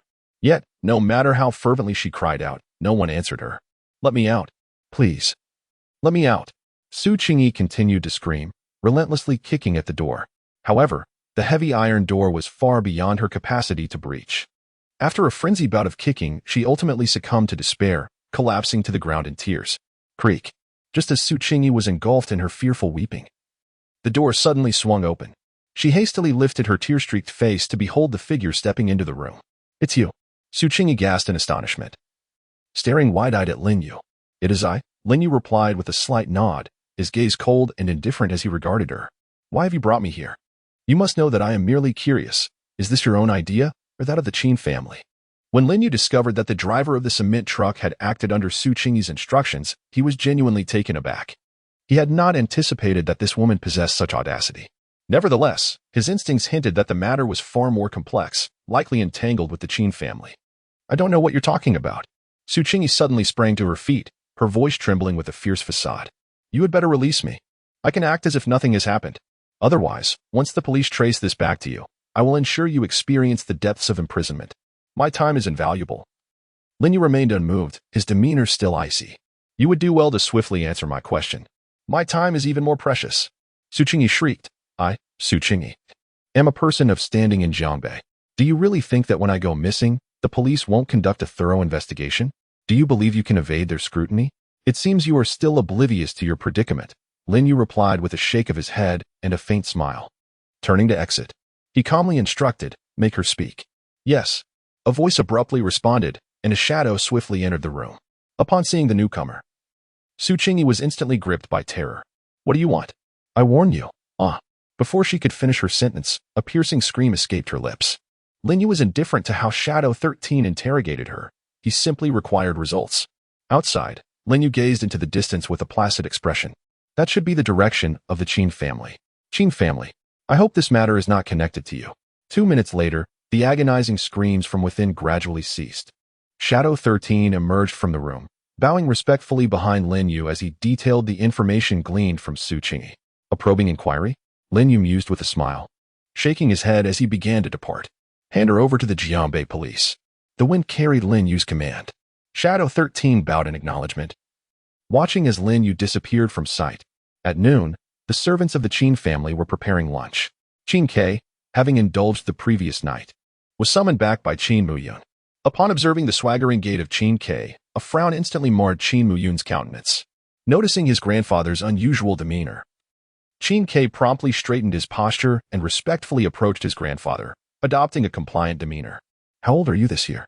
Qin Muyun inquired, gazing at his grandson with an air of authority.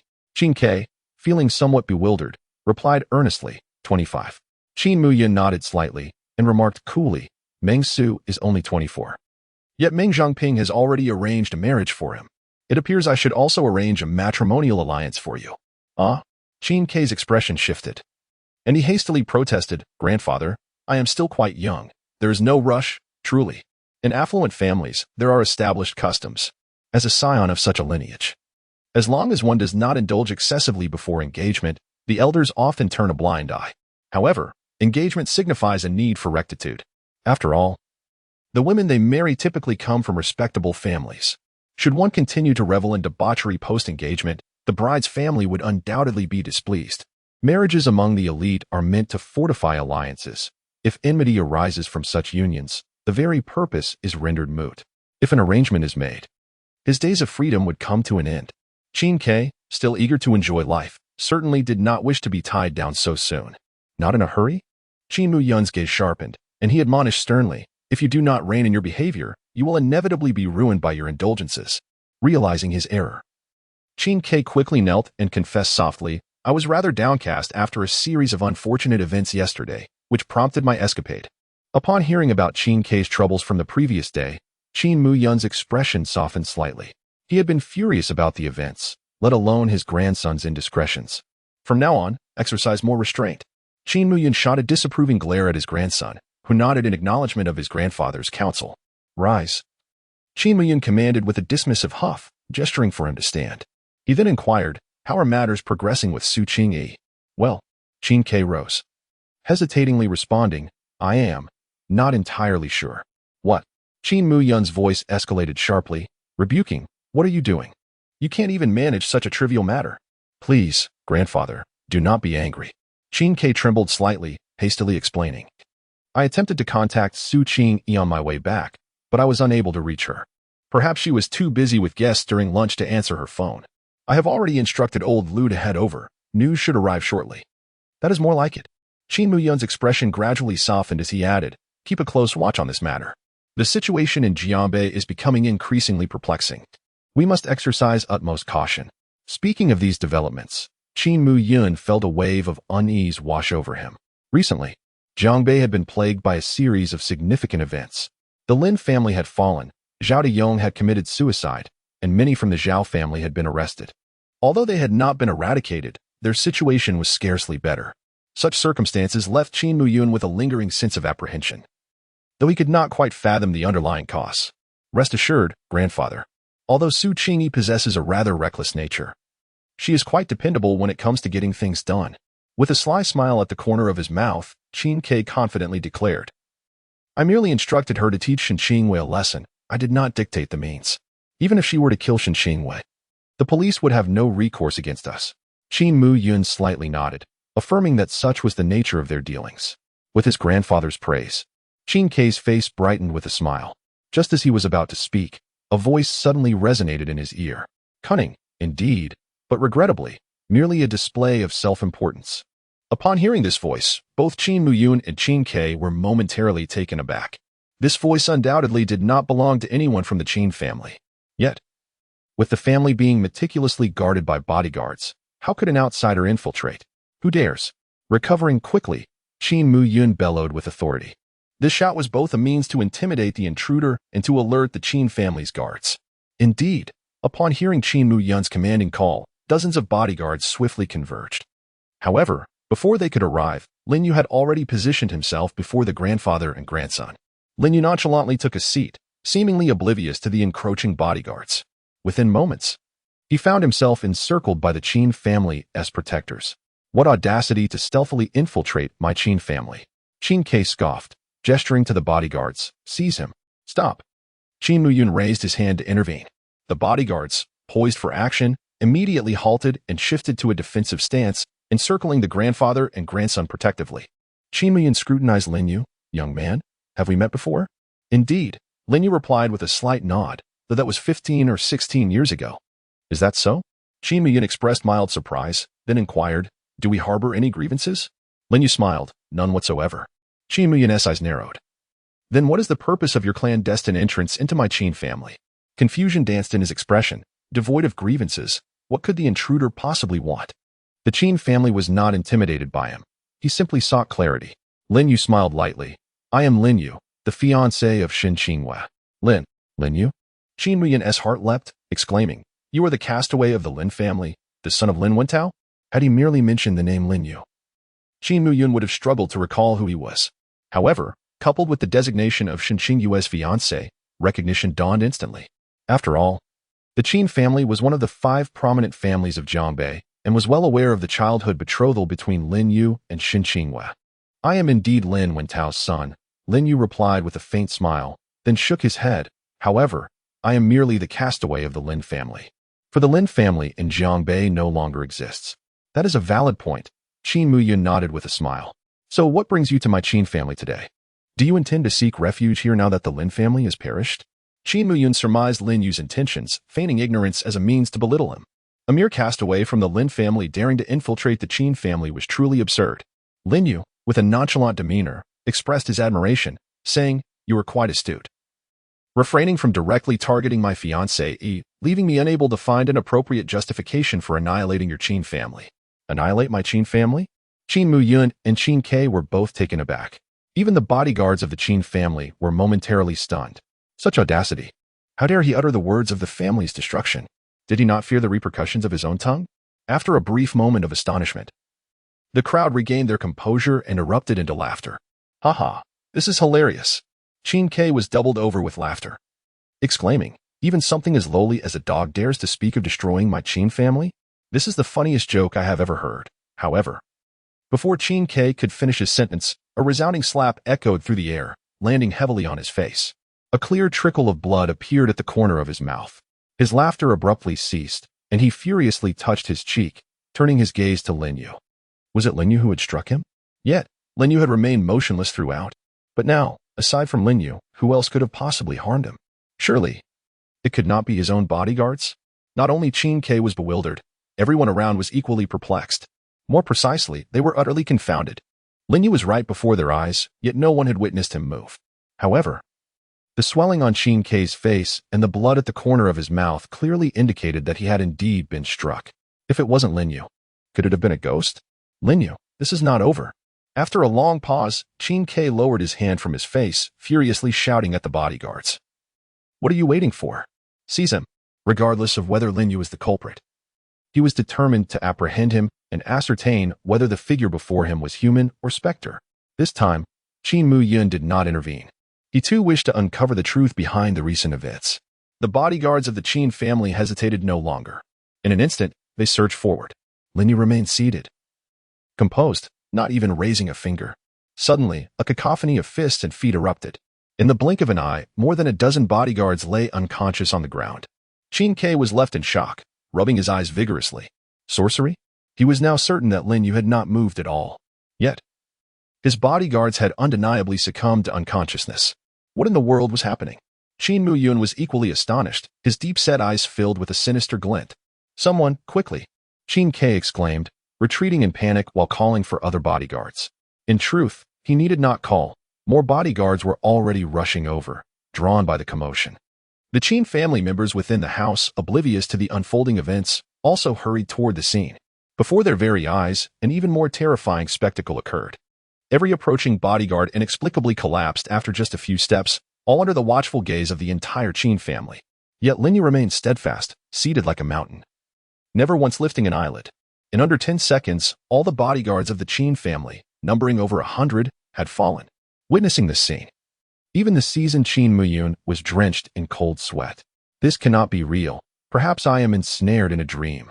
With such thoughts racing through his mind, Qin Muyun swiftly pinched himself, feeling a sharp pang of pain. It was not a dream. Instantly jolted awake, beads of sweat cascaded down his forehead, and a profound terror gripped his heart. At that moment, Lin Yu finally rose with deliberate slowness. He approached Qin Muyun at a leisurely pace, as if strolling in a tranquil garden. Although Qin Muyun yearned to flee, his body felt as though it were frozen in place, rendering escape impossible. "I have always been clear about grievances. You did not directly command Su Qingyi to slay my fiancée. Thus, I shall not directly retaliate against you. However, I intend to incite even more hatred towards me. I reside in the Shen family. Should you wish to seek vengeance, you are welcome at any time." Lin Yu's tone was disturbingly calm. Under the gaze of terrified onlookers, he brushed past Qin Muyun. In that fleeting moment of their encounter, Qin Muyun let out a heart-wrenching scream. Lin Yu remained indifferent, not sparing a glance at him, and continued his stride towards the exit. On the ground, a bloodied severed finger trembled slightly. Qin Muyun staggered, blood gushing from the severed digit, his aged face turning ghostly pale. The members of the Qin family stood frozen, utterly neglecting Qin Muyun. Each one of them stared wide-eyed, engulfed in fear. Hours later, the disarray within the Qin household gradually subsided. Qin Muyun was urgently transported to the hospital, Thanks to advanced medical technology, his severed finger was reattached. Furthermore, the doctor assured them repeatedly that, aside from a slight stiffness post-recovery, there would be no lasting repercussions. Upon receiving this news, the Chen family collectively exhaled a sigh of relief. In the intensive care unit, nearly all members of the Chen family were present. Observing Chen Muyun's pallid complexion, they felt a tumult of fear and anger. Yet, as Chen Muyun remained silent, none dared to break the silence. An edict was issued. Today's events must remain confidential. After a prolonged silence, Chen Muyun, his face as cold as ice, finally spoke. Gritting his teeth, whoever dares to divulge even a word shall not escape my wrath. Today's incident is an utter disgrace for the Chen family. Even with over 100 bodyguards, Lin Yu managed to sever the hand of the head of the Chen family. Just yesterday, we had already suffered humiliation at the Ming family. If word of this spreads, the Chen family will become a laughingstock in Jiangbei. Father, you need not worry. I have already given instructions. Chen Muyun's eldest son, Chen Mingqing, cautiously stepped forward to assure him. Very well. Chen Muyun's expression darkened, and he seethed. Lin Yu, I swear I shall not rest until I avenge this wrong. Observing Chen Muyun's fury, the others were so frightened that they dared not even breathe. Despite their multitude of thoughts, they refrained from speaking, fearful of incurring Chen Muyun's ire. After a lengthy pause, Chen Muyun's rage gradually subsided, yet his countenance remained chillingly severe. He then looked up at his eldest son and commanded, Call the third son. Inform him that there is an urgent matter at home, and he must return immediately. Upon hearing Chen Muyun's words, the expressions of the Chen family members shifted dramatically, followed by a look of astonishment directed towards her. The third son of the Chen family is undoubtedly a taboo subject. Everyone is aware that Chen Muyun has 3 sons and 1 daughter. The third son, Qi Mingzhao, is her youngest child. For many years, few within the Chen family have even laid eyes on Qi Mingzhao. It is said that he had a falling out with Chen Muyun in his youth and, in a fit of anger, left home, after which he has not been seen again by the family. This very reason has rendered him a forbidden topic within the Chen household. For years, no one has dared to speak his name in Chen Muyun's presence, and even the younger generation of the family believes that their third uncle has passed away. Thus, when Chen Muyun mentioned Qin Mingzhao and instructed Qin Mingcheng to call him back, how could the family not be astounded? Qin Mingqing was also momentarily taken aback, but once he regained his composure, he hastily exited the infirmary with his phone in hand. Meanwhile, the others remained in a state of shock, gazing at Chen Muyun. Meeting their eyes, she sighed deeply and slowly remarked, Since the Chen family has been pushed to such a state, it is time I reveal certain truths to you. The room fell silent as everyone strained to listen. Acutely aware that the situation regarding Qin Mingzhao was far more complex than they had presumed. In truth, the third son has never truly fallen out with me.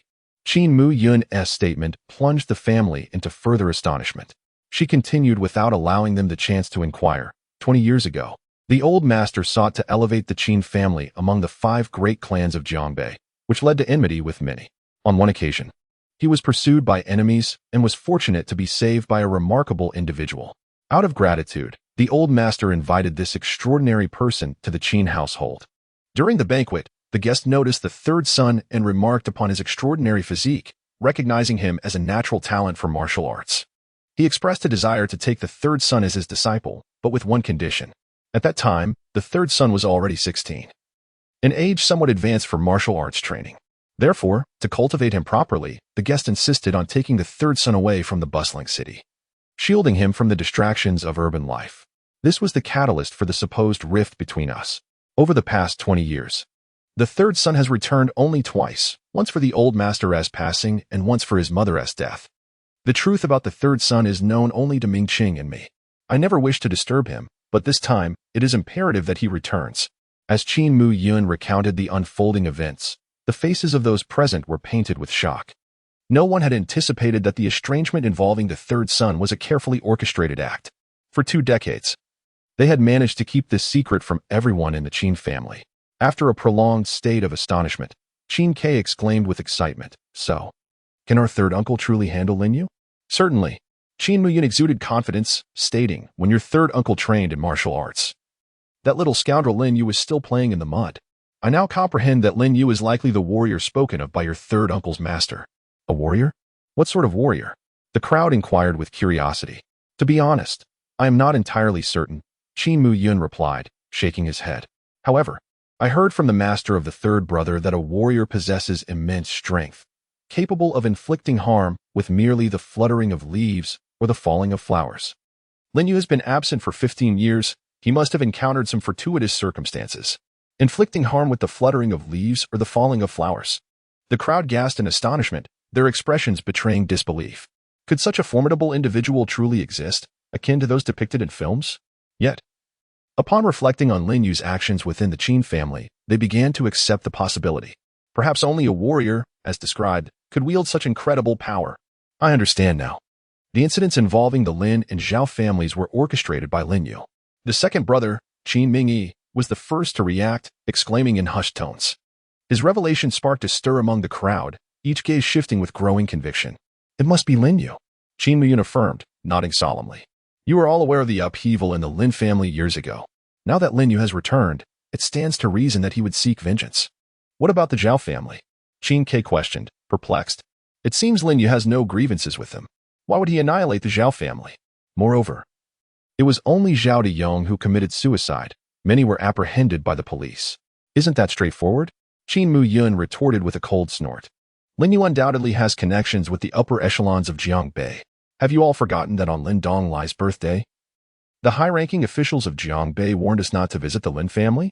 Ah, indeed, Qin Ke exclaimed, suddenly enlightened, but soon his expression turned to one of concern. If Lin Yu has ties with the higher-ups in Jiangbei, will we face retaliation should we confront him? As Qin Ke's words hung in the air, a wave of apprehension washed over the gathering. Having navigated the business world for years, they understood the principle of avoiding conflict with officials. If the authorities of Jiangbei intervened, the situation could become quite troublesome. Noticing the worry etched on their faces, Qin Mu Yun couldn't help but let out a derisive snort. Retaliation? They should be the ones fearing vengeance from the Qin family. You cannot fathom the terror a warrior embodies. In the ensuing days, Lin Yu took his mother and sister on excursions around Jiangbei. As time passed, Lin Qian gradually became more cheerful, growing increasingly reliant on her brother. Now, apart from sleeping, she wished to be in Lin Yu's company at all times, causing their mother, Xian Yunlan, to feel a tinge of jealousy. As Xian Yunlan remarked, Lin Qian is such an ungrateful child. I spent 15 years accompanying her in the boneless tomb, and after just a few days of fun with Lin Yu, she has abandoned me. At 9 o'clock in the evening, dinner had concluded, yet the Shen household remained brightly lit. The family gathered together, engaged in casual conversation, creating a warm and harmonious atmosphere. Although Lin Qian had not fully opened up in front of the Shens, she would still inquire about topics that piqued her interest. Naturally, the others were more than willing to answer her questions. As the lively conversation among the crowd reached its peak, a sudden blaze of headlights illuminated the distant horizon. The previously dim entrance of the Shen family estate was abruptly aglow, as if it were day. The headlights drew closer, unmistakably approaching the Shen residence. The crowd fell silent. Their curiosity piqued as they gazed outside. Lin Yu affectionately patted Lin Qian's head, gently saying, "Be good. Go back to the room with your mother to watch television. I have some matters to attend to, and I will join you shortly." Upon hearing Lin Yu's words, the crowd frowned simultaneously. Everyone was well aware of Lin Yu's indulgent affection for Lin Qian. His sudden request for Lin Qian to retreat to the room clearly indicated his desire to shield her from witnessing anything that might disturb her peace of mind. Xian Yunlan contemplated briefly, her slender fingers pointing outside. "Are they here to trouble you?" It was a reasonable assumption. Lin Yu smiled slightly and turned to his mother. "Please take Xiao Qian back to her room first. I can handle this." Shen Yunlan pondered for a moment before shaking her head. "We will stay here and watch." "It's better to return to the room. We don't want to frighten Xiao Qian," Lin Yu urged again. Xian Yunlan hesitated slightly before refusing once more. "With a brother like you, she will inevitably face this day." Lin Qian, oblivious to the cryptic exchange, gazed at Lin Yu with her innocent eyes, pleading pitifully, "Brother, can I stay here and watch? I want to see what you are going to do." Faced with Lin Qian's earnest gaze, Lin Yu momentarily faltered. After a brief contemplation, he ultimately could not bring himself to refuse, nodding in agreement. His mother was right. With a brother like him, she would eventually confront such matters. However, there was no need for her to be overwhelmed all at once. A gradual introduction would suffice. Her current state was just beginning to improve. He didn't want her to be frightened again. Upon receiving Lin Yu's consent, Lin Qian immediately erupted in joy. Akin to a child who has just received their cherished toy, Lin Yu affectionately patted her head again, a tender smile gracing his lips. Before long, A long convoy came to a halt outside the Shen family gate, the line of vehicles stretching nearly 100 meters. The lead vehicle's door swung open, and Qin Muyun descended with the assistance of family members. Following suit, more doors opened, and the young men of the Qin family emerged one after another, creating quite a commotion. Seeing this, Shen Yuruin stood up with a smile. "Brother Qin, what brings you here?" "Shen Yuruin, I have no time for pleasantries. I am here tonight to find Lin Yu. If you know what's good for you, step aside and do not provide me with an excuse to unleash my frustrations." Qin Muyun's cold gaze swept over Shen Yuruin, ultimately settling on Lin Yu. "Very well, as you wish," Shen Yuruin replied, somewhat disheartened, shaking his head with a wry smile as he resumed his seat. In the face of Qin Muyun's menacing stare, Lin Yu remained unfazed, not even rising from his seat, merely smiling calmly. "So, what do you intend to do to me?" "I shall return the favor shortly. I want to take your life." The glint of cold malice surged in Qin Muyun's eyes, his murderous intent intensifying.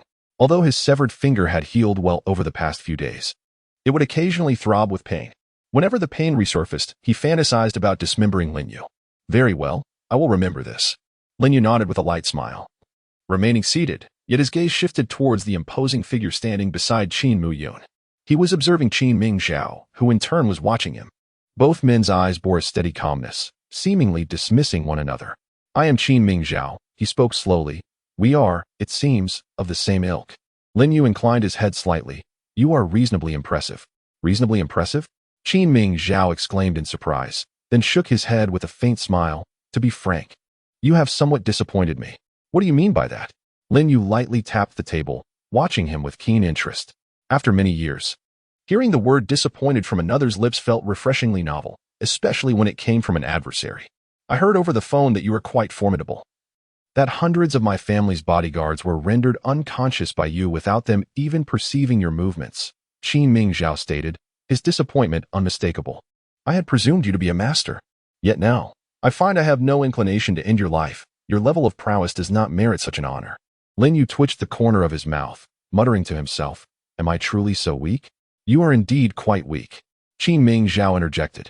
"I cannot even sense the fluctuations of true energy within you. You have not even entered the innate stage. How do you dare call yourself a martial artist?" Upon hearing Qin Mingzhao's words, the Qin family members displayed expressions of elation. Prior to their arrival, they harbored some apprehension, fearing that Qin Mingzhao might not be a match for Lin Yu. However, they were now completely reassured. Qin Mingzhao's return had also enlightened them about martial arts. They understood that innate masters are not particularly strong among martial artists. Ironically, Lin Yu had not even reached the innate stage. A postnatal martial artist could be easily subdued by a mere finger of Qin Mingzhao. Lin Yu, astonished once more, turned to glance at Shen Yunong. "Are the members of the Qin family also arrogant?" "One gets used to it," Shen Yunong chuckled. "After all, they are one of the 5 great families of Jiaobei. The Qin family is indeed quite haughty." He had become accustomed to their demeanor. Yet, he understood that this time, the Qin family had misjudged their opponent. "Very well," Lin Yu said with a shake of his head and a smile. Qin Mingzhao seemed oblivious to their mocking remarks, his gaze still fixed on Lin Yu. "Answer me a question, and perhaps I shall grant you a swift end." "Go ahead and ask," Lin Yu replied generously. Qin Mingzhao's eyes sparkled with curiosity. "I am intrigued by how a mere postnatal martial artist could incapacitate hundreds of my family's bodyguards while remaining utterly still. Perhaps I had some assistance?" Lin Yu replied with a light laugh. "Assistance?" Qin Mingzhao's eyes suddenly flashed with combativeness. "Where is your ally? I wish to meet him."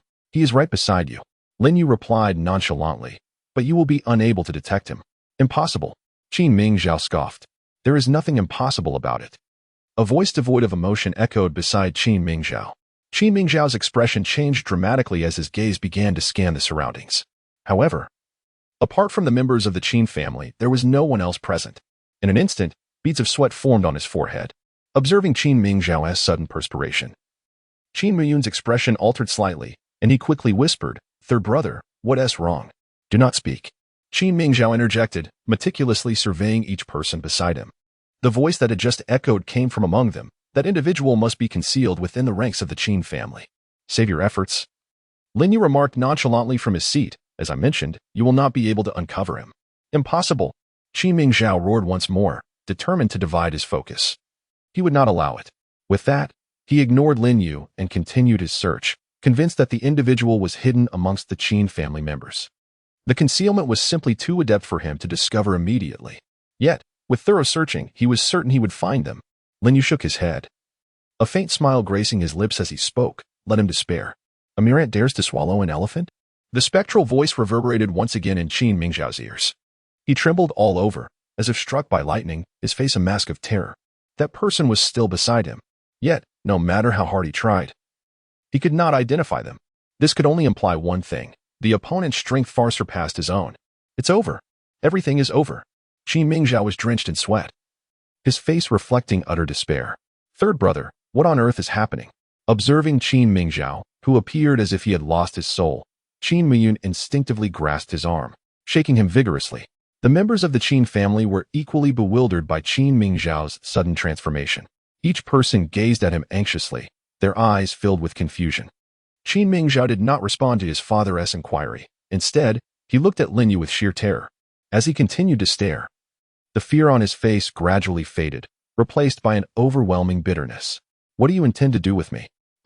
Upon hearing Qin Mingzhao's words, the expressions of the Qin family shifted dramatically, each person looking at him in disbelief. What was happening? They had yet to engage in combat. Yet it seemed Qin Mingzhao had already conceded. Why? What could possibly explain this? The crowd internally clamored with confusion, their faces a picture of perplexity. Not only the Qin family members but even those from the Shen family appeared utterly baffled. Only Shen Qingwei exhibited a glimmer of understanding. The individual whom Qin Mingzhao could not seem to locate was likely Lin Yu's appointed guardian for his protection. I offer you the opportunity to take your own life. Lin Yu said with a serene smile, step back and end it yourself. Do not frighten my sister. Qin Muyun was enraged, veins bulging on his forehead. Nonsense. Who do you think you are? Why should my third brother? Before he could finish his sentence, he was halted by Qin Mingzhao. Under Qin Muyun's puzzled gaze, Qin Mingzhao, with a face full of bitterness, nodded and pointed to the members of the Qin family nearby, asking, what about them? Do you intend to eradicate them completely? Or, take a tenth of the family fortune and leave Jianbei? Lin Yu provided his answer. Thank you. Qin Mingzhao exhaled a sigh of relief. May I ask you one final question before I meet my demise? Lin Yu nodded. Who exactly are you? Qin Mingzhao's eyes brimmed with resentment, demanding clarity before his end. You need not concern yourself with my identity. What matters is that your death is as effortless as a flick of the finger. With a subtle motion, Lin Yu's fingertip emitted a surge of true energy. Bang! Accompanied by a soft crack, the car window shattered. Boom! Qin Mingzhao's eyes widened in horror, his body trembling violently. Achieving this feat was not difficult. Any who had crossed the threshold of innate potential could accomplish it. Yet, the terrifying truth was that he sensed no fluctuations of true energy emanating from Lin Yu. This could only signify one reality. The illusory transformation realm, the pinnacle of martial prowess, refining energy to the ethereal, returning to one's true essence. Within, true energy surged like a tempest, yet outwardly it appeared utterly unremarkable. I do not die in vain. Thank you for granting me the opportunity to end my own life. Qin Mingzhao displayed a smile of liberation, bowing deeply to Lin Yu, and, under the astonished gazes of the Qin family, he slowly walked away. Bathed in the light, his shadow stretched long and elongated. Third brother, Mingzhao, uncle, behind him. The frantic voices of the Qin family echoed. However, Qin Mingzhao remained oblivious, resembling a mere shell of a man, dragging his elongated shadow outward. The Qin family was on the brink of collapse, abandoning their grievances with Lin Yu in haste to pursue Qin Mingzhao. Qin Muyun repeatedly urged Qin Mingzhao to enter the vehicle, yet he remained silent. It was only after distancing himself a mile from the Shen family that Qin Mingzhao finally halted. Third brother, Qin Muyun hurriedly opened the car door and alighted, grasping his son with a face etched in frost, demanding loudly, what on earth is happening? You allowed yourself to be so frightened in just a few words? You all should take care of yourselves. Qin Mingzhao cast a lingering glance at the Qin family, warning them not to seek vengeance on his behalf or provoke Lin Yu again. 1,000 Qin families could not contend with him. What? Qin Muyun's complexion changed drastically, his voice trembling with anxiety. What do you mean? What are you planning? To end my life. Qin Mingzhao slowly closed his eyes. 500 meters is sufficient. He feared that if he gazed upon this world any longer, he would be reluctant to depart. Nonetheless, he dared not refrain from this act. He had never even contemplated fleeing because he knew with chilling clarity that the one he could never find was undoubtedly by his side. Should he dare to escape, he would still meet his end. and the Qin family would vanish without a trace. The Qin family members stood in stunned silence, each one dumbfounded by Qin Mingzhao's resolve. Did he truly intend to take his own life at the behest of others? Had he fallen under a spell? You are insane. Qin Muyan, both furious and distressed, bellowed. Do you comprehend what you are saying? I am fully aware. Qin Mingzhao refused to open his eyes. After my death, there shall be no funeral. Leave Jiangbei with all the family assets by nightfall. Henceforth, no member of the Qin family should ever step foot in Jiangbei. Remember my words, or the Qin family will cease to exist. Madness. Utter madness. Not only must he heed the words of the discarded scion of the Lin family, but he also intends for every member of the Qin clan to heed Lin Yu's counsel. Departing Jiangbei with merely a fraction of their wealth, can the Qin family still be considered the Qin family? They have not been destroyed by external forces. Yet they choose to sever their own limbs? A look of rigidity crossed Qin Muyan's face as he roared in anger, questioning the very essence of this betrayal. Why? What could possibly justify this? It is because he is invincible. The realm of transformation is beyond your comprehension. Qin Mingzhao remained with his eyes tightly shut. A profound reluctance toward this world etched on his features as he reiterated, "Remember my words." With that, he abruptly raised his palm. Bang! A forceful strike landed upon his own head, shattering his skull. Blood gushed from his 7 orifices as he collapsed, lifeless, never having opened his eyes until his final breath. Qin Muyan stared blankly at his son's lifeless body, while the members of the Qin family were rendered utterly paralyzed with horror. He truly took his own life. The third son. After a long silence, Qin Muyan let out a heart-wrenching wail, collapsing upon Qin Mingzhao's corpse, tears streaming down his face. In the shadows, a figure melded into the night, shook its head gently, and departed silently. The following day, a shocking revelation captivated the attention of the Jiangbei populace.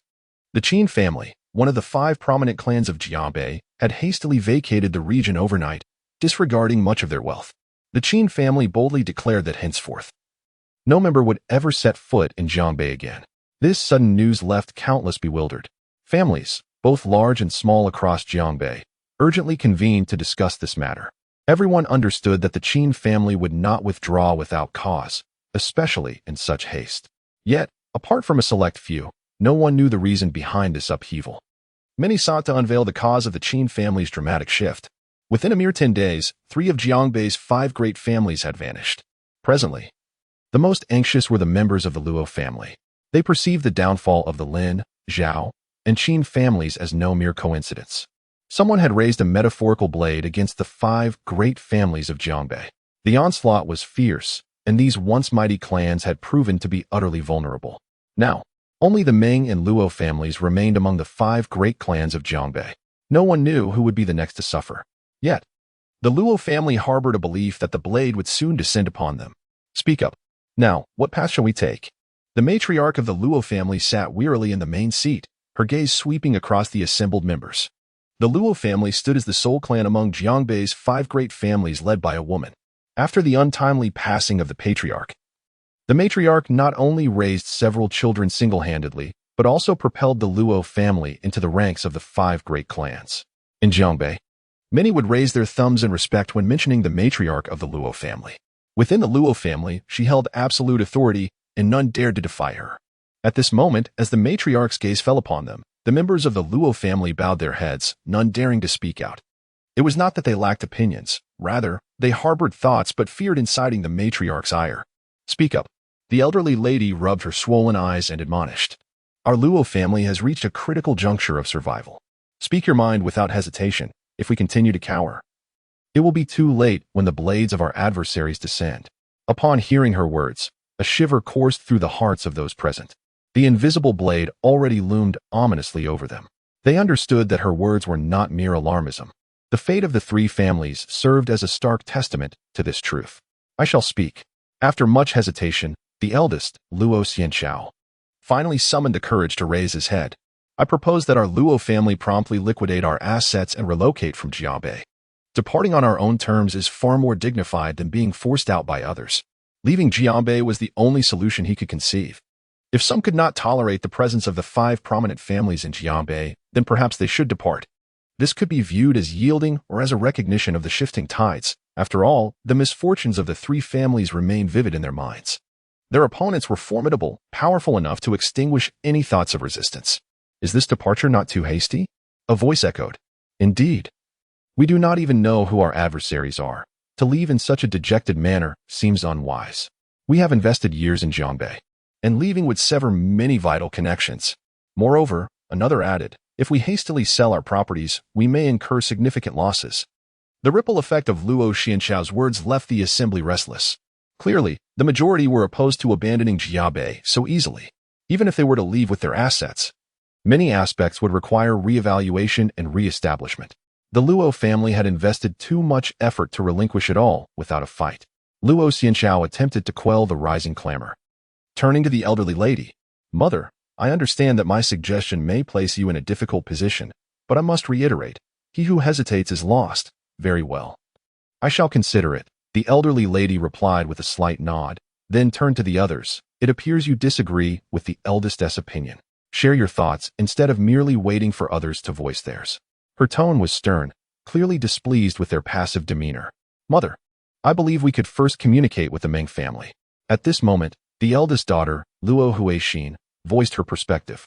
Now that only we and the Meng family remain among the 5 prominent families, we are anxious, and surely the Meng family is equally unsettled.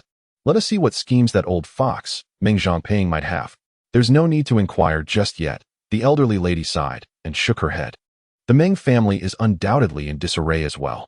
I have attempted to reach Meng Zhangping several times, but he has not responded.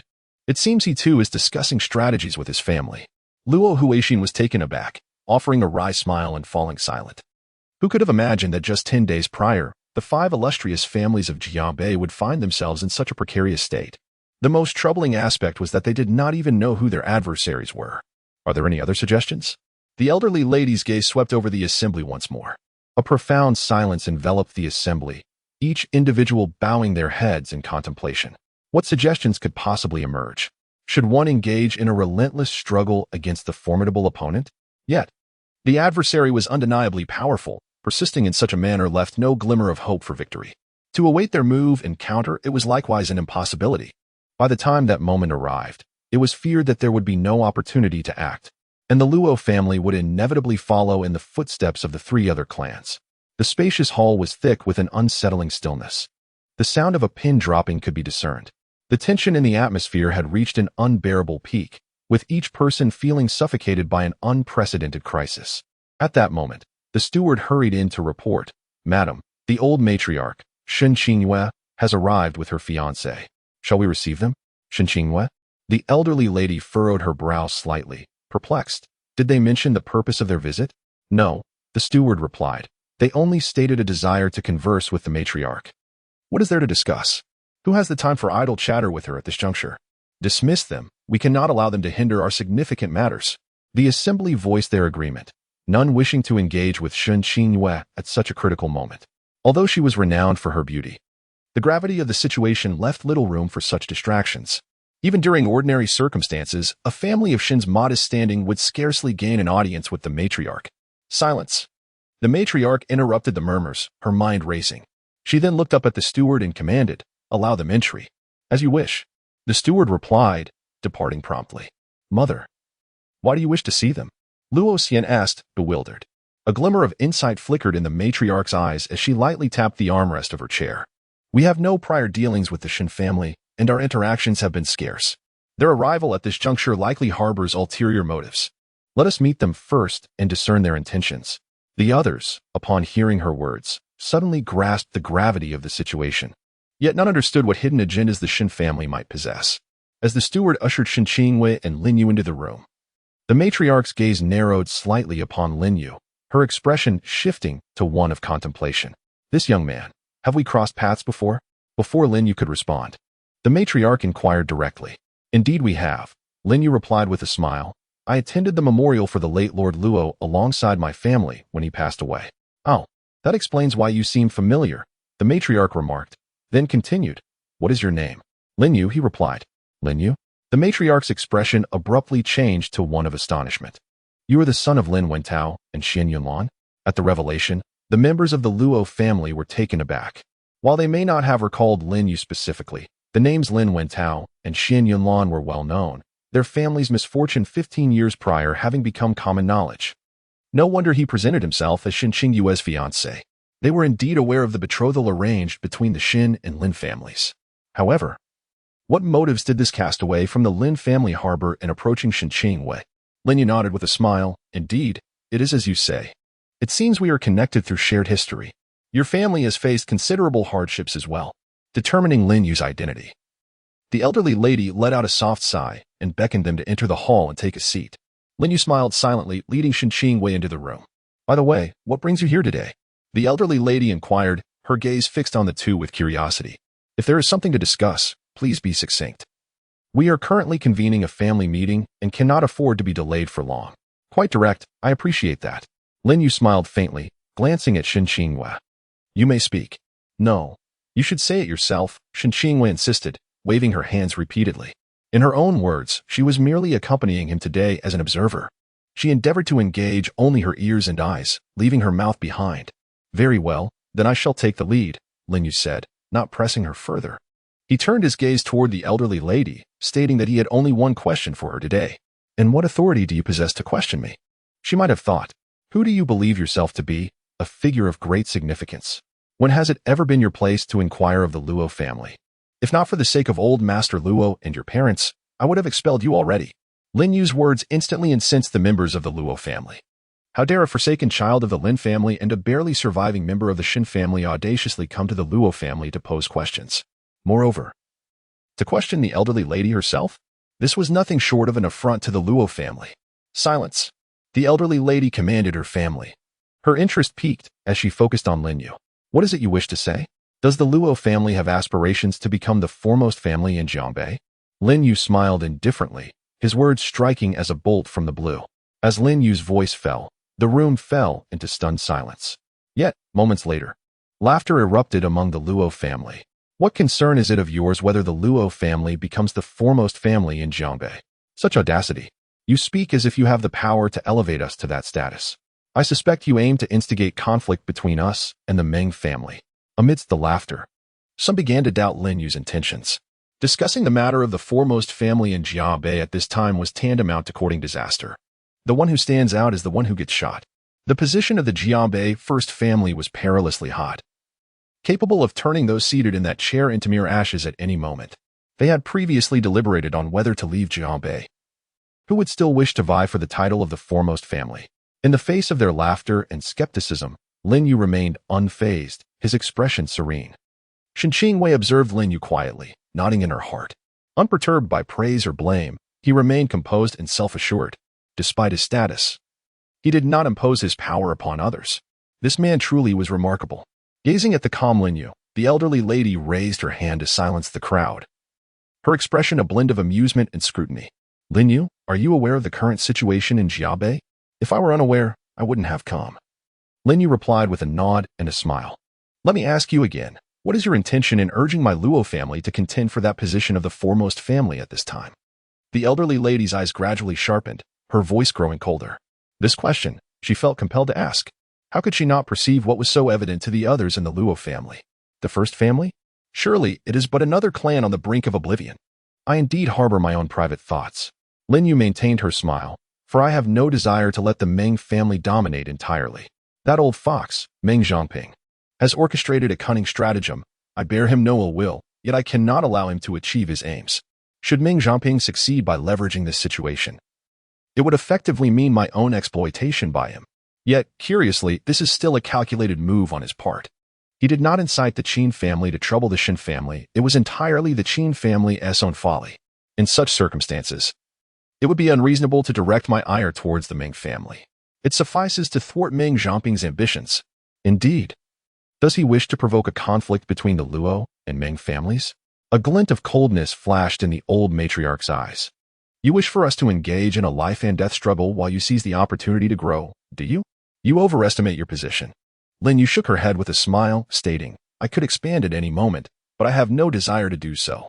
Does the Shen family not share this sentiment? The old lady's gaze shifted to Shen Qingyue. Absolutely not. Shen Qingyue finally spoke up, smiling as she remarked, with the Lin, Zhao, and Qin families falling one after another, the pie in Jiangbei has grown significantly larger. Naturally, my Shen family will partake of this bounty, yet we are wise enough to recognize that we cannot consume it all. Whether the Shen family grows or not makes no difference. As long as Lin Yu remains alive, the Shen family will be the invisible monarch of Jiangbei.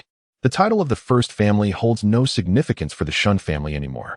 I find myself at a loss as to whether to commend your audacity or to lament your ignorance. The old lady chuckled, shaking her head. Your bravado far exceeds that of your grandfather's. Perhaps so, Lin Yu replied lightly, rising to her feet and declaring, we have said all that needs to be said. Whether you choose to become the foremost family in Jiabei is for you to ponder. If you decline, I shall simply seek others to take that mantle. Provided the Ming family does not ascend to that position. With that, Lin Yu took Shen Qingwei by the arm and began to exit. To offer a golden opportunity and have it rejected, there was no need to prolong the discussion. Would I truly beg the Luo family for elevation? Wait. The old lady called after them, furrowing her brow and inquiring. I wish to know, if such a fortuitous opportunity truly exists, why would you seek us out? Is it out of nostalgia for the ties of the past? You are mistaken. Lin Yu continued on her path, softly stating, I have personally dismantled the 3 major families. I have no desire to turn my blade upon the Luo family. As her words echoed, Lin Yu had already ushered Shen Qingwei out the door. Behind them, the Luo family exchanged wary glances. Could it be that the 3 major families were indeed vanquished by Lin Yu? How could that be? It is beyond the realm of possibility for Lin Yu to possess such formidable power. Mother, a thought has just struck me. At that moment, Luo Xianchao suddenly spoke up. Recalling, just days ago, when Meng Su was engaged, a conflict erupted between the Qin and Shen families, and Meng Zhongping unhesitatingly expelled the Qin representatives before a multitude of guests. Are you suggesting that the Meng family is employing others to do their bidding? The elderly lady's heart sank, and she asked in a solemn tone, is this what Lin Yu refers to as the grand scheme? Indeed. Luo Xianchao nodded emphatically. Look. It has only been a few days, and the Qin family has been annihilated. Meng Zhongping not answering your calls is likely intentional. He probably understands Lin Yu's influence and deliberately refrained from informing us, leading us to offend Lin Yu. When that time comes, my Luo family could also be obliterated. And in Jiabei, the Ming family would reign supreme. Listening to Luo Xianchao's words, the others changed their expressions. His conjecture was not without merit. Otherwise, how could the Ming family have so ruthlessly antagonized the Qin family for the sake of the Shen family? Quick, hurry and pursue. The elderly lady reacted swiftly, calling out in a flurry as she dashed towards the exit. However, by the time they reached the door, Lin Yu and his companions had already departed. The elderly lady pounded her chest in frustration and declared loudly, quick, prepare lavish gifts and head to the Shen family. Why did you not reveal your identity directly? In the car, Shen Qingwei smiled brightly at Lin Yu. If you had disclosed your identity, they would likely have welcomed you with the most extravagant ceremony. I am merely delivering gifts. If I must declare my identity to do so, why bother? Lin Yu chuckled softly, then countered, moreover. Would you announce my identity to everyone you meet?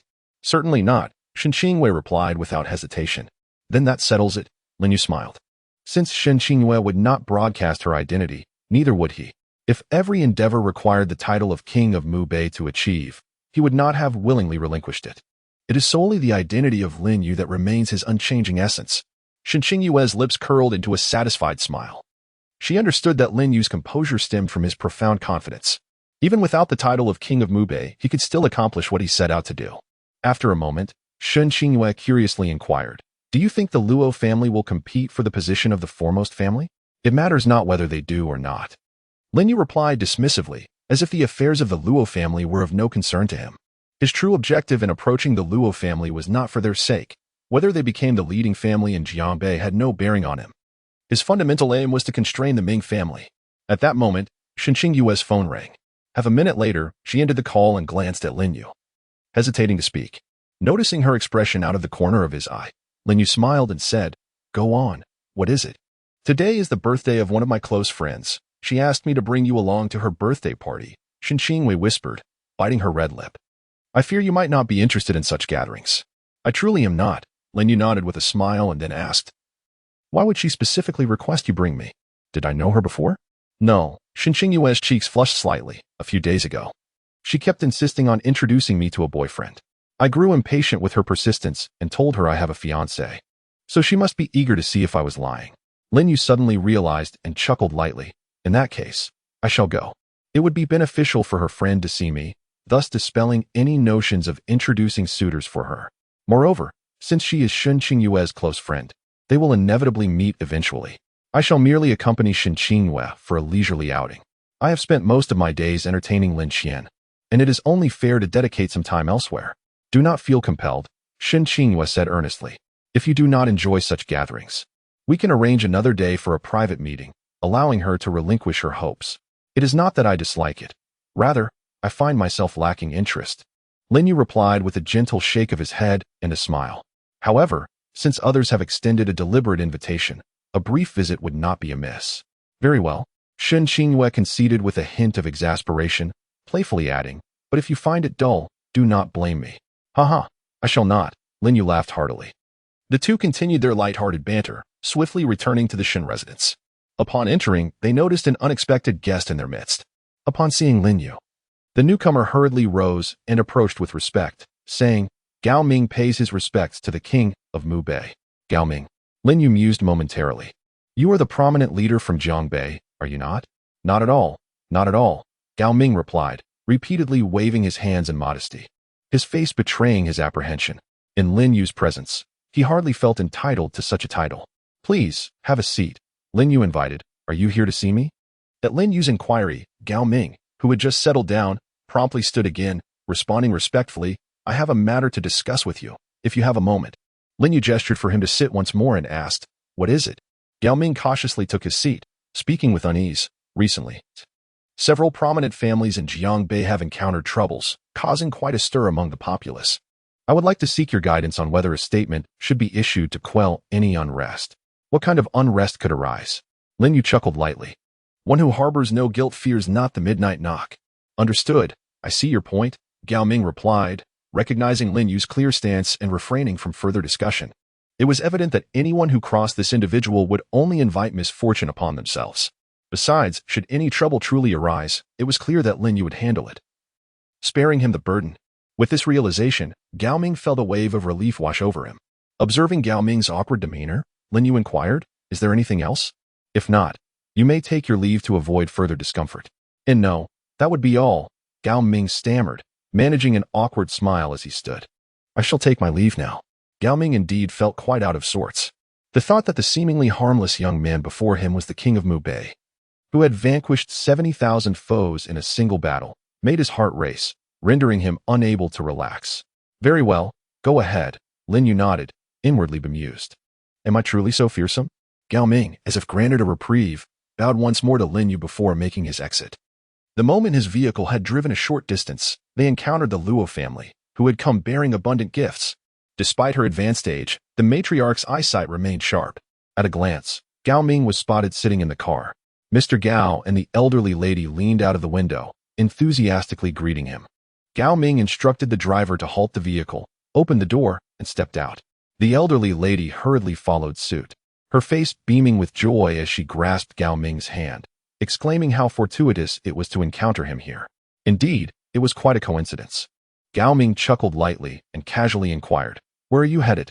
We are making a trip to the Shen family, replied the elderly lady. Upon hearing Shen family, Gao Ming's expression shifted, and he asked, Please don't tell me you've also offended the Shen family? The elderly lady, taken aback by Gao Ming's reaction, awkwardly responded, We did have a minor offense previously. I've asked my family to prepare some gifts to apologize. You truly are audacious. Gao Ming released the elderly lady's hand, shaking his head with a sigh. You should count your blessings. With that, he shook his head and returned to the car. The elderly lady's face turned ashen, and the Luo family felt a chill run down their spines. They understood the gravity of Gao Ming's words. They could now assert with certainty that the three families had indeed been annihilated by Lin Yu. The thought of the fate that befell those families caused their hearts to plummet. Recovering from the shock, the elderly lady intended to inquire further from Gao Ming, but his vehicle had already disappeared into the distance. Watching the departing car, she felt a shiver run down her spine. Her mind spun, nearly causing her to collapse. But fortunately, she was steadied by Luo Xianchao. What should we do? What can we do? The elderly lady was instantly brought to tears, utterly disoriented. The Luo family members were equally unsettled. Within mere seconds, beads of cold sweat drenched them all. Luo Xianchao, struggling to regain his composure, spoke with a bitter expression. For now, we have no choice but to face our fears and offer our apologies. Hopefully, There is still a chance for redemption. As he spoke, he couldn't help but sigh deeply, feeling a chill envelop him. Arriving at the Shen family's entrance, the Luo family hesitated to proceed. The Luo family has come to apologize to Mr. Lin and Miss Shen. We acknowledge our short-sightedness and any offenses caused, and we seek your forgiveness. The elderly lady proclaimed at the entrance. Behind her, Luo Xianqiao and Luo Huixin stood with gifts, bowing respectfully. What is happening? Shen Yulan looked at her son and daughter-in-law in confusion. When did the Luo family offend you? Was yet another prominent family in Jiabei facing ruin? Lin Yu shook his head with a smile. It cannot be labeled as an offense. They merely mistook our goodwill for ingratitude and uttered some unkind words. Oh, that is a relief, Shen Yulan exhaled, then advised, let them in. Since they have come to apologize, we should not dwell on minor grievances. Our relationship with the Luo family was quite amicable when your grandfather was still with us. Lin Yu subtly turned to Shen Qingwei, asking, are you upset? Not at all. Shen Qingwei replied with a radiant smile. I am not upset either. Lin Yu chuckled lightly, remarking that since no one was angered, there was no need for apologies. He mentioned having a matter to attend to and proceeded to make a phone call, assuring them to manage the situation concerning the Luo family. Throughout the exchange, he remained indifferent to the Luo family's stance. After Lin Yu ascended the stairs, Shen Yunong and Shen Yunlan exchanged glances and simultaneously rose to exit. The sight of Shen Yunlan left many members of the Luo family momentarily stunned. Yunlan, you are still alive? The elderly matriarch's face was etched with astonishment, her heart swelling with excitement. The presence of Shen Yunlan was a delightful surprise, with her in the picture.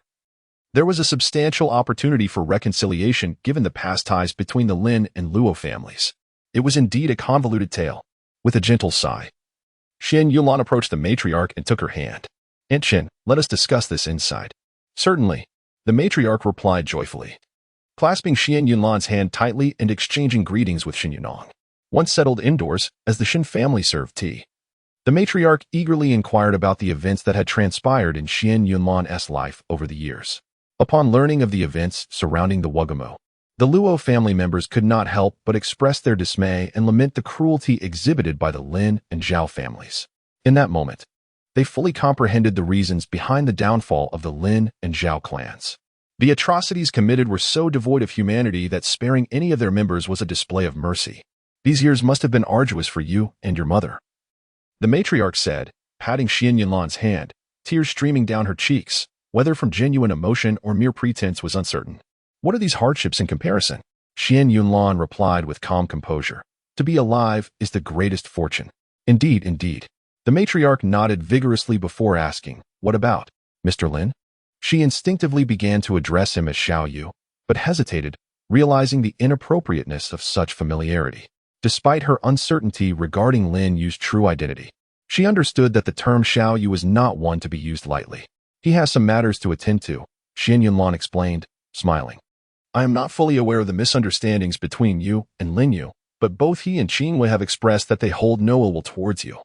So there is no need for concern. Really? The matriarch exclaimed, filled with excitement and self-reproach. Mr. Lin and Miss Shen are truly magnanimous, in comparison to their generosity.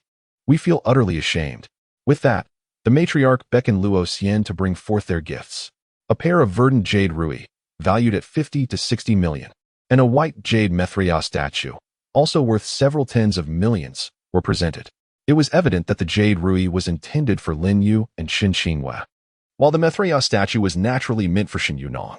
Miss Shen, I am aware that you and Mr. Lin do not place great importance on such material possessions.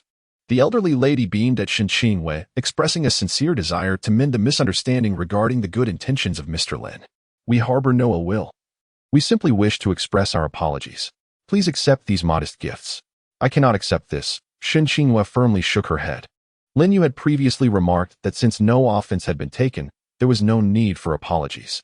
You should take these gifts back. Miss Shen, please accept them. It's merely a token of our goodwill, the elderly lady insisted, supported by others from the Luo family who echoed her plea.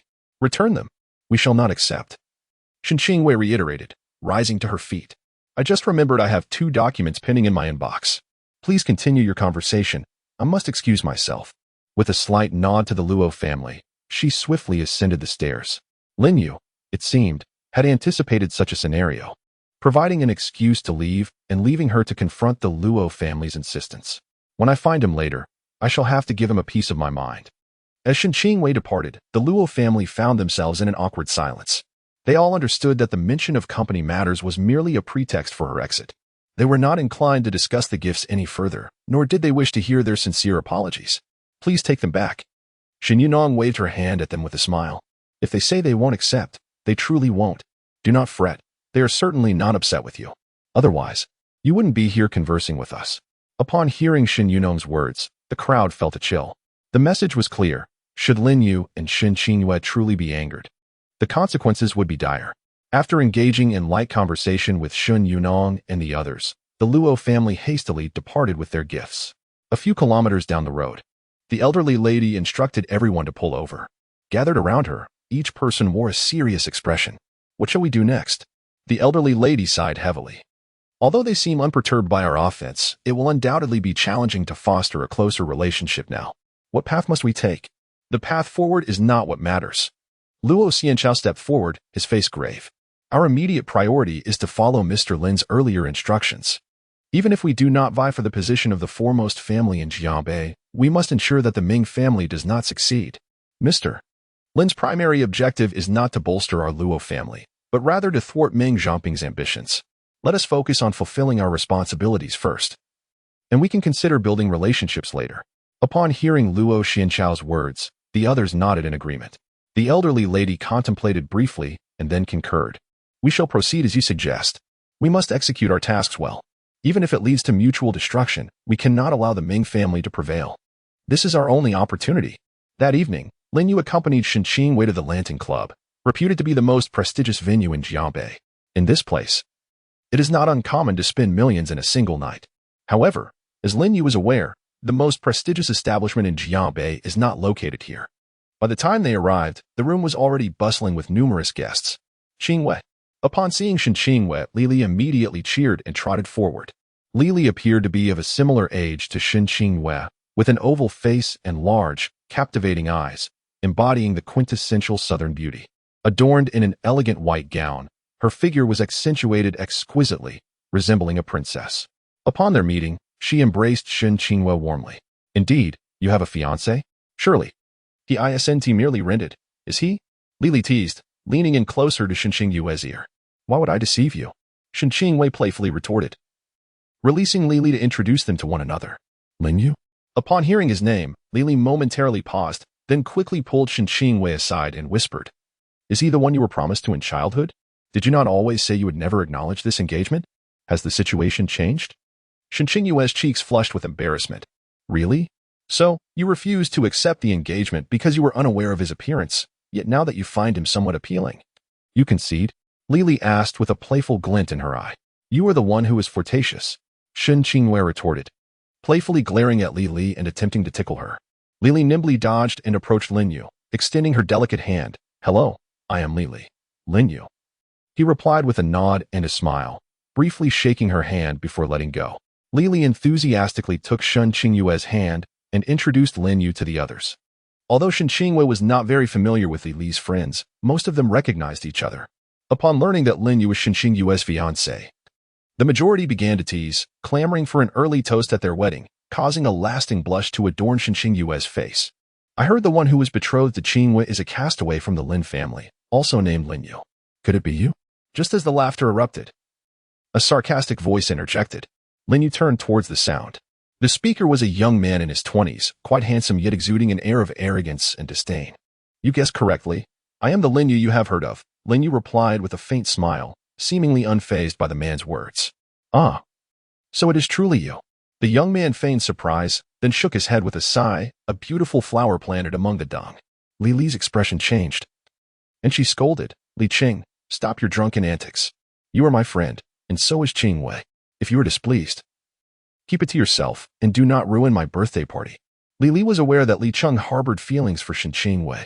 She had intended to use this evening to bring them closer together, but was taken aback that Shen Qingwei arrived with her fiancé. With Shen Qingwei now undeniably committed, Li abandoned her matchmaking intentions. Now, she simply wishes to celebrate her birthday with joy. I am merely stating the facts. Li Cheng shrugged dismissively, jesting. Who in Jiabei is unaware of the Lin family's troubles from 15 years ago? Moreover, the Lin family has now been eradicated. Previously, he could be considered a stray dog. But now he is even inferior to that. As Li Qing's words echoed in the room, both Li Li and Shen Qingyue's expressions darkened simultaneously. Cheng Xiao, perhaps you should refrain from speaking so much, someone suggested, while others urged Li Li and Shen Qingyue to remain calm. Of course, some merely adopted a stance of watching the spectacle unfold. It is Li Li's birthday party today. I do not wish to create a disturbance. Shen Qingyue cast a cold glance at Li Cheng, declaring, I shall pretend I did not hear your previous remarks, but if you continue to speak nonsense, do not expect me to be polite. Qingyue, I am merely looking out for you, Li Cheng replied, his tone dripping with disdain. He is not even worthy of being compared to a dog. How can he deserve you? Shen Qingyue's face darkened further, and without hesitation, she stepped forward. In the next moment, she lifted a glass of red wine from the table. With a splash, the wine drenched Li Cheng's face. The liquid trickled down his cheek, erasing his earlier charm and leaving only disarray. Li Cheng stood frozen, and the onlookers in the room were equally stunned. No one had anticipated that the usually gentle Shen Qingyue would act so boldly, completely disregarding the fact that it was Li Li's birthday celebration. Now, are you sober? Shen Qingyue shot a frosty glance at Li Cheng before turning back to Li Li, saying, I sincerely apologize for ruining your enjoyment. We shall take our leave now. Another day, Lin Yu, and I will celebrate your birthday privately. With that, Shen Qingyue, ignoring the bewildered crowd, took Lin Yu's hand and headed for the exit. Stop. Li Cheng suddenly rose, shouting angrily, You think you can leave without consulting me? Lin Yu regarded Li Cheng with indifference, a glint of coldness flashing in his eyes. How do you wish for me to consult you? Sensing Lin Yu's tone was off, Shen Qingyue quickly restrained him, shaking her head gently and whispering, Let it go. For Li Li's sake. Shen Qingyue did not wish to escalate the situation. After all, Li Li was her closest friend. If Lin Yu were to become enraged, Li Li's birthday party would undoubtedly be ruined. Meeting Shen Qingyue's gaze, Lin Yu's expression softened, and he began to exit with her. However, Li Cheng was relentless, swiftly positioning himself before them to block their path. Li Cheng, grant me a favor and know when to stop, Li Li interjected, her face stern as she confronted him. I give you face, but who gives me face? Li Cheng bellowed, glaring viciously at Shen Qingyue. If you wish to leave, first lick the wine off my face clean. Lin Yu was on the verge of exploding, but was once again restrained by Shen Qingyue. She regarded Li Cheng with a composed demeanor, stating, Do you know why I poured red wine on you? I do not care why. Li Cheng sneered, If you do not comply with my demands, you shall not leave this place. It would be wise for you to tread carefully. Shen Qingyue replied with icy indifference, I can still save you now. But should you continue to be ungrateful, my ability to assist you will vanish. She splashed red wine upon Li Cheng, an act that was, in truth, a means of safeguarding him. For if Lin Yu intervened, it would be far more dire than merely being doused with a glass of wine. Haha, what audacity. Li Cheng scoffed. Why not inquire about the ownership of this Lan Ting Club? Comply with my requests, and I may graciously let you off the hook. Otherwise, I shall ensure you leave in a most undignified manner. Fool. Hearing Li Cheng's arrogant words, Shen Qingyue cast him a pitying glance. Li Li, infuriated, shoved Li Cheng aside. You all go ahead. He is intoxicated. Do not pay him any heed. Lin Yu, astonished, quietly remarked to Shen Qingyue, Your friend is quite commendable. From Li Cheng's tone, it was evident he wielded some influence in this establishment. It was indeed remarkable that Li Li could stand up to defuse the situation. Indeed. We have shared many years of friendship. Shen Qingyue smiled lightly, pride illuminating her features. Then let us extend her some courtesy. Lin Yu replied with a gentle smile as he stepped toward the exit. If you manage to leave here, I shall consider it my defeat. Li Cheng ceased his obstruction, merely sneering as he retrieved his phone. Li Li seemed to grasp the situation, frantically signaling them to hasten their departure. The two exchanged reassuring glances with Li Li and proceeded to exit the room at a leisurely pace. Had I known it would come to this, I would not have come, Shen Qingyue sighed softly, her face reflecting regret as they stepped outside. You should not allow such trivial matters to affect your mood. Lin Yu remarked with a calm smile, his expression betraying no signs of the earlier turmoil. Shen Qingyue shook her head. I fear for Li Li's spirits. Encountering such incidents at a birthday party can be quite disheartening. Fear not, Lin Yu reassured her with a smile. Later, I shall take you to another place to celebrate Li Li's birthday. Another place? Shen Qingyue exclaimed in surprise, just as a group of burly men clad in tank tops blocked their path. In an instant, the men parted to reveal a young man in white behind them. His piercing gaze exuded a fierce intensity, marking him as a formidable figure. Behind him, Li Qing and Li Li had also emerged in pursuit. Upon witnessing the scene before them, many were gripped by fear. Li Li's expression darkened as she coldly confronted Li Cheng. Are you intent on escalating this matter? And if I do? Li Qing snorted dismissively, his face a mask of menace. Li Li, it would be prudent for you to mind your own business. Otherwise, I shall deal with you as well. Li Li's countenance shifted, her anger flaring. If you dare to act recklessly, I will call the police. Call the police? The young man in white scoffed, a chilling smile gracing his lips as he turned to Li Qing. You should inform them of my identity. The crowd, puzzled, glanced toward Li Qing, sensing that this newcomer was not to be trifled with. Li Qing cast a cold glance over the gathered crowd, exuding an air of arrogance fueled by his connections, and proclaimed loudly, Listen well. This is Feng Yi, the owner of the Lantern Club. You shall all address him as Brother Yi. Several sycophants immediately broke into grinning smiles. Feng Yi merely nodded slightly, offering no further response. Li Li pondered momentarily before raising her gaze to Feng Yi. You run a business. Inviting the police here cannot bode well for you, can it? You seem rather unaware of my identity. Feng Yi looked at Li Li with a mocking expression. Are you not the owner here? Li Li furrowed her brow slightly, perplexed by Feng Yi's implication. Hadn't Li Qing already introduced him as the proprietor of the Lantern Club, Feng Yi? Was it a misunderstanding on her part? Or had Li Qing misspoken? Noticing the confusion on Li Li's face, Li Qing scoffed, Brother Yi's father is Feng Sanpao. Feng Sanpao. The crowd gasped in astonishment, their eyes darting toward Feng Yi in shock. The earlier sycophants were expressions of forced delight, their obsequiousness now nauseating. Li Li's complexion turned ashen, panic gripping her as she realized she had no idea how to rescue Shen Qingwei and the others. Is Feng Sanpao truly that notorious? I have never heard of him. Lin Yu inquired, curiosity evident in his tone. You've been away from Jiangbei for 15 years. It's hardly surprising. Shen Qingwei shot him an exasperated look, then added with a smile, Feng Sanpao is indeed well known. In the night of Jiangbei, he is a name to behold, the wolf Feng Sanpao. The king of Jiangbei's underworld, said to have vanquished countless foes alone, single-handedly dismantling the Hu Bao gang, which boasted thousands of followers. Oh, I see, Lin Yu smiled, now enlightened. He had little knowledge of the underground forces in Jiangbei and had never taken an interest in them. The name Wolf Feng Sanpao was new to him. Whether the tales of his exploits were exaggerated or grounded in truth remained to be seen. If true, it stood to reason that Feng Sanpao was indeed a formidable martial artist. Reflecting on this, Lin Yu turned his gaze back to Feng Yi. So, is this your assurance against the prospect of police involvement? Indeed, Feng Yi replied with an air of arrogance, surveying the crowd with disdain. Should anyone dare to report? Whether I face consequences is debatable, but my father will undoubtedly annihilate their entire family. The crowd trembled at Feng Yi's threat. Feng Sanpao was undeniably a ruthless character. The notion of exterminating an entire family was not mere bluster. Anyone bold enough to alert the authorities would surely face dire repercussions. Li Li felt a surge of panic but forced herself to maintain composure, mustering a strained smile towards Li Cheng.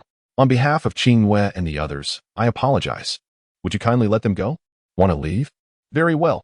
Li Qing, emboldened by his perceived authority, replied smugly. As I said, if you clean the alcohol from my face, I shall let them go. You. Li Li momentarily faltered, her smile faltering as a sense of hopelessness washed over her.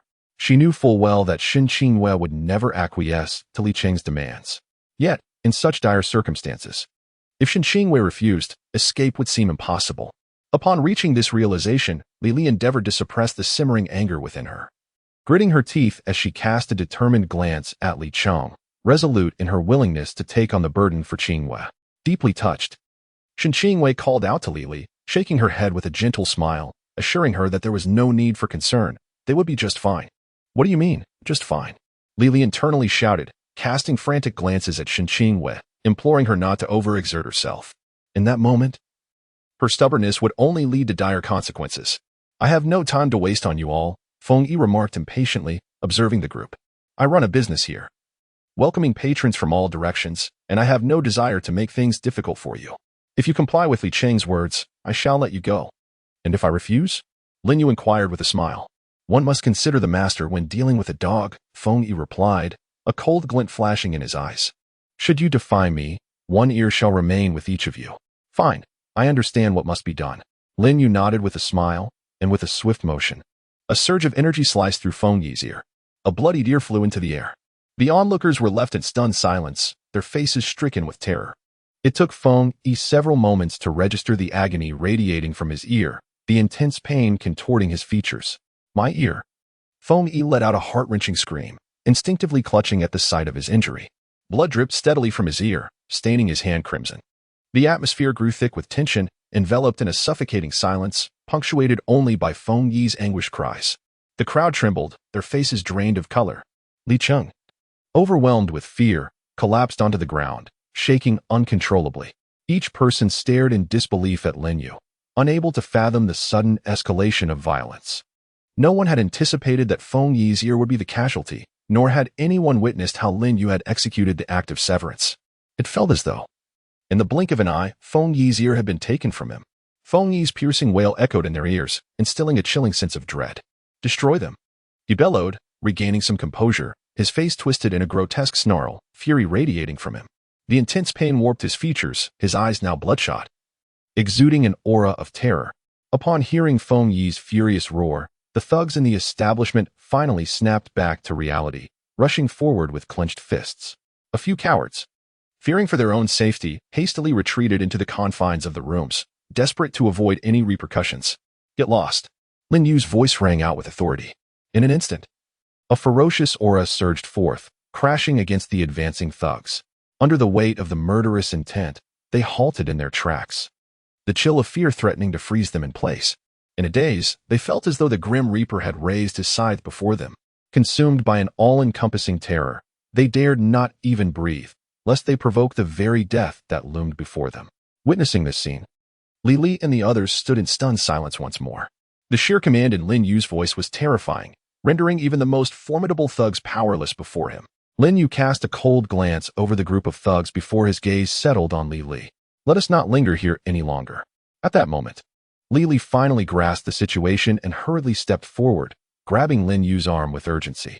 You must turn yourself in at the police station. I am acting to rid society of a menace. Lin Yu couldn't help but chuckle in astonishment. Turn myself in? It was remarkable that Li Li could even suggest such a thing, not to mention merely severing a single ear from Feng Yi.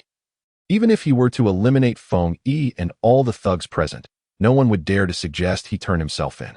I am not jesting, Li Li exclaimed, both angry and anxious, stamping her foot. If you go to the police station, even Feng Sanpao would not dare to confront you there.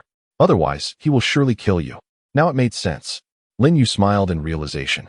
Shen Qingyue took hold of Li Li's hand and, with an air of calm, said, We appreciate your good intentions, but you need not worry about him. Since he has the audacity to act thusly, he will not fear Feng Sanpao. You all. Li Li was clearly unconvinced and stamped her foot in frustration.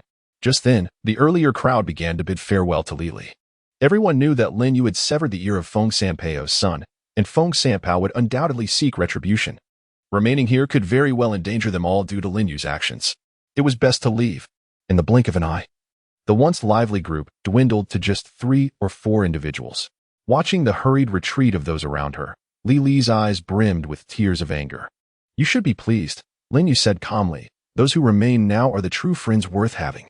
Easy for you to say. I know. Li Li shot Lin Yu an irritated glance. You should take care of yourself first.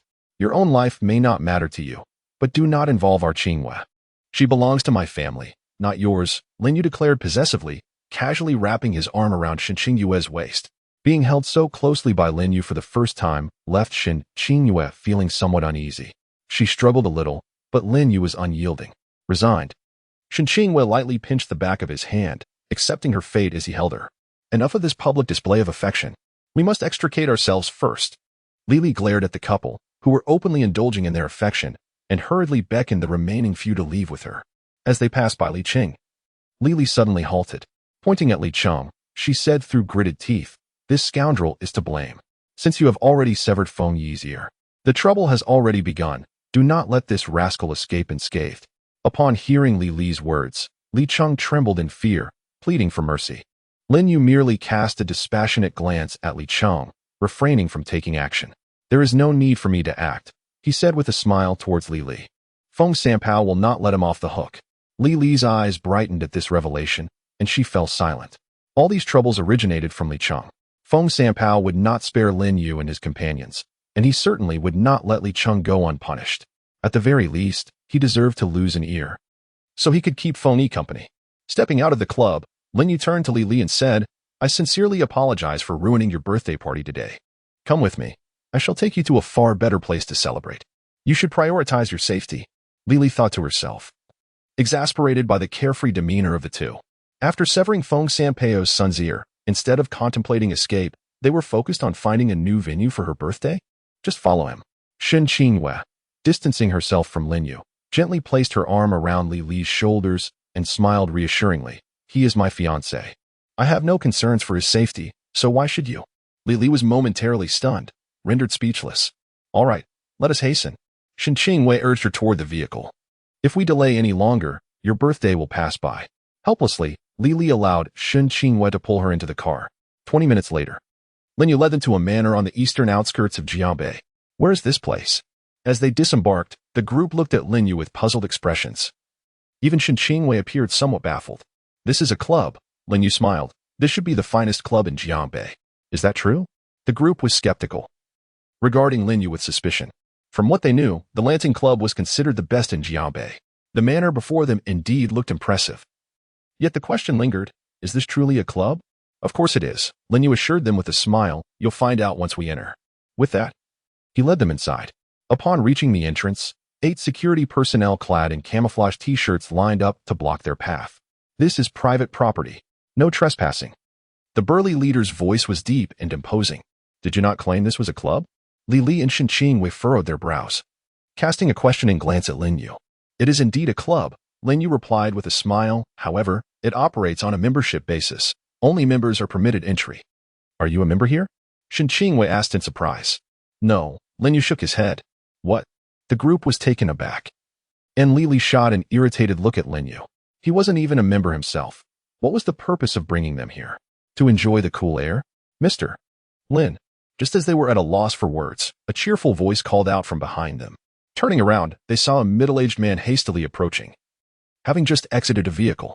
"Luo Xianxiao," Lin Yu said with mild astonishment, surprised to encounter him again so soon. "Was this the third time today?" In the astonished gaze of Li Li and the others, Luo Xianxiao reached Lin Yu and bowed respectfully. "It is an honor to meet you, Mr. Lin." Witnessing Luo's deference towards Lin Yu left Li Li and the others utterly speechless. They were well aware of the Luo family's prominence, and to see someone of Luo Xianxiao's stature treating Lin Yu with such respect was utterly inconceivable. Was Lin Yu not the discarded scion of the Lin family? Even if the Lin family still existed, by virtue of seniority, it should be Luo Xianxiao who ought to pay his respects to Lin Yu, shouldn't it? Lin Yu automatically disregarded the astonished expressions of a few individuals and waved his hand lightly, stating, "You are of my parents' generation. There is no need for you to pay your respects." "Indeed, indeed." Luo Xianxiao responded with a beaming smile, adding, "I invited 2 friends here to discuss some matters, and I didn't anticipate encountering you and Miss Shen in such a serendipitous manner." Upon hearing Luo Xianxiao's words, Shen Qinghua couldn't help but smile. Without Lin Yu even asking, Luo Xianxiao revealed the purpose of his visit, seemingly anxious to dispel any notion that he was following Lin Yu. At that moment, Li Li regained her composure and, with a cheerful demeanor, turned to Luo Xianxiao, asking, "Mr. Luo, are you a member here? Since you know Lin Yu and Qinghua, could you perhaps escort us inside?" Luo Xianxiao was momentarily taken aback and hesitantly replied, "I shall give it a try." "There's no need," Lin Yu shook his head with a smile. "Let me attempt it."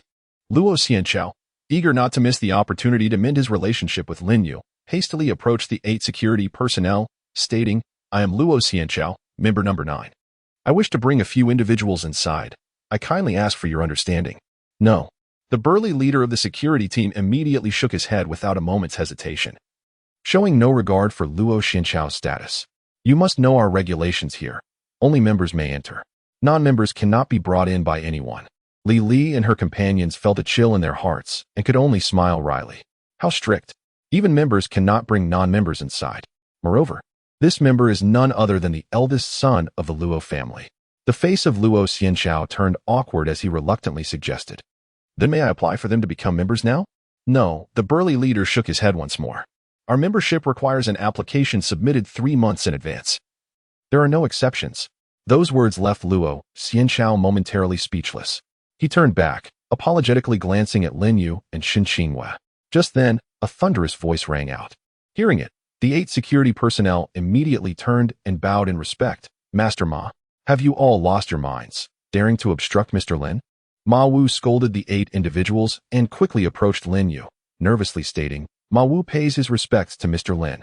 I apologize for the negligence that led to the offense against you, and I implore your forgiveness. Rest assured, I will discipline them properly. There's no need. Lin Yu replied with a calm smile. They were merely following the rules. Indeed, Ma Wu expressed his gratitude, then turned to glare at the 8 personnel, commanding, Why aren't you all thanking Mr. Lin at once? Were it not for Mr. Lin's stature, I would have dealt with you severely. The 8 individuals trembled in unison, not daring to be remiss, and bowed together, saying, Thank you, Mr. Lin. Lin Yu nodded slightly, no need for formalities. Witnessing this spectacle, everyone was filled with astonishment. It was evident that Ma Wu was the person in charge here. Why was he showing such deference to Lin Yu? What was Lin Yu's true background? At this moment, Luo Xianxiao felt an exhilarating rush of excitement. He understood better than anyone the strictness of the rules here. It could be said that no one in Jiangbei could persuade Ma Wu to make an exception. Yet, in the presence of Lin Yu, Ma Wu did indeed make an exception, treating him with remarkable respect. This clearly indicated that Lin Yu's identity and background were far beyond their imagination. This was undoubtedly an unexpected gain from his visit tonight. As the crowd stood in astonishment, Ma Wu bowed and gestured, Mr. Lin, esteemed guests, please come inside. I have some matters to attend to and shall not join you, Lin Yu replied, shaking his head. Please, arrange a room for them. I will settle the bill later. He instructed. No, Ma Wu quickly waved his hands. It is our honor to have Mr. Lin bring friends. The payment must still be made. Lin Yu insisted earnestly. If old man Wan finds out that I accepted money from Mr. Lin, he will certainly not let me off. Ma Wu looked at Lin Yu with a pained expression. Pleading, I ask for your mercy, Mr. Lin. Ma Wu is grateful. With that, he bowed deeply, his body bent at a 90-degree angle. Upon hearing Ma Wu's words, Shen Qingyue's eyes brightened with understanding. She realized that the old man Wan mentioned by Ma Wu must be Wan Jiuling. Meanwhile, Luo Xianxiao and Li Li wore expressions of disbelief. Ma Wu's demeanor had transcended mere respect. It was abject humility. To conduct business and yet plead with others not to pay. This was a humility that had sunk to the very dust. Luo Xianxiao was certain that throughout Jiangbei and even the entire Dingzhou province, apart from Lin Yu, no one could induce such a level of subservience from Ma Wu. Hearing Ma Wu's supplications, Lin Yu could only smile wryly and said, Very well, then you may take them inside. Thank you, Mr. Lin, Ma Wu exclaimed, as if granted a reprieve, quickly bowing and inviting Shen Qinghua and the others to enter. Throughout the encounter, he had not exchanged a single word with Luo Xianxiao. The member ranked 9th, nor had he even glanced at him. However, Luo Xianxiao felt no displeasure. Instead, he was secretly elated. The more respectful Ma Wu was towards Lin Yu, the more it affirmed Lin Yu's esteemed status. As long as he could mend the relationship with Lin Yu and the Shen family, the Luo family would swiftly ascend. Having followed Ma Wu a few paces, Li Li finally regained her senses and turned back to Lin Yu, asking, Aren't you coming? Lin Yu nodded. You all enjoy yourselves. I have some matters to attend to. Don't mind him. Let him handle his business, Shen Qinghua said, pulling Li Li back as she waved goodbye to Lin Yu. She understood that Lin Yu was likely dealing with matters concerning Feng Sanpao. Yet, she still felt somewhat puzzled. Such matters could easily be delegated to his subordinates. Why did he choose to handle them personally? Could it be that he did not find joy in playing with Li Li and the others? Li Li, unaware of Shen Qingyue's thoughts, nodded helplessly, filled with curiosity about Lin Yu. For the first time in her life, she felt such intrigue towards a man. This man was an enigma wrapped in mysteries. Before long, Ma Wu led the group deep into the estate. Upon opening a door, he respectfully said, I wish you all a delightful time. Should you need anything, please do not hesitate to ask. Thank you. A few individuals expressed their gratitude, subconsciously glancing towards the interior of the room. Upon this gaze, their eyes widened in astonishment, and they instinctively covered their mouths in disbelief. The room was astonishingly vast. Rather than a single chamber, it could be likened to an independent grand courtyard. Within the courtyard, pavilions and towers intertwined amidst lush greenery. Even more extravagant were the artificial hills and hot springs. Young women clad in kipayos stood gracefully, welcoming them. Are you certain this is merely a room? Li Li asked in shock, turning to Ma Wu. Indeed, Ma Wu replied respectfully. The group exchanged glances, feeling for the first time as though they were unsophisticated country bumpkins. With hearts brimming with astonishment and curiosity, they stepped into the room, while Ma Wu thoughtfully closed the door behind them. Is your fiancé truly the discarded scion of the Lin family? Lili inquired incredulously of Shen Qingwei. Of course, Shen Qingwei nodded with a smile. Impossible, Lili exclaimed in disbelief. With how respectful Ma Wu and Luo Xianxiao are towards him, he must be a person of significant stature, not a person of great importance. He merely knows a few more people, Shen Qingwei humbly remarked, her heart swelling with unspoken pride. Lin Yu had a knack for surprising others. Had it not been for the incident at Lanting Club earlier that day, she would have remained oblivious to the existence of such an upscale establishment in Jiangbei. In comparison, Lanting Club seemed akin to a refugee camp. Is that true? Lili asked, half convinced and somewhat worried. Is he truly unafraid of Feng Sanpao? He is quite a formidable character. Do not fret about him, Shen Qingwei reassured, embracing Li's fragrant shoulder. Just enjoy your birthday. While the atmosphere may not be as lively as before, everyone here is a worthy friend, making for a more comfortable experience. Indeed, Lili nodded in agreement. A hint of bitterness in her voice. Let those people regret their choices. Through this incident, she had gained clarity regarding who her true friends were and who merely feigned friendship. In a way, it could be considered a blessing in disguise. Lin Yu returned once more to Lanting Club, settling into the previously occupied room. Upon his arrival, the club's bouncers recognized him but dared not intervene. After a span of 20 minutes, the door swung open. A middle-aged man with a steady gait entered, his narrowed eyes fixed upon Lin Yu, his expression dark and brooding. Lin Yu merely raised his eyelids slightly, casting a casual glance in the man's direction before pouring himself a glass of red wine. You possess quite a lot of audacity. The middle-aged man's countenance darkened further as he observed Lin Yu's nonchalant demeanor. Not bad, Lin Yu replied with a carefree smile, gently swirling the wine in his glass. Are you Feng Sanpao? Indeed, Feng Sanpao declared with pride. Lin Yu savored a sip of wine, his curiosity piqued. I've heard you single-handedly eradicated thousands from the tiger and leopard gang? Feng Sanpao scoffed. Eliminating a bunch of good-for-nothings is hardly commendable. To him, vanquishing the tiger and leopard gang was an effortless task. Such trivial matters hardly merit mention, let alone boastfulness. Indeed, Lin Yu found himself in complete agreement. Surprised to discover that even in Jiangbei, there existed warriors like you. It seems you two have embraced the path of a martial artist? A cold glimmer flashed in Feng Sanpao's eyes. No wonder he could so effortlessly sever my son's ear. Lin Yu smiled wryly, remarking, a mere trifle, nothing worthy of admiration. Feng Sanpao faltered momentarily, his rage surging forth. After all, these were his own words. In an instant, they were turned against his son. This was not merely provocation. It was an affront. Speak, how do you wish to meet your demise? Feng Sanpao clenched his fists, the sound echoing ominously, his murderous intent unmistakable. You have stolen my lines. Lin Yu set down his wine cup, a smile gracing his face as he regarded Feng Sanpao. However, before you depart this world, I have a question to pose. Ask away. Feng Sanpao's murderous intent was palpable. To a man facing death, I shall speak freely. Lin Yu chuckled in astonishment, utterly baffled by Feng Sanpao's unfounded confidence. Do not dawdle, just ask. Feng Sanpao snapped impatiently. I have allowed you to linger long enough. Very well, Lin Yu replied, shaking his head with a smile. Given your prowess, you could easily thrive in any legitimate pursuit. Why then have you chosen this path? It was a lamentable thought that a warrior had descended to become the foremost figure of Jiangbei's underworld. His intent in waiting for Feng Sanpao was to uncover the answer to this very question. Should Feng Sanpao's response prove satisfactory, Lin Yu might offer him a chance to contribute on the battlefield. In that case, even in death, he would have died with purpose. I shall walk whichever path I choose. Feng Sanpao huffed, arrogance etched upon his features. This world is one of the strong preying upon the weak. Might makes right. Lin Yu shook his head, chuckling softly. This reasoning left him utterly speechless. Then you may proceed to your end. Feng Sanpao stepped forward, brimming with murderous intent. To die at my hands is a privilege. As the words left his mouth, Feng Sanpao unleashed a powerful strike. This punch was infused with tremendous force. Even a colossal boulder could not withstand it. Yet, mere inches from Lin Yu, the fist could advance no further. As if an invisible barrier stood resolutely between Feng Sanpao's strike and Lin Yu. Feng Sanpao's expression shifted dramatically as he abruptly retracted his fist and retreated swiftly. A master. No wonder he dared to return and provoke me.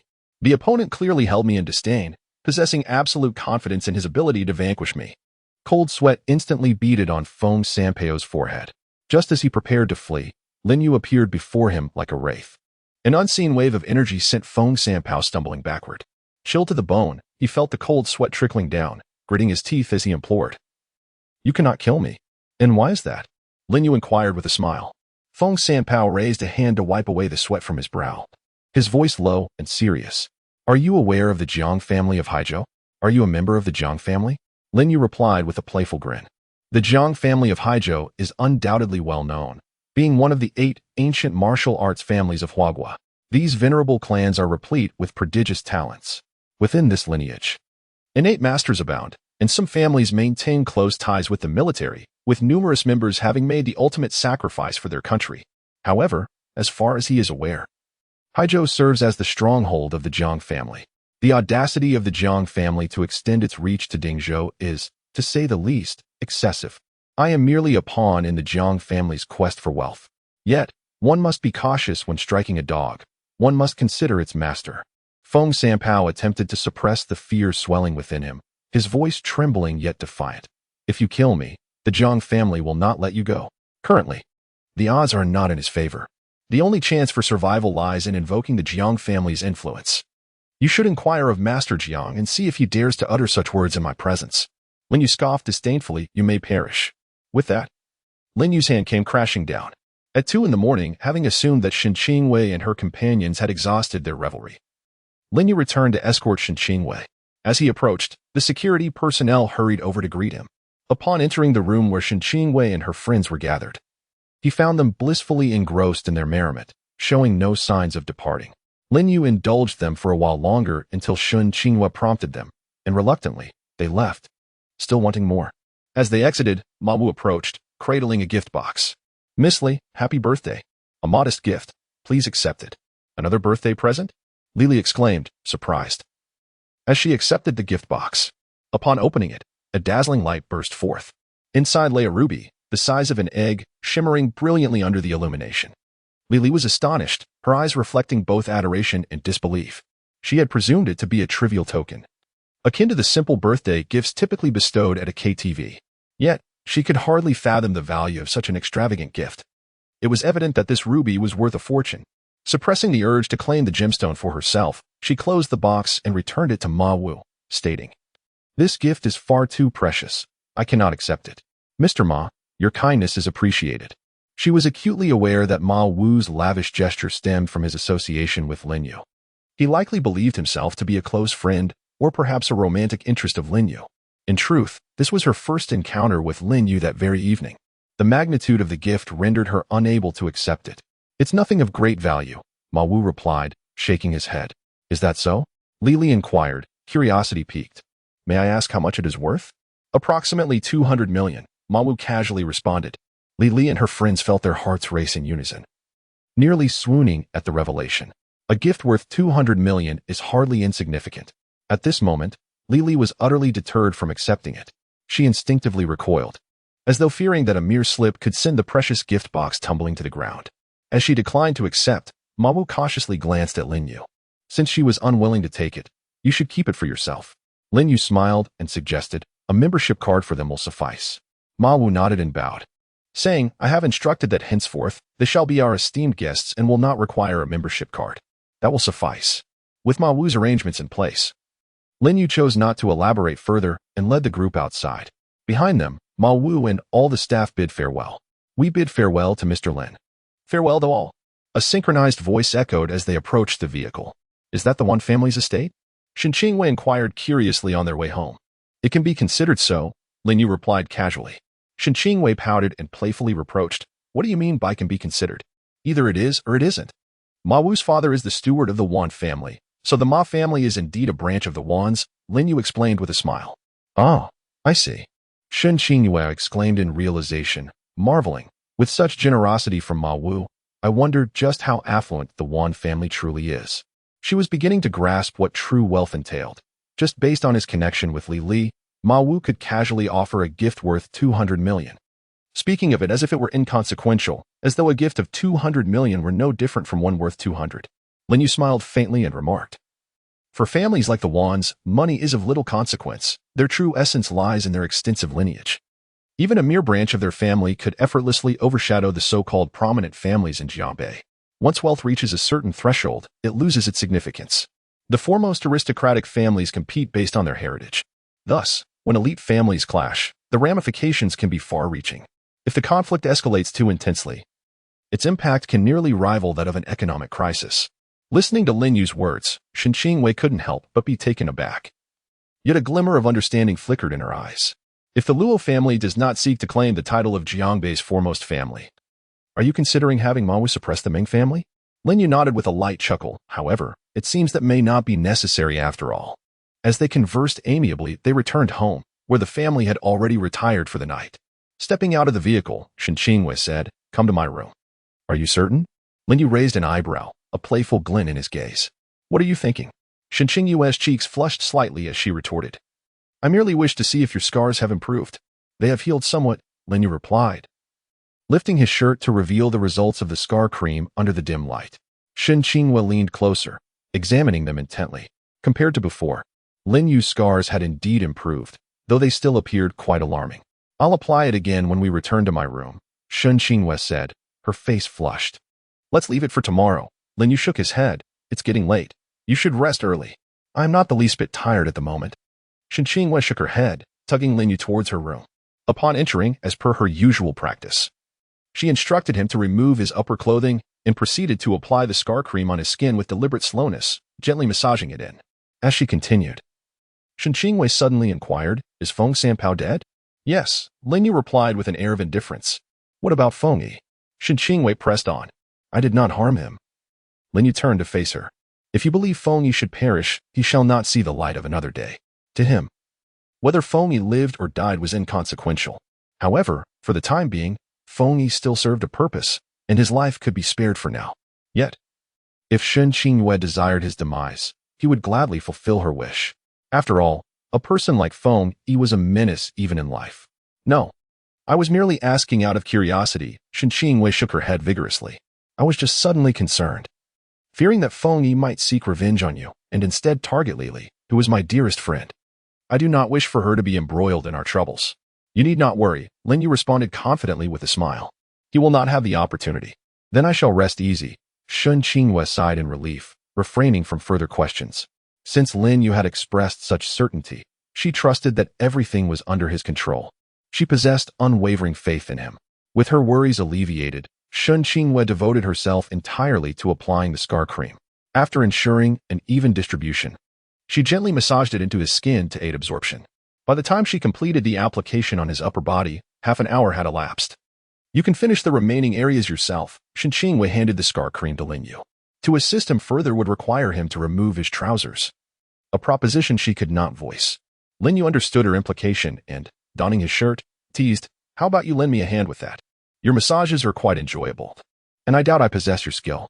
"Go to hell," Shen Qingyue exclaimed in a mix of embarrassment and irritation, a rosy hue blooming on her cheeks. The following morning, Lin Yu accompanied Shen Qingyue to her workplace as usual. On the way back, he received a call from Shadow 13. After ending the call, a look of confusion crossed Lin Yu's face as he hurried back. Shadow 13 reported that unidentified individuals were approaching his mother and sister, who were strolling by the Mingjing Lake. Shadow 13 was certain that these individuals were martial artists of considerable prowess. Yet, instead of causing trouble, they appeared to be engaging in amiable conversation with the mother and daughter. Mingjing Lake was roughly a kilometer from the Shen family residence. Though referred to as a lake, it was rather modest in size, merely an artificial lake covering less than 10 acres. Recently, as long as Lin Yu did not take Lin Xian out for leisure, Xian Yunlan would take Lin Xian to Mingjing Lake after breakfast for a stroll, both to enjoy the fresh air and to exercise. Upon his arrival, Lin Yu spotted his mother and sister seated in a pavilion from a distance. Opposite them sat an elder and a youth. From afar, he could not discern their features. What was happening? Lin Yu cast a distant glance and inquired quietly of Injiu, who had silently appeared beside the vehicle. Injiu bowed slightly and replied, "And she is currently positioned to protect the mistress and the young lady. So far, there have been no signs of any threats to them. Do you know their origins?" Lin Yu asked again. "Unknown," Injiu gently shook his head. "The elder claims to be Xie Tianji, and as of now, he should remain unaware of our presence and that of Enqi." "Very well, I understand. You may return to rest." Lin Yu nodded slightly and proceeded towards Xian Yunlan and the others. Even from several dozen meters away, Lin Qian spotted her brother striding towards them. "Brother!" she exclaimed joyfully, waving her hand. The moment he laid eyes on his sister, Lin Yu's expression softened, revealing a tender smile. He quickened his pace and soon reached the side of the mother and daughter. "This is my son, Lin Yu." Xian Yunlan introduced him to the two seated opposite them, then turned to Lin Yu, saying, "This is elder Xie Tianji, and beside him is his grandson, Xie Lu, whom we encountered during our walk." "Hello." Lin Yu greeted the elder and the youth with a slight smile, maintaining a composed demeanor. The elder's complexion was rosy, and his breathing was steady and robust. The young man appeared to be under 20, possessing striking features, with a hint of youthful innocence on his face, yet his gaze was filled with defiance. Both the elder and the youth were martial artists. "Greetings," Xie Tianji said to Lin Yu with a warm smile, complimenting, "You are remarkably handsome and exceptionally capable. If I am not mistaken, young man, you must surely be a dragon among men." Upon hearing Xie Tianji's praise of Lin Yu, Xie Lu's face momentarily flickered with disdain, though he quickly concealed it. "You flatter me, elder," Lin Yu smiled and remarked. "In comparison to your grandson, I am still quite lacking." "Haha." Xie Tianji laughed heartily, casting a meaningful glance at Lin Yu. "Excessive modesty is also a form of pride.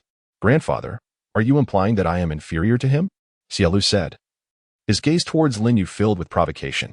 "You are indeed no match for my brother. My brother is the best in the world," Lin Qian exclaimed, gripping Lin Yu's hand with a proud expression. "That merely indicates your perspective is too narrow." Xie Lu scoffed, clearly unwilling to concede. Lin Qian, displeased, retorted, "My brother could easily make you search for your teeth with just one finger." Xie Lu, still possessing the impulsiveness of youth, stood up at this remark, looking provocatively at Lin Yu, seemingly prepared to demonstrate before Lin Qian who was truly superior. "Sit down," Xie Tianji commanded sharply, chastising him. "What a reckless display. Have some decorum." Xian Yunlan cast Lin Qian a disapproving glance, feeling a sense of helplessness and amusement. It had not been long since Lin Yu had spoiled this originally timid girl to the point where she feared nothing. If this continued, she might truly become a willful and spoiled young lady.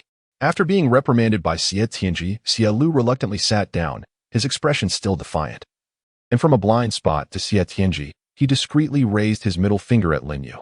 Lin Yu did not engage in a quarrel with Xie Lu, merely patting Lin Qian's head before addressing Xie Tianji. "Since I find a kindred spirit in Elder Xie, how about we converse privately?" "Indeed, I was just thinking the same," Xie Tianji exclaimed with a hearty laugh. Rising to instruct Xie Lu, "You stay here. I shall have a word with Lin Xiaogan nearby." "I wish to join," Xie Lu protested, standing up. "Remain here," Xie Tianji commanded with an undeniable tone. Reluctantly, Xie Lu sat back down, though his displeasure was evident. "After you," Xie Tianji gestured, inviting Lin Yu to step outside the pavilion. Lin Yu flashed a smile at his mother and sister, saying, "You two continue your discussion. I shall take a stroll with Elder Xie. I have no desire to converse with him." Lin Qian huffed, turning her nose up and casting an irritated glance at Xie Lu, who similarly averted his gaze. Observing their antics, Lin Yu and Xie Tianji exchanged a knowing glance, both unable to suppress a wry smile as they exited the pavilion. Walking side by side, they remained silent until they reached the lakeside, a distance of 100 meters. "Speak your mind. What is your purpose?" Lin Yu inquired, his demeanor calm as he gazed over the lake. "What do you believe my purpose to be?" Xie Tianji countered with a smile. Lin Yu shook his head, candidly stating, "I have no interest in guessing." "Very well," Xie Tianji replied with a light chuckle, gradually revealing, "I have a disciple named Qin Mingzhao." "Oh, I see." Lin Yu's understanding dawned, yet his eyes remained fixed on the lake. "So, you seek vengeance on his behalf?" As anticipated, the serendipitous encounter between the elder and the younger was no mere coincidence. "Not at all," Xie Tianji shook his head again. "Before I returned to Jiaobei to confront you, I had already advised him, yet he, being of the Qin family, ultimately made the wrong choice. The current outcome is his own doing, and it is regrettable to see the years of my nurturing wasted." When mentioning Qin Mingzhao, Xie Tianji's expression turned wistful, revealing the depth of his regard for his disciple. "Is that so?" Lin Yu expressed mild surprise, turning to Xie Tianji. "If you are not here for revenge, then what is your purpose? Surely, you are not merely here to admire the scenery of Mingjing Lake?" "Certainly not," Xie Tianji replied, shaking his head. "I wish to see for myself the individual capable of driving my disciple to such despair." "Well, you see him now." Lin Yu redirected his gaze toward the lake. "You may leave." Initially, he had prepared himself for violence, but it now seemed unnecessary. I have no intention of departing, Xie Tianji chuckled. Upon meeting your sister, I have suddenly changed my mind. Just as Xie Tianji's words hung in the air, an abrupt wave of lethal intent surged forth. For Lin Yu, his sister was an inviolable threshold. Xie Tianji's intentions were crystal clear. He was contemplating Lin Qian. Lin Yu had already relinquished his thoughts of eliminating Xie Tianji. Yet the situation had dramatically shifted. However, a single remark from Xie Tianji rekindled his murderous intent. Sensing this overwhelming aura of hostility, Xie Tianji felt a sudden chill in his heart. Such a young individual could exude such a profound killing intent. This must be a person who has taken many lives. In the midst of his astonishment, Xie Tianji maintained a calm demeanor and said, I believe you have misunderstood my intentions. Is that so? Then you would do well to provide me with a reasonable explanation. Lin Yu narrowed his eyes, adding, otherwise, I would not hesitate to let both you and your grandson sink into the depths of Mingjing Lake. Youthful heart steeped in bloodlust is hardly a virtue. Xie Tianji chuckled lightly before continuing, I possess a keen eye for discerning talent, and I must say your sister's physique is remarkable. She possesses the potential to be an exceptional martial artist. You have driven my beloved disciple to his demise. Do you not owe me another apprentice? You wish to take her as a disciple? Lin Yu paused, momentarily taken aback, then let out a surprised laugh. Xie Tianji nodded slightly, inquiring, do you believe I am unworthy? Lin Yu scoffed disdainfully, if I wish for her to practice martial arts, why would I need your guidance? Whether his sister was indeed a prodigy in martial arts, he was unsure. However, he was certain that he did not want her to pursue that path. He had complete confidence in his ability to protect her throughout her life. Moreover, the herbs he sought to save her had yet to arrive, and he remained uncertain if they could ultimately restore her health. In this context, all he desired was for Lin Qian to enjoy each day without the burdens of martial training, unless she herself harbored a strong desire to pursue it. Xie Tianji smiled. So, if she wishes to train, you would be capable of instructing her? Lin Yu nodded slightly, but remained silent. Are you certain you can teach her? Xie Tianji assessed Lin Yu with a sidelong glance and stepped forward, facing the lake. The gentle morning breeze caressed the surface of the water, causing ripples to dance across it. Yet, suddenly, the lake became still, its surface as smooth as a mirror. That question should be posed to me. Lin Yu replied with a serene smile before turning to leave. At the instant he turned, the placid lake once again rippled. Xie Tianji's expression abruptly shifted. Terror etched across his face as he gazed after Lin Yu's departing figure. After a prolonged silence, a bitter smile crept across Xie Tianji's lips as he sighed. Ah, Ming Zhao, your death was not in vain. Lin Yu returned to the pavilion, where Lin Qian and Xie Lu were glaring at each other, both brimming with indignation, yet neither spoke a word. Shen Yunlan looked at the two of them with a mix of amusement and exasperation. Have you finished your conversation so soon? She inquired curiously upon seeing Lin Yu approach.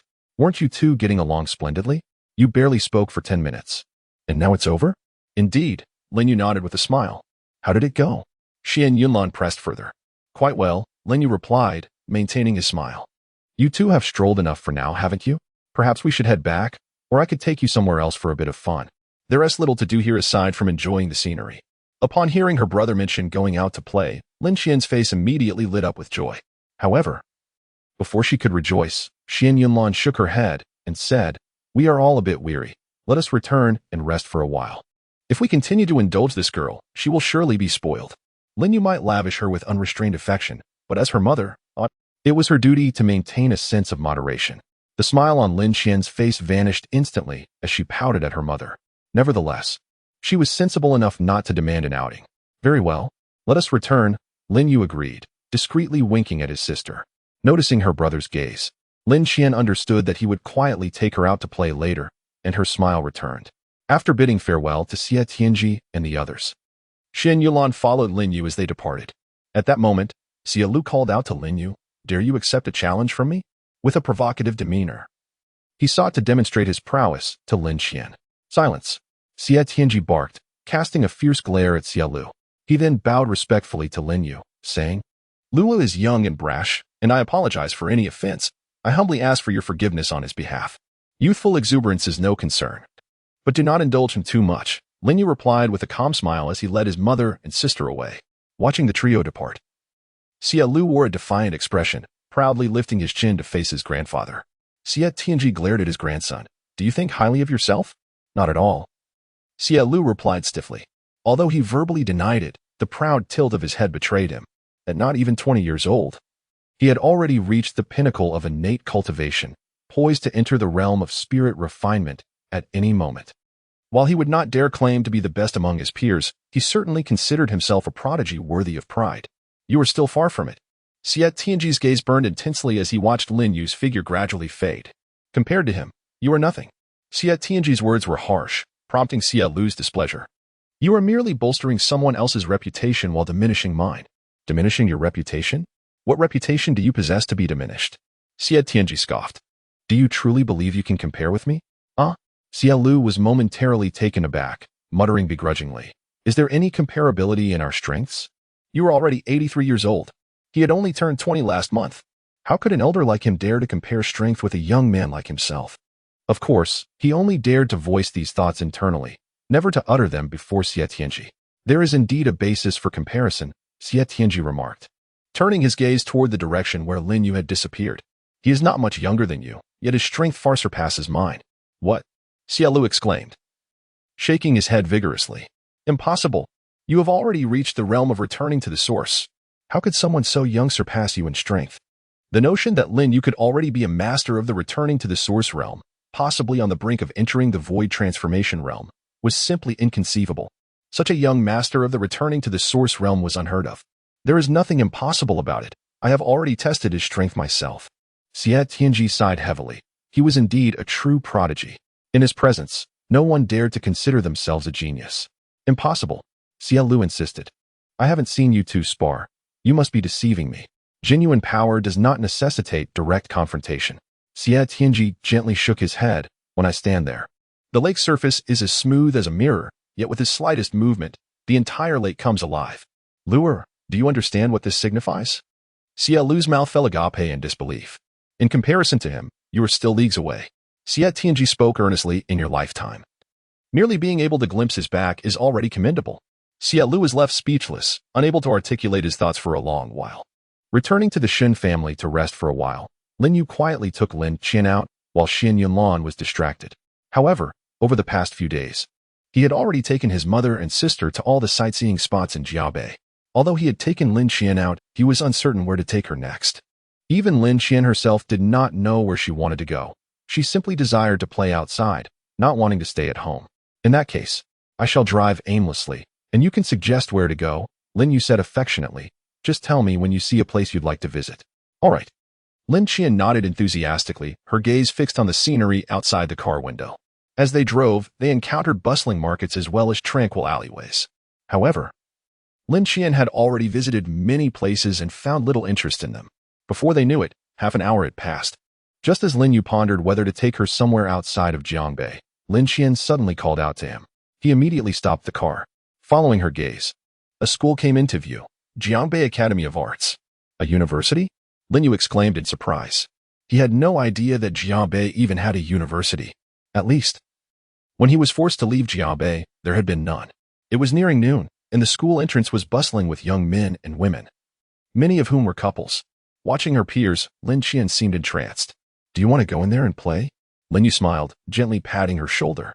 Lin Qian snapped back to reality, nodding curiously. Is this really the university from the television? Indeed, Lin Yu replied with a smile. Come on, I'll take you inside. With that, he parked the car by the roadside. He understood Lin Qian's curiosity and yearning for university life. She was quite fond of those youthful campus dramas. At her age, most who had not attended university harbored dreams of vibrant campus life. Stepping out of the car, Lin Yu took his sister's hand and walked toward the school entrance. To an outsider, one might mistake them for a couple. Lin Yu. Just as they had walked a short distance, an indignant voice called out from behind them. Lin Yu turned around to see Lili standing about 20 meters away. What a coincidence! Lin Yu gazed in astonishment at Lili, who was hastily approaching. He never anticipated encountering her in this place. It must be said that Jiabei is indeed quite small. Merely meandering about could lead to an encounter with someone familiar. It truly is you. I almost thought I was mistaken, Lili exclaimed as she reached Lin Yu, her gaze briefly sweeping over Lin Qian before she remarked, with a hint of a smile. You seem to be quite the charmer. While your home remains unchanged, you have your little flings outside. Is this the nature of those who are wealthy and powerful? Lin Yu, taken aback, clarified, she is my sister. Ah, a sister, indeed. Lili responded with a light scoff. Isn't it common for handsome men of wealth and influence to have numerous sisters? I mean a biological sister. Lin Yu emphasized, a sister from the same parents. Lin Qian. Really? Lili was momentarily taken aback, her tone tinged with skepticism. Lin Yu maintained a calm demeanor, suggesting, if you doubt me, why not report back to Qingwei? No, it's fine. Lili waved her hands dismissively, feeling somewhat embarrassed. I apologize. I mistook your closeness for something else. Since Lin Yu was confident enough to suggest she report to Shen Qingwei, he must be telling the truth. Upon closer inspection, it was evident they bore some resemblance to siblings. Our sibling bond is quite strong, Lin Yu said, casting her a sidelong glance. She hasn't attended school and wishes to see the university, so I'm taking her inside. You can attend to your own matters. I'll join you. Lili chimed in cheerfully. I'm quite familiar with this place and can serve as your guide. You study here? Lin Yu inquired, taken aback. Do I look like a student to you? Lili replied, half amused. I'm a dance instructor here. Ah, I see, Lin Yu chuckled. If it doesn't inconvenience you, we would be grateful for your guidance. With a free guide at hand, why not take advantage? He had never attended university himself. And if Lin Qian were to ask about university life, he might falter. Having someone to explain things to Lin Qian would be beneficial. But does a dance instructor earn enough to support her visits to the Lantern Club? It's all quiet now. There is nothing to do. Lili replied with a radiant smile. By the way, have you two had a meal? If not, I can take you to experience the campus cafeteria, provided you don't mind. Are you hungry? Lin Yu asked Lin Qian. A little. Lin Qian nodded obediently. With the sudden presence of a stranger like Lili beside her, she felt a bit shy. Well then, let us go eat, Lin Yu said, his face brimming with affection, which stirred a sense of envy in Lili, though she and T delved deeply into their sibling relationship. The subtle gestures were enough to reveal how much Lin Yu adored his sister. What girl would T desire a brother who cherished her so? Let us go. It's on me, Lili said, suppressing her envy as she naturally stepped forward to take Lin Qian's hand, teasing, I'm not as wealthy as your brother, so I can only treat you to the cafeteria meal. Please don't hold it against me. Lin Qian felt somewhat uncomfortable, instinctively retracting her hand, and quietly murmured, I can eat anything. Then let us proceed. Lili, unperturbed, cheerfully beckoned. The two followed Lili as they made their way to the school cafeteria. Teacher Li, hello? Is this handsome guy your boyfriend? Along the way, numerous individuals greeted Lili warmly, some even jesting about her and Lin Yu. It was evident that Lili was quite well liked at this university. Lin Yu surveyed his surroundings and inquired, when was this university established? I had no idea there was a university in Jiangbei. It has been around for about 7 or 8 years, Lili replied, shrugging her shoulders with a hint of self-deprecation. However, it is a private institution, and many refer to it as a diploma mill. It is not surprising that you are unaware. Even many who have lived in Jiangbei their entire lives do not know of our school. Universities are often ranked, and private institutions occupy the lowest tier. Regardless of the quality of education, they are typically branded as diploma mills, and most students and parents scoff at the mere mention of a private university. Understanding. Lin Yu smiled and refrained from asking further, taking Lin Qian's hand as they followed Lili into the bustling cafeteria during peak hours. Come, I will take you to a special dining area, Lili said with a bright smile, leading them directly to the 3rd floor. The 3rd floor was noticeably less crowded yet far more luxurious. Lili ordered several exquisite dishes and they settled at a window-side table. Teacher Li. They had barely sat down when a young man wearing gold-rimmed glasses approached. What a coincidence, you're here for a meal too. I didn't come to the cafeteria merely for the food. Should I be here to enjoy the scenery? Lili replied, rolling her eyes. Director Yao. If you wish to flirt, perhaps you should first learn the art of conversation. Her remark left Yao Qiming visibly embarrassed, eliciting laughter from Lin Yu. Yao Qiming, harboring frustration with no outlet, was incensed by Lin Yu's audacity to laugh at him, especially noticing the affectionate demeanor between Lin Yu and Lin Qian. He sternly reprimanded. Which class are you from? Public displays of affection in school are utterly inappropriate. This institution is meant for academic pursuit, not romance. The three were momentarily taken aback, staring at Yao Qiming in disbelief. Director Yao, I fear you might be misapplying your authority, Lili eventually chuckled, explaining, they are not students of our school. In fact, they are siblings. Is there an issue with a sister holding her brother's hand? Ah? Yao Qiming paused, his face flushing with embarrassment. After a considerable silence, he grumbled. Since they are not students here, they ought not to be on our campus. Lin Yu, with an air of disdain, casually asked, Whose rule is that? My rule, Yao Qiming declared, looking down his nose at them. As the director of the Political Education Office, I possess the authority to prevent unauthorized individuals from entering our university. Does your school have such a rule? Lin Yu furrowed his brows, casting a glance at Li Li. Don't listen to him.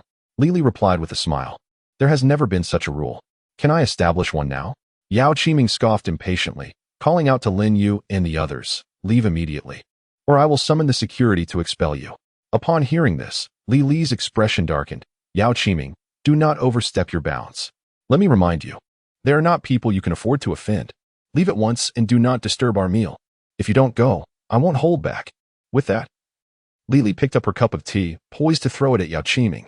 Such audacity was unprecedented. Did he not realize who Lin Yu was? Provoking Lin Yu could lead to his swift disappearance from this world. Yao Qiming's face shifted as he eyed the teacup in Li Li's hand. The thought of being drenched publicly by her was utterly humiliating, and ultimately, he turned on his heel and departed. However, before leaving, he shot a fierce glare at Lin Yu. Lin Yu disregarded Yao Qiming's stare and smiled at Li Li. With you offending him like that, aren't you worried he might make things difficult for you? He lacks the capability to do so, Li Li replied dismissively, grinning. My father is a member of the school S-board. No wonder. Lin Yu suddenly understood. With Li Li's meager salary as a dance teacher, it was inconceivable that she could afford her extravagant lifestyle at the Lanting Club. It turned out her family had substantial means. She did not rely on her position as a dance teacher for sustenance. Perhaps it was merely a passion.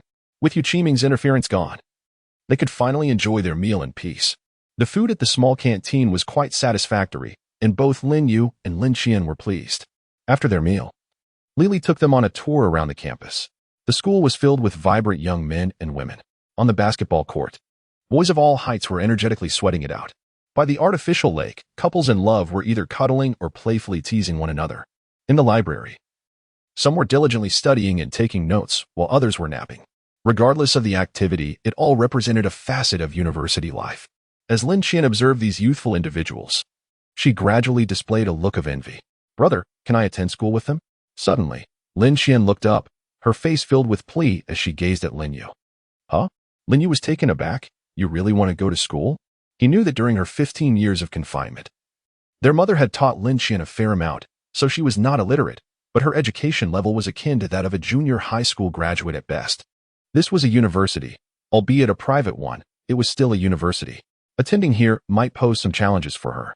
Lin Qian nodded vigorously, her eyes brimming with envy as she watched the university students come and go. All right, since you wish to attend school, your brother will definitely make it happen. Lin Yu affectionately ruffled her hair. He did not expect Lin Qian to excel academically here. He simply wanted her to be happy. I always knew you were the best, Lin Qian exclaimed, excitedly wrapping her arms around Lin Yu's. However, her joy was fleeting. Her expression darkened with concern. Will Mom agree? Don't worry, leave it to me, Lin Yu assured her, thumping his chest. He was determined to persuade their mother, whatever it took, to bring happiness to Lin Qian. With his promise, Lin Qian's spirits lifted once more. Observing her flushed cheeks, Lin Yu felt a swell of gratitude and turned to Li Li, inquiring, can one gain admission to your school through financial means? While he knew that with a touch of privilege, he could secure Lin Qian's place in any university, whether domestic or international, he preferred to avoid leveraging special connections when money could suffice. What money are you talking about? While I understand you are not concerned about finances, there's no need for extravagance, Li Li laughed. Have you forgotten? My father is a board member. He can indeed assist with this minor matter. If that's the case, I shall save some money, Lin Yu replied with a gentle smile. Let's go. I will take you both to the academic affairs office. Li Li enthusiastically took Lin Qian's hand. What are you interested in? I can help you explore which major suits you best. I am interested in everything, Lin Qian replied dreamily. For her, everything here felt exhilaratingly novel. As long as she could study here, any subject would suffice. Li Li was taken aback and shot a questioning glance at Lin Yu. You can make the arrangements, Lin Yu smiled faintly, adding, however, her academic performance may not be up to par. She might struggle to keep pace with the curriculum in a short time. It would be best to select a major that is relatively less demanding. All right, I'll handle the arrangements, Li Li readily agreed. She understood well that what Lin Qian studied was not of paramount importance. What mattered was that she was Lin Yu's biological sister. The field of study did not need to factor in employment rates. It was sufficient to ensure her happiness. On their way to the academic affairs office, Li Li called her father. Without hesitation, her father agreed to assist with his precious daughter's request. Soon, they arrived at the office, where Lily's father had already informed the director of their visit. Upon their arrival, there was no need for any formalities, only a simple registration was required. Just as Lily was helping Lin Xian fill out the paperwork, Yao Qiming walked in. Upon seeing them, Yao Qiming appeared taken aback. He clearly did not expect to encounter them here. "What are you doing here?"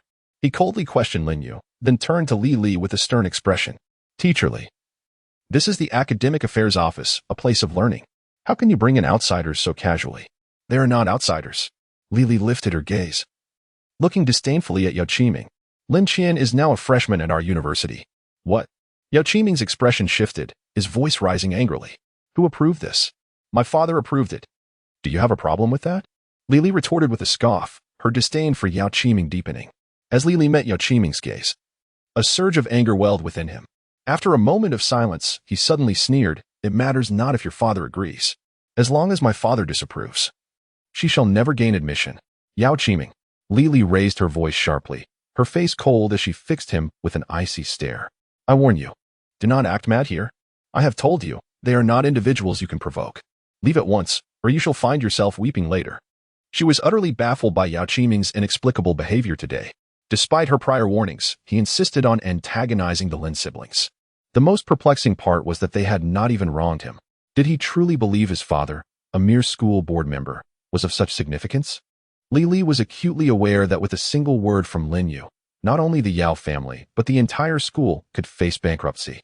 This fool failed to recognize the caliber of those he was challenging. "He dares to threaten me with tears?" Yao Qiming, with a look of disdain, remarked. "If she wishes to attend our school, let her plead earnestly. If I am in a good mood, perhaps I might show mercy and allow her entry." Indeed, Lin Yu and his companions had not provoked Yao Qiming. Yet, the more Li Li defended them, the more irked he became. He intended to demonstrate to Li Li just how insignificant those she so fervently protected were before him. Lin Yu, choosing to ignore Yao Qiming for the moment, turned to Li Li and inquired, "Is your father truly that influential? If he disapproves, does that mean my sister cannot enroll?" Li Li cast a resentful glance at Yao Qiming and nodded helplessly. "He is a board member and possesses a veto power." "Is that so?" Lin Yu's lips curled into a smirk. "Then, if I become a board member, no one can prevent my sister from enrolling?" "What?" Li Li exclaimed, staring at Lin Yu in astonishment. After a prolonged silence, she stammered, You cannot be contemplating purchasing our school, can you?" Insanity. He actually meant to buy a university for his sister's education. She had seen indulgent brothers before, but none quite like this.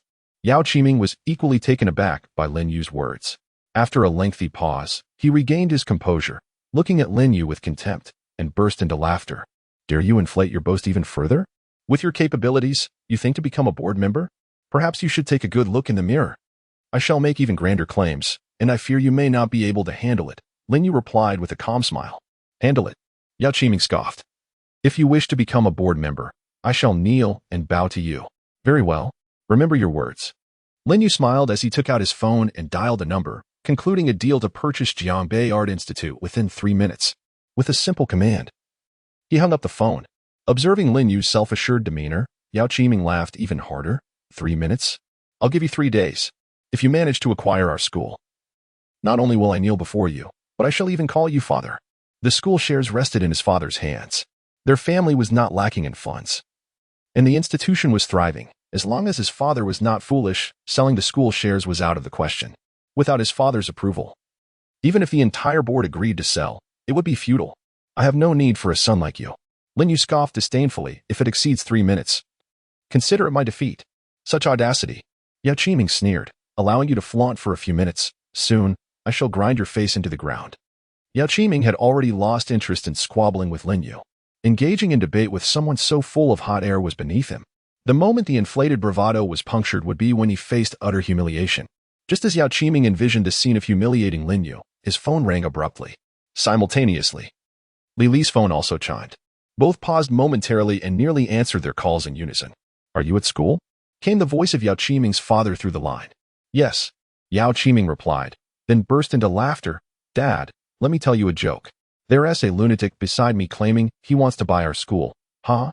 It's hilarious. You wouldn't believe it. This madman even said he would." "What?" A thunderous roar erupted from the phone. "You scoundrel. I was wondering who would be foolish enough to buy our school. So it's you who has made an enemy. You wait. I'm coming to the school right now, and I'll break your legs. Yao Qiming's smile instantly froze, and he instinctively glanced at Lin Yu. Upon seeing Lin Yu's confident grin, a wave of inexorable resentment surged within him. Dad, if someone wants to buy, just don't sell. Yao Qiming retorted defiantly. Disregarding his father's furious shouts, who could possibly force you to sell your shares? Not sell? Do you think I dare not sell? The leaders of Laha and Jianbei have called me one after another. If I refuse to sell, our family will be bankrupt in no time. You fool. You better be prepared. The roar on the other end continued. Through the phone, Yao Qiming could almost see his father's murderous glare. He stood there in a daze, unable to hear the subsequent words. At that moment, only the phrases Luaha and Jiabei leaders echoed in his mind. Neither was someone the Yao family could afford to offend. A mere word from either could obliterate the Yao family entirely. Crack! Yao Qiming's phone slipped from his grasp and fell to the ground. Inside, the echoes of furious roars were still audible. Just then, Lili approached after hanging up, kicking Yao Qiming in anger and exclaiming, "You scoundrel! Our family has been dragged into this mess because of you." Lili was both frustrated and furious. Not only had the Yao family's shares been acquired, but their family's shares were also at risk. Surely, the holdings of other shareholders were also under threat. Even after receiving a harsh kick from Lili, Yao Qiming felt no pain. An overwhelming dread had already consumed him, almost rendering him faint. It's my fault for not clarifying things. Lin Yu offered a slight smile, trying to console Lili. I will return your family's shares. Moreover, I have no interest in managing the school. Your father can take on the role of director. Just mention it to him later. What? The anger on Lili's face dissipated in an instant as she stared in astonishment at Lin Yu. How could he casually appoint his father as a member of the board without even convening a meeting or having a word with him? After all, this was a school purchased for over 10 billion. Such nonchalance was utterly absurd. Observing the dazed expression on Lili's face, Lin Yu inquired with a smile. Is there a problem? And no, Lili stammered, her cheeks flushing as she shook her head in confusion. It was becoming increasingly clear to her that this gentleman truly regarded money as inconsequential. Fine, then it's settled. Lin Yu chuckled nonchalantly, his gaze shifting to Yao Qiming. You may kneel and bow now. Furthermore, you are dismissed. Yao Qiming felt a sharp pang in his heart, as if struck by a spell, and with a thud, he fell to his knees, frantically slapping his own face while wailing, I was wrong. Please forgive me, or my father will kill me. I beg you. The sound of his slaps echoed painfully. In just a few moments, his face swelled, yet he seemed oblivious to the pain, continuing to beat himself as he wept and pleaded for mercy. Even a tiger does not consume its offspring, Lin Yu remarked indifferently. Your father will not kill you. At most, he will break your legs after completing Lin Shan's enrollment procedures. Lin Yu took her home. Before they reached their abode, he received a call from Shen Yunlan. Lili had informed Shen Qingwei about Lin Yu purchasing the school, and Shen Qingwei subsequently relayed the news to Shen Yunlan. During the call, Shen Yunlan scolded Lin Yu fiercely. However, she wholeheartedly supported Lin Shan's enrollment, believing it was for the best. Otherwise, Lin Yu's indulgence would spoil her completely. Once Lin Yu ended the call, Lin Shan immediately embraced his arm, feeling guilty. Brother, I'm sorry for getting you scolded again. Because of me, don't mention it. Lin Yu replied with a tender smile, his expression brimming with affection. Being scolded is no burden. You see, I once dreamed of being reprimanded by our parents. Now that I have our mother to scold me, I couldn't be happier. Having experienced loss, he understood the value of cherishing what he had. His greatest fear was not having the opportunity to receive his mother's reprimands. Really? Lin Shan's eyes sparkled with innocence. Absolutely. Lin Yu laughed heartily and added, once you're at school, whether you wish to play or study, there's one thing. Do not bully others due to your status. If you do, I want to come to your aid when our mother disciplines you. While he doted on her, he believed in the necessity of guidance. No one should bully Lin Shan. Yet he also did not wish for her to become a bully herself. Okay, I understand. Lin Shan nodded earnestly. Soon, they returned to the Shen residence. Upon arriving home, they inevitably faced another round of scolding from Shen Yunlan. Regardless of how much she admonished him, Lin Yu maintained a smile, which only deepened Shen Yunlan's sense of helplessness. Forget it. I'm too tired to argue with you, she said, giving him a resigned glare before adopting a serious demeanor. I have something to ask you, and you must answer honestly. All right. Lin Yu nodded, his face still adorned with a smile. How much money do you actually have? Shen Yunlan's brows furrowed, her expression grave. Huh? Lin Yu exclaimed, clearly taken aback by his mother's inquiry. Shen Yunlan glared at him. What do you mean? Huh? Hurry up and be honest. Well, Lin Yu felt a bit awkward and chuckled wryly. I really don't know. What? You don't know? Both Shen Yunlan and several members of the Shen family were momentarily stunned. How could one not know how much money they possessed? Upon regaining her senses, Shen Yunlan's eyes widened in fury. I genuinely don't know. Lin Yu gazed innocently at his mother. Wait a moment, let me make a call. With that, he indeed took out his phone and began to inquire.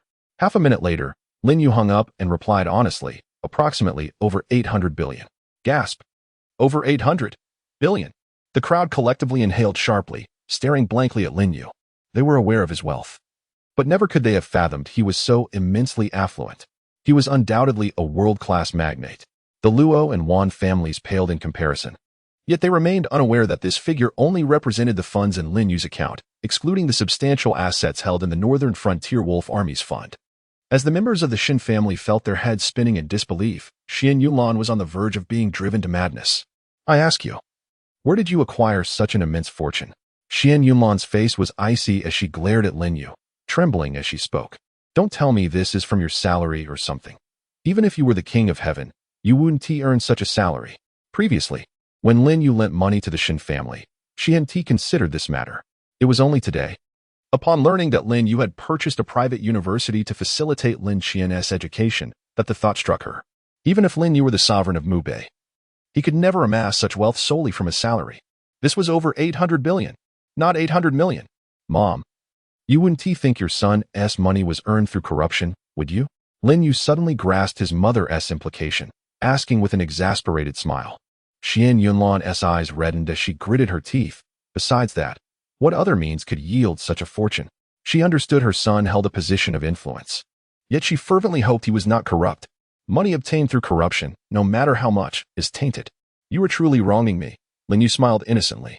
In the Northern Frontier Wolf Army, there is a regulation that all seized materials and assets are converted into currency, with half deposited into the national treasury and the other half as rewards for the soldiers who fought valiantly. Every penny of your son's is entirely clean. The Northern Frontier Wolf Army is the most arduous unit, bearing the highest casualty rates. One cannot expect a horse to run without feeding it grass. Such expectations are unrealistic. Although the soldiers of the Northern Frontier Wolf Army do not fight for wealth, they are flesh and blood, with families of their own. None can predict the day they might fall in battle. They may never utilize the rewards, but their families certainly will. The soldiers have already sacrificed their lives on the battlefield. We must not allow their families to suffer further. Really? Shen Yunlan asked, half in doubt. Every word is true. Lin Yu replied, meeting his mother's skeptical gaze with a clear conscience. Shen Yunlan's expression softened slightly, and she exclaimed, If you dare deceive me, you shall no longer be my son. Indeed. Lin Yu nodded earnestly and smiled, stating, with just a word from me, the Wan family would willingly offer all their wealth to me. Do you believe your son needs to resort to corruption to earn money? This. Shen Yunlan chuckled in surprise, realizing that she might have been mistaken. She had witnessed Wan Iku's respect for her son firsthand, and he had often expressed similar sentiments. Upon reflection, it appeared her son truly did not need to engage in unscrupulous means to prosper. It seems I have indeed overthought and misjudged him. After alleviating his mother's concerns, Lin Yu felt a weight lifted from his heart. He did not wish for her to misunderstand him. However, just because you have wealth does not mean you should squander it recklessly. Shen Yunlan sighed softly, her tone earnest as she said, You must understand that there are still people like your old squad leader who are suffering. I would rather you assist those in need than squander your money on frivolities and ostentation.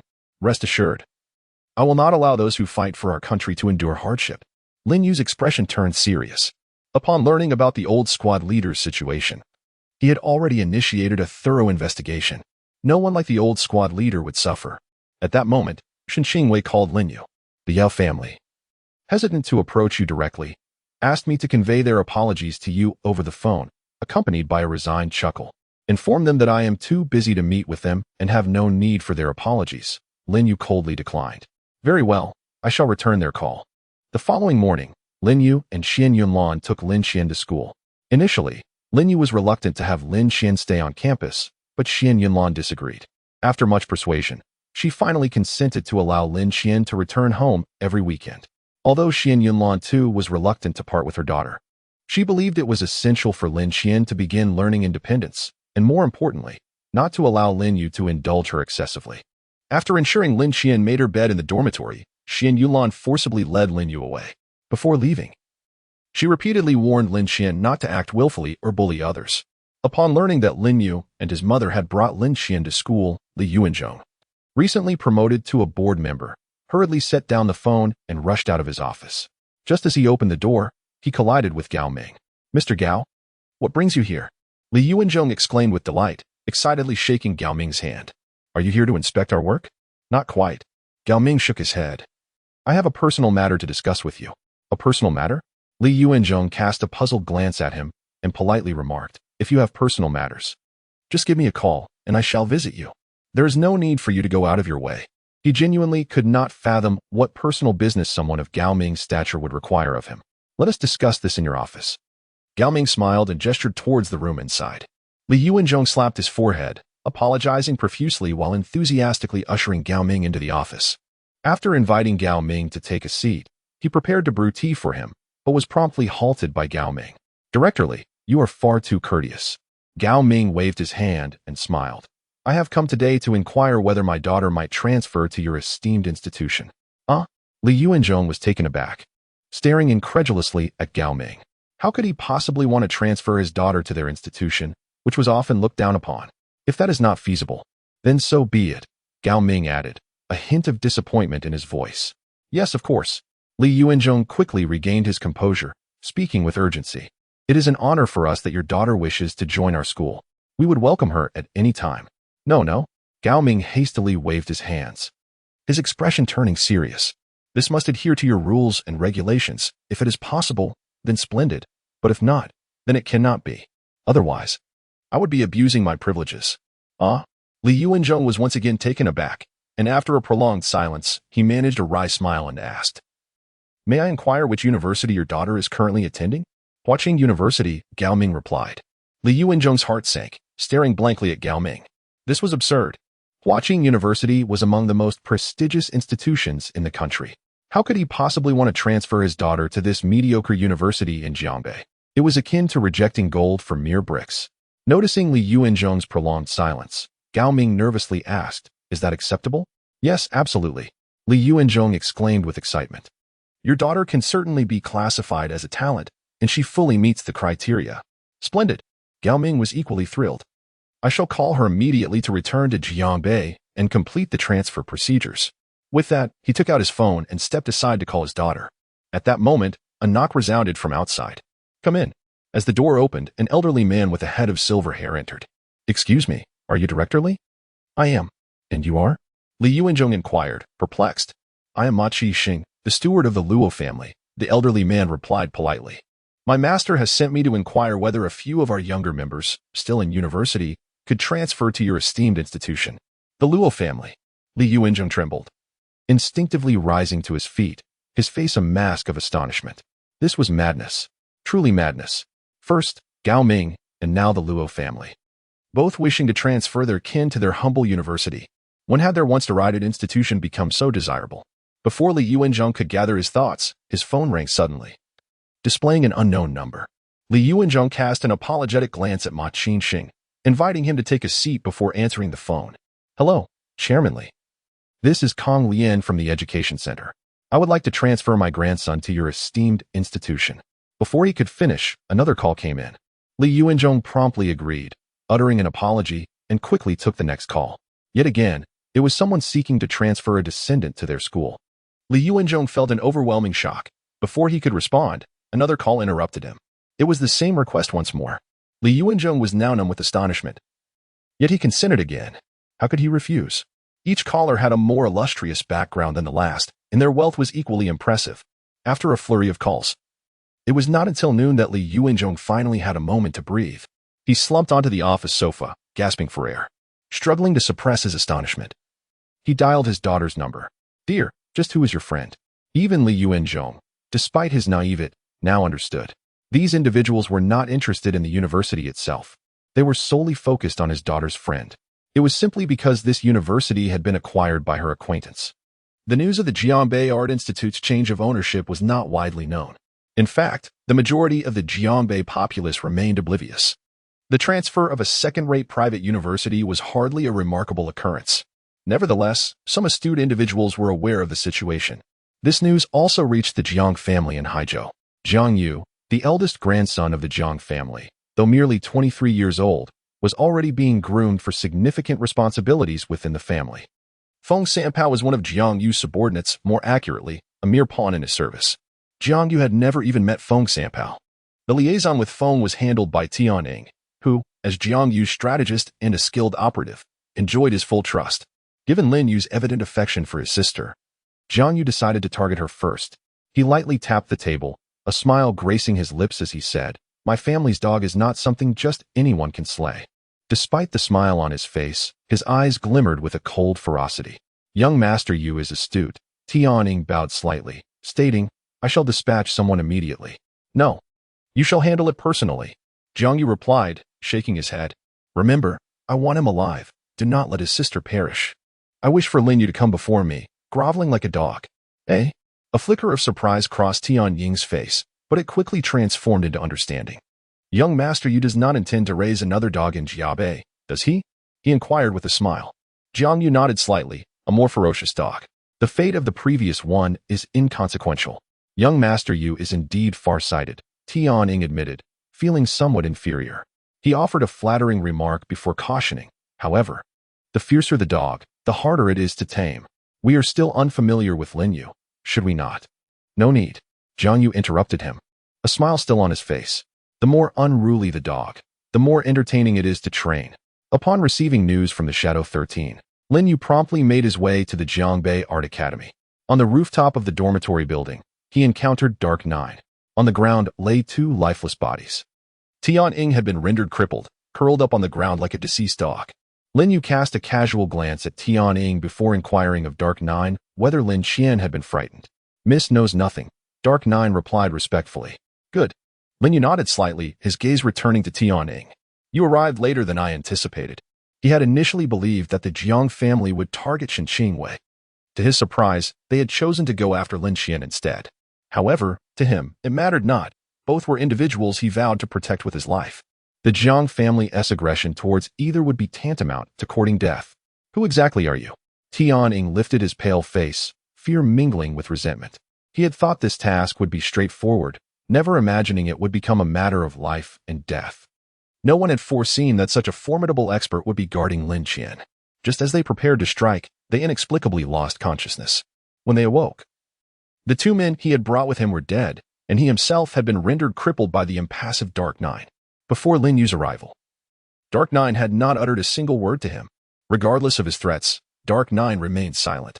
"I am Lin Yu," he replied with an air of calm. "I know your name is Lin Yu." Tian Ying nearly went mad, gritting his teeth as he said, "I want to know your origins. I realize I stand no chance of survival, so grant me the clarity I seek." The fact that someone of Dark 9's caliber willingly served Lin Yu indicated that he was no ordinary figure. The intelligence they had gathered about Lin Yu was utterly inaccurate. "Very well, I shall enlighten you before your demise." Lin Yu turned away, standing with his hands clasped behind his back, resembling a stately pine tree. "I am Lin Yu, former leader of the Northern Wolf Army. Some refer to me as the Wolf King, while others call me the King of Mubei. The leader of the Northern Wolf Army, the King of Mubei." Tian Ying's eyes widened in terror as he gazed at Lin Yu's silhouette. Before Feng Sanpao's death, he had not known Lin Yu. However, the Northern Wolf Army and the King of Mubei were names that resonated with thunderous acclaim. How could the Jiang family have provoked this harbinger of death? Gradually, the fear faded from Tian Ying's face, replaced by a pallor of resignation. He offered a wry smile. "I cannot claim that I lost unjustly. To die at the hands of the King of Mubei is indeed an honor for me." Tian Ying, the King of Mubei. One man, armed with a sword, vanquished 700,000 foes. Who in the world dares to grasp his tiger-esque whiskers? To perish at the hands of the King of Mubei is, in some measure, a consolation. Tian Ying had no doubt regarding Lin Yu's words, for he understood that Lin Yu had no need to deceive a man on the brink of death. "You are hardly worthy of dying at the hands of the King of Mubei," Dark 9 scoffed with disdain. Tian Ying hesitated for a moment, then nodded with a bitter smile. "Indeed, I am not worthy." Lin Yu did not turn around but calmly inquired, "Which member of the Jiang family sent you? What is the true objective? Regardless of my fate, King of Beibei, do you truly believe I would speak?" Tian Ying chuckled. "It is better not to perish at your hands. Raising doubts in your mind is a victory in itself. Surely, there are few in this world capable of bringing you to a standstill, yet I have managed to do so. I am disinclined to employ torture against you. Lin Yu finally turned his gaze, his expression unwavering. Although the Jiang family possesses some power, none shall impede my intent to annihilate them. The reason I inquire is that I wish to eliminate the true culprits without implicating others. The smile on Tian Ying's face vanished abruptly, a chilling sensation coursing through him. In his desire to see the king of Beibei falter, he nearly overlooked the king's notorious reputation. Moments later, regaining his composure, Tian Ying replied with a smile. You may be the king of Beibei, but I fear the eradication of the Jiang family is not so easily achieved. The ancient martial families have endured for centuries. Their depth is beyond your imagination. Depth? Lin Yu scoffed, inquiring with indifference. Are you referring to Jiang Shidao? You. Tian Ying's expression shifted drastically, and the calm he had just regained crumbled. He stared blankly at Lin Yu's retreating figure, his mind swirling with tumultuous thoughts. Jiang Shidao, the ancestor of the Jiang family. The ancestor has been in seclusion for many years. Few outsiders are even aware of his existence. How could Lin Yu know of Jiang Shidao?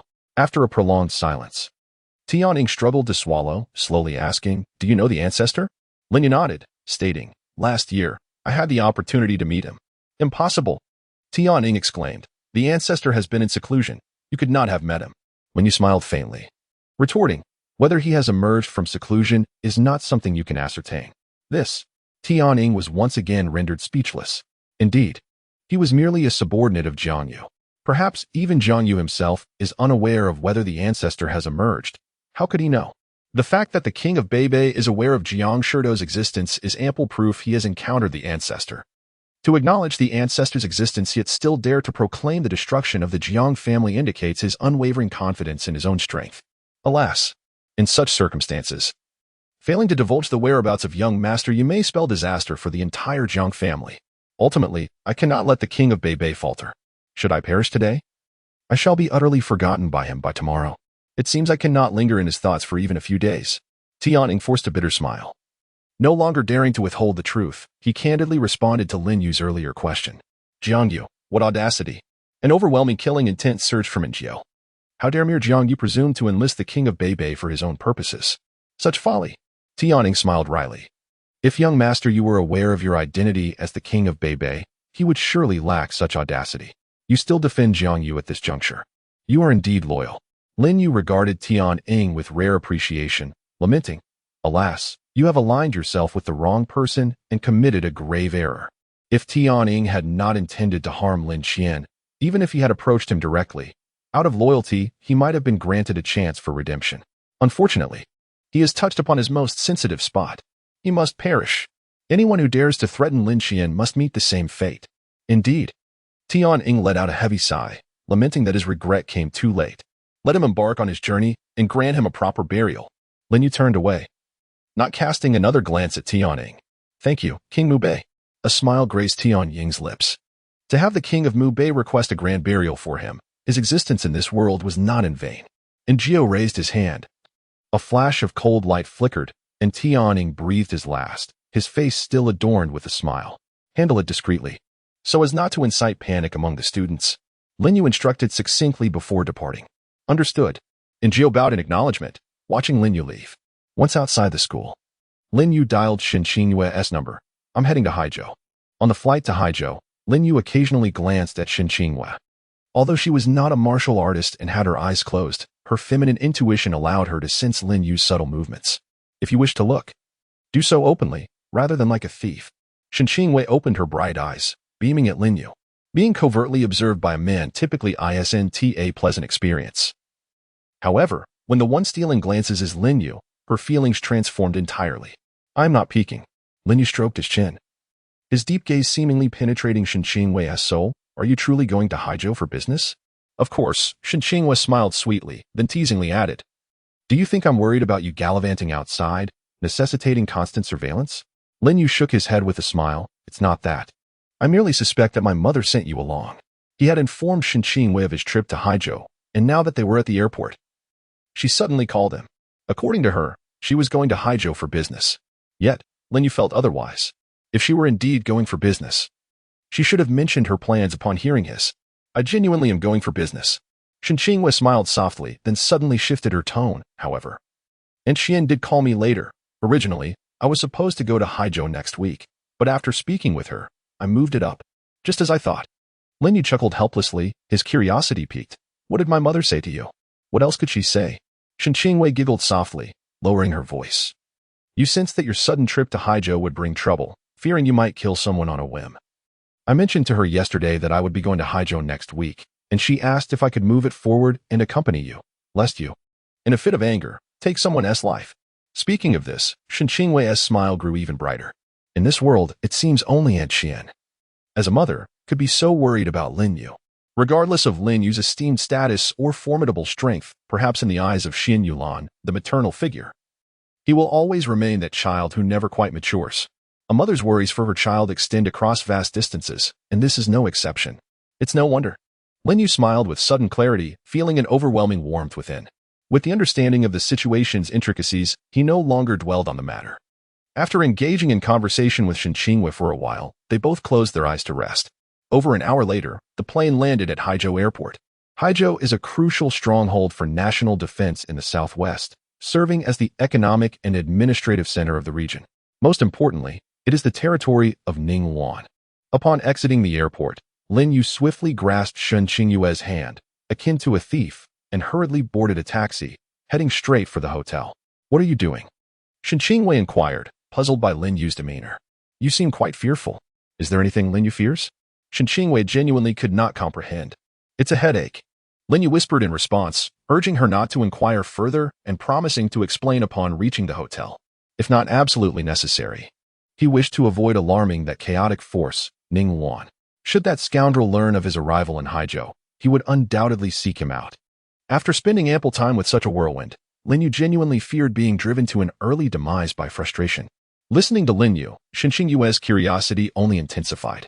However, recognizing his reluctance to elaborate, she refrained from pressing him further. After a 20-minute ride, they finally arrived at the Haizhou Grand Hotel. Prior to boarding the plane, Shen Qingwei had already reserved their accommodations. Each was supposed to have a suite. Yet, upon reaching the front desk to register, they were informed that only one room remained available, a couple's suite. Upon learning this outcome, Shen Qingwei became somewhat irate, questioning, had I not already booked a room? How can it simply be gone? Miss Shen, please do not be upset. Allow me to explain, the receptionist replied with a smile. The room you and Mr. Lin reserved experienced electrical and plumbing failures, rendering it devoid of both water and power. We cannot provide you with such a room, can we? Electrical and plumbing failures? And it just so happens to be the room we booked? How fortuitous. Shen Qingwei fired off her inquiries like a barrage, clearly skeptical of the receptionist's claims. If merely one room had issues, it could be explained, but for two rooms to fail simultaneously, what a coincidence that would be. Please, do not trouble her, Lin Yu interjected, grasping Shen Qingwei's arm with a hint of exasperation. It is undoubtedly that rascal Ningguan at play. I assure you. If you were to inquire at any hotel in Haizhou right now, the response would invariably be that only couple suites are available. One couple suite is already telling enough of a tale. Despite my efforts to evade him, that scoundrel has somehow learned of my presence in Haizhou. This prank is classic Ningguan. He is the only one capable of such trivial mischief. Truly, he is a source of constant concern. Really? Shen Qingwei gazed at Lin Yu in astonishment, taken aback for a moment before asking, half amused, what shall we do now? Let us simply settle in for the time being. Lin Yu suddenly revealed a mischievous smile, urging her not to squander his goodwill. Go to hell. Shen Qingwei's face instantly flushed crimson as she fiercely pinched Lin Yu's hand. She now harbored serious doubts about whether Lin Yu had secretly alerted Ningguan beforehand. Unperturbed by the pain, Lin Yu merely chuckled heartily, his demeanor provoking both embarrassment and irritation in Shen Qingwei. Listen to me, let us settle in first. After a moment of playful banter, Lin Yu spoke earnestly. In a while, he will come looking for us, and we can switch rooms then. That sounds more reasonable. Shen Qingwei bit her rosy lip, casting him a reproachful glare. After receiving the room key, the two entered the room. Indeed, it was a couple's suite, and upon entering, an intimate atmosphere enveloped them. This was the first time for both Lin Yu and Shen Qingwei to stay in such a room. Observing the various amenities, even Lin Yu felt his cheeks flush, inwardly cursing Ningguan for his audacity. Clearing his throat to dispel the awkwardness, Lin Yu suggested, you should take a moment to rest. Ningguan should be arriving shortly. Shen Qingwei nodded, her face still flushed as she tentatively stepped further into the room, unsure of where to place her feet. Eventually, she settled onto the corner sofa, but kept her head bowed, fearful of Lin Yu seeing her crimson cheeks. Lin Yu smiled and found a place to sit as well. After a little over 10 minutes, a soft knock echoed from outside. Lin Yu rose and opened the door, and as expected, Ning Wan's familiar, disdainful face appeared. Hey, boss, are you satisfied with my arrangement? Ning Wan grinned with a teasing expression, stretching his neck to peek into the room. Get lost. Lin Yu feigned a stern demeanor, irritation lacing his voice. Hurry up and change our room. No can do, we only have couple suites. Ning Wan retorted with a defiant neck. Are you itching for a fight? Lin Yu glared at him through gritted teeth, giving him a swift kick. Ning Wan, unfazed, chuckled. You couldn't possibly make me leave. Not in all of Haizhou. Fuming, Lin Yu snapped. Do you want me to use my identity as the king of Mubei to demand a room change? I know you wouldn't resort to such trivial matters. Ning Wan grinned slyly. He could indulge in outrageous antics using his title as the White Tiger Army leader. Yet he understood that Lin Yu would never stoop to such pettiness with his royal status. Lin Yu hesitated briefly before slapping Ning Wan on the forehead. Let us go. Where to? Ning Wan asked, bewildered. Stop pretending to be foolish. Lin Yu glared at him. Isn't this the whole point of your antics? Long live the king of Mubei. Long live the king of Mubei's lady. The thunderous cheers resonated throughout the military estate. Hearing this, Shen Qingwei felt a surge of panic. She struggled to maintain her composure, but her nervousness and constraint were evident on her face. Although she was ostensibly Lin Yu's fiancée, they had yet to marry. Suddenly being addressed as the lady of the Northern King, she felt somewhat unaccustomed and a touch anxious. Relax, it's all fine. We are all on the same side, Lin Yu said, grasping Shen Qingyue's hand, which was slick with perspiration, before casting an exasperated glance at Ning Wan. Did he not know Ning Wan? This rascal orchestrated this scene solely to have him stay at his place.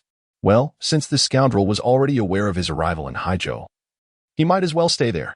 After all, Ning Wan was more familiar with Haizhou. Any inquiries could be directed to him, saving the trouble of making phone calls.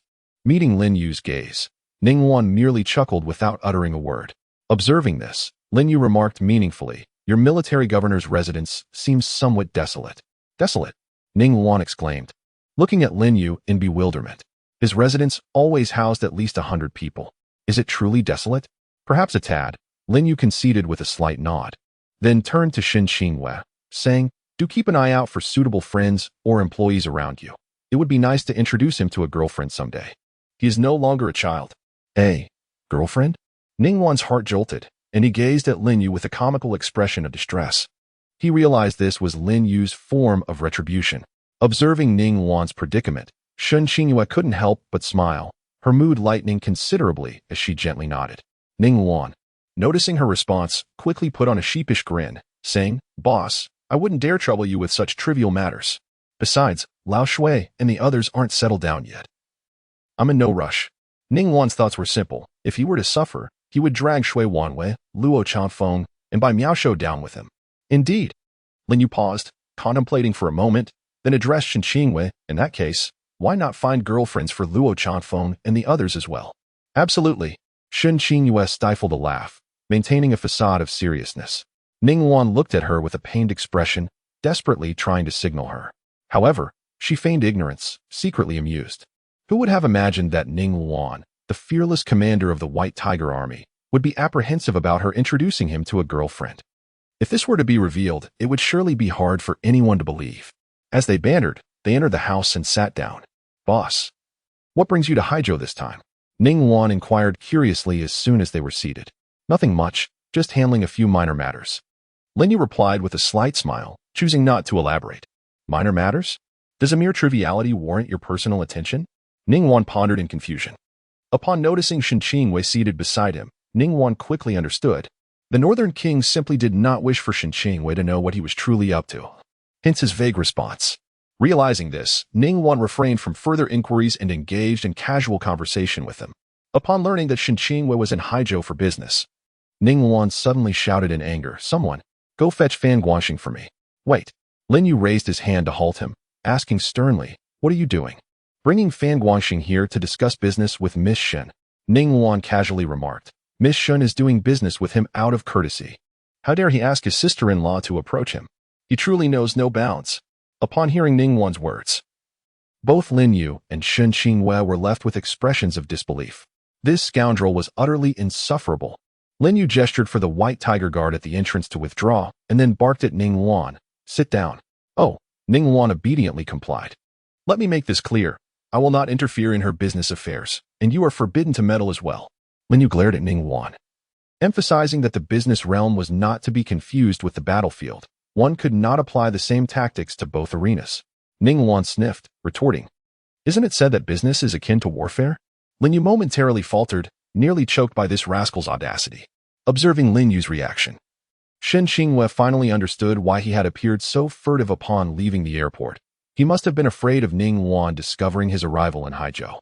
Despite his attempts to conceal himself, he had failed to escape the notice of such a subordinate. It was truly impossible for Lin Yu not to be troubled with someone like Ning Luan around. Suppressing the urge to throttle Ning Luan, Lin Yu fixed him with a stare, insisting, "Just remember, you are not to interfere in her business dealings or their outcomes." "Fine," Ning Luan reluctantly acquiesced, sensing Lin Yu's seriousness. That evening, Ning Luan prepared a lavish banquet to welcome them. Shen Qingwei, overwhelmed by the drinks, fell asleep shortly after the meal. Meanwhile, Lin Yu and Ning Luan sat in the back garden with a jar of wine. It was only at this moment that Ning Luan inquired about Lin Yu's purpose for coming to Haizhou. Lin Yu, without hesitation, recounted the events that had led to this point. Upon hearing Lin Yu's account, a chilling aura of murderous intent filled the military commander's residence. How audacious the Jiang family is. Ning Luan rose with a frostbitten expression, declaring, "I shall go fetch Jiang Yu's head to accompany our drinks." "Sit down." Lin Yu shot him a glare, admonishing, "You are a military commander. Must you still be so rash?" Ning Luan dared not defy him, and reluctantly took a seat. Muttering softly, "A military commander is still human. What's the point?" Lin Yu responded with irritation, "Let me finish my explanation." As he spoke, he instinctively rubbed his chest. Indeed, he sometimes genuinely feared encountering Ning Luan. Spending too much time with this rascal would surely shorten his lifespan by several years. Once he had calmed, Lin Yu slowly continued, "Do you believe the Jiang family lacks money?" "Certainly not," Ning Luan replied without a moment's hesitation. As one of the 8 ancient martial families, the Jiang family had a legacy spanning centuries.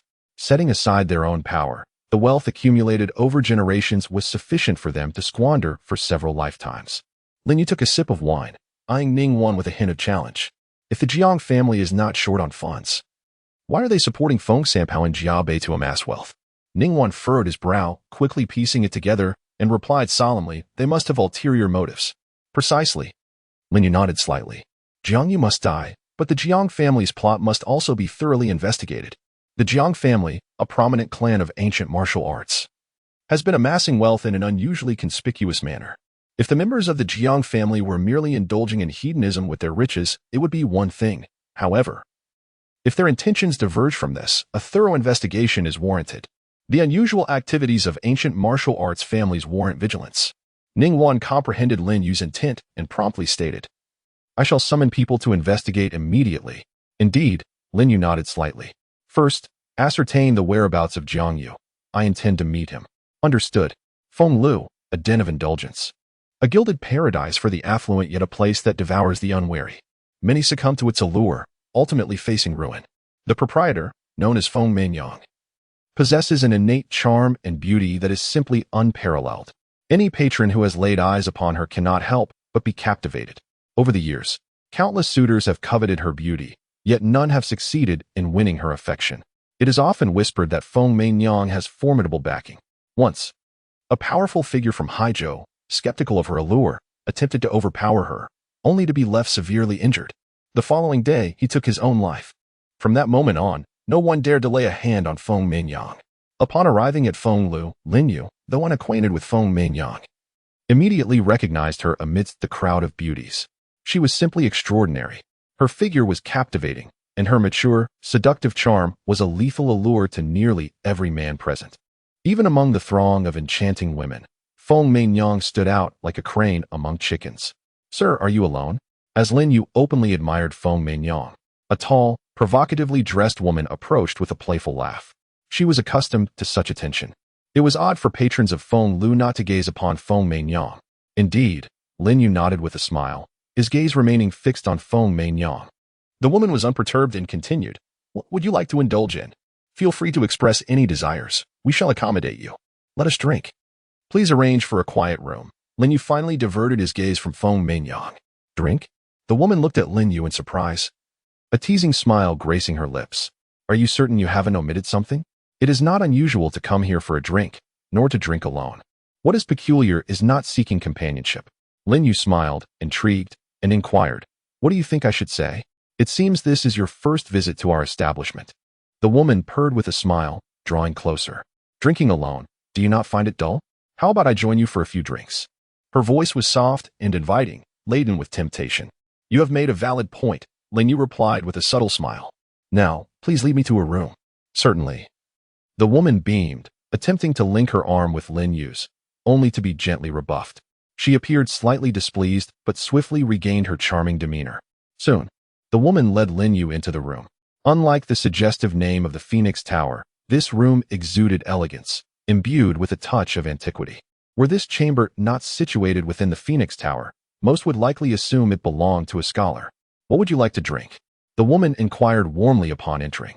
Any drink will suffice, Lin Yu replied with a faint smile. The drink itself is of little importance. What truly matters is the company with whom I share it. A soft giggle escaped the woman at Lin Yu's words. As she leaned in closer, her lips poised to meet his. Given your eloquence, I shall ensure you are well attended to tonight. However, her fiery red lips met the palm of Lin Yu's hand instead, as he gently blocked her advance. The allure that once graced her features vanished, replaced by a frown as she regarded him. I indeed seek someone to drink with, but it is not you, Lin Yu stated, not even glancing at her. Go fetch Feng Meinyang. Haha, you truly have a bold heart. She laughed, though this time it lacked allure, tinged with disdain. There are many who have summoned Feng Meinyang for companionship, yet none have fared well. That has always been my way, Lin Yu responded with indifference. Unperturbed by her scorn, angered by his dismissal, the woman retorted coldly, Fine, I shall summon her. Let us hope you do not come to regret this. Lin Yu remained silent, seemingly too weary to engage further. Her frustration mounting, the woman cast one last glance at him before storming out of the room. Minutes later, the door swung open, revealing Feng Meinyang, who approached gracefully, a jug of aged Huadiao wine in hand. I hear you wish for my company while you drink? She inquired, her sultry gaze captivating even without a smile, exuding an air of mature seduction. Lin Yu nodded slightly, gesturing for her to take a seat across from him. Are you certain? Feng Meinyang asked with a playful smirk. You still have time to back out. Once I am seated, there will be no turning back. Please. Take a seat, Lin Yu replied lazily. Very well. Feng Meinyang complied, placing the jug on the sandalwood table. With a soft sigh, she mused. I am uncertain whether to commend your audacity or to deem you blissfully ignorant. Perhaps it is a bit of both. Lin Yu chuckled nonchalantly. I have heard that to meet Jiang Yu, one must first meet Feng Meinyang. Is that correct? You seek young master Yu? Feng Meinyang exclaimed, her expression shifting to one of surprise as she regarded Lin Yu. He nodded slightly. Her beautiful eyes sparkled with interest as she asked, Do you know the rules for meeting young master Yu? Lin Yu nodded again, smiling as he replied, One requires a gift that pleases his eye to gain entry. Even if you find it unworthy, it shall not be returned. It seems you are well informed, Feng Meinyang remarked with a bewitching smile, extending her delicate arm. And the gift? Present it so I may assess its worth. As she spoke, Feng Meinyang scrutinized Lin Yu from head to toe. On Lin Yu's person, there seemed to be no gifts. The gift was right here. Lin Yu chuckled lightly, raising his hand to point at Feng Meinyang. A fleeting glint of coldness crossed Feng Meinyang's eyes as she fixed her gaze intently on Lin Yu. As she continued to look, a cascade of laughter, as melodious as silver bells, escaped her lips. How amusing. It has been quite some time since I encountered someone so entertaining. Feng Meinyang laughed with such vibrancy that it was almost enchanting. This gift you speak of, I cannot possibly dismiss it. After all, she herself was what he referred to as a gift. Could she truly overlook herself? Lin Yu chuckled again. Then may I see Jiang Yu? Absolutely not. Feng Meinyang's laughter abruptly ceased. This gift, however, I must indeed find worthy. Yet it is not yours. Lin Yu pressed his lips together and replied, Soon it shall be mine. Is that so? The cold glint returned to Feng Meinyang's eyes, her tone icy. Are you certain? Without a doubt. Lin Yu chose to disregard her chilling gaze. You may make a move. He gestured towards the jade ring on Feng Meinyang's hand. Her expression shifted dramatically as she sprang to her feet. Who exactly are you? You will find out once you summon Jiang Yu, Lin Yu replied with a light laugh. That depends on your abilities. Feng Mingyang's face suddenly flashed with murderous intent as she subtly rotated the jade ring. A slender black needle, nearly invisible, shot forth from it, imbued with lethal poison, capable of sealing one's fate upon contact. Lin Yu waved his hand, and a drop of liquor leapt from the flask. The liquor shattered the black needle, its momentum unyielding. Feng Mingyang attempted to evade, but it was too late. A lock of her hair fell gently from her ear. Catching the severed strand, she stared at Lin Yu in terror, fully aware that this drop of liquor could have easily claimed her life. It wasn't that the liquor had gone awry. Rather, he had shown restraint. How formidable! The potency of a single drop of liquor was indeed terrifying. No wonder he dared to be so audacious. Go. Lin Yu turned away, casting not a single glance back at Feng Mingyang. Before he could finish his drink, footsteps echoed from outside. Under Feng Mingyang's lead, Jiang Yu entered the room, accompanied by an elderly man with graying hair. As soon as the elder stepped inside, he instinctively moved aside, feigning a state of rest with closed eyes. Jiang Yu strode confidently towards Lin Yu, sitting down casually without waiting for Lin Yu to speak. Let me guess who you are. Jiang Yu chuckled. Go ahead. Lin Yu lifted his cup, drinking leisurely. Lin Yu? Jiang Yu inquired. Indeed. Lin Yu nodded slightly, sensing his cleverness. You are aware I would seek you out. Jiang Yu beamed with pride when I couldn't reach Tianning by phone. I surmised you would come looking for me. I just didn't expect you to arrive so swiftly. Given that, you must also be aware of my purpose. Lin Yu set down his cup, casting a casual glance at Jiang Yu. Is there any last words you wish to convey? He preferred not to linger unnecessarily. Having consumed the wine and met the person he sought, it was time to send Jiang Yu on his way. As Lin Yu's words fell, Feng Mingyang was taken aback, gazing at him in disbelief. What audacity! Before Jiang Yu and the elderly man, he brazenly revealed his intentions without the slightest hesitation. She truly could not fathom the source of Lin Yu's confidence. She even suspected that he was utterly unaware of Jiang Yu's true background. Provoking Jiang Yu would undoubtedly invite the wrath of the Jiang family from Haizhou. Moreover, with this old man present, he could never move against Jiang Yu. She was acutely aware of the terror that this elder embodied. Jiang Yu, too, was momentarily stunned by Lin Yu's arrogance. After staring at Lin Yu for a long while, he finally snapped back to reality with great difficulty. Haha. Jiang Yu erupted into a hearty laugh, lamenting, Your audacity is commendable, but alas, you are merely a reckless fool. Is this your dying declaration? Lin Yu replied indifferently, If it were, I would act upon it. Not at all. Jiang Yu shook his head. A look of profound confidence etched on his face, completely dismissing Lin Yu. With just that statement, I should have killed you. However, I do have a question.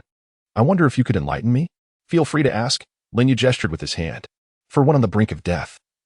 He was willing to grant any request, provided it was not overly unreasonable. After all, it was merely a question. Jiang Yu, filled with curiosity, asked, How did you pry the information from Tianning? Lin Yu had come to seek him, which meant that Tianning had undoubtedly revealed his secrets. Jiang Yu had never doubted Tianning's loyalty. He simply could not comprehend what methods Lin Yu had employed to extract such information. Is that all? Lin Yu expressed mild surprise. Yes. Jiang Yu nodded emphatically, his face alight with curiosity. Can you share the answer with me? Certainly. Lin Yu smiled and replied. I merely informed him that if I were to remain ignorant of which member of the Jiang family had ordered him to target my sister, I would take down the entire Jiang family. Flattening the Jiang family would inevitably bring the mastermind to justice. Flatten the Jiang family. The three of them stared at Lin Yu in disbelief. Feng Mingyang's mouth hung agape in shock. She had thought Lin Yu was already audacious. But only now did she realize that she had grossly underestimated his arrogance. To utter such words as flatten the Jiang family, one must either be insane or simply insane. Did he not comprehend that the Jiang family was one of the 8 ancient martial arts clans? Even among the 8 ancient martial families, no one dared to claim they could flatten the Jiang family. The heritage of this ancient martial family, spanning millennia, was beyond his imagination. After a lengthy pause, Jiang Yu burst into laughter once more, this time even more exaggerated than before, as if he had heard the most hilarious joke in the world. Old Dao. Did you hear that? Jiang Yu laughed uncontrollably, turning to the elder Dao standing respectfully to the side, exclaiming, He dares to say he will flatten our Jiang family. I have heard the young master's words, Old Dao replied, his demeanor humble as he cast a sidelong glance at Lin Yu. No one in this world has yet managed to flatten the Jiang family. Old Dao's words were steady and powerful, resounding with conviction. His somewhat aged face bore an expression of profound confidence and pride. Jiang Yu turned to Lin Yu and scoffed. Did you hear his words? I did. But they are easily dismissed, Lin Yu replied with a nod and a smile. Such character, I admire it. Jiang Yu clapped his hands and laughed heartily. To be honest, it would be a pity to kill you. How about we strike a deal? Lin Yu's interest piqued, and he adjusted his posture to be less casual. What do you propose? Perform a task for me. Jiang Yu's smile faded, and he assumed a serious demeanor. If you agree, from this day forth, no one will dare to harm those around you, and you will enjoy a life of unparalleled wealth and power. Gold, influence, and beauty will all be at your fingertips. He gestured towards Feng Meinyang.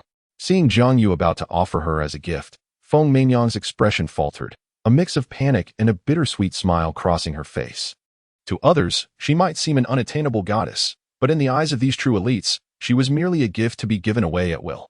Lin Yu had indeed spoken the truth. She was a mere present. Ironically, it was once Lin Yu who intended to offer her to Jiang Yu. And now the roles had reversed. Lin Yu cast a sidelong glance at Feng Meinyang and remarked, "She truly is remarkable. Then, do you accept?" Jiang Yu's face broke into a slight smile as he scrutinized Lin Yu. "I certainly want her. I came here to find you for her." Lin Yu chuckled, but then abruptly shifted his tone. "However, your life must also be mine." Discovering Jiang Yu's whereabouts was not particularly challenging, but upon learning about Feng Meinyang, his intention shifted. Had it not been for the desire to see her, he would not have gone through such lengths to locate Jiang Yu. "Are you certain?" A glint of coldness flashed in Jiang Yu's eyes, and the temperature in the room seemed to plummet. "Absolutely." Lin Yu nodded with a smile. "You are quite ungrateful." Jiang Yu snorted coldly. "Do you understand the consequences of rejecting me?" "Do tell," Lin Yu replied. "Old Dao, inform him." Jiang Yu commanded sharply. "The old servant will eradicate his entire family, including the Shen clan." Old Dao spoke, his tone flat yet laden with menace. Jiang Yu nodded in satisfaction and inquired of Lin Yu, "Now, will you still refuse?" "Of course, I refuse," Lin Yu stated without hesitation. "Very well." Jiang Yu gritted his teeth. "Since that is the case, let us speak no more. Old Dao, escort him to his demise." With that, Jiang Yu turned away, unwilling to cast Lin Yu another glance as he departed. Lin Yu remained seated, making no attempt to intervene.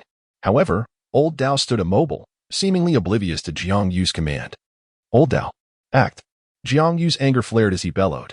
Yet, Old Dao remained still, like a wooden statue. "Old Dao, are you deaf?" Jiang Yu's fury escalated as he forcefully tugged at Old Dao. With that pull, Old Dao lost his balance and toppled over. Jiang Yu was left in shock, staring blankly at Old Dao's lifeless body. Feng Meinyang, gripped by terror, covered her mouth, her alluring eyes wide open in disbelief. Lao Dao was dead. Just half a minute ago, he had been confidently conversing with Jiang Yu. And now, in mere moments, he lay lifeless on the ground, right before their very eyes. Yet they had not witnessed Lin Yu make a move. Lin Yu remained seated, not even lifting a finger. Had Lao Dao not been a martial artist, had they not been aware of his formidable prowess, they might have doubted the cause of his demise, suspecting instead a sudden heart failure. However, deep down, they understood that a master like Lao Dao could never succumb to such an unexpected fate. His death was undoubtedly linked to Lin Yu. Though the reality of Lao Dao's death weighed heavily on Jiang Yu, he found it hard to accept. After a prolonged stupor, he slowly crouched beside Lao Dao's body, trembling as he extended a finger to touch the tip of Lao Dao's nose. He preferred to believe that Lao Dao was merely asleep. Yet, there was no breath from his nostrils. He was truly gone. A sudden shiver coursed through Jiang Yu's heart as he collapsed to the ground, staring in horror at Lin Yu, asking, "How? How did you do this?" "There is no need for the dead to know," Lin Yu replied with a calm smile. He had not intended to kill Lao Dao, but alas, Lao Dao had uttered words that should never have been spoken. The moment Lao Dao threatened to annihilate his entire family, including the Shen clan, he sealed his fate. "You cannot kill me. I am from the Jiang family."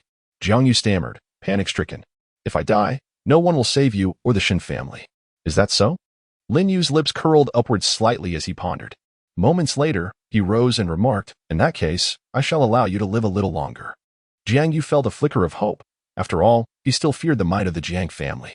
As long as Lin Yu refrained from killing him now, reinforcements would soon arrive, and then it would be his time to perish. Lin Yu, oblivious to Jiang Yu's thoughts, had no intention of speculating. He seized Jiang Yu and turned to Feng Meinyang, saying, "You should come with me as well." "All right." Feng Meinyang responded without hesitation. She had no choice but to follow Lin Yu. Otherwise, the Jiang family would not spare her. Although leaving with Lin Yu might not guarantee her survival, it offered at least a glimmer of hope. Amidst the astonished gazes of the crowd in Fenglu, Lin Yu led Jiang Yu out. Behind him, Feng Manyang closely followed. Upon exiting, a black sedan, inconspicuous yet waiting for some time, caught their attention. It was an unremarkable domestic vehicle. Feng Manyang looked curiously at Lin Yu and the person who had opened the door. Such a person was riding in a cheap domestic car? Who exactly was he? Lin Yu noticed the questioning look in Feng Manyang's eyes but chose not to elaborate.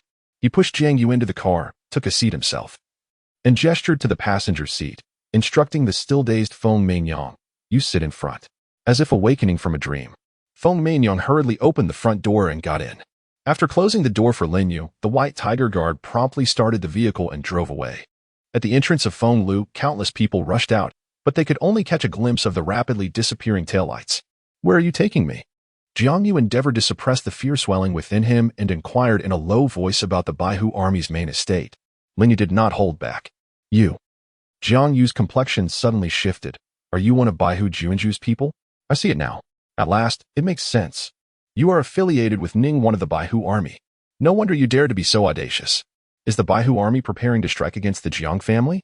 "Huh." While others tremble in fear of Ning Wan, the Jiang family remains unafraid. Lin Yu chose not to respond to his question and instead turned to Feng Manyang, asking, "Are you from the Tang sect?" "You. How do you know?" Feng Manyang's expression changed drastically, her heart filled with shock. Meanwhile, Jiang Yu stood beside her, momentarily stunned, clearly unaware that Feng Manyang was a part of the Tang sect. Lin Yu did not answer her, continuing with, "What is your relationship with Tang Qingyun?" Feng Manyang's countenance shifted again, a fierce murderous intent suddenly flashing in her eyes. "He is my enemy. If you can help me kill him, I would be willing to serve you loyally. I believe I have discerned your identity." Lin Yu sighed softly. "Tang Rou must be your mother. And your father is named Chunan Feng." "You." Feng Manyang was utterly taken aback, gazing at Lin Yu in disbelief. How could he know my background so thoroughly? After so many years of living incognito, I nearly forgot my own parents' names. Yet this mysterious man knows everything. Lin Yu paid no heed to her astonishment. Continuing to speak, 8 years ago, the Tang sect was thrown into chaos. The once influential Tang Qingyun, an elder of the inner circle, rose to power, leading to the poisoning of the matriarch.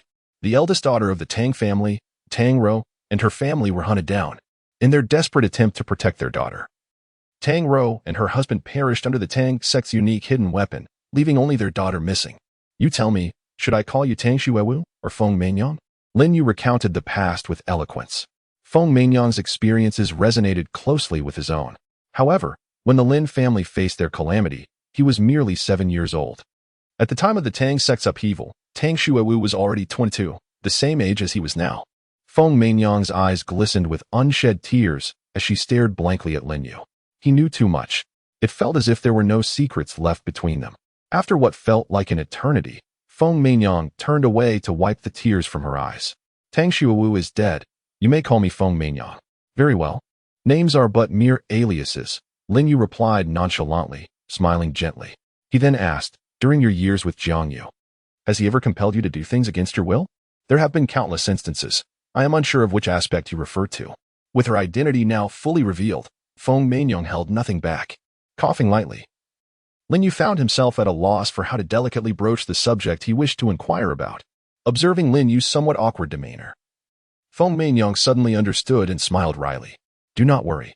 Though I am 30 years old, I am still untouched. As long as you can eliminate Tang Qingyun for me, my body shall belong to you." Ultimately, a man cannot escape the allure of desire. Yet, this man may possess a peculiar fastidiousness. "You are mistaken."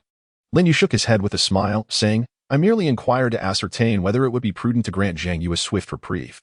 Feng Manyang looked on in astonishment, somewhat perplexed. It seemed that Lin Yu intended to advocate on her behalf. However, there was no connection between them. Meeting Feng Manyang's astonished gaze, Lin Yu retrieved his phone and dialed a number, instructing Chunan Feng, "Set forth immediately and report to the White Tiger Army's main residence.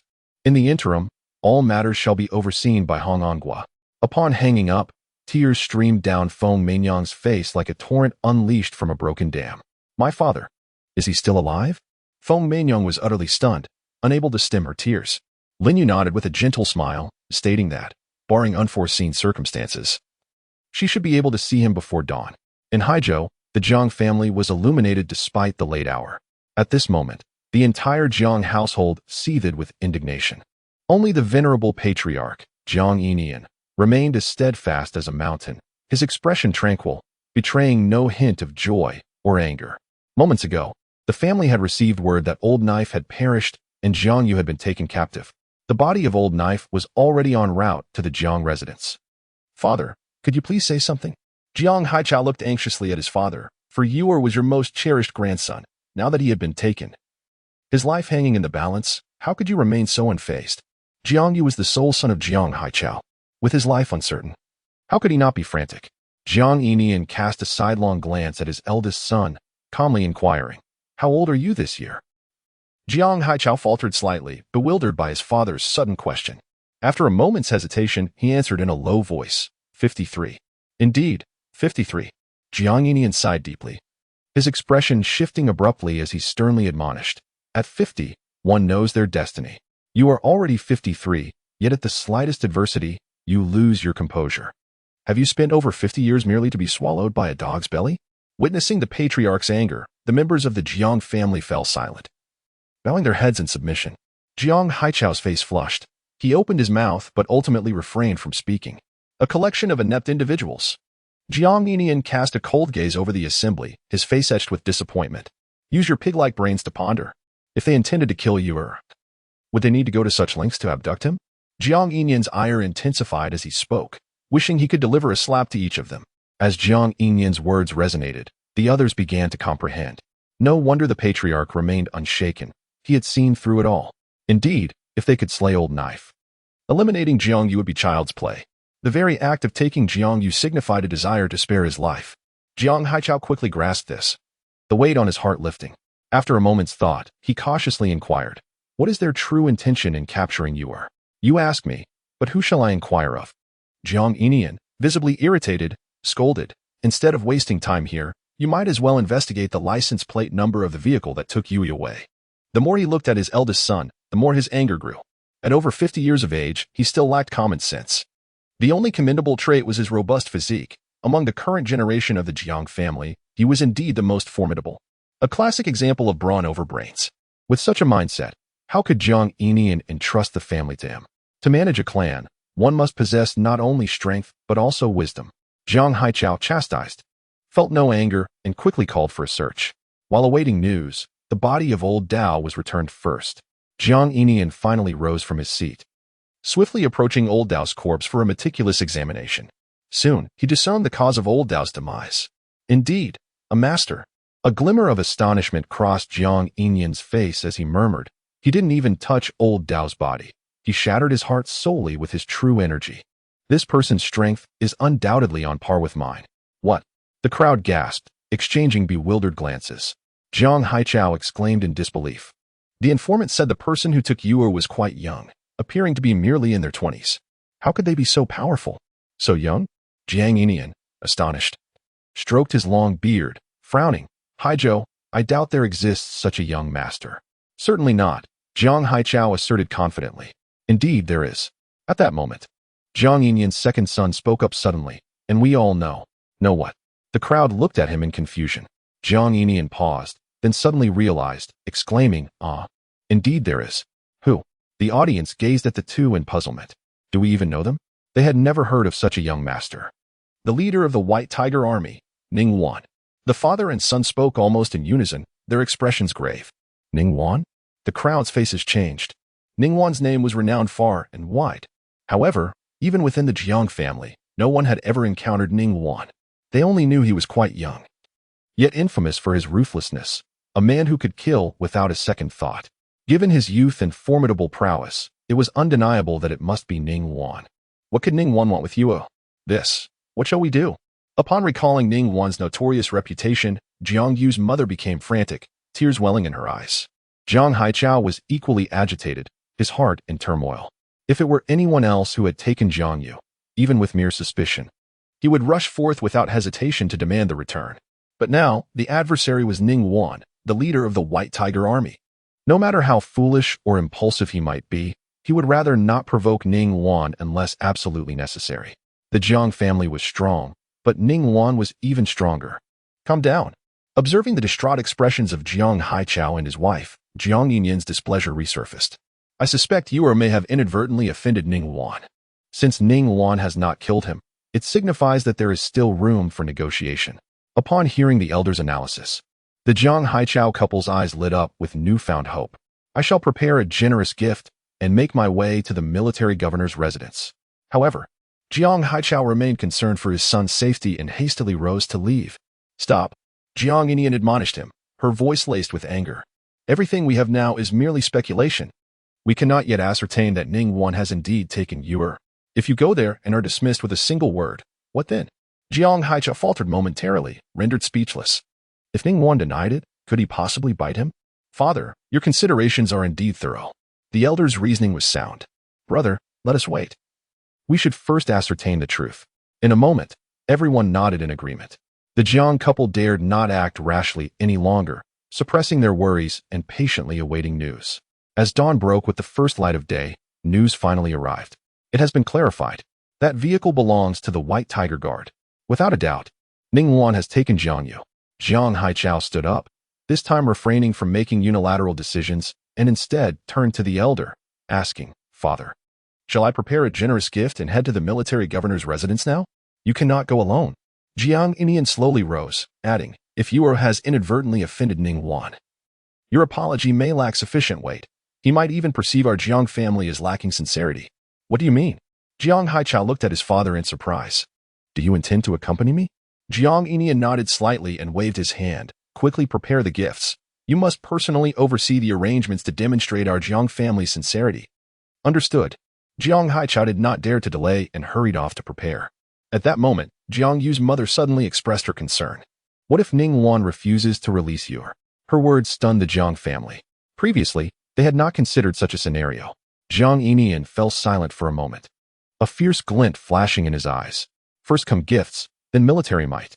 Though Ning Wan is formidable, my Jiang family is no soft target. At the entrance of the military governor's residence, a carriage sped towards them. Before it had even come to a complete stop, Chu Nanfeng leaped out. Just as he was about to rush inside, he suddenly halted, almost forgetting that this was the abode of that notorious troublemaker.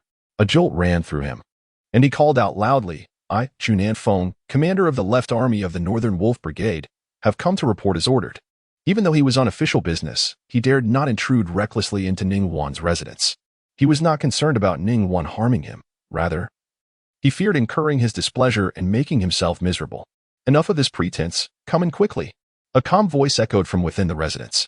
Chu Nanfeng's body jolted, and he felt a surge of excitement. This was the voice of King Mu Bei. He was indeed here with Ning Wan? No wonder he had suddenly received orders to report here. Overjoyed, Chu Nanfeng hurriedly bowed in acknowledgement and swiftly entered. As he stepped into the courtyard, the first sight to greet him was a striking figure. That face was so familiar. This is... Chu Nanfeng suddenly stood frozen, fixated on the woman before him, entirely oblivious to Lin Yu and Ning Wan beside him. He was gazing at Feng Meinyang, who was equally transfixed by him. Unbeknownst to them, tears streamed down their faces. Shuewu, father, they exclaimed almost in unison, rushing towards each other and embracing tightly, their cries echoing in the air. At that moment, Chu Nanfeng finally comprehended Lin Yu's intention in bringing him here. This was the surprise Lin Yu had prepared for him. You two take your time to chat. We shall not intrude, Lin Yu remarked softly, a smile gracing his lips as he listened to the father-daughters weeping. Ever since returning to Jiabei, it seems I have become rather soft-hearted, unable to bear witnessing such scenes. With that, he took hold of the eager Ning Wan and turned to leave. Only then did Chu Nanfeng regain his senses, hastily releasing his daughter and bellowing through teary eyes, your subordinate humbly thanks the king of Mu Bei. Please allow us to bow in gratitude. With that, he pulled his daughter down to the ground in reverence. Lin Yu turned, a gust of wind sweeping past. Before their knees could touch the earth, they were lifted up. If you must express your gratitude, direct it towards Ning Wan. It was he who inadvertently found your daughter. Lin Yu teased with a smile, adding, I find them quite well matched. You might consider playing matchmaker. If you become Ning Wan's father-in-law, let us see if he dares to trouble you again. Ning Wan shot a resentful glare at Lin Yu, his eyes filled with grievance. Chu Nanfeng, on the other hand, responded with a candid smile, his tear-streaked face lighting up. As long as the commander Ning does not deem Shuewu unworthy, everything is at the discretion of the king of Mu Bei. Go on, stop using the boss to intimidate me. Ning Wan glared fiercely at Chu Nanfeng. Do you think I wouldn't dare handle the boss, let alone you? Feng awkwardly chuckled, falling silent. If his daughter were to marry Ningguan, it would indeed be a blessing. However, judging by Ningguan's demeanor, he clearly seemed reluctant. It would be just his luck if Ningguan turned around to cause him trouble. You deserve to be single. Lin Yu lightly kicked Ningguan, turning to leave. Ningguan, unfazed, followed eagerly behind. Father, you are truly alive? Feng Manyang wept tears of joy, still doubting whether this was a dream. Indeed. Feng nodded emphatically, trembling with excitement. At that time, I thought I was doomed. It was the Northern Border Wolf Army who rescued me. I heard they worked for 7 whole days to bring me back from the brink of death.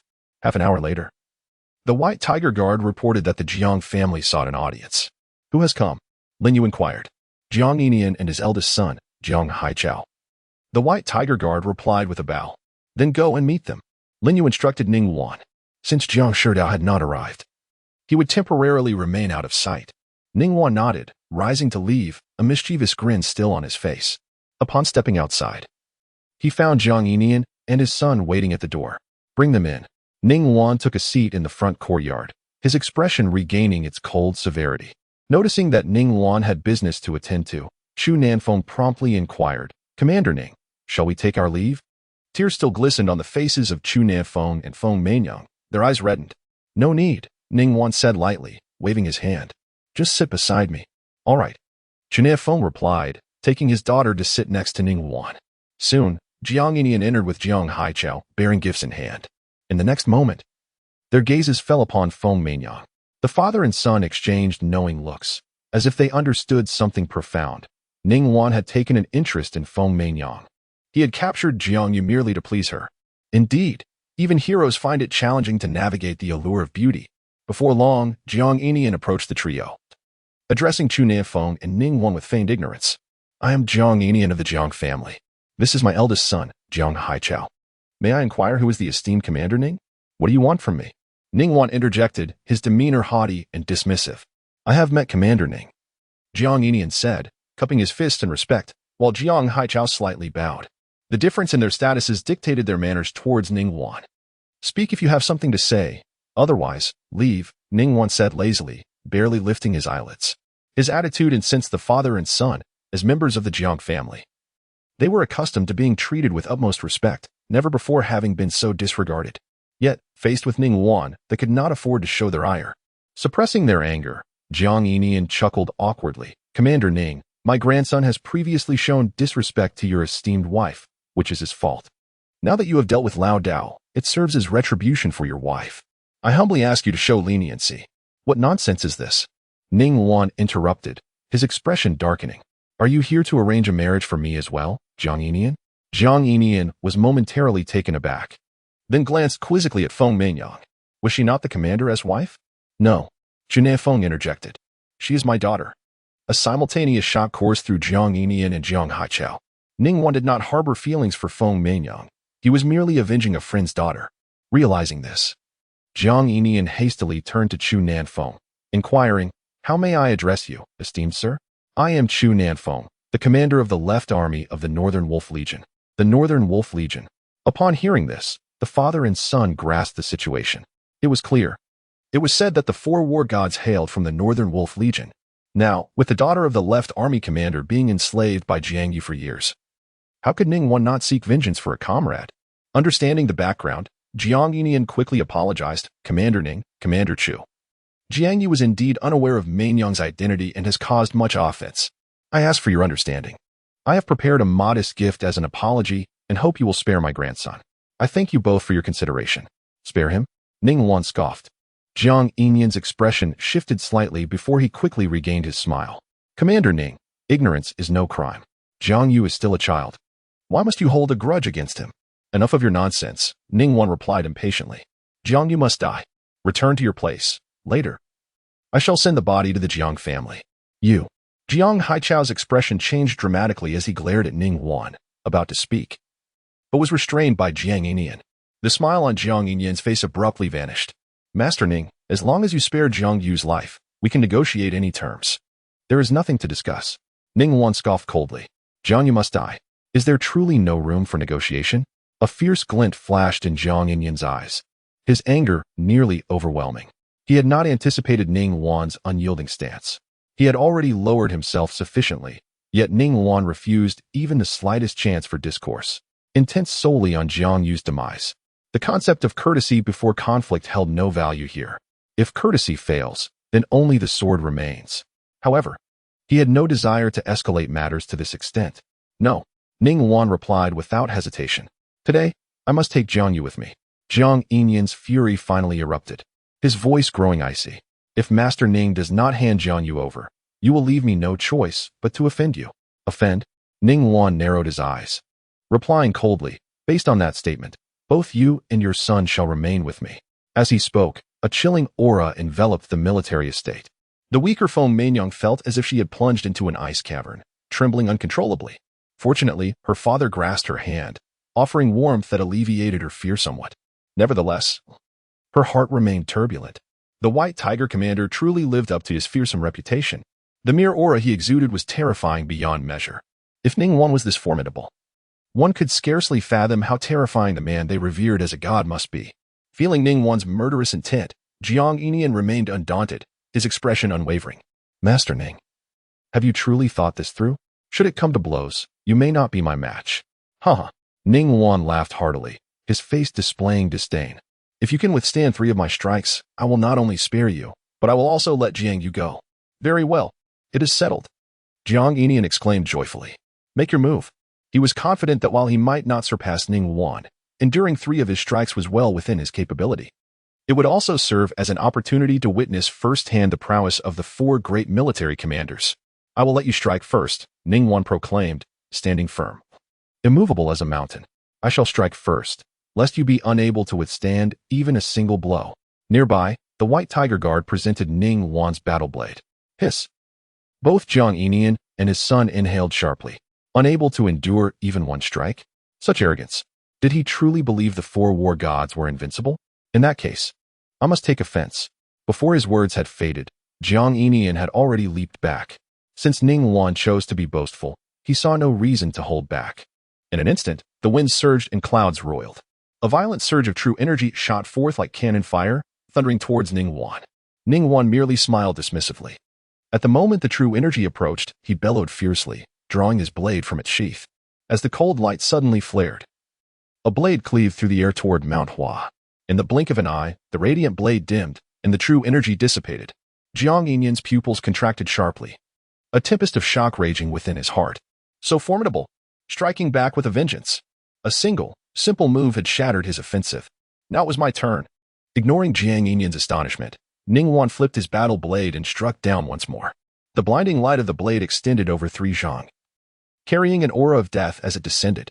Jiang Yinyan's complexion changed drastically. He hurriedly summoned all his true energy, preparing for a desperate fight. He had no choice but to fight.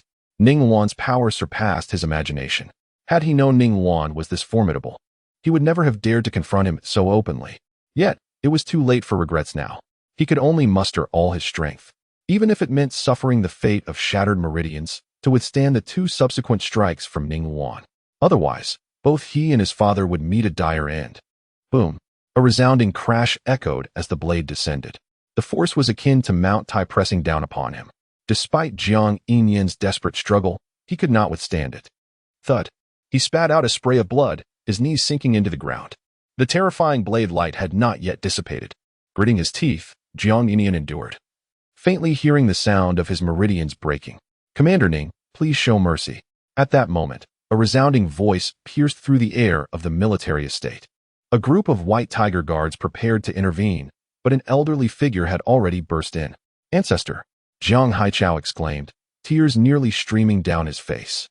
The ancestor has arrived. They were finally saved. Do you expect me to show mercy because you ask? Who do you think you are? Ning Wan scoffed, his aura surging once more. The blade's light, which had begun to fade, flared back to life. At this moment, Jiang Yinyan could no longer hold on, beginning to cough up blood in great gasps. Commander Ning, I apologize for the offense. Seeing Jiang Yinyan on the brink of collapse, Jiang Shidao disregarded everything else. A domineering surge of true energy shot forth from his hand. As the true energy clashed fiercely with the blade light, Jiang Shidao darted forward like lightning, pulling Jiang Yinyan away. Boom. The blade light struck down, splitting the earth 3 feet deep. Finally, the blade light dissipated. Jiang Yinian, looking utterly defeated, could barely stand.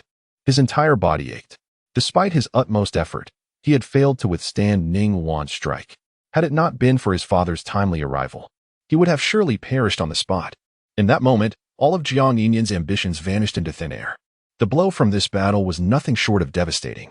He had initially believed he could endure at least 3 strikes from Ning Wan. To his dismay, he could not even withstand the second. Had Ning Wan not allowed him to strike first, he would have been utterly defenseless. The god of war. This was the might of the god of war. Though young, his power was unparalleled. Feng Meinyang stared blankly at the scene before her, unable to close her mouth, as the overwhelming tide within her heart completely engulfed her. Chun'e Feng gently patted his daughter's hand, feeling a deep sense of reflection. This chaotic tyrant has grown even stronger. In this lifetime, it seemed he would only know the burden of being bullied by him. Jiang Shidao beckoned, allowing Jiang Haichao to support Jiang Yinian, and then raised his gaze towards Ning Wan. Lord Ning, I do not wish to be your adversary. Speak.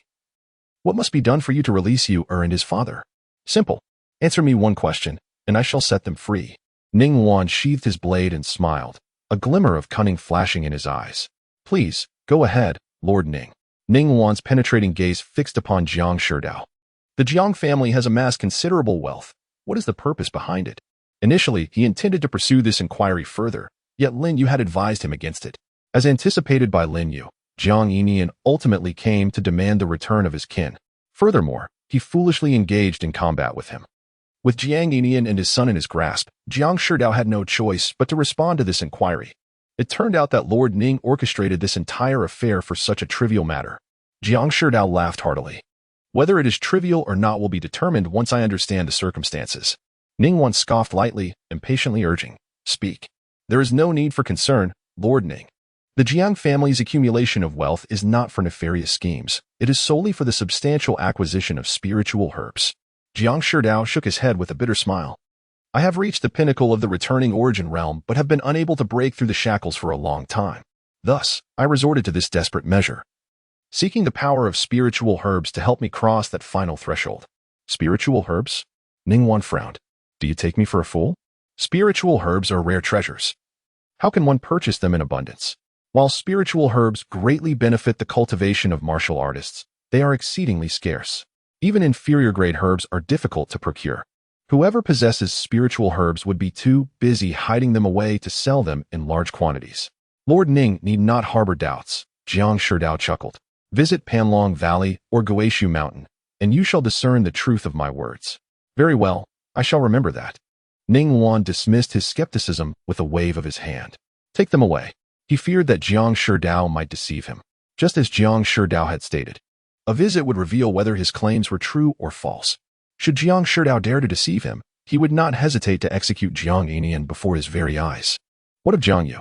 Jiang Shidao chuckled again and added, I would appreciate it if Lord Ning could also bring Jiang Yu forth. You cannot take Jiang Yu. Ning Wan shook his head, unless it is his corpse. Jiang Shidao's expression darkened as he spoke in a grave tone. Lord Ning, as the esteemed commander of the White Tiger Army, do you intend to break your word? How have I broken my word? Ning Wan replied with a playful grin. When I mentioned them, I referred to the father and son, excluding Jiang Yu. Moreover, Jiang Yu is not in my custody. I have no authority to release him. Jiang Shidao narrowed his eyes in suspicion. Could it be that Jiang Yu is not within your estate? He is. Ning Wan nodded. Since Jiang Yu is indeed in your residence and not captured by you, he must have been taken by someone you dispatched, correct? Jiang Shidao's eyes gradually gleamed with coldness. Lord Ning, do not engage in such verbal games with me.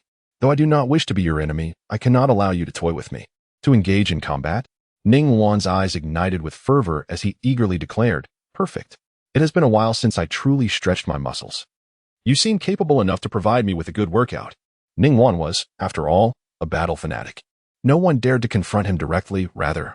They sought to provoke others into action against him. At this moment, Jiang Shidao appeared ready to engage, and he certainly would not decline. To face a formidable opponent like Jiang Shidao was indeed intriguing. Observing Ning Wan's eager demeanor, Jiang Shidao's expression turned as cold as frost. Just as he prepared to strike, a calm, yet resonant voice broke through the tension. Jiang Yu, it was I who captured him. Upon hearing this voice, Jiang Shidao's body trembled violently. In an instant, the frost melted from his countenance. A nightmarish image flashed through his mind. It was indeed he who had captured Jiang Yu. How could the scoundrel have brought such trouble upon himself? Now, even he felt utterly powerless. Forgive my rudeness, I must take my leave. Jiang Shidao bowed respectfully, swiftly pulling the two men with him, not daring to linger a moment longer under the bewildered gazes of Jiang Enian and his son. It was not until they departed the military governor's estate that Jiang Haichao finally regained his senses. Ancestor, why did you not rescue your? I implore you, save him. Jiang Haichao's voice was hoarse, filled with a pleading tone tinged with despair. Rescue? What could I use to effect his salvation? Jiang Shidao roared. Jiang Yu has brought this upon himself. He can only accept his misfortune. That rascal must have committed some unforgivable act. Otherwise, he would not be so intent on ending Jiang Yu's life. Who is he? Jiang Haichao and his son stared blankly at their ancestor. Jiang Enian, suppressing his inner dread, trembled as he inquired. He understood that his father was fiercely protective. Yet, that mere utterance from the mysterious figure had sent his father away in haste, without even a question, simply concluding that Jiang Yu had made a grave error. Throughout it all, the figure had not even revealed himself. His father had already reached the apex of the returning origin realm. How could he be so timid? Could it be that this figure had transcended the limitations of the returning origin realm and entered the void transformation realm? Jiang Shidao closed his eyes, recalling the battle from a year ago, and sighed deeply. He is someone our Jiang family cannot afford to offend. King of the North, Lin Yu. What? Jiang Haichao exclaimed in terror. Lin Yu is the King of the North? The title of the King of the North had been forged from the bones of 700,000 enemies, though he had not witnessed that battle firsthand. The mere tales of it instilled fear in his heart. Jiang Shidao turned to his grandson. Have you encountered him? And no, I have not. Jiang Haichao shook his head vigorously, feeling an overwhelming sense of guilt. Are you certain? Jiang Shidao's eyes sparkled with intensity as he demanded, do you know something? Under the piercing gaze of his grandfather, Jiang Haichao felt even more apprehensive. He could no longer conceal the truth and hurriedly recounted what he knew. Upon learning that Jiang Yu had dared to lay hands on Lin Yu's sister, Jiang Shidao's fury erupted. He delivered a resounding slap to Jiang Haichao's face, bellowing, why did you not mention such a crucial matter sooner? Jiang Haichao covered his cheek, stammering. I didn't know Lin Yu was the King of the North. Well, now you are aware. Jiang Shidao seethed with anger, exclaiming, dare to harm Lin Yu's sister? Jiang Yu must pay for this. Who else shall perish? It is already fortunate that our Jiang family has not been implicated. The more he contemplated, the more infuriated he became, wishing he could personally slay that scoundrel Jiang Yu. Observing Jiang Shidao's fierce demeanor, Jiang Enian and his son were instantly struck with fear, scarcely daring to breathe. Is this the might of the King of Mubei? They were engulfed in terror, a chill running down their spines. A messenger was dispatched to return Jiang Yu's lifeless body to the Jiang family. Lin Yu emerged from the rear courtyard, issuing a command to Ning Wan. Oh, Ning Wan replied weakly. Noticing Ning Wan's lackluster demeanor, Lin Yu smiled gently. What is the matter? Did I not permit you to confront Jiang Shidao? And now you are displeased? Indeed, Ning Wan admitted decisively. Do you believe I am no match for Jiang Shidao? He longed to spar with Jiang Shidao. Yet Lin Yu's single remark had sent Jiang Shidao retreating in disgrace. Had Lin Yu delayed even a minute longer in his response, he would have found himself embroiled in combat with Jiang Shidao. Fool! Lin Yu kicked at Ning Wan. Ning Wan did not evade but defiantly retorted. In what way have I been foolish? What? Do you wish to assist Jiang Shidao in entering the illusory realm? Lin Yu glared at Ning Wan. Jiang Shidao is but a step away from entering the illusory realm. If you were to engage him with all your might, he should not be your adversary. But can you assure me that, in a life-or-death situation, he would not break through to new heights? At Lin Yu's words, Ning Wan fell silent, his head drooping. He was acutely aware that it is in moments of peril that one's potential is most likely to be unleashed. The reason they possessed such formidable power at a young age was largely due to their daily battles, repeatedly teetering on the brink of life and death, yet consistently surpassing their own limits. Comprehending Lin Yu's intent, Ning Wan muttered softly, I was wrong. Chunan Feng sighed inwardly. In this world, only the King of Mubei could compel this notorious troublemaker to willingly acknowledge his mistakes. Naturally, only Ning Wan dared to spar with the King of Mubei. As he reflected, Chunan Feng stood up and said, Your Majesty, I wish to undertake a task, and I hope for your permission. To seek vengeance against Tang Qingyun? Lin Yu inquired with a smile. Yes, Chunan Feng replied solemnly. Now that Shui Wu has been located, I am eager to bring back Tang Qingyun's head alongside Shui Wu's to honor my late wife. After 8 years of restraint and bloodshed, with the northern border now at peace and my daughter found, it is time to address this long-cherished desire. Lin Yu smiled slightly. If I were to deny you, I would not have entrusted Hong Ongguo with your affairs for the time being. Thank you, King of Mubei. Chu Feng exclaimed, his excitement palpable as he clenched his fists. Given that the Tang family excels in hidden weapons and poisons, I am uneasy allowing you to go alone. Lin Yu pondered briefly, his gaze shifting to Ning Wan. You shall accompany him. Boss, you don't play matchmaker like this. Ning Wan protested, looking at Lin Yu with a distressed expression. He certainly did not trust Chu Nanfeng.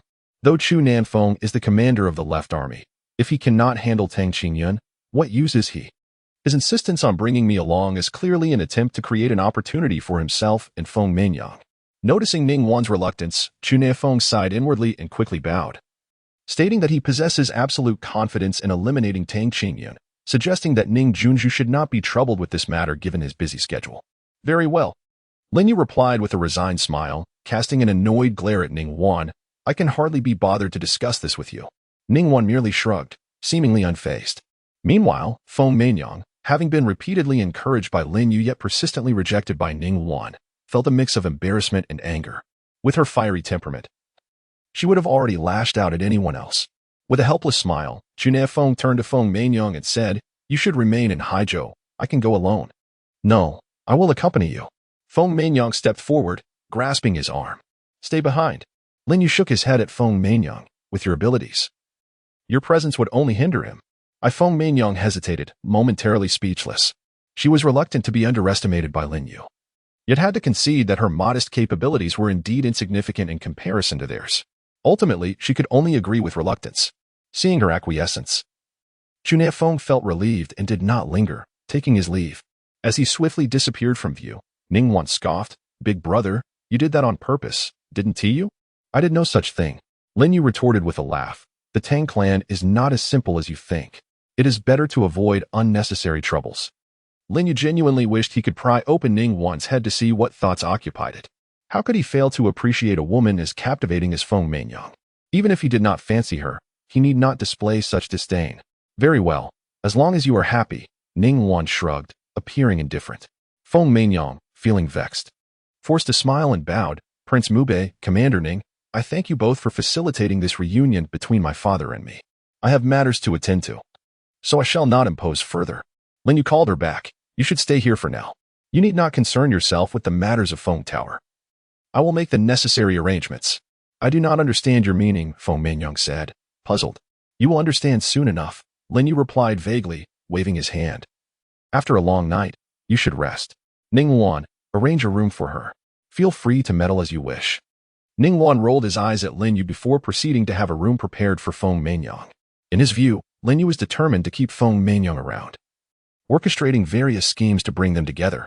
Once Feng Mingyang departed with the White Tiger Guard, Lin Yu chuckled as he turned to Ning Wan. You truly find her unappealing?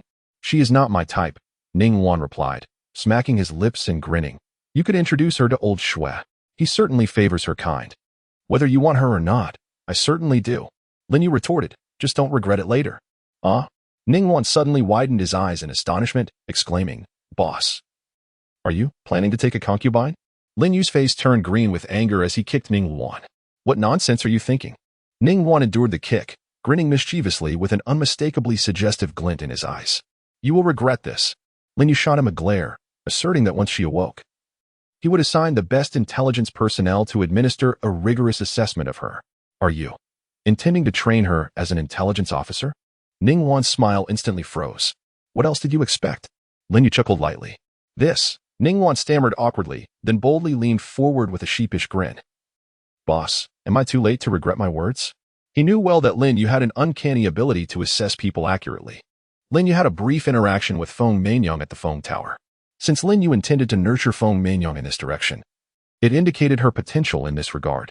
An exceptional intelligence officer can sometimes be even more valuable than a capable subordinate.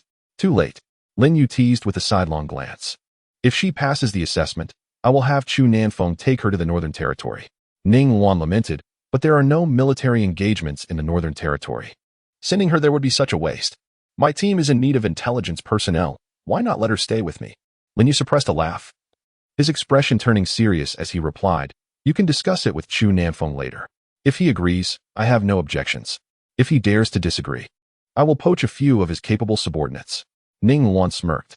As long as Lin Yu said it, he felt reassured.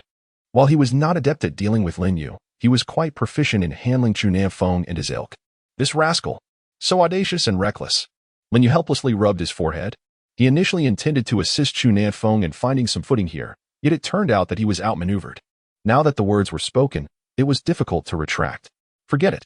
Let him stir up trouble. He would be restless until he did. You handle it as you see fit. Lin Yu dismissed the matter and added, get in touch with Miao Shou. Have him personally investigate the authenticity of the Gui Su villa. I'll take care of it right away. Ning Luan nodded, leaving with a satisfied demeanor. Observing Ning Luan's smug expression, Lin Yu nearly succumbed to the urge to kick him again. Just as he was about to take a moment to rest, Shen Qingwei opened the door, rubbing her still slightly aching temples as she stepped outside. Their gazes met, and Shen Qingwei shyly smiled. Did I get drunk last night? What do you think? Lin Yu replied with a slight smile, expressing concern. If you can't handle it, you should drink less. Now you know how it feels, right? As he spoke, Lin Yu moved closer to her, guiding her back to the room to sit down, gently massaging her temples. The genuine energy flowed through his fingers into Shen Qingyue's body, bringing her immense comfort. Thank you. Shen Qingyue's cheeks flushed as her head instinctively leaned into Lin Yu's embrace. Lin Yu gazed at her with tenderness, his eyes lingering on her delicate, glistening earlobes. Soon, Shen Qingyue realized that the position she was in with Lin Yu was overly intimate, prompting her to hastily extricate herself from his embrace. When she turned around, her face flushed with embarrassment, she found Lin Yu gazing intently at her. What are you looking at? Shen Qingyue inquired, lowering her head, her cheeks aflame. Your ears, Lin Yu candidly replied. His blunt words made Shen Qingyue's ears turn even redder as she playfully retorted, what is so interesting about them? I find them quite lovely, Lin Yu chuckled, silently mused. Perhaps they could be even more enchanting. After breakfast, Shen Qingyue set off to discuss business with Fan Guanxing. Lin Yu chose not to accompany her but instructed Ning Luan to arrange for someone to escort her, ensuring her safety along the way. He preferred that Shen Qingyue handle matters on her own, even if the process was convoluted and troublesome. What mattered was that she could discover her own worth through these experiences. Watching Shen Qingyue depart, Lin Yu turned to Ning Luan and commanded, I'll go for a stroll. Stay in touch with Miao Shou and inform me immediately upon receiving any concrete news. Understood, Ning Luan replied. Then summoned a vehicle for Lin Yu. Lin Yu waved dismissively, indicating it was unnecessary, and stepped out of the military governor's residence. Before long, Lin Yu arrived at the heart of Haizhou City. Entering a shopping mall, he made his way directly to the jewelry section. It was only upon seeing Shen Qingyue's ears that he realized he had never gifted her anything, although he knew she didn't place much value on material possessions. Indifference did not equate to disinterest. Those delicate ears would surely look exquisite adorned with a pair of elegant earrings. Imagining Shen Qingyue wearing the earrings he would give her stirred something within Lin Yu, prompting him to quicken his pace toward the jewelry display. His intentions were clear. Before long, he selected a pair of sapphire earrings. Wolf Cub. Just as Lin Yu completed his purchase, a surprised exclamation rang in his ears. He abruptly turned to see a man and a woman a few meters away, both staring at him. The man appeared youthful, likely in his early 20s, while the woman exuded maturity and grace, her face alight with surprise. Guo Rongrong, Lin Yu exclaimed in astonishment. It had been years since he last encountered Guo Rongrong in such a place. Guo Rongrong had spent a year in the battlefield hospital of the Northern Wolf Army. At that time, he was merely 13 years old, and she was 6 years his senior. They had met due to an injury he sustained, with Guo Rongrong serving as his nurse. Upon learning that he had begun fighting on the battlefield at such a tender age, she had affectionately nicknamed him Wolf Cub. Recalling those memories brought a smile to Lin Yu's face. After a brief moment of nostalgia, he quickly grasped the earrings and strode toward the pair. Sister Rongrong. What a coincidence. He called out from a distance of several meters. It's really you, Guo Rongrong exclaimed, her face brimming with joy as she reached out to pat Lin Yu on the head. Lin Yu instinctively recoiled, prompting Guo Rongrong to express her displeasure with a teasing remark. What, can't I even touch your head anymore? Haven't I grown up? Lin Yu chuckled in response. Encountering an old friend in a foreign land filled his heart with joy. Despite the years that had passed, Guo Rongrong's personality remained unchanged, still embodying her carefree demeanor. Humph. Guo Rongrong pouted, playfully retorting, no matter how much you grow, you're still my little wolf cub. Indeed, Lin Yu nodded in agreement. Casting a glance at the handsome young man beside her, he deliberately shifted the topic, asking, "Is this your boyfriend? What kind of eyes do you have?" Guo Rongrong shot Lin Yu a glare, tugging at the young man's arm. "This is my brother, Guodi." "So, this is Guodi." Lin Yu feigned a moment of realization and extended his hand toward Guo. "Hello, I'm Lin Yu." He had long suspected this was Guo, as Guo Rongrong had often spoken of him in the past. Given that he and Guo were of similar age, she had always regarded him as her younger brother. Guo casually shook Lin Yu's hand before releasing it, speaking in a rather indifferent tone. "My sister often praises you to no end, almost making you sound like a paragon. But seeing you in person, you're not all that impressive. Mind your manners." Guo Rongrong pinched Guoyi's arm sharply, then turned to Lin Yu with an apologetic look. "Don't mind him," he asked just like that. "It's nothing," Lin Yu smiled, brushing off Guoyi's words with ease. Guo rolled his eyes, seemingly unimpressed by his sister's enthusiasm for Lin Yu. Guo Rongrong shot him a disapproving look before asking Lin Yu, "So, have you retired?" "Sort of," Lin Yu replied ambiguously. With the northern frontier now at peace, he had no immediate plans to return to military life, so one could say he was retired. "That is wonderful," Guo Rongrong exclaimed with delight. "Surviving the northern frontier is a remarkable feat. Knowing that you've retired now brings me great relief. Those who have never ventured to the northern frontier could never fathom the brutality that once prevailed there." Guo Rongrong had left the battlefield hospital after witnessing too much death. Unable to bear the psychological toll, even nearly a decade later, she still awoke from nightmares, haunted by the horrific images of carnage. Noticing the two engaged in lively conversation, Guo Yi's eyes sparkled with mischief as he joked, "Sister, why don't you have him accompany you to the mall? It's perfect. You two can catch up while I take care of some matters." "You've got to be kidding," Guo Rongrong retorted sharply. "Don't think I don't know you just want to run off and have fun with your unruly friends." "I'm really not," Guo insisted earnestly. "I have important business to attend to."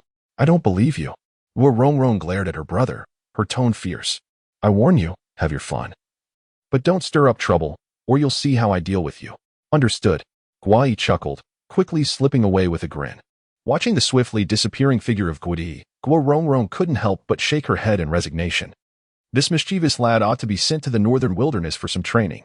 Yet, despite her thoughts, the mere idea of sending her brother away filled her with reluctance. With a light sigh, Guo Rongrong turned to Lin Yu and smiled. "Since my dear brother has abandoned me for the shopping mall, I must trouble you to accompany me instead." "Not a problem," Lin Yu replied, as he too had some shopping to do. Remembering that Lin Yu had just been in a jewelry store, Guo Rongrong suddenly teased, "Have you fallen in love? Buying jewelry for your girlfriend?" "Fiancée." Lin Yu chuckled in response. "Fiancée?" Guo Rongrong exclaimed in surprise, her face lighting up with curiosity. "Is your fiancée in Haijo? Why not call her over so I can meet her? I am rather keen to see the woman who can tame this little wolf cub of yours." Lin Yu smiled gently. "She is probably busy right now. Let us wait for a while." "All right." Guo Rongrong decided not to dwell on the matter further and pulled Lin Yu along to continue their shopping spree. They wandered about for over 2 hours. And as noon approached, Guo Rongrong reluctantly prepared to leave, having bought nothing. Lin Yu finally understood why Guo had been so reluctant to accompany her on this shopping excursion. "This afternoon, I'll take you around Haijo, and in the evening, we can invite your fiancée over for dinner," Guo Rongrong said with renewed enthusiasm. "Okay, I'll check with her later to see if she has any engagements." Lin Yu agreed. Just as Guo Rongrong was about to speak, her phone rang. Upon answering, her expression suddenly shifted. "What happened?" Lin Yu asked when he saw her hang up the call. "Guo is in trouble," Guo Rongrong replied, a mixture of anger and urgency in her voice. "That rascal went to an underground boxing venue with a bunch of his rowdy friends. The venue staff claims they caused a disturbance and have detained them. They want me to pay for their release." "Is that all?" Lin Yu asked, incredulous yet amused. "Let us go see for ourselves." Having experienced larger troubles, she felt this was not worth the panic. "All right," Guo Rongrong agreed, forsaking her meal as she hurriedly drove towards the boxing venue. After more than 20 minutes, they arrived at the underground boxing arena, where Guo and several friends were being encircled by the venue staff. All of them bore bruises, clearly having been through a scuffle. After some inquiries, they learned that Guo and his friends had placed bets on a boxer who had lost, resulting in significant financial losses for them. Out of frustration, they had directed their ire towards the boxer and his family, which ignited a fierce conflict. Not only had they disrupted the venue's order, but they also caused considerable damage. The venue management proposed 2 solutions. First, one of Guo's group would have to fight a boxer from the venue, and regardless of the outcome, they would be allowed to leave. Secondly, the compensation for the boxing venue's damages amounts to 5 million. Guodi and his companions dared not confront these individuals who specialized in underground fighting, thus naturally opting for the alternative resolution. However, their funds had dwindled significantly, rendering them incapable of producing such an exorbitant sum. In desperation, Guodi turned to his sister for assistance. Upon learning the ins and outs of the situation, Guorongrong was instantly incensed, vociferously questioning the boxing venue's manager. What had they destroyed to warrant a 5 million compensation? While the Guo family could theoretically muster the funds, they refused to be extorted without cause. The items they had purportedly damaged were certainly not worth 5 million. The manager chuckled derisively, claiming that their humiliation of the fighters and the ensuing chaos had tarnished the venue's reputation, making the 5 million compensation seem rather modest. This was clearly extortion, Guorongrong exclaimed in outrage. Indeed, it was extortion. The manager shamelessly acknowledged this, smirking as he continued. However, they provided us with the opportunity for such extortion. If you wish to avoid being extorted, simply summon the courage you displayed during the disturbance and face any of our fighters in the ring. Upon hearing the manager's words, Guorongrong was momentarily taken aback. She understood that the manager was clearly coercing Guo and his friends into fighting. Although she had never been to an underground boxing venue, she was somewhat aware of its nature. Here, the absence of formal rules meant that grievous injuries or even death could occur. If Guo and his companions were to engage with the fighters, the manager would undoubtedly instruct them to be merciless. This would serve as a warning to those who dared to cause trouble, just as Guorongrong pondered whether to concede. Lin Yu stepped forward, proclaiming, "I shall fight in their stead." Upon hearing Lin Yu's words, Guorongrong's spirits soared. She had almost forgotten that Lin Yu was renowned as the wolf cub of the northern frontier, a seasoned warrior who had seen battle before the age of 10. Compared to him, these underground fighters were mere scum. Just as Guorongrong felt a surge of delight, the manager shook his head, chuckling.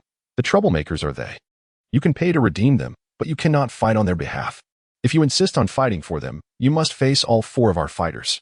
"Very well," Lin Yu readily agreed. "Wolf Cub, do not overestimate yourself." Guorongrong panicked, grasping his arm. In a one-on-one scenario, she believed Lin Yu could handle any fighter here. However, facing 4 was another matter entirely. It is often said that 2 fists cannot contend with 4 hands.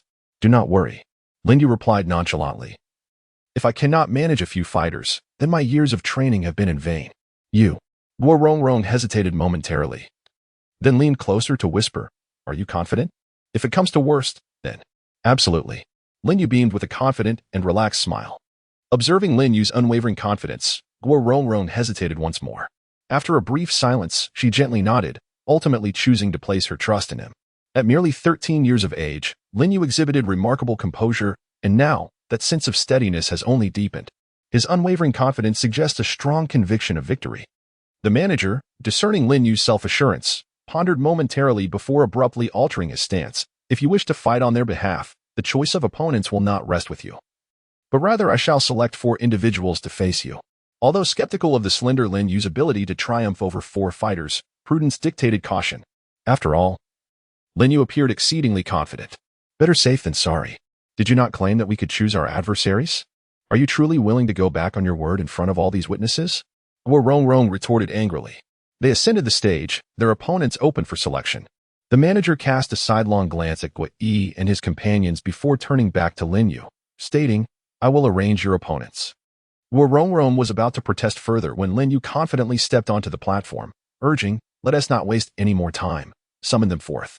"Excellent. Such audacity." The manager praised, instructing those nearby, "Go, fetch the 4 great kings."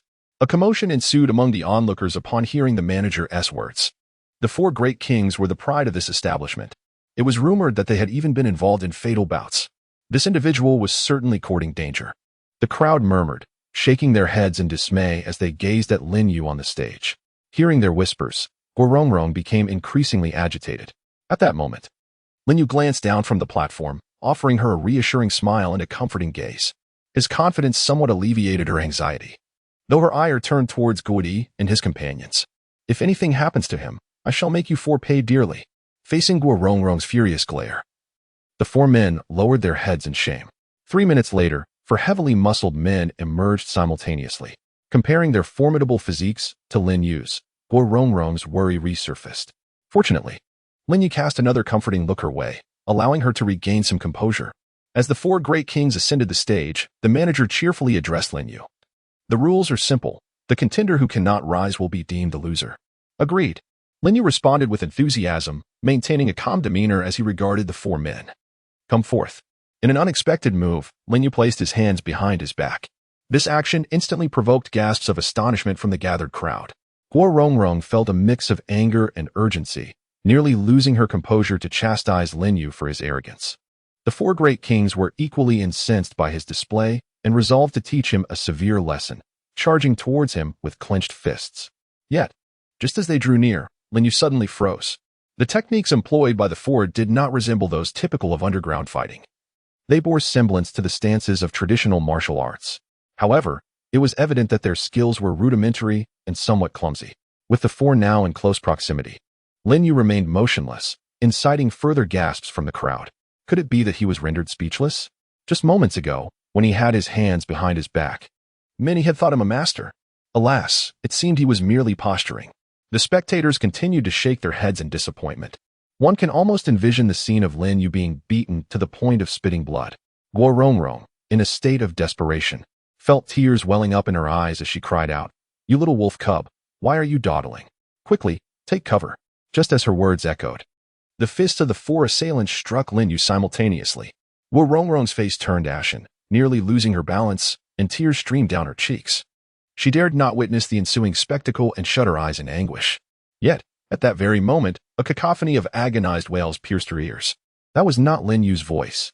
Guo Rongrong's eyes flew open. On the arena, Lin Yu stood there, arms crossed behind his back. While the four formidable foes lay sprawled on the ground, blood pouring from their mouths, their shoulder blades swollen, evidently due to fractured arms. Guo Rongrong was taken aback. And so was everyone else present. Each individual gazed at the unfolding scene in sheer horror, as if witnessing a ghost. The fists of the four had simultaneously struck Lin Yu, yet he had not retaliated, and instead, they had incapacitated themselves. How utterly absurd. This was more ludicrous than any theatrical performance. Had they encountered an invulnerable shield? If one were not aware of the infamous reputation of the four, they might mistake them for mere buffoons. The four were now moaning in agony, clearly devoid of any fighting spirit. Lin Yu, no longer inclined to trouble them, descended from the platform and glanced at the manager, asking, "Am I permitted to take them away now?" Under Lin Yu's gaze, the manager felt an inexplicable tremor within. Nodding repeatedly, his face a mask of fear, Lin Yu ceased his chatter and, amidst the terrified gazes of the crowd, escorted the others away. Guo and the others stood there, mouths agape, still in shock even after leaving the boxing arena. In a fit of anger, Guo Rongrong kicked Guo Yi's backside and reprimanded, "Aren't you going to thank Lin Yu?" This jolted Guo Yi back to reality as he embraced Lin Yu, exclaiming in excitement, "Brother, how did you do that? From now on, you shall be my idol." "Isn't your idol the White Tiger Legion leader, Ning Wan?" Guo Rongrong thought to herself, amused, as she mercilessly exposed him. This piqued Lin Yu's curiosity. "Your idol is Ning Wan? It was before, but now it's you." Guo Yi responded, brimming with enthusiasm, nearly ready to pledge himself to Lin Yu as a disciple. Observing Guo Yi's fervent demeanor, Guo Rongrong felt a surge of irritation. Once they were in the car, Guo Rongrong continued to express her gratitude to Lin Yu. Naturally, Lin Yu insisted she need not be so formal, but he was genuinely intrigued by Guo Yi's admiration for Ning Wan. Upon Lin Yu's inquiry, Guo Rongrong explained, "It's not about idols. He simply admires how imposing Commander Ning is and dreams of emulating him. He even tried to enlist in the White Tiger Legion to meet Commander Ning, but no one wanted him, and he didn't even get past the front gate." As she recounted Guo Yi's embarrassing moments, Guo Rongrong couldn't help but giggle. Lin Yu, too, found it amusing and said to Guo Yi, "If you truly wish to meet Ning Wan, I can arrange for him to meet you. Brother, I am aware of your remarkable abilities, yet your boasting seems rather exaggerated, does it not? Ning Junju, after all, is one of the four legendary warriors. Do you truly believe he would meet with me upon your request?" Guo Yi gazed at Lin Yu with a look of disbelief, yet continued to flatter him, saying, "Moreover, I have no desire to meet him at present. You are now my idol. Since you wish to avoid the encounter, then let it be." Lin Yu replied with a smile, offering no further explanation. After lunch, Lin Yu accompanied the siblings to the Guo residence. The Guo family, in Haizhou, is hardly even a third-rate family. Nevertheless, they own a company, modest in scale but valued at over 100 million. Upon returning home, Guo Rongrong enthusiastically introduced Lin Yu to her family. Observing her fervor, the Guo family's demeanor towards Lin Yu shifted dramatically, as though they were gazing upon a new son-in-law, which made Lin Yu feel somewhat bashful. Originally, Guo Yi intended to enlist their aid in concealing his activities in the boxing ring, but given his battered appearance, both Lin Yu and Guo Rongrong found themselves powerless to assist. Under Guo Yuanlu's probing, Guo Yi reluctantly disclosed the events surrounding the boxing match. When he recounted how the four formidable fighters had been defeated by Lin Yu, Guo Yi looked upon him with admiration. However, upon hearing Guo Yi's account, Guo Yuanlu suddenly furrowed his brow. After a lengthy silence, he rose without a word and descended the stairs. Witnessing Guo Yuanlu's unusual behavior, Guo Rongrong and her brother exchanged puzzled glances. Soon after, Guo Yuanlu descended with a bank card in hand. Shaolin, this card holds over 7 million. I have written the password on the back. He presented the card to Lin Yu, his expression devoid of any warmth. This is my token of gratitude for saving Guo Yi. Take this card and leave immediately. Father, what do you mean by this? Upon hearing her father's words, Guo Rongrong's countenance fell. It was outrageous that Lin Yu, who had selflessly rescued her brother, was not only treated as a mere guest but was now being asked to leave. Not only Guo Rongrong, but even Guo Yi could not hold back, joining in to question Guo Yuanlu. Confronted by his children's inquiries, Guo Yuanlu's demeanor hardened, and he sternly admonished, "What do you know? I tell you, we cannot afford to provoke those behind the four legendary warriors." Cannot afford to provoke? Lin Yu inquired, intrigued. Are there truly more formidable figures behind the four legendary warriors? Hu Biao, Guo Yuanlu replied, his expression grave. Known as Biao Yi, he is a significant figure in the underworld. In Haizhou, few dare to offend him. Shaolin. It is not that I, Guo Yuanlu, am ungrateful. Our Guo family is but a small household and seeks to avoid unnecessary troubles. Please take this card and leave. Preferably far from Haizhou. I do this for your own good. Guo Yuanlu spoke with directness and sincerity. Despite the Guo family's assets exceeding 100 million in Haizhou, they amounted to little. Those with even a modicum of power could easily obliterate the Guo family. Guo Yuanlu understood that his actions might appear harsh, yet he felt compelled to act thus. He did not wish for Lin Yu's presence to bring calamity upon the Guo family. Hu Biao is not someone the Guo family can provoke. Given the friendship between Sister Rongrong and me, rescuing Guo Yi is simply my duty. Lin Yu, unfazed, stood up with a smile and said, "You should take your money back." With that, he offered a slight nod to Guo Rongrong and turned to leave. Wolf Cub. Guo Rongrong felt a sudden panic in her heart, shot her father a fierce glare, and hurriedly followed after Lin Yu. As she caught up with him, just as she was about to apologize for her father, a luxurious stretch limousine came to a halt at the Guo family's entrance. The car door opened, and the manager of the boxing arena exited the driver's seat, quickly rushing to the side to open the door for the passenger inside. Seeing the manager's actions, Guo Rongrong's heart sank, and an ominous premonition surged within her. A hand, supported by a cane, reached out from the door. Simultaneously, a robust voice echoed, "I am Hu Biao, honored to be called Biao Yi by my brothers in the underworld. I hear there is a master who incapacitated my underlings without so much as moving. I am eager to exchange a few moves." Upon hearing Hu Biao's words, Guo Yuanlu immediately became flustered. Speak of the devil, and he shall appear. Hu Biao arrived far too swiftly. Lin Yu had yet to leave the Guo residence when he appeared. Furthermore, it was evident from his words that he intended to avenge his subordinates. Now, all Guo Yuanlu could hope for was that Hu Biao would limit his wrath solely to Lin Yu, sparing the Guo family from entanglement. With this thought, Guo Yuanlu hastened to welcome him. At that moment, Hu Biao had already stepped out of the car, wearing sunglasses and a floral checkered shirt. His cane was clearly no ordinary walking stick. Lin Yu understood that when the cane was unsheathed, it would reveal a sharp sword. "Lord Biao, your esteemed presence is beyond my humble welcome. I beg for your forgiveness." Guo Yuanlu greeted him with a beaming smile. A respectable businessman, yet he groveled before a ruffian. This scene evoked a sense of sorrow and irony. However, Hu Biao paid no heed to Guo Yuanlu. The moment he alighted, his gaze fixated on Lin Yu. Meeting Hu Biao's eyes, Lin Yu couldn't help but chuckle and shake his head. "I truly wonder who bestowed upon you the audacity to seek me out. You are indeed quite audacious." Hu Biao removed his sunglasses and handed them to the boxing manager, his eyes gleaming with determination. "Though I am a rough man, I understand the value of talent. As long as you ally with me, I will treat the boxing arena incident as if it never occurred." and ensure you a life of opulence. Lin Yu's lips twitched, and after a moment's pause, he replied with a smile, someone said something similar to me last night, but he is now deceased. Do you know who he was? The people of Haizhou truly cherish talent. Within less than 24 hours, 2 individuals have uttered such words to me. I neither know nor wish to know. Hu Biao, brimming with arrogance, retorted, are you certain?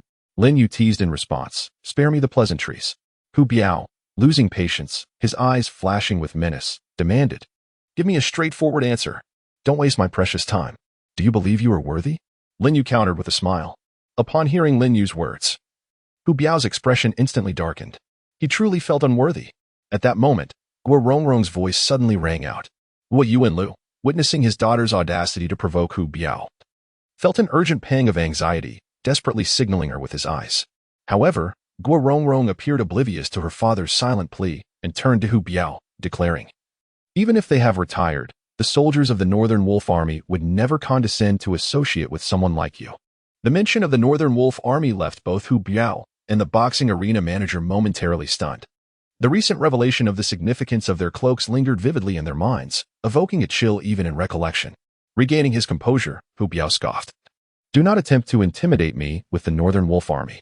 She is not trying to intimidate you, Lin Yu interjected with a mild smile. She merely speaks the truth. After a brief hesitation, Hu Biao's eyes gleamed with malice once more as he gritted his teeth and asserted, even if you truly are a member of the Northern Wolf Army, I must settle the score for the 4 subordinates you incapacitated.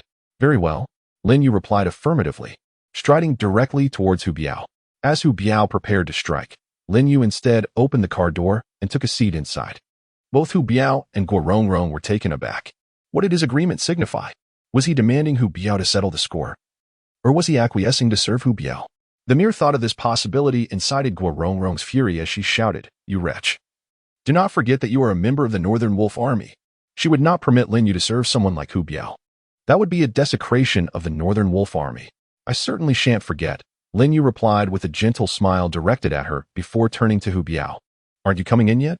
Before Hu Biao could comprehend the situation, Guo Rongrong hurriedly entered the car, exclaiming, I am going with you. If you dare to serve him, I will do everything in my power to inform the Northern Wolf Army of this. Hearing Guo Rongrong's words, Lin Yu found himself both amused and exasperated. After a moment's thought, he called out to Guo Di, since your sister is going, you should join her. Did he not wish to meet Ning Wan? Since it was convenient, why not take him along to meet Ning Wan? Absolutely not. None of you are permitted to go. At that moment, Guo Yuanlu finally grasped the situation and bellowed at his children. Guo Yi hesitated briefly before resolutely stating, Father, this matter arose because of me, and I must go. Without heeding his father's anger, Guo Yi swiftly climbed into the car. Guo Yuanlu attempted to rush forward to pull his children from the vehicle, but Hu Biao obstructed him, saying, since they wish to have a proper conversation with me, it would be prudent not to interfere. Hu Biao's tone was calm, yet his demeanor was far from benign.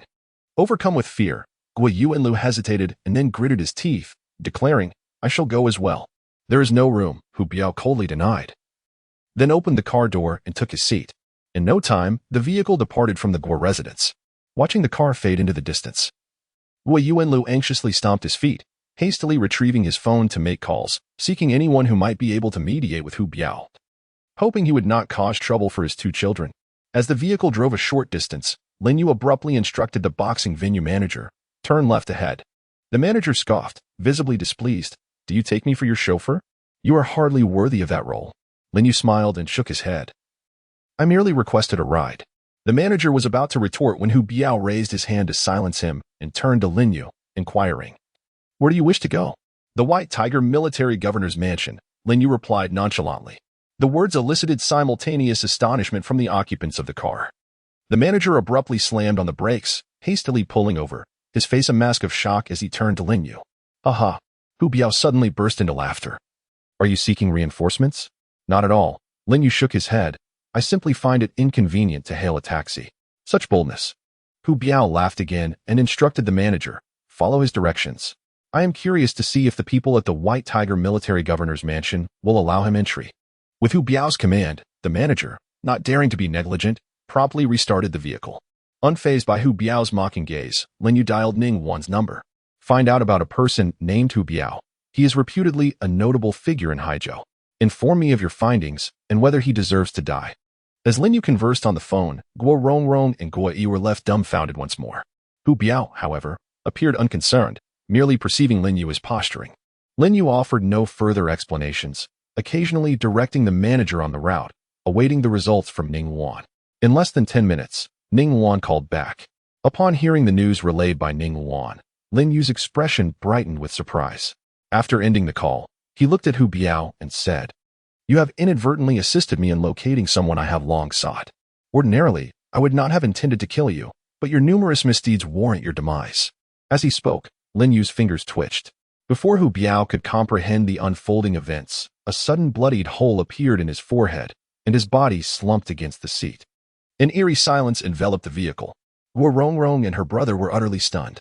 The boxing venue manager's mind went blank, operating on pure instinct as he pressed the brakes. After a series of erratic movements, the car finally collided with the roadside barrier. The abrupt jolt failing to elicit any reaction from the occupants, who remained transfixed by Hu Biao's lifeless form. Hu Biao was dead, right before their eyes. There was no opportunity for resistance. He had perished before he even realized what was happening. None anticipated that Lin Yu, who had been smiling just moments before, would turn to murder so swiftly. After committing the act, he sat there as if nothing had transpired. After a prolonged silence, a terrified scream erupted from the vehicle. However, it was Guo Yi who voiced the panic. His face was a portrait of fear as he clung desperately to Guo Rongrong's arm, casting terrified glances away from Hu Biao's corpse. In contrast, Guo Rongrong, though profoundly shocked, exhibited little fear. After all, she had spent a year in the battlefield hospital of the Northern Wolf Army. She had witnessed an overwhelming number of deaths, far more gruesome and terrifying than the demise of Hu Biao. The sheer volume had rendered her somewhat numb. Amidst Guo Yi's exclamations, the boxing manager finally managed to regain his composure. Instinctively, he yearned to flee by opening the car door, but upon meeting Lin Yu's gaze, he abruptly abandoned the thought. Fear etched across his face as he sat rigidly in his seat, eyes brimming with desperation. "I have no desire to kill you," Lin Yu remarked, diverting his attention away. "Drive to Lishui Manor." Upon hearing Lin Yu's words, the manager felt an immense relief wash over him, his body drenched in cold sweat as he started the car. "Enough with the howling," Lin Yu said cheerfully, turning to Guo Yi. "You're frightened now, yet you still wish to join the White Tiger Legion?" Under Lin Yu's scrutinizing gaze, Guo Yi promptly fell silent, his face flushed crimson. "Well done." At that moment, Guo Rongrong clapped her hands in approval. Such a villainous individual deserved no place in this world. Indeed, Lin Yu nodded in agreement. Ning Wan did not enumerate Hu Biao's crimes but simply stated that 10 deaths would not suffice for his misdeeds. This succinct remark encapsulated the extent of Hu Biao's wickedness. Guo Rongrong strained to maintain her composure and inquired, "What is your purpose at Lishui Manor?" "I have just learned that the individual behind Hu Biao is someone I am seeking," Lin Yu replied with a smirk, then turned to Guo Yi, adding, "I owe you my gratitude. Had you not stirred up trouble at the boxing arena, I might not have discovered this person so soon." Hu Biao had indeed provided him with an unexpected advantage. Zhang Fengyang, also known as Zhang San, is mentioned by Lin Donglai. Ning Wan had discovered that Zhang Fengyang's characteristics aligned perfectly with those of Zhang San, almost guaranteeing that Zhang Fengyang was indeed Zhang San. "Is there truly someone behind Hu Biao?" Guo Rongrong gasped, her concern evident as she asked, "Are you not putting yourself in danger by seeking him out alone?" "Not at all," Lin Yu replied with confidence. Guo Rongrong bit her red lip, casting a furtive glance at Hu Biao's lifeless body before choosing to trust Lin Yu. After a brief silence, her curiosity got the better of her, and she asked, "Was the person you were just on the phone with also from the Northern Wolves Legion?" "Yes," Lin Yu nodded with a smile. "It was Ning Wan." Ning Wan? Guo Rongrong's expression shifted, momentarily stunned, before she playfully scolded. "Do you think it's wise to boast about your connections? If Ning Wan finds out, he might just tear you apart." Seeing Lin Yu's nonchalant execution of Hu Biao, she believed he was unafraid of the individuals behind him. However, she found it hard to believe that Lin Yu could enlist Ning Wan's help in his inquiries. The commander of the White Tiger Legion held significant power and was unlikely to concern himself with such trivial matters. Lin Yu chuckled in surprise but offered no explanation. Before long, they arrived at Lishui Manor, a haven for the wealthiest elite of Haizhou. Any villa here is worth over 100 million, even Guo Rongrong and her brother, upon gazing at the magnificent villas, exhibited expressions of envy. Nestled amidst verdant mountains and clear waters, such grandeur is not uncommon. Following the address provided by Ning Wan, the car halted before a lakeside villa. just as Guo Rongrong and her brother alighted with Lin Yu. The manager of the boxing venue hastily pressed the accelerator and fled in a panic. He ran away. Guo Rongrong exclaimed as realization dawned upon her. Fear not. He cannot escape, Lin Yu replied with a calm smile, stepping towards the villa. Guo Rongrong and her brother exchanged dubious glances before following him inside. In the villa's front yard, a middle-aged man sat with his eyes closed, seemingly in a state of meditation. Even as they entered, he did not open his eyes. Zhang Fengyang. Lin Yu halted a few meters away, quietly observing the man before him. You possess considerable audacity, Zhang Fengyang remarked, still with his eyes shut and an impassive expression. Though my doors stand wide open, few dare to enter. If you fail to provide me with a satisfactory answer, I fear you shall not leave here today. Though his combat skills may have been lacking, his ability to feign profundity was exceptional. Lin Yu shook his head with a light chuckle. Zhang San, open your eyes and see who I am. The name Zhang San prompted Zhang Fengyang to suddenly open his eyes, scrutinizing Lin Yu from head to toe, a faint memory of a forlorn figure surfacing in his mind. I thought it was someone else. It turns out to be you, little beast. Zhang Fengyang slowly rose, a smile spreading across his face. It seems you have made quite a name for yourself over the years. I presume Lin Donglai has met his demise at your hands? Given that Lin Yu had tracked him down, it was evident that Lin Donglai must have revealed his whereabouts. If he could force Lin Donglai to disclose his location, he certainly had the means to take Lin Donglai's life. With the depth of his hatred for Lin Donglai, if he had the capability, Lin Donglai would not have survived. Indeed, Lin Yu nodded, getting straight to the point. Since you have already surmised my purpose here, let us be candid. Reveal the mastermind to me, and I shall grant you a swift end. Such arrogance, Zhang Fengyang scoffed. 15 years ago, I could annihilate your Lin family's main branch, and today, I can do the same. However, he could not finish his sentence, for Lin Yu had seized him by the neck, lifting him effortlessly like a chick. The speed was astonishing. Zhang Fengyang's face filled with terror in an instant. Guo Rongrong and her brother gasped in shock, unable to believe the scene before them. I have no interest in your idle chatter. Lin Yu's eyes glinted with cold determination. Tell me what I wish to know, and I shall grant you a merciful release. Otherwise, I shall ensure your suffering is beyond imagination. With that, Lin Yu released Zhang Fengyang's neck. Coughing violently, Zhang Fengyang gradually lifted his head. It appears I have underestimated you. I am no match for you. One must possess self-awareness, Lin Yu responded coldly. I still maintain that level of self-awareness. Zhang Fengyang let out a bitter smile and gritted his teeth, asking, I must die, mustn't I? Do you believe you deserve to live? Lin Yu retorted. Zhang Fengyang fell silent, a flicker of despair flashing in his eyes. Without his assistance, Lin Donglai would never have stirred up trouble within the Lin family, let alone annihilate the main branch. If he were in Lin Yu's position, he would not grant himself a chance at survival. Yet he yearned to live. After a prolonged moment of contemplation, Zhang Fengyang steeled himself and replied through clenched teeth, whether I live or die is inconsequential. Do you think I would reveal the answer to you? That secret, buried deep within his heart for 15 years, had now become his talisman of survival. He believed that as long as he kept that secret hidden, Lin Yu would not take his life. Wasn't it merely torture?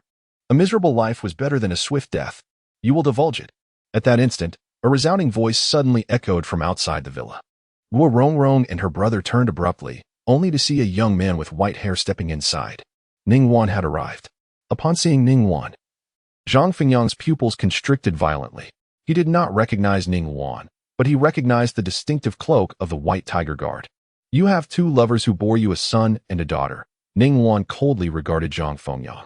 One of your sons has been abroad for half a year, studying in St. Liao, while the other son and daughter reside with your lover in the capital. Ning Wan continued slowly. With each word, Zhang Fengyang's complexion grew paler, until finally, it was devoid of color. These were his secrets, known only to him. Yet now, they had been thoroughly uncovered by the White Tiger Guard. He understood Ning Wan's implication all too well. If he remained silent, his lover and children would face dire consequences. He could disregard the fate of his lover, but he could not turn a blind eye to the well-being of his children. How could the esteemed White Tiger Guard stoop so low as to threaten children? What would the world say? Zhang Fengyang's expression twisted as he desperately fought against his impending doom. Fear not. Ning Wan grinned. If anyone dares to mock, I shall eliminate them. Though a smile graced Ning Wan's face, his voice was as chilling as if emanating from the depths of hell. Guo Rongrong and Gui stood frozen in terror, too afraid to breathe, remaining still and silent. Zhang Fengyang felt a chill run down his spine, his voice trembling. You kill innocents indiscriminately. Do you think Ningguan will spare you? Ningguan was momentarily taken aback, his lips twitching in response. Zhang Fengyang believed he had intimidated Ningguan, a flicker of hope igniting within him. His momentary glee, however, did not escape Lin Yu's notice. Lin Yu let out a cold laugh, casually stating, "He is indeed Ningguan." "What? This is Ningguan?" Guo Rongrong and her brother stared wide-eyed, their astonishment palpable. After a brief moment of shock, Zhang Fengyang quickly regained his composure and laughed heartily. "If you're Ningguan, then I am his father." The moment Zhang Fengyang's words fell, a terrifying aura of murderous intent enveloped the entire villa. In the next instant, a spray of blood erupted, and a bloodied arm soared through the air. Zhang Fengyang's laughter abruptly ceased as he stared blankly at his arm, which had risen and then fallen. Guo Rongrong and her brother were so frightened that they stumbled backward, nearly falling to the ground, but Lin Yu swiftly stepped behind them to steady their balance. After a prolonged silence of over 10 seconds, Zhang Fengyang finally comprehended that it was indeed his own arm. A heart-wrenching scream pierced the air. Amidst the cries, his other arm was severed at the shoulder as well. The excruciating pain contorted Zhang Fengyang's face into a grotesque mask of anguish as he continued to wail. "Take him back." Lin Yu patted Ningguan's shoulder, stating that there was no need to threaten his children's lives any further. He would afford Ningguan the opportunity to interrogate him at leisure. Some individuals, who could easily embrace a swift demise, inexplicably sought out torment instead. To dare act like a tyrant before the chaotic force that is Ningguan, one could hardly expect a merciful end. "Boss, you truly understand me." A cruel smile spread across Ningguan's face as he stepped forward, sealing Zhang Fengyang's acupoints to prevent him from bleeding to death, and then dragged him out like a lifeless dog. The bluish stone ground bore witness to 2 horrifying trails of blood. While Guo Rongrong managed to maintain her composure, Guo Yi was nearly driven to madness. Frantically turning his head away, Lin Yu patted Guo Yi's shoulder, guiding them outside. Outside, Ningguan had already tossed Zhang Fengyang into the passenger seat, thoughtfully reserving the rear seats for them. Ningguan swiftly started the vehicle, heading straight for his military lord's mansion. Throughout the journey, Guo Rongrong and Guo Yi remained silent, unable to regain their composure. When the military lord's mansion came into view, their expressions shifted dramatically, their gazes dull as they turned to Lin Yu. They had truly arrived at the military lord's mansion. The driver couldn't possibly be Ningguan, could he? Just as the siblings were lost in their dazed thoughts, the car smoothly entered the mansion without any hindrance. This stunned not only Guo Rongrong and her brother, but also Zhang Fengyang, whose pallid face was now marred by fear. The vehicle came to a halt, and a member of the White Tiger Guard approached to open the door for them. "Do not let him die. I will change my clothes before interrogating him." Ningguan exited the vehicle, dragging the terrified Zhang Fengyang and handing him over to the nearby White Tiger Guard. "Yes," the White Tiger Guard acknowledged, and promptly took Zhang Fengyang away. At that moment, Zhang Fengyang finally regained his senses, shouting in a panic, "I will talk. I will tell you everything." "Too late," Ningguan coldly replied, then turned to Lin Yu with a playful grin, saying, "Boss, I won't keep you waiting any longer. Feel free to make yourselves comfortable. Off you go." Lin Yu smiled wryly and cautioned, "Interrogate him thoroughly to prevent any false accusations. Rest assured, I will handle it." Ningguan chuckled and swiftly entered the house. Lin Yu signaled for Guo Rongrong and her brother to take a seat in the courtyard. "Please wait here. I need to call my fiancée." After instructing the staff to serve tea for the two, Lin Yu took his phone and stepped aside. At this moment, Shen Qingwei had yet to return. Even with the protection of the White Tiger Guard, he felt compelled to inquire about her situation. The siblings watched Lin Yu's distant figure in silence, unable to articulate their thoughts. That individual was truly the military Lord Ning? After a prolonged moment, Guo Yicai finally regained his senses, foolishly inquiring Guo Rongrong. However, Guo Rongrong remained silent, her thoughts entirely elsewhere. She gazed vacantly at Lin Yu's retreating figure, murmuring dreamily. Commander Ning called him boss. At first, Guo Yi could not comprehend her words. Leaning closer, he was suddenly jolted by an unprecedented wave of terror that swept through him. The next instant, his head tilted, and he fainted outright. Half an hour later, Ningguan arrived before Lin Yu, bearing the results of the interrogation. The Nangong family. This revelation was utterly unexpected for Lin Yu. The Nangong family was indeed one of the 8 ancient martial clans, equally formidable as the Jiang clan. Yet, he could not fathom why they sought to annihilate his family, resorting to a convoluted scheme through Lindong, with the Nangong family's might. Extinguishing the Lin family should be a trivial endeavor. Could it be that they believed directly obliterating a family of such low status would tarnish their illustrious reputation? Was all this due to the grandmother he had never met? If not for her, Lin Yu could think of no other rationale. After mulling over it, he ultimately decided to abandon the thought. Now that he had traced the matter back to the Nangong family, he was confident that the truth would soon emerge. Once Bai Miaoshu clarified the situation at the Guisu Manor, he would pay a visit there himself, as the Nangong family resided within Bai Miaoshu's jurisdiction. That evening, after attending social engagements, Shen Qingwei returned to the commander's residence. By this time, dinner had already concluded. Upon learning of Lin Yu and Ning Wan's identities, the Gua siblings became markedly more reserved. Despite Lin Yu's repeated reassurances to act naturally, they found it difficult to relax. After a brief introduction to Shen Qingwei, Gua Rongrong stood to take her leave. It's best to return early, lest your family worry, she remarked. Lin Yu smiled and instructed Ning Wan to send them off. No need, really, Gua Rongrong insisted, waving her hands cautiously. We can manage on our own. Rongrong, don't be so formal with me, Lin Yu insisted. It's late, and I wouldn't feel at ease if you went back alone. Seeing she could not dissuade him, Gua Rongrong reluctantly acquiesced. Soon, Ning Wan dispatched someone to escort them away. Watching the distant lights of the departing vehicle, Lin Yu sighed softly. At times, I truly wish those from my past were unaware of my identity.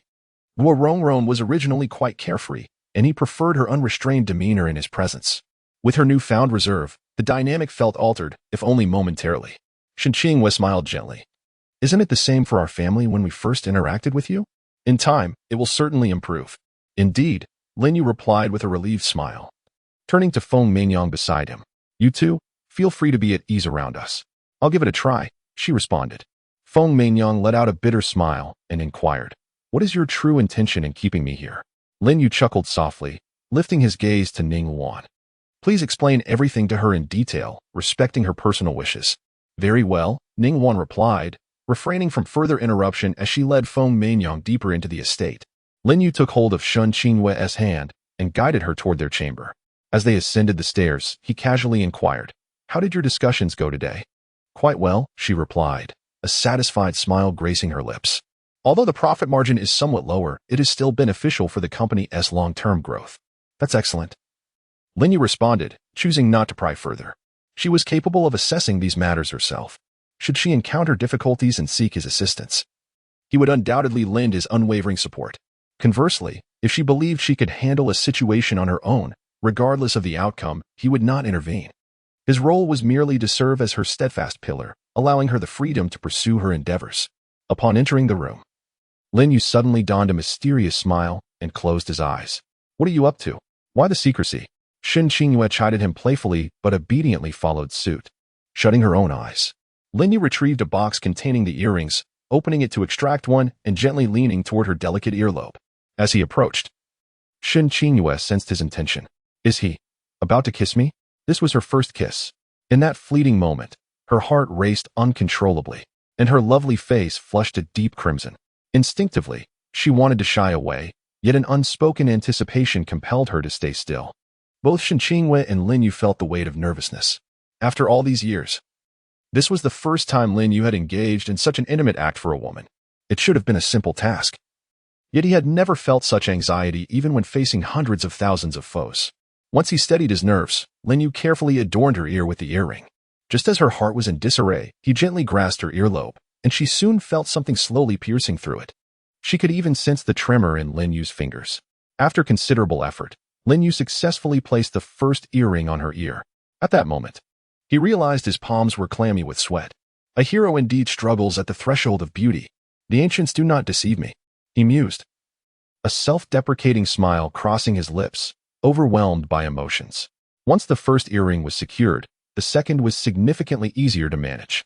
Before long, he had fastened the other earring as well. Stepping back slightly, Lin Yu admired his handiwork. The sapphire earrings complemented her aura perfectly. Adorning these earrings, her serene presence gained an additional hint of allure, charming yet not vulgar. Lin Yu nodded appreciatively, his gaze filled with tenderness. May I open my eyes now? Shen Qingyue's eyelids fluttered as she asked softly. Yes, Lin Yu replied, returning to the moment. Slowly, Shen Qingyue opened her eyes, her alabaster fingers instinctively reaching for the earrings. Lin Yu stepped forward and gently grasped her arms, guiding her to stand before the full-length mirror. Do you like it? He inquired. Indeed, Shen Qingwei replied without hesitation, raising her gaze to behold her reflection. The earrings, illuminated by the soft glow of the lights, sparkled alluringly, causing Shen Qingyue's eyes to brighten. With a playful smile, she declared, I take back what I just said. You don't like them? Lin Yu asked, surprised and slightly disappointed. Shen Qingyue chuckled, her expression mischievous. It's not merely a matter of liking or disliking. It's an overwhelming fondness. Lin Yu laughed in astonishment, realizing he had been playfully tricked. Yet, this feeling of being teased brought no displeasure. Rather, it evoked an inexplicable sense of delight. No wonder you were staring at my ears this morning, Shen Qingyue remarked, turning to face him with a charming demeanor. Who would have thought that you, the king of Mu Bei, possessed the ability to charm a girl? I always believed you were solely preoccupied with battles. Lin Yu roared with laughter. First and foremost, I am a man. Only then am I the king of Mu Bei. MHM. Shen Qingyue nodded lightly, her gaze shimmering as she looked up at him. In response to her glance, Lin Yu felt his breath quicken. At that moment, Shen Qingyue unexpectedly rose onto her toes, planting a delicate kiss like a dragonfly skimming the surface of water. Lin Yu was momentarily taken aback, his throat tightening. Thank you for your gift. Before he could articulate another word, Shen Qingyue, her face flushed, dashed out of the room. On their way home, Guo Rongrong and her brother felt as if they were in a dream. They remained silent, each lost in their own thoughts. The car came to a halt at the Guo family residence, yet they sat motionless inside. It was only when the driver, Bai Huwei, reminded them that they realized they had arrived. Thank you for bringing us back, Guo Rongrong said drowsily as she opened the car door, not forgetting to express her gratitude to Bai Huwei. I was merely following orders, Bai Huwei replied coldly. Guo Rongrong felt a bit awkward, giving her brother a gentle tug. They cautiously descended from the vehicle. Once outside, they closed the door with utmost care. Guo Yuanlu and his wife were anxiously awaiting their children, and upon seeing a car parked at their doorstep, they hurried outside. When they spotted their son and daughter emerging from the vehicle, their eyes filled with tears of relief as they rushed over. Are you both all right? Guo Yuanlu's wife grasped them tightly, scanning them for any signs of harm. We're fine, not a scratch, they both assured, shaking their heads in unison. Thank heavens, Guo Yuanlu's wife clasped her hands together, quietly praying for their safety. Guo Yuanlu also felt relieved and peered into the car. However, it seemed that Lin Yu was nowhere to be seen. Where's that headstrong Lin Yu? Guo Yuanlu casually inquired. At the sound of their father's words, both siblings froze momentarily before instinctively rushing forward to cover his mouth. Unfortunately, it was too late. The car door swung open, and Bai Huwei stepped out with a frosty expression, an aura of impending danger enveloping the atmosphere. What did you just say? The white tiger guard's cold gaze fixated on Guo Yuanlu, who was struggling in his children's grasp. The piercing intensity of his stare instantly halted Guo Yuanlu's resistance, sending an inexplicable tremor through his heart. Comrade, I am truly sorry. I sincerely apologize. Observing this, Guo Rongrong hurriedly released her father and approached the white tiger guard to offer her apologies. My father was unaware of the identity of the Northern King. I kindly ask you not to hold it against him. I will take him to apologize to the Northern King in person. Miss Guo, I am aware of your acquaintance with the Northern King. There is no need to use him to pressure me. The white tiger guard cast her a glance, his fierce demeanor softening slightly as his gaze returned to Guo Yuanlu. Remember this. The Northern King must not be insulted. Today, out of consideration for Miss Guo, I will spare you this time. Should there be a next occurrence, do not blame me for being merciless. With that, the white tiger guard abruptly drew his combat knife. A flash of steel danced through the air as he swiftly sheathed the blade and boarded his vehicle. Watching the receding headlights, Guo Rongrong and her brother finally exhaled in relief. Father, how could you say such things? Guo Yisan exclaimed, his heart racing as he gazed at his father. If it weren't for my sister's connection with the Northern King, based on what you just said, our family might not have survived. Guo Yuanlu forcefully pulled his son's hand away, frowning. What Northern King? What are you all talking about?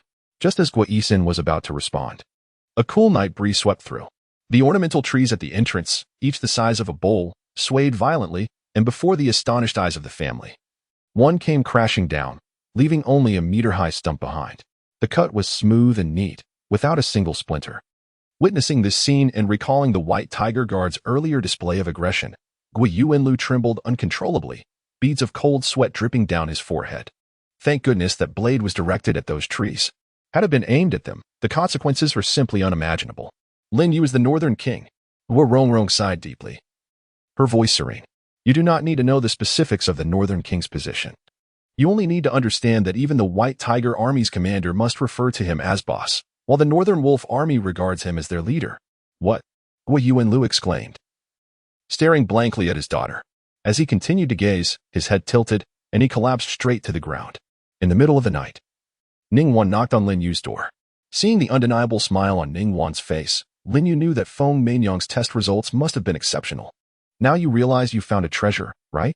Lin Yu grinned at Ning Wan and inquired, what does she intend to do? Everything will be arranged according to my plan. Ning Wan's face nearly beamed with joy. Feng Manyang's test results are nearly perfect. With a little cultivation, she can become an outstanding intelligence officer. Such talent is highly sought after wherever it may be. Lin Yu was indeed correct. He had stumbled upon a gem. Lin Yu shot him a glance. So, you stayed up late just to come and show off? No, of course not. Ning Wan shook his head vigorously. I received news from Old Bai. Go on. Lin Yu was instantly intrigued. Upon mentioning serious matters, Ning Wan quickly regained his composure and spoke solemnly, as Master Jiang stated. The Guisu Villa is indeed engaged in the trade of spiritual herbs. However, their prices are astonishingly exorbitant. With even the least valuable herbs priced in the hundreds of millions, this is indeed quite audacious. Lin Yu furrowed his brow slightly, and it became clear why the Jiang family sought to amass wealth so vigorously. If the most inferior spiritual herbs were priced at over 100 million, those that could assist Master Jiang in his breakthroughs must be worth tens or even hundreds of billions. Ning Wan nodded and continued. The owner of Guisu Villa is named Qian Jishan. Lao Bai has met him once, and according to Lao Bai's estimation, Qian Jishan possesses the prowess to contend with him. However, Lao Bai believes that Guisu Villa is not simple. There are many matters yet to investigate. So he chose not to engage Qian Jishan directly, lest he alert the enemy. Qian Jishan. Lin Yu narrowed his eyes, meticulously recalling in his mind. After a moment's contemplation, he confirmed that he had never heard this name before. A previously unknown expert, and one who trades in spiritual herbs at that. Investigating his background was imperative. He resolved to pause the pursuit to avoid alarming the snake. After a moment of silence, Lin Yu rose and began to pace slowly within the room. With Guisu Villa on one side and the Nangong family on the other, it seemed inevitable that he must pay a visit to Miao Shou. When shall you depart? I will inform Lao Bai to be ready, Ning Wan inquired. Lin Yu halted his steps and smiled. Let us see when Qing Yue's matters here are concluded. Upon hearing Lin Yue's words, Ning Wan felt a surge of joy. Yet, before he could display a smile, Lin Yu spoke again, refrained from harboring any ulterior motives. Do not attempt to keep Qing Yue here deliberately. He knew Ning Wan all too well. This rascal was counting on Lin Yu to remain by his side indefinitely. Unable to retain him, he would undoubtedly seek to manipulate the situation with Qing Yue. Realizing his thoughts had been disowned, Ning Wan immediately grinned. Just then, hurried footsteps echoed from outside. Report to the military lord. Urgent news from Team 9. Speak.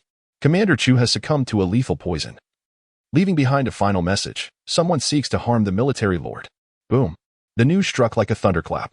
A terrifying aura of murderous intent enveloped the military residence in an instant. Inside the military residence, a profound silence ensued. Under the oppressive atmosphere, even the crickets ceased their chirping. The night wind howled, rustling the leaves in the courtyard, yet not a sound could be heard. Lin Yu stood with his hands clasped behind his back, his expression chillingly cold. Ning Wan, brimming with murderous intent, stood silently behind him. Under the weight of this fearsome aura, Feng Manyang felt a deep sorrow within her heart but dared not weep aloud. Her tears flowed like a torrent.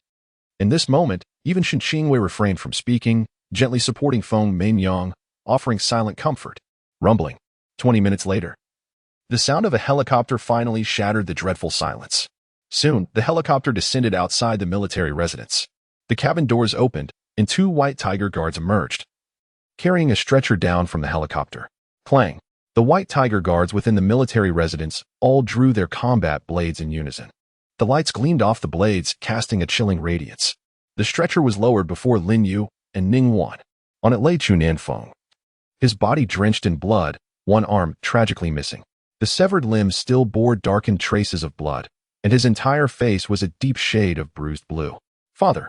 Upon seeing Chunan Feng's lifeless form, Feng Manyang could no longer contain the sorrow that engulfed her heart, and with a wail, she rushed forward.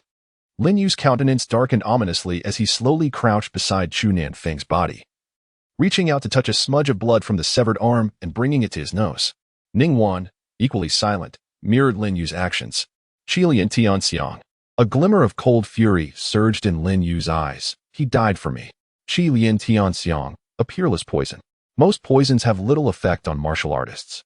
Even if poisoned, they can expel the toxins using their true energy. Yet, Qi Lian Tianxiang is the nemesis of all martial artists. Not only does it contain potent toxins, but it also harms the meridians of martial artists, disrupting the flow of their true energy. Once poisoned, nearly all of a martial artist's strength is reduced to nothing. Though Qi Lian Tianxiang is a deadly poison, it possesses an oddly enchanting fragrance that can ensnare the senses, rendering one utterly captivated. Thus, those who possess the knowledge to concoct Qi Lian Tianxiang are deemed arch-enemies of martial artists. If anyone is discovered to have the ability to brew this poison, regardless of their intentions, they are to be executed without hesitation. Consequently, although the poison is fearsome, the method of its preparation has been lost to time for centuries. Furthermore, it is rumored that some of the ingredients required for its creation have become utterly extinct. The Tang clan, known for their expertise in hidden weapons and poisons, had surprisingly managed to concoct Qi Lian Tianxiang. With Chu Nanfeng's last words echoing in his mind, Lin Yu realized that this poison was intended for him. It was only because Chu Nanfeng sought vengeance against Tang Qingyun that the latter was driven to use Qi Lian Tianxiang. Dispatch orders. Ningguan abruptly rose, a murderous aura radiating from him as he roared, "The White Tiger Guard shall mobilize. Leave no trace of the Tang clan. All those closely associated with the Tang clan shall be exterminated." A terrifying bloodlust pervaded the entire military estate. Ningguan's eyes burned crimson, resembling a descending demon. "Wait," Lin Yu interjected. "The White Tiger Guard has its duties. You shall accompany me to the Tang clan." Ningguan refused to comply, gritting his teeth. "There are those who wish you harm. I must eradicate them in their infancy." Lin Yu regarded Ningguan with a cold, piercing gaze. "In this world, how many desire my life? Can you truly eliminate them all?" Ningguan fell silent, momentarily dumbfounded. Indeed, countless individuals covet the life of the king of Mubei. Not to mention the hostile forces from foreign lands. Even within the nation, there are those who seek his demise, with a hard intent on slaying foes. How could one ever ensure complete eradication? After a brief silence, Ningguan bowed in acquiescence. Lin Yu cast a glance at the heartbroken Feng Mingyang before turning to Shen Qinyu, instructing, "Comfort her well, we shall return shortly." Shen Qinyu wished to dissuade them, yet knowing her words would be futile, she condensed her many concerns into a single caution. "Be careful." Lin Yu nodded and promptly ascended. Ningguan cast one last grim look at Chu Nanfeng's lifeless body before following closely behind. "I was wrong." In the helicopter, Ningguan wore a face of deep remorse. "Had I heeded your counsel and accompanied Lao Chu, he would not have fallen victim to treachery. Whatever punishment you deem fit for me, I shall accept." Lin Yu closed his eyes, his expression devoid of emotion as he replied, "What purpose does it serve to speak of it now? I never anticipated that Tang Qingyun possessed the rare and lethal Qi Lian Tianxiang. Lao Chu's demise bears my responsibility as well." Previously, when Chu Nanfeng sought revenge against Tang Qingyun, Lin Yu harbored an unshakable concern. Nonetheless, he ultimately chose to trust Chu Nanfeng, for both he and Ningguan shared the same conviction. They believed that with Chu Nanfeng's prowess, eliminating Tang Qingyun would be a trivial matter. No one foresaw the re-emergence of the Qi Lian Tianxiang, a poison thought to have vanished for centuries, now fortuitously encountered by Chu Nanfeng. At that moment, had Lin Yu forcibly commanded Ningguan to accompany Chu Nanfeng, Ningguan would undoubtedly have complied without hesitation. Chu Nanfeng fell victim to his own overconfidence and their collective negligence. Ningguan fell silent, his iron fists nearly squeezing out water. A chilling aura emanating from him as he declared, "Let me be the one to claim Tang Qingyun's head. I shall avenge Lao Chu personally." "Very well," Lin Yu assented, his face remaining inscrutable, betraying no hint of joy or anger. Yet those familiar with Lin Yu understood that, at this moment, a tempest of rage surged within him. The Tang sect, nestled amidst the mountains of the southwest, has historically been met with disdain by the world. Renowned for their expertise in concealed weapons and poisons, they have long been associated with treachery. Once, the Tang sect basked in glory, evoking fear in the hearts of many. However, they subsequently faced a ruthless onslaught from several ancient martial families, suffering catastrophic losses that nearly erased them from existence. From that point onward, the members of the Tang sect were forced to retreat into the mountains, seldom traversing the mortal realm. At present, the Tang sect appeared calm. Yet chaos reigned beneath the surface. "Father, are we truly leaving?" Tang Qingyun's son gazed at his graying father with reluctance. After all the effort you've invested over the years, we have built the Tang sect to its current stature. Can you truly bear to forsake everything? Though reluctant, we must part with it. Tang Qingyun's pallid visage, bandaged around his chest, revealed his distress as he retorted, Chu Nianfeng is the left commander of the Northern Wolf Army, and they will not let this matter rest. Once word reaches them, we shall have no opportunity to escape. That is merely one side of Chu Nianfeng's tale. How can we be certain he is truly a member of the Northern Wolf Army? Tang Jingyi remained defiant. Perhaps he is merely using the Northern Wolf Army to intimidate us. It is better to be overly cautious than to regret, Tang Qingyun warned, shaking his head. Then, turning abruptly to glare at his son, he admonished, had you not spoken out of turn? How would Chu Nianfeng have known that the Qilian Tianxiang was intended for King Mu Bei? If that information were to leak, not even the gods could save us. With a piercing glare from his father, Tang Jingyi felt a sudden jolt in his heart and quickly forced a smile. Dad, do not worry. That scoundrel is gravely injured and has been poisoned by the red lotus fragrance. He has no chance. Before he could finish, an overwhelming aura of murderous intent enveloped the Tang clan. Tang Qingyun, come forth and meet your demise. A thunderous shout resonated throughout the Tang stronghold, followed by a cacophony of panicked cries. They're here. Such swift speed. Tang Qingyun and his son exchanged a glance, each reflecting profound fear in their eyes. Just moments after Chu Nianfeng had narrowly escaped, adversaries had come knocking at their door. They could either be from the Northern Wolf Army or the forces of King Mu Bei. Flee quickly through the secret passage. Realizing the gravity of the situation, Tang Qingyun disregarded all valuables and urgently seized his son's hand, racing towards the hidden exit. Whether it was the Northern Wolf Army or the men of King Mu Bei, capture would undoubtedly spell their doom. As the father and son fled in desperation, a more terrifying wave of murderous intent surged forth. They trembled in unison, just as the roof above them began to violently shake. Boom! Ningguan's blade fell with a resounding crash. Where the blade's energy passed, the very structures of the Tang clan collapsed in a thunderous cacophony. Many within the clan were buried beneath the ruins, and in an instant, cries of anguish and despair filled the air. Ningguan was relentless, striking blow after blow. In mere seconds, the once mighty Tang clan was reduced to a desolate heap of rubble. The carefully arranged traps and hidden mechanisms of the Tang clan were obliterated in an instant. One force could easily overpower 10. Simple yet brutal. Amidst the ruins, two figures shot skyward. As they burst forth, a torrential downpour of poison needles rained down upon Ningguan and Linyu. Rainfall pear blossom needles. Ningguan let out a soft grunt, the blade's light swirling around him. In an instant, the myriad of poison needles were consumed by the blade's radiance. Standing with his weapon drawn, Ningguan gazed at the father and son of Tang Qingyun, his eyes brimming with murderous intent. He did not need to know their identities. The rainfall pear blossom needles were enough to reveal their lineage. This was a weapon that had been passed down through generations, exclusive to the clan's leader.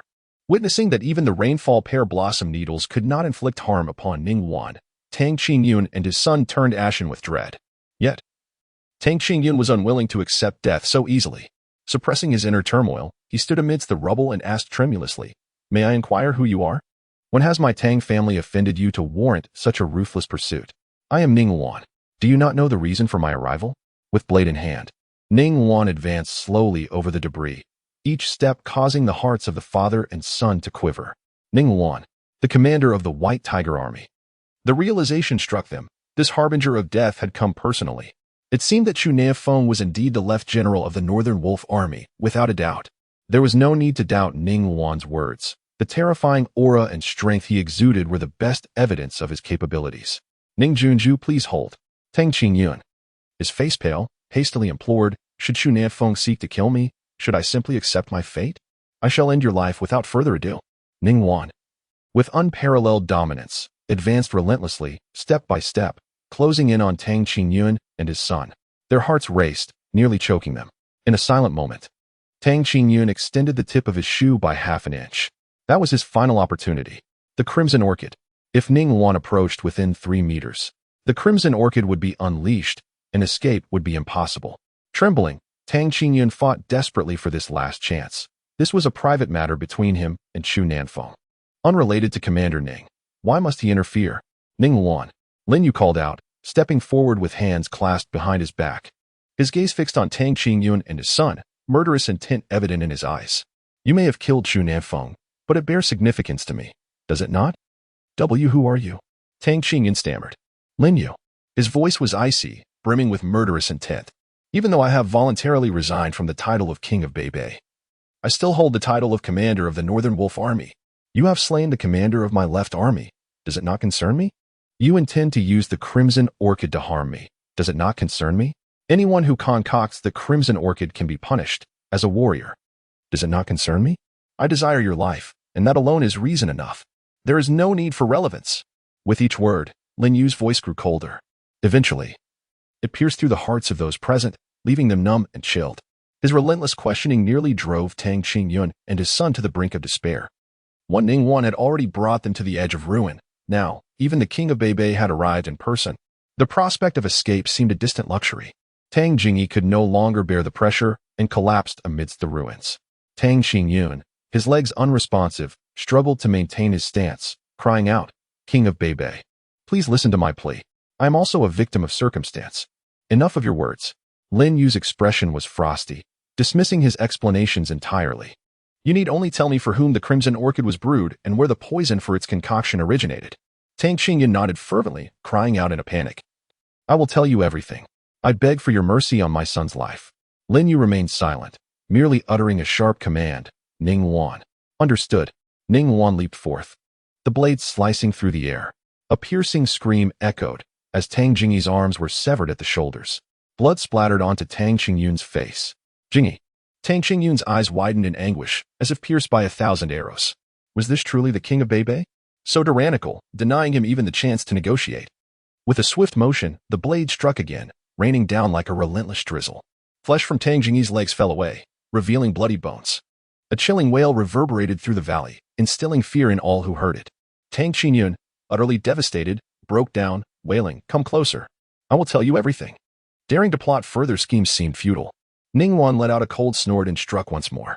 In the chaotic struggle between Ningguan and King Mubei, how could Tang Qingyun's petty tricks possibly deceive his discerning eyes? With his ankles severed, Tang Qingyun collapsed in agony, utterly despairing. His final glimmer of hope had been extinguished, leaving no possibility for a miraculous reversal. Today, it was inevitable that both he and his son would meet their demise. The only distinction lying in the manner of their passing, whether it would be painful or painless, in the presence of Ningguan and King Mubei. Even the thought of self-termination was a luxury. In his desperation, Tang Qingyun, his face contorted in pain, lamented, I truly do not know the origins of that individual. He is formidable, and if I do not forge the Qilian Tianxiang for him, he will annihilate my entire family. Those poisons, he claimed, were procured from the Guisu Manor. Guisu Manor. Once again, it was Guisu Manor. Lin Yu's countenance turned chillingly severe. It was imperative to confront this Guisu Manor. I must ascertain the names of those poisons and send them on their way. With a sudden pivot, Lin Yu turned away from the father and son, directing his gaze towards the members of the Tang clan who were struggling to emerge from the rubble. He sought the severed arm of Chu Nanfeng, sparing their lives, otherwise, death awaited them. Lin Yu's eyes were devoid of any trace of compassion. No one dared to question his command. Amidst the anguished cries of Tang Qingyun and his son, the Tang clan members, injured and desperate, frantically searched the debris. Before dawn, they returned to the military lord's residence, bearing the severed arm of Chu Nanfeng and the heads of Tang Qingyun and his son. Upon entering the residence, the sound of Feng Meinyang's choked sobs could be heard. Shen Qingwei, with red-rimmed eyes, stood beside her, offering constant solace, her voice somewhat hoarse.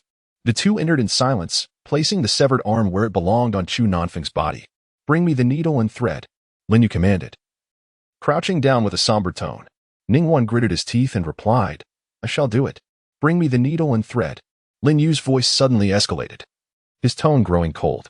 Ningguan trembled inwardly, no longer daring to protest, and hastily summoned someone to fetch the supplies. Soon, the needle and thread were delivered into Lin Yu's hands. He clumsily stitched the severed arm back onto Chu Nanfeng's body, though he had already passed. It was imperative that he be whole. Observing Lin Yu's demeanor, an inexplicable pain tugged at Shen Qingyue's heart. Having never served in the military, she could not comprehend the bonds shared among these men. Yet, she sensed Lin Yu was engulfed in profound sorrow. She yearned to console him but was at a loss for words. After more than 10 minutes, Lin Yu finally completed the stitching of Chu Nanfeng's arm. The result was neither aesthetically pleasing nor neatly done, yet it was securely joined. Lin Yu rose and met the gaze of Feng Mingyang, whose eyes were swollen from weeping. There is a matter on which I seek your counsel. Feng Mingyang, her voice rendered almost inaudible by her tears, looked at him in confusion and nodded gently. With a heavy sigh, Lin Yu spoke solemnly, I know where your mother is buried. Ordinarily, your parents should be interred together. But I am aware that your father would have wished to rest in the great snow mountain of the northern frontier. Hence, I seek your opinion. Feng Mingyang hesitated for a moment, then, through her sobs, replied, all is at the discretion of King Mu Bei. Very well, I shall make the arrangements. Lin Yu inhaled deeply, preparing to transport Chu Nanfeng's body to the northern frontier, where he would erect a ceremonial tomb beside his wife's grave. The heads of the Tang family were severed and placed in 2 separate locations. Indeed, Ningguan accepted the order with reluctance and gently lifted the lifeless body of Chu Nanfeng. You shall accompany me, he instructed. Lin Yu then turned to Feng Mingyang, saying, it is your choice whether to return here. After speaking, Lin Yu entered his room, where he sat in silence, closing his eyes as images of Chu Nanfeng filled his mind. This man, who shared a profound enmity with him, had fought valiantly to grow stronger and seek vengeance. Often at the forefront of battle, enduring grave injuries yet miraculously escaping death time and again. However, today, he ultimately failed to witness another miracle. Knock, knock. Just as Lin Yu was engulfed in sorrow, a knock resonated from outside the door. Come in, he sighed softly. The door creaked open, and Shen Qingwei gracefully approached him. Do not be troubled, she said, kneeling before him and tenderly taking his hand. No one wished for such events to unfold. Now that they have, your grief will not restore Commander Chu. You have avenged his blood feud. He can find peace in the afterlife. I understand, Lin Yu replied with a bittersweet smile. If he had fallen on the battlefield, I would have no words. Yet, he was betrayed by a coward. It is inevitable for a general to perish in battle. I believe that each member of the Northern Wolf Army is mentally prepared to embrace a glorious end. To die on the battlefield is the highest honor.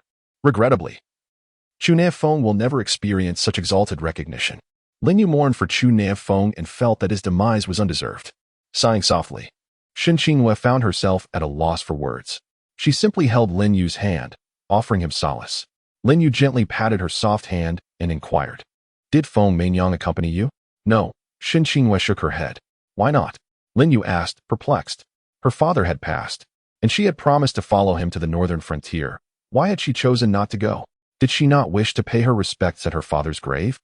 Shen Qingwei replied with a wry smile. She said she wants to inherit Commander Chu's legacy. When she can make him proud, she will then pay her respects. Lin Yu fell silent. After a moment, he clapped his hands in admiration, exclaiming, Well done. A tiger father does not breed a dog daughter. I have not misjudged her. Shen Qingwei managed a faint smile before adding, Additionally, she asked me to convey a message to you. What message? Lin Yu inquired, intrigued. Shen Qingwei parted her lips delicately and said, She expressed that you have been a mountain of support for both her and her father. She is immensely grateful to have encountered Commander Chu in this lifetime.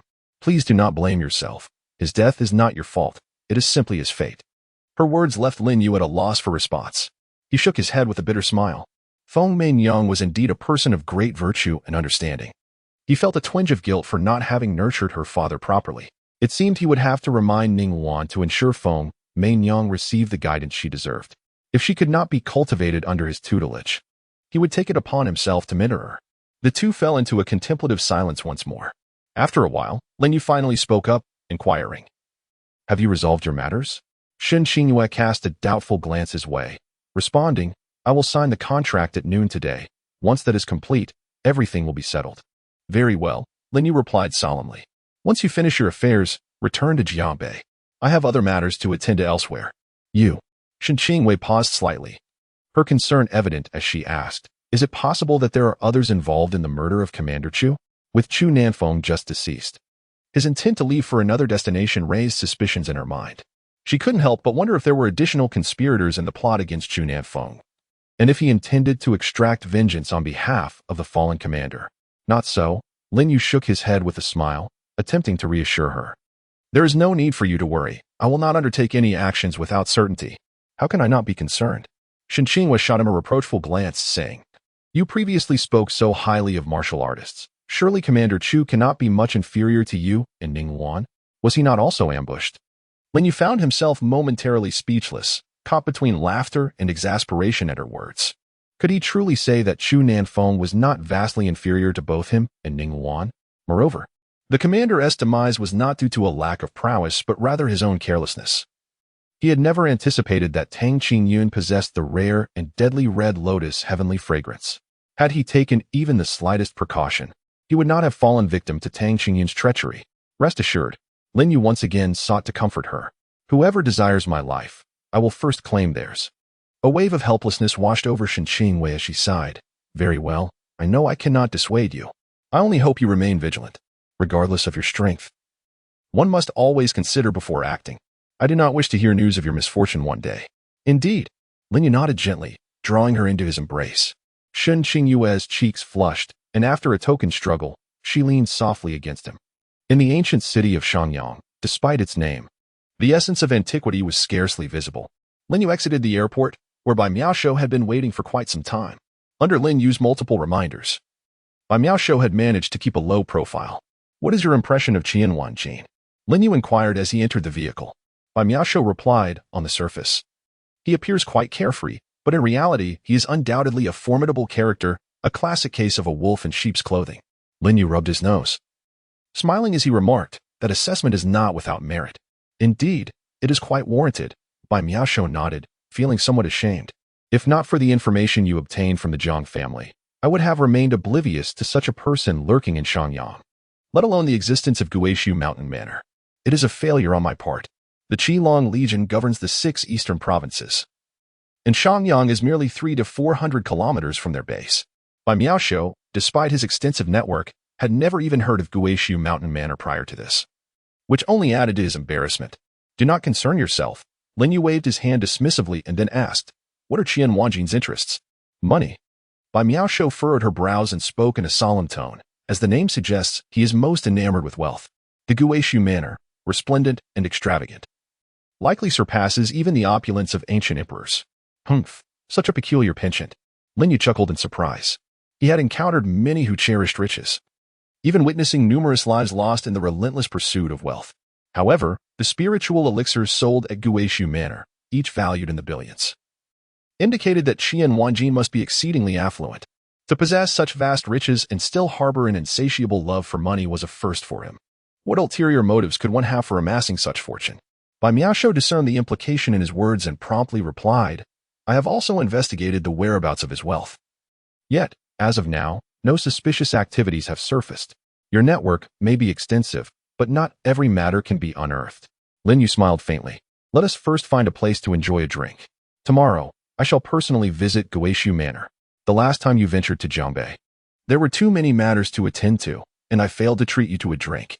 Very well. Miao Shou readily agreed. In the ancient city of Shangyang, taverns of all sizes abound. The eastern part of the ancient district, though dilapidated, is teeming with establishments for libations. Understanding Lin Yu, Miao Shou chose not to take him to the lavish establishments, but rather to a quaint tavern perched high in the ancient district. The tavern, slightly off the beaten path, bore an antiquated decor yet was impeccably clean. From this elevated vantage point, one could overlook a significant portion of Shangyang. Xiaobai, have you brought a friend to bolster my business? As they approached the tavern's entrance, a middle-aged woman with weathered skin greeted them warmly. Indeed. Miao Shou replied with a smile, introducing Lin Yu to the woman. After a cordial exchange, she ushered them inside. Miao Shou surveyed the tavern before inquiring curiously. Is Uncle he not here today? He has gone on an errand. He will return shortly. The woman responded with a kind smile, then asked, what would you like to eat today? Miao Shou replied with a grin. As usual, you decide. However, we intend to indulge in a few more drinks today, so do bring us several bottles.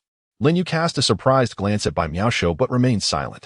It was evident that Miao Shou was well acquainted with the woman, though she appeared unaware of his true identity. Very well, I shall arrange that for you, but do take care not to overindulge, as it is not good for your health, she advised before heading to the kitchen. Only then did Lin Yu finally ask, is this someone you know well? Miao Shou nodded. She is a relative of Hidatu. Hidatu? Lin Yu realized suddenly. Hidatu was Miao Shou's first friend upon entering the Northern Border Wolf Army, and they had been comrades in the same class. Unfortunately, Hidatu was not as fortunate as Miao Shou. He had perished on the battlefield during their first engagement after completing 3 months of intensive training. After a moment of silence, Lin Yu's voice suddenly turned icy. Hidatu's pension, combined with the Northern Wolf Army's War Relief Fund, should be sufficient for them to live comfortably for the rest of their lives, shouldn't it? Sensing something amiss in Lin Yu's tone, Bai Miaoshu quickly interjected, "No one dares to touch that portion of their money. They donated it willingly." Through Bai Miaoshu's explanation, Lin Yu finally grasped the situation. Hidatu was the only son of the couple, and his death had profoundly affected them. It took them 2 long years to emerge from their grief. The first thing they did upon recovering was to invest Hidatu's pension into opening a small tavern to make a living, donating the remainder to an orphanage. Moreover, every year, they contributed their share of the Northern Wolf Army's War Relief Fund as well. For them, their son was gone. Possessing such wealth held no meaning, and they preferred to use that money to aid the children in the orphanage. After Bai Miaoshu was reassigned to the Qinglong Army, he made it a point to visit them in Shangyang, ensuring he looked after their business and spent time with them. He also advised others working in Shangyang to support their tavern. With this assistance, although their tavern was poorly located and the decor outdated, they managed to sustain their livelihood. Whenever they had extra funds, they also donated to the orphanage. Well done. Lin Yu nodded in approval upon understanding the background of the situation, yet he felt puzzled. Since they love children so much, why don't they adopt an orphan from the orphanage? Bai Miaoshu shook his head with a rueful smile.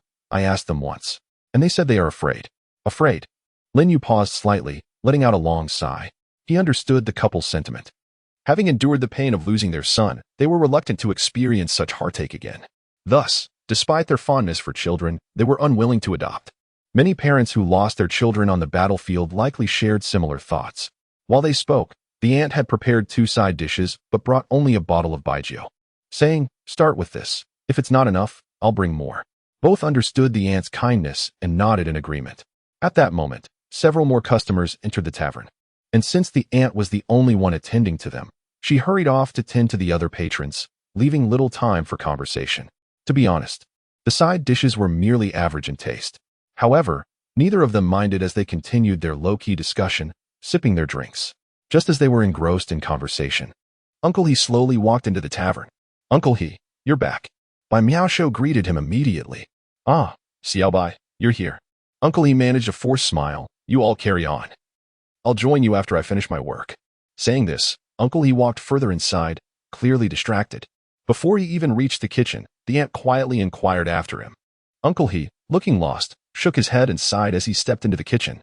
Observing the couple, Lin Yu and Bai Miao exchanged a knowing glance. Understanding each other's thoughts without uttering a word, they both wished to linger a little longer. Even after all the patrons had departed, they continued to indulge in their drinks. When Uncle He finally had a moment to spare, Bai Miao beckoned him to join them. As an old customer, Uncle He found it hard to decline their invitation. After a few rounds of drinks, Uncle He grew more talkative. Seizing the opportunity, Bai Miao inquired, "Uncle, you seem somewhat troubled. Have you encountered any difficulties?" "It's nothing. Just a bit of vexation," Uncle He sighed. "What kind of vexation?" Bai Miao pressed on. "I know quite a few people. Perhaps I can assist."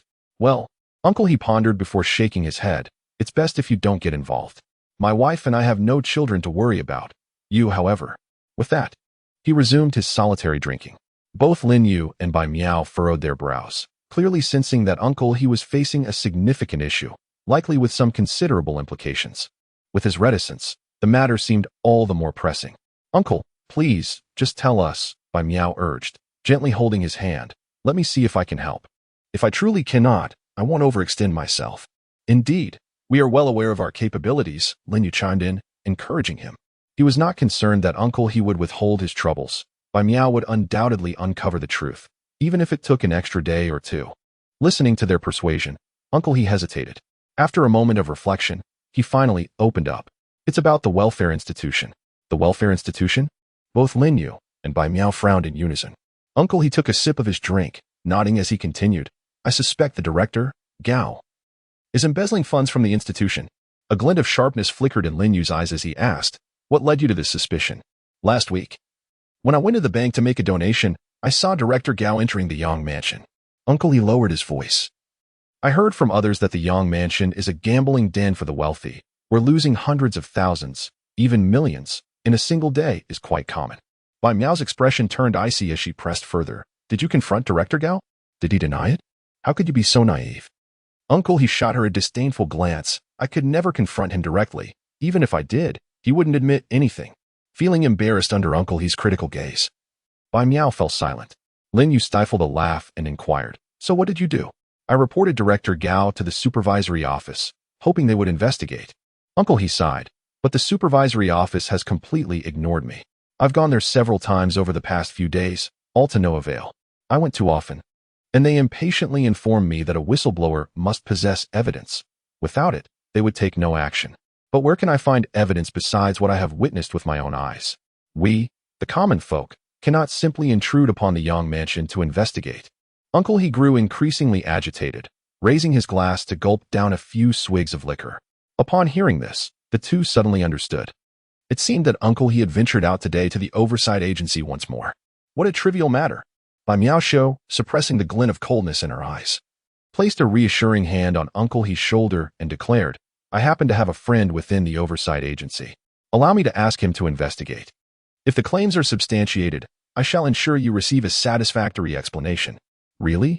Uncle He exclaimed, abruptly setting his glass down, gazing at Bai Miaosho with astonishment. "Indeed. It is true," Bai Miaosho replied with a faint smile, though a frosty demeanor enveloped her face as she turned away.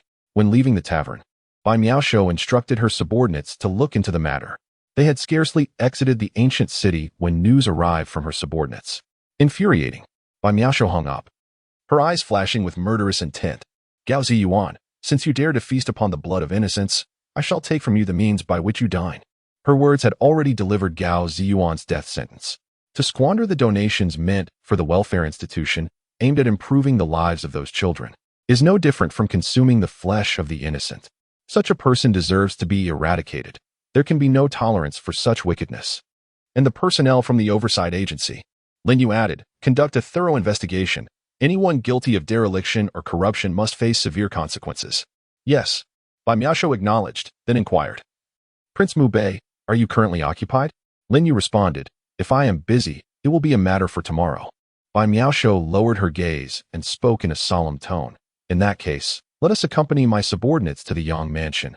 I assure you, a splendid spectacle awaits." "Eh?" Lin Yu looked at her in surprise, then inquired with a smile, "Gao Ziyuan is currently at the Yang mansion?" Bai Miaosho nodded. After a moment's contemplation, Lin Yu replied with a smile, "If that is the case, let us indeed pay a visit. However, let us not be hasty in our actions. We shall engage Gao Ziyuan in some sport first." "Very well." Bai Miaosho, sensing Lin Yu's intentions, readily agreed. Gao Ziyuan should feel honored to be under Lin Yu's scrutiny. With that, Bai Miaosho promptly drove towards the Yang mansion.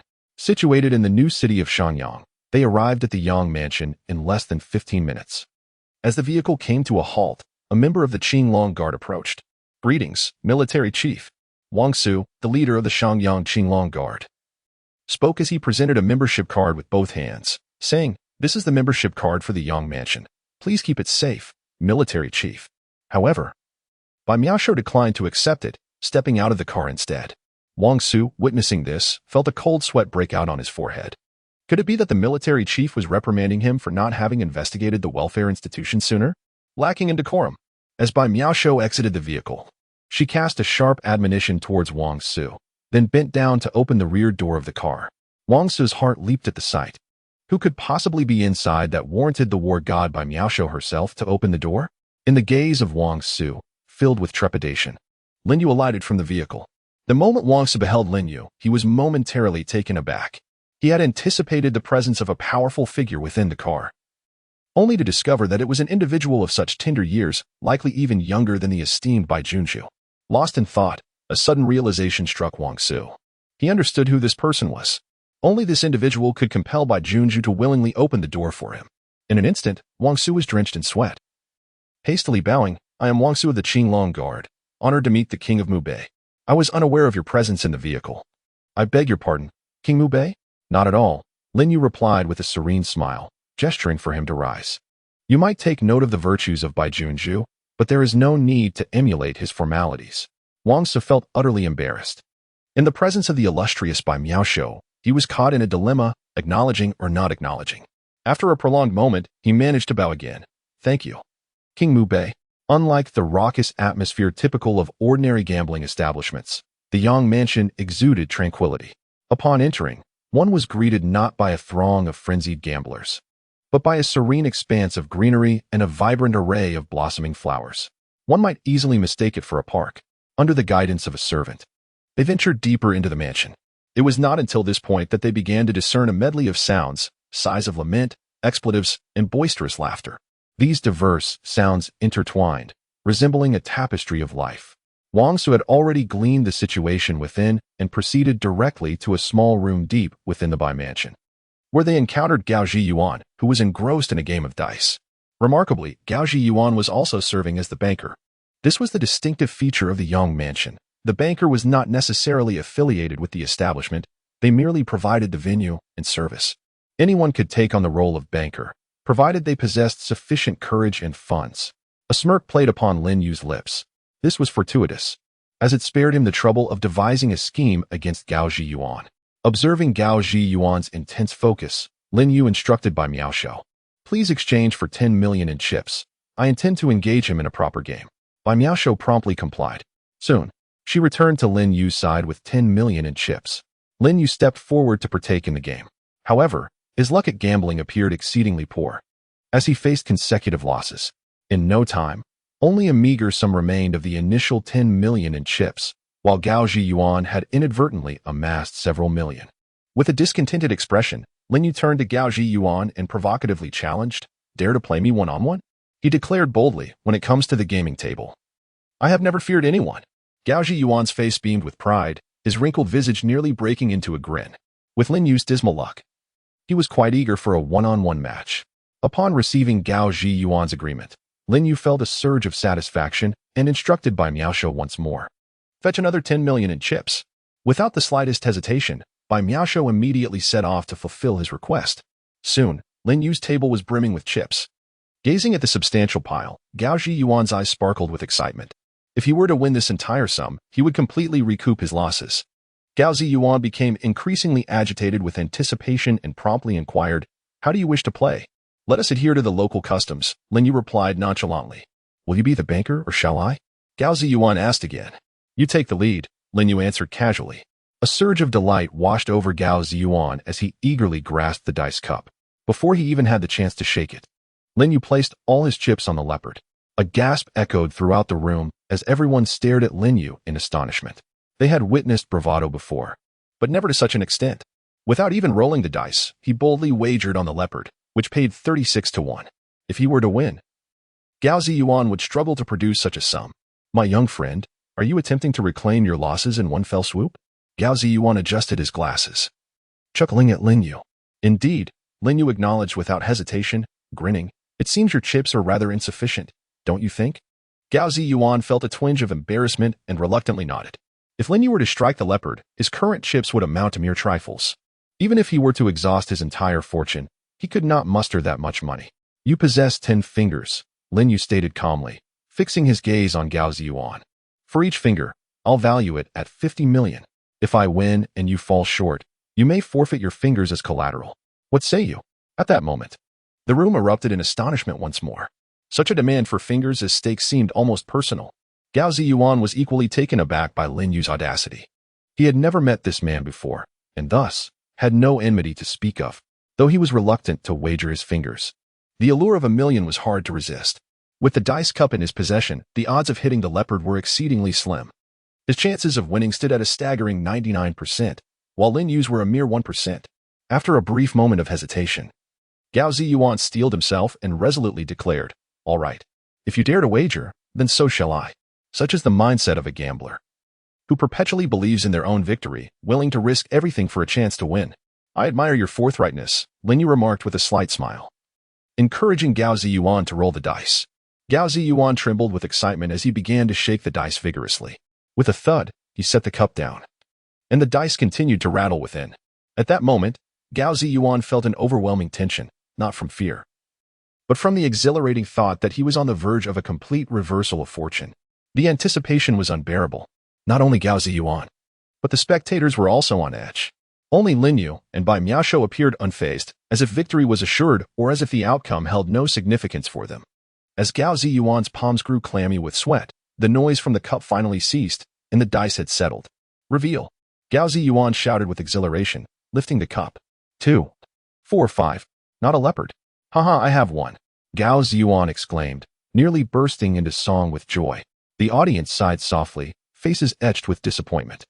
They undoubtedly wished to see Lin Yu emerge victorious, for that would provide them with ample entertainment, and regardless of the outcome, they would incur no loss. In a fit of excitement, Gao Ziyuan trembled as he reached for the substantial pile of chips. Suddenly, a hand obstructed his path. What does this mean? Gao Ziyuan squinted, casting a cold gaze at the hand belonging to Lin Yu. Are you attempting to renege on your loss? Do you not realize the significance of the Yang Mansion? To dare to cheat here, you must be courting death. No, you have lost. Lin Yu replied with a calm smile. I have lost? Gao Ziyuan paused momentarily, then burst into raucous laughter. Surely, you must be incapable of counting.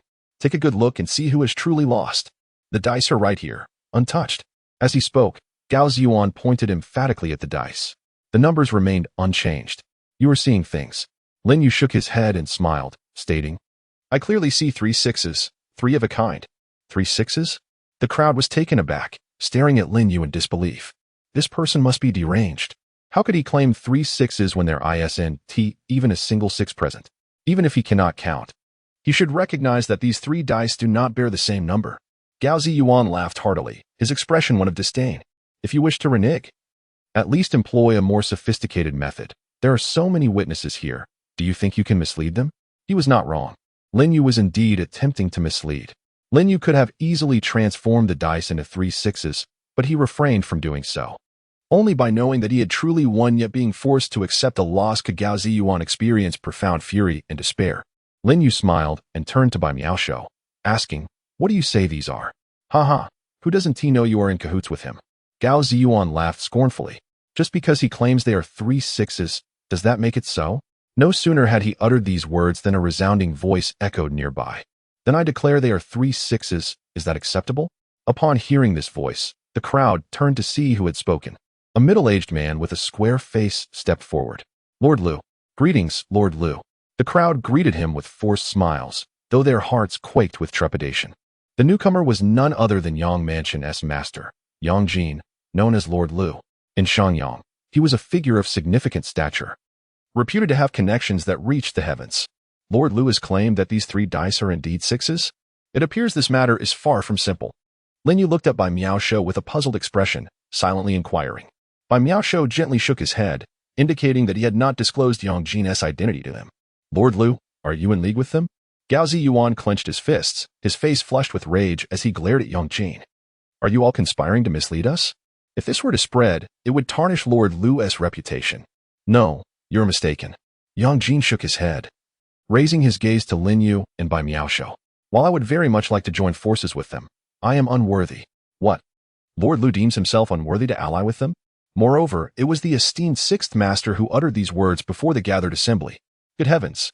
A person of such prominence as the 6th master is deemed unworthy to associate with them? Who, then, are these 2 individuals of such remarkable stature? Gao Ziyuan's countenance shifted dramatically as he struggled to suppress the tempest of anger and fear within, lamenting with profound grief, 6th master, the facts lie before us. The dice are here, and in the presence of so many, are you truly going to speak falsehoods? Just as Yang Jin was about to interject, another voice resonated from outside. The 6th master, of course, would not indulge in fabrications. The issue lies with your vision. I, an old man, can attest that I too saw 3 sixes. The crowd turned once more, their hearts racing in astonishment. Fu Wentai, the head of the foremost family in Shangyang ancient city. Before anyone could grasp the significance, another voice emerged. What Elder Fu states is entirely correct. I, Su, also witnessed 3 sixes. A middle-aged man stepped forward, further igniting the crowd's surprise. Su Xiao, the eldest son of the most prestigious clan in Shangyang ancient city. In terms of wealth, the Su family may pale in comparison to the Fu family, but when it comes to influence, the Su family undoubtedly eclipses the Fu family. Though the elder of the Su family is retired, his numerous disciples and vast network far surpass those of the Fu family. To declare the Su family as the foremost clan in Shangyang would not be an exaggeration. Yang Jin's audacity in declaring the truth as false had already astonished the assembly. Now, with representatives from both the Fu and Su families echoing the same sentiment, the implications were unmistakable. At that moment, Yang Jin was drenched in cold sweat, yet felt an immense sense of relief. His instincts had once again saved him. These two individuals were indeed formidable, and their intentions were clearly directed at Gao Ziyuan. As Yang Jin reveled in his silent fortune, the crowd began to vocalize their opinions. These are undoubtedly 3 sixes. Old Gao, perhaps it is time for you to replace those spectacles. No, it seems you might need cataract surgery. These 3 dice are certainly 3 sixes without a doubt. In an instant, everyone expressed their agreement. Without exception, they all asserted that Gao Ziyuan had misjudged the situation. With the leading figures of Shangyang's various factions declaring it as 3 sixes, who would dare to dissent? Each of these factions possessed the power to ruin everyone present, not to mention the 2 enigmatic individuals among them. Listening to these voices, Gao Ziyuan felt a potent mix of sorrow and helplessness. His eyes burning with indignation as he glared at those who twisted the truth, trembling uncontrollably. This was clearly a 2, 4, and 5. Yet, all proclaimed it to be 3 sixes. It was they who were distorting reality, yet they insisted he had erred. He wished to argue, but found himself devoid of any means to do so. When the entirety of society deems black to be white, it becomes white. You. Overwhelmed by immense sorrow and indignation, Gao Ziyuan extended a trembling finger, tears streaming down his face as he cried out, "You are being utterly unreasonable?" How pitiful was Gao Ziyuan, a man in his 50s, now reduced to the state of a child, weeping with profound sorrow. The crowd stood in stunned silence, gazing at the heartbroken Gao Ziyuan. What depth of grief and injustice must one endure to weep so openly in front of others? However, contemplating the stakes involved between them, the crowd gradually found solace. From immense joy to profound sorrow, ultimately leading to despair and helplessness. If they were in their shoes, they too would weep. Do you not feel wronged? Lin Yu gazed at Gao Ziyuan with indifference. If those kind-hearted individuals were to discover that you gambled away the donations meant to improve the lives of children, would they not feel aggrieved? And what of the caregivers? Helplessly witnessing the misappropriation of charitable funds? Would they not feel wronged? What about the children whose rations you have stripped and whose clothing you have diminished? Under the weight of these inquiries, Gao Ziyuan's cries gradually subsided. With tear-streaked cheeks, he looked at Lin Yu, his heart filled with dread. If he still did not comprehend the intentions of the two, he would be a fool. Then Gao Ziyuan collapsed to the ground, utterly defeated, weeping in regret, pledging that he would repay every penny of the misused charitable funds by selling his house and land. "I beg you, spare me this once." The selling of property was a matter for another time.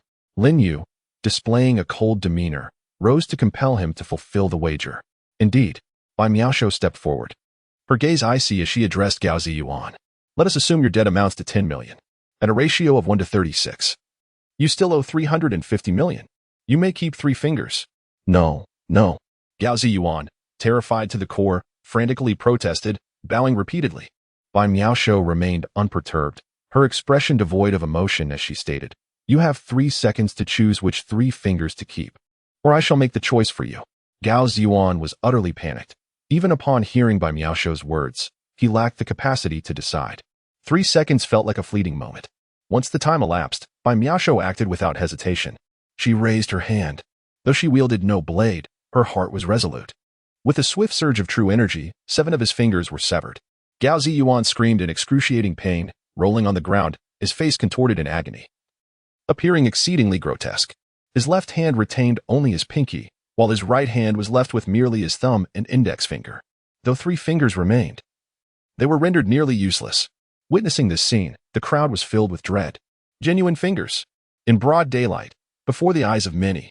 The most astonishing aspect was that, despite her lack of a weapon, the severed fingers were cleanly cut.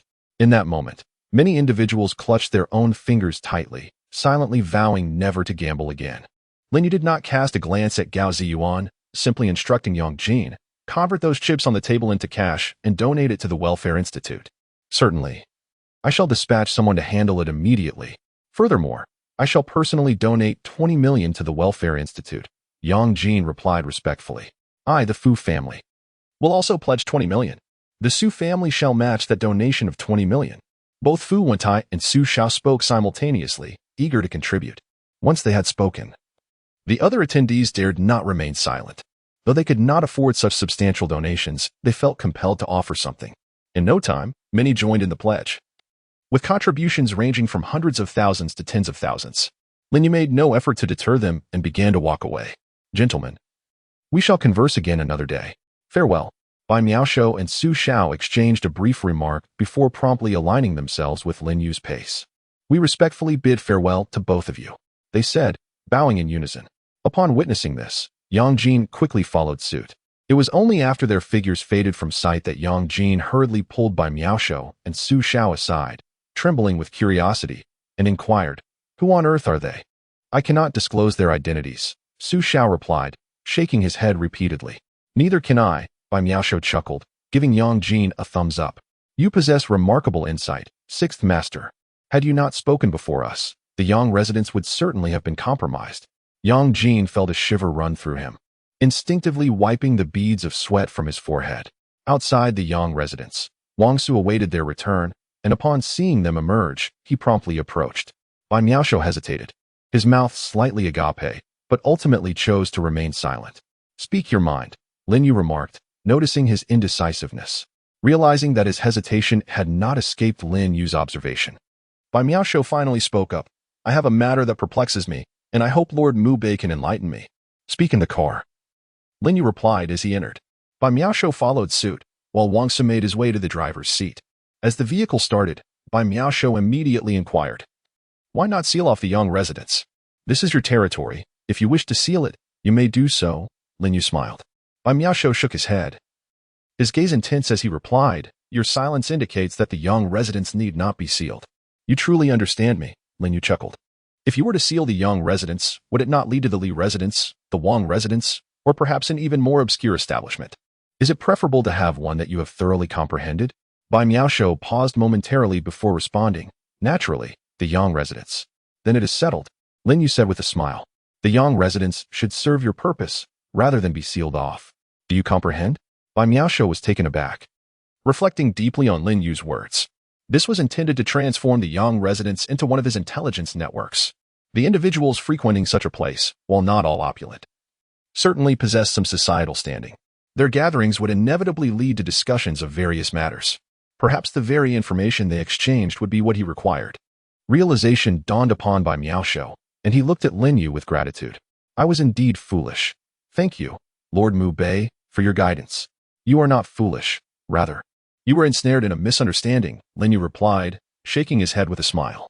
"The finest intelligence networks are not constructed from iron-fisted warriors, but rather from a diverse array of individuals." "I understand now," Bai Miaoshou exclaimed, elated. "No wonder that rascal Ning Wan sought every means to lure Lord Mu Bei to stay with him. Just a casual visit from you has illuminated the pressing issues I face, and you have even begun to assist me. A single phrase has awakened me from my slumber." Lin Yu chuckled and turned to Wang Su, inquiring, "Did you give Yang Jin a heads up in advance? Or have others informed him?" "Not at all," Wang Su resolutely stated. "I merely acted upon the orders of the military commander, notifying the Su and Fu families, and I specifically cautioned them against disclosing your and the military commander's identities." Lin Yu nodded slightly and turned to Bai Miaoshou, asking, "Did you see that?" "Indeed," Bai Miaoshou replied, her face brimming with delight. Yang Jin's discernment was commendable. He understood the nuances of timing and manner, and if utilized well, it would yield unexpected results. Before the representatives from the Fu and Su families arrived, Yang Jin, unafraid of tarnishing the reputation of the Yang residents, proactively supported them. This level of insight is not common. A perceptive individual, when employed, proves remarkably adept. Just as Bai Miaoshou was reveling in her elation, Wang Su's phone rang. A minute later, he hung up and reported to Mu Bei Wang and the military commander. The Inspection Institute has completed its thorough investigation. Only a few individuals have committed severe errors, yet there are numerous derelictions of duty. A detailed report and list will follow shortly. A glint of cold light flickered in Bai Miaoshou's eyes as she turned to Lin Yu. Lin Yu shook his head with a smile, saying, "You may handle it as you see fit." "Very well," Bai Miaoshou replied cheerfully. Since so many are unwilling to fulfill their duties, they might as well refrain from working. Although her voice was laced with a smile, it was undeniably frosty. Wang Su understood that the Inspection Institute would soon undergo a significant upheaval. These individuals, who died without fulfilling their responsibilities, deserved it. En route to the hotel, Lin Yu received a call from Guo Rongrong, who wished to bring Guo Yuanlu to apologize to him. Lin Yu informed her that he had already departed from Haizhou, assuring her that he held no grievances against Guo Yuanlu, which alleviated her worries.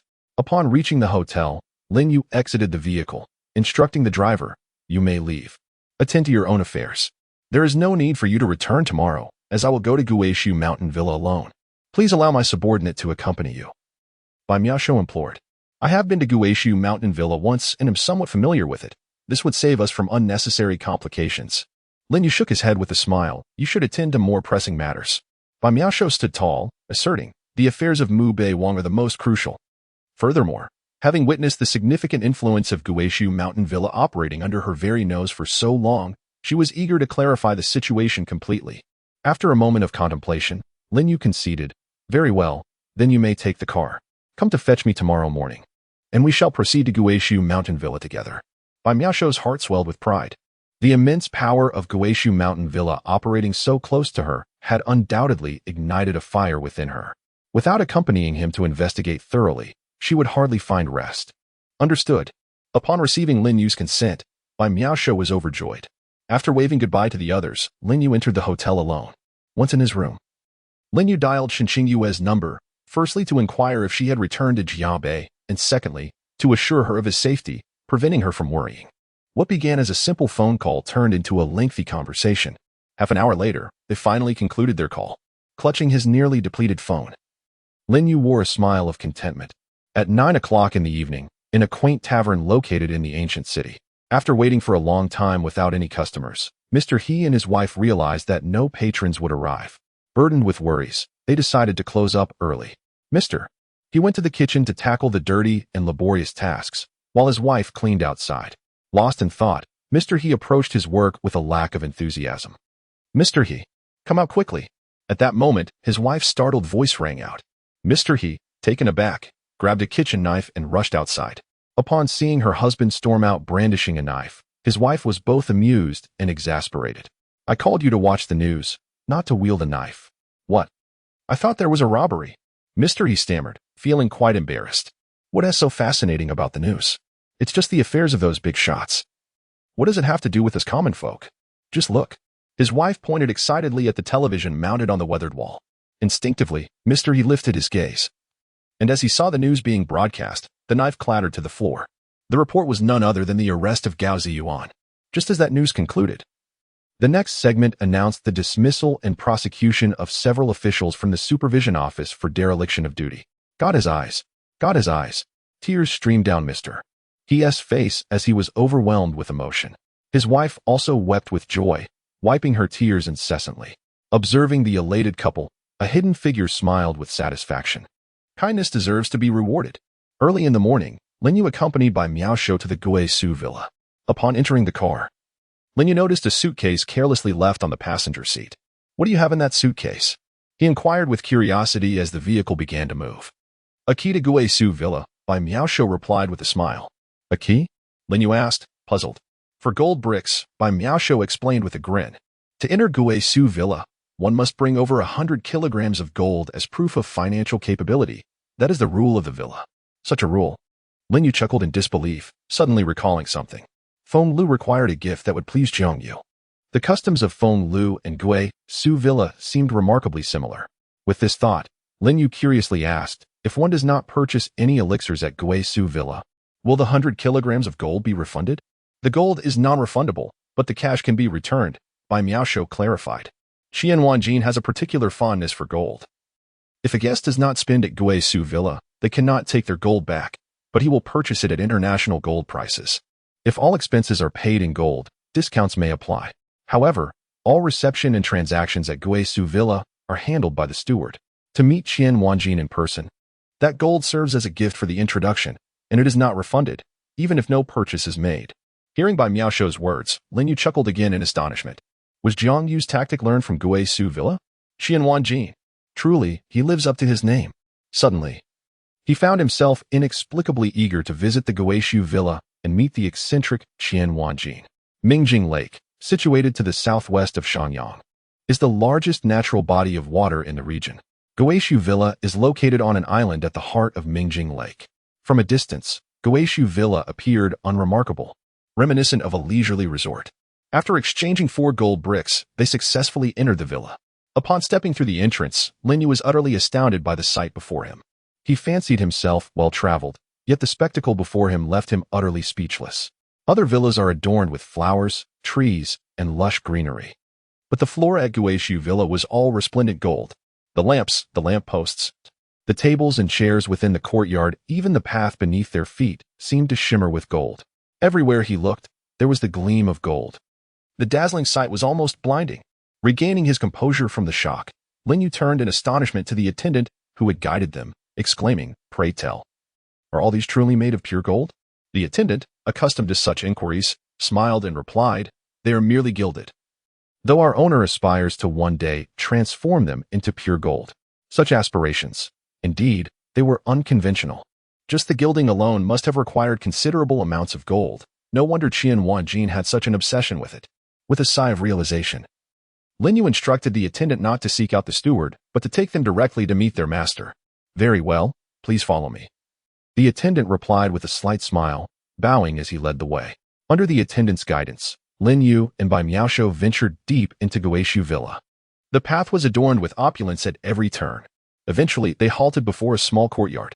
The attendant bowed and called out, "Master, there are 2 guests who wish to see you." "All right, I am aware. You may attend to your business," came a nonchalant voice from within the courtyard. The attendant bowed in acknowledgement and, before departing, opened the main gate of the courtyard for them. Inside, the grandeur persisted. A portly, greasy middle-aged man sat at a golden table in the courtyard, fiddling with something, nearly enveloped in gold himself. He exuded none of the qualities of a martial artist, embodying instead a quintessentially mercantile demeanor. Lin Yu even wondered if the multitude of gold rings on his fingers allowed him any dexterity. However, Lin Yu's concern proved unwarranted. Qian Wanjin's fingers were remarkably nimble, dancing effortlessly as he seemed to weave something with slender strands of gold. As Lin Yu and Bai Miaoshu stepped inside, Qian Wanjin remained engrossed in his task, not lifting his head as he said, "You two wait a moment. Let me finish this before we talk." Letting the Northern King wait? A flash of ire ignited in Bai Miaoshu's eyes, and he was about to erupt when Lin Yu intervened. With that, Bai Miaoshu suppressed his anger and fell silent. "No rush. Take your time," Lin Yu said with a gentle smile, surveying the surroundings. The opulence of the courtyard was undeniable, yet no amount of luxury could mask its vulgarity. Vulgar. Utterly unbearable. At first glance, one might be astonished, however. Prolonged observation would inevitably breed a sense of distaste. In any case, he couldn't possibly endure a single day in such a place. After a while, Lin Yu lost all interest in the decor, his gaze shifting to Qian Wanjin. The item Qian Wanjin was crafting had begun to take shape. It appeared to be shoes. Qian Wanjin worked swiftly, yet with a remarkable finesse. After more than 10 minutes, he finally completed his creation. Indeed, they were shoes. While others might weave straw sandals, he had opted for golden shoes. They were exquisite, crafted with meticulous care. Lin Yu surmised that perhaps this pair was unique in the entire world.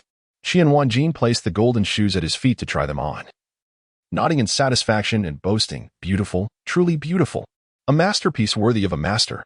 Upon hearing Qian Wanjin's words, Lin Yu's expression darkened. Bai Miaoshu, however, remained unfazed. Having previously encountered Qian Wanjin and developed a certain immunity to his eccentricities. After a bit of self-praise, Qian Wanjin finally set the shoes down and turned his attention to Bai Miaoshu, asking, "Boss Bai, are you just a fool with too much money?" Bai Miaoshu twitched his lips, smiling as he replied, "Not at all. If it is, then what's wrong with admitting it?" Qian Wanjin approached, playfully thumping his chest.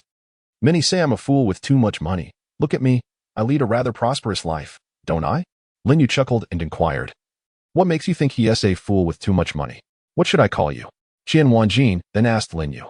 Lin Yu smiled and said, "You may call me Boss Lin."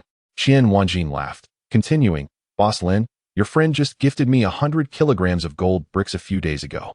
He merely chatted with me for a while, and now he is back again so soon. Isn't that a classic case of a fool with too much money?" Throughout his speech, Qian Wanjin wore a cheerful expression, a stark contrast to his demeanor while crafting those golden shoes. Bai Miaoshu was right. This fellow was undoubtedly playing the part of a fool to lure and prey. He might have been a bit of a fool with too much money before, but not today. Lin Yu smiled and remarked, "We have come today to inquire about something." Upon hearing Lin Yu's words, Qian Wanjin immediately adopted a pained expression, saying, "How about we discuss business instead? I dread when others come to ask me about things. If it were inquiries about matters I wish to discuss, that would be different. If you wish to inquire about matters I prefer not to discuss, I must confess my discomfort. Yet, if I remain silent, I risk offending you esteemed benefactors. Qian Wanjin lamented, portraying himself as quite aggrieved. Business must be conducted and inquiries made. Lin Yu smiled and remarked, once the inquiries are settled, the business will flow smoothly. Is that truly the case? Qian Wanjin's eyes sparkled with excitement as he eagerly grasped Lin Yu's hand, exclaiming, please, do ask your questions. Once you are done, we can engage in business. Lin Yu discerned that Qian Wanjin's avarice was feigned, yet chose not to expose it. He forewent any further pleasantries with Qian Wanjin and directly inquired about who had procured the various poisons necessary for refining the red lotus divine fragrance. Qian Wanjin, with a pained expression, replied, there are simply too many individuals who purchase various elixirs from me. How could I possibly remember who acquired those specific potions? Really? You can't recall? Lin Yu asked with a smile. Qian Wanjin pointed to his greasy cheek and insisted, do I appear to you as one who would deceive? Not at all. Lin Yu thought to himself with a silent scoff, though his smile remained intact. Mr. Qian, please, call me Boss Qian, he interrupted, flaunting his self-importance. I take pleasure in referring to others as boss, and I enjoy being called boss in return. It sounds invigorating. Very well, Lin Yu replied, amused by his antics. Boss Qian, let us speak plainly. The items from your Guizhou mountain villa are hardly within reach for many. Surely, you must know who purchased what. With elixirs priced in the hundreds of millions, few could afford them, and almost all who frequented his establishment were martial artists. Qian Wanjin could not possibly be unaware of the identities of his patrons. Boss Lin, let us not beat around the bush. Faced with no means of evasion, Qian Wanjin conceded, sighing heavily, it's not that I wish to withhold information, rather, your question places me in a difficult position. Name your price. What kind of talk is that, Boss Qian? Bai Miaoshu interjected. Qian Wanjin puffed out his belly, asserting, a gentleman loves wealth, but through righteous means. While I do have an affinity for money, I do not chase after just any profit. This matter transcends mere monetary value. What, then, is the issue? Lin Yu pressed. With a deep sigh and a look of resignation, Qian Wanjin explained, according to my rules, I cannot disclose the identities of my buyers. Raising an eyebrow, Lin Yu smiled and replied, the rules you set can certainly be amended. That is unacceptable. Qian Wanjin protested, shaking his head vigorously. If rules can be altered at will, they cease to be rules. You must change them. Bai Miaoshu asserted with an unassailable tone. There are those who intend to use the red lotus divine fragrance against King Mu Bei. The alteration of your rules is no longer a matter for discussion. Today, Qian Wanjin would have to comply, for refusal would lead to dire consequences for Guizhou Mountain Villa. Qian Wanjin chuckled, raising his gaze to Bai Miaoshu. Did we not have a pleasant conversation just a few days ago? What is this about today? Times have changed, Bai Miaoshu replied coldly. Is it because of Boss Lin? Qian Wanjin pointed at Lin Yu, his face still adorned with a smile. You may think so, Bai Miaoshu replied, wishing to say no more. You only need to provide us with the answer. Qian Wanjin furrowed his brows, that cannot be disclosed. I am a person of principles. Bai Miaoshu, incensed and ready to speak, was halted by Lin Yu's gentle shake of the head and smile. Bai Miaoshu fell silent, suppressing his murderous intent. Observing this, Qian Wanjin felt a surge of doubt within. As a fellow martial artist, he could discern that Bai Miaoshu was indeed a formidable expert.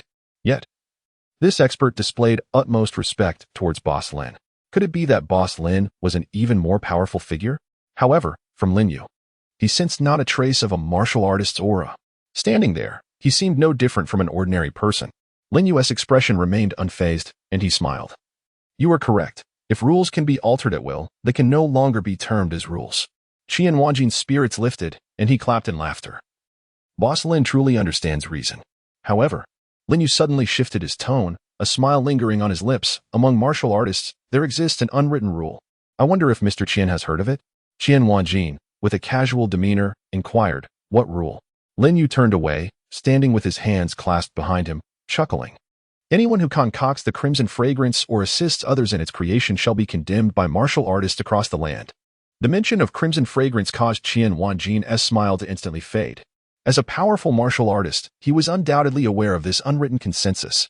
Strictly speaking, it was not a rule, but rather a shared understanding among martial practitioners. The herbs you mentioned, could they perhaps be the ingredients for concocting the crimson fragrance?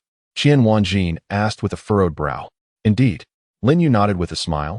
If news spreads that you are selling herbs for the creation of crimson fragrance, I believe your Guizhou mountain manor will find it hard to endure. Qian Wanjin fell into silence. He held no doubt regarding Lin Yu's words. He was acutely aware of the martial community's deep-seated hatred for the crimson fragrance. Should this information leak, his former clients would swiftly turn into his enemies, relentless ones at that. After a prolonged silence, Qian Wanjin raised his head and lamented, "Boss Lin, I am a timid person, merely wishing to earn some honest money. Please do not frighten me." Lin Yu turned back. "Are you truly uncertain whether I have frightened you?" Qian Wanjin paused slightly, then retorted with a pout.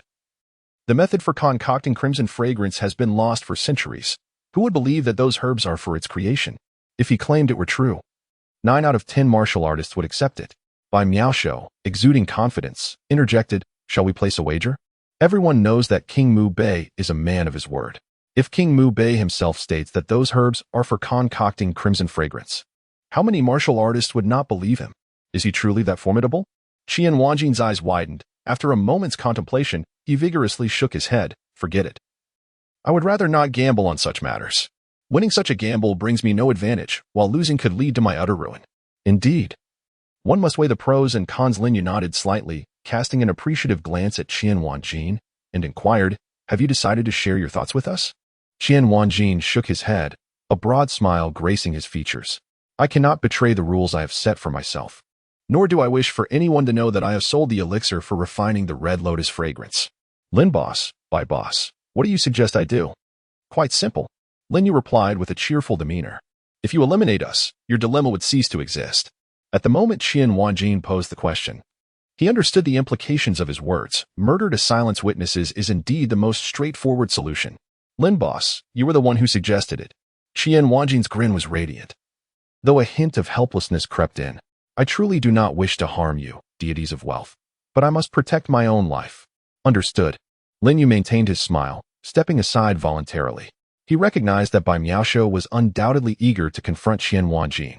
With Qian Wanjin present, and being a person who cherishes his life, they could engage in combat first and gradually extract information afterward. However, as Lin Yu retreated, Qian Wanjin unexpectedly struck out at him. His corpulent form did not hinder his speed in the slightest. Indeed, he was a wolf in sheep's clothing, one moment seemingly harmless. The next, he launched a lethal attack, disregarding any semblance of martial ethics. In that instant, Bai Miaoshou reacted with lightning speed, forcing Qian Wanjin back, while positioning himself protectively in front of Lin Yu, his gaze cold and piercing. "You have misidentified your opponent. Your adversary is me." "No, I was actually hoping to confront Lin boss," Qian Wanjin replied with a broad grin. "I lack the confidence to surpass Bai boss. So I thought to capture Lin boss to leverage against you both.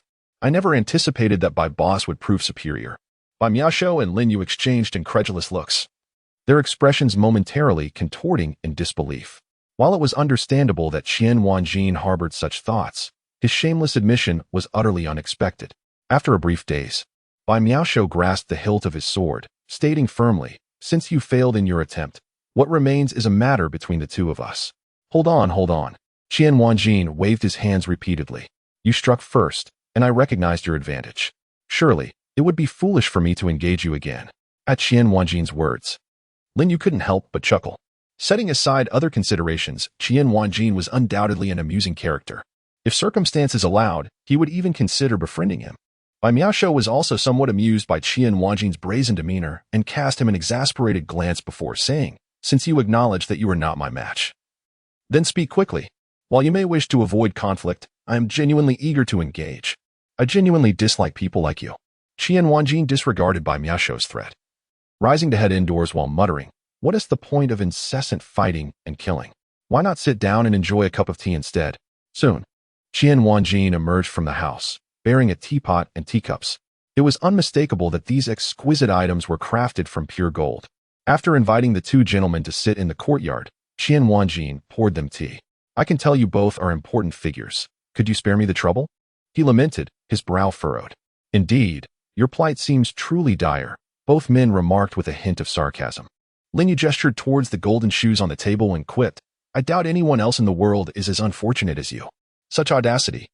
To claim one bears a heavy fate when he flaunts gold like this." They scoffed. "My suffering is beyond your comprehension," Qian Wanjin sighed bitterly. "Let us sip tea while we converse." Bai Miaoshou lifted her cup, inhaling the aroma. "Rest assured, there's no poison." To assuage her concerns, Qian Wanjin gulped down the tea and set the cup down, declaring, "I wouldn't dare poison you. I wish to live a few more years. Besides, aside from the rare Chilean Tianxiang, I know of no poison that could affect you. You pose as a fool while concealing your strength. We must remain vigilant." Bai Miaoshu replied candidly, finishing her tea. Lin Yu also emptied his cup, then turned to Qian Wanjin with curiosity. "Share your woes with us. Perhaps we can assist." With a self-deprecating smile, Qian Wanjin began, "If I were to say that the Guishu Mountain Manor is my prison, and that I would perish if I left, would you believe me?" Both men paused, shaking their heads in disbelief. Qian Wanjin was an enigma, his words mingling truth with deceit. "I anticipated your skepticism," he shrugged. "If you were to inquire more specifically, perhaps we would believe you," Lin Yu suggested, his gaze piercing. "For instance, why is this place your prison? Why would you die if you left? Are there those who wish to kill you? Or is it something else? I seek no trouble. I simply wish to earn a living. Who besides you two would want me dead?" Qian Wanjin retorted, a look of disdain on his face. "We have no intention of killing you," they replied, chuckling. What reason would they have to harm him? Their curiosity about the Guishu Mountain Manor was insatiable, and they had matters that required Qian Wanjin's insight.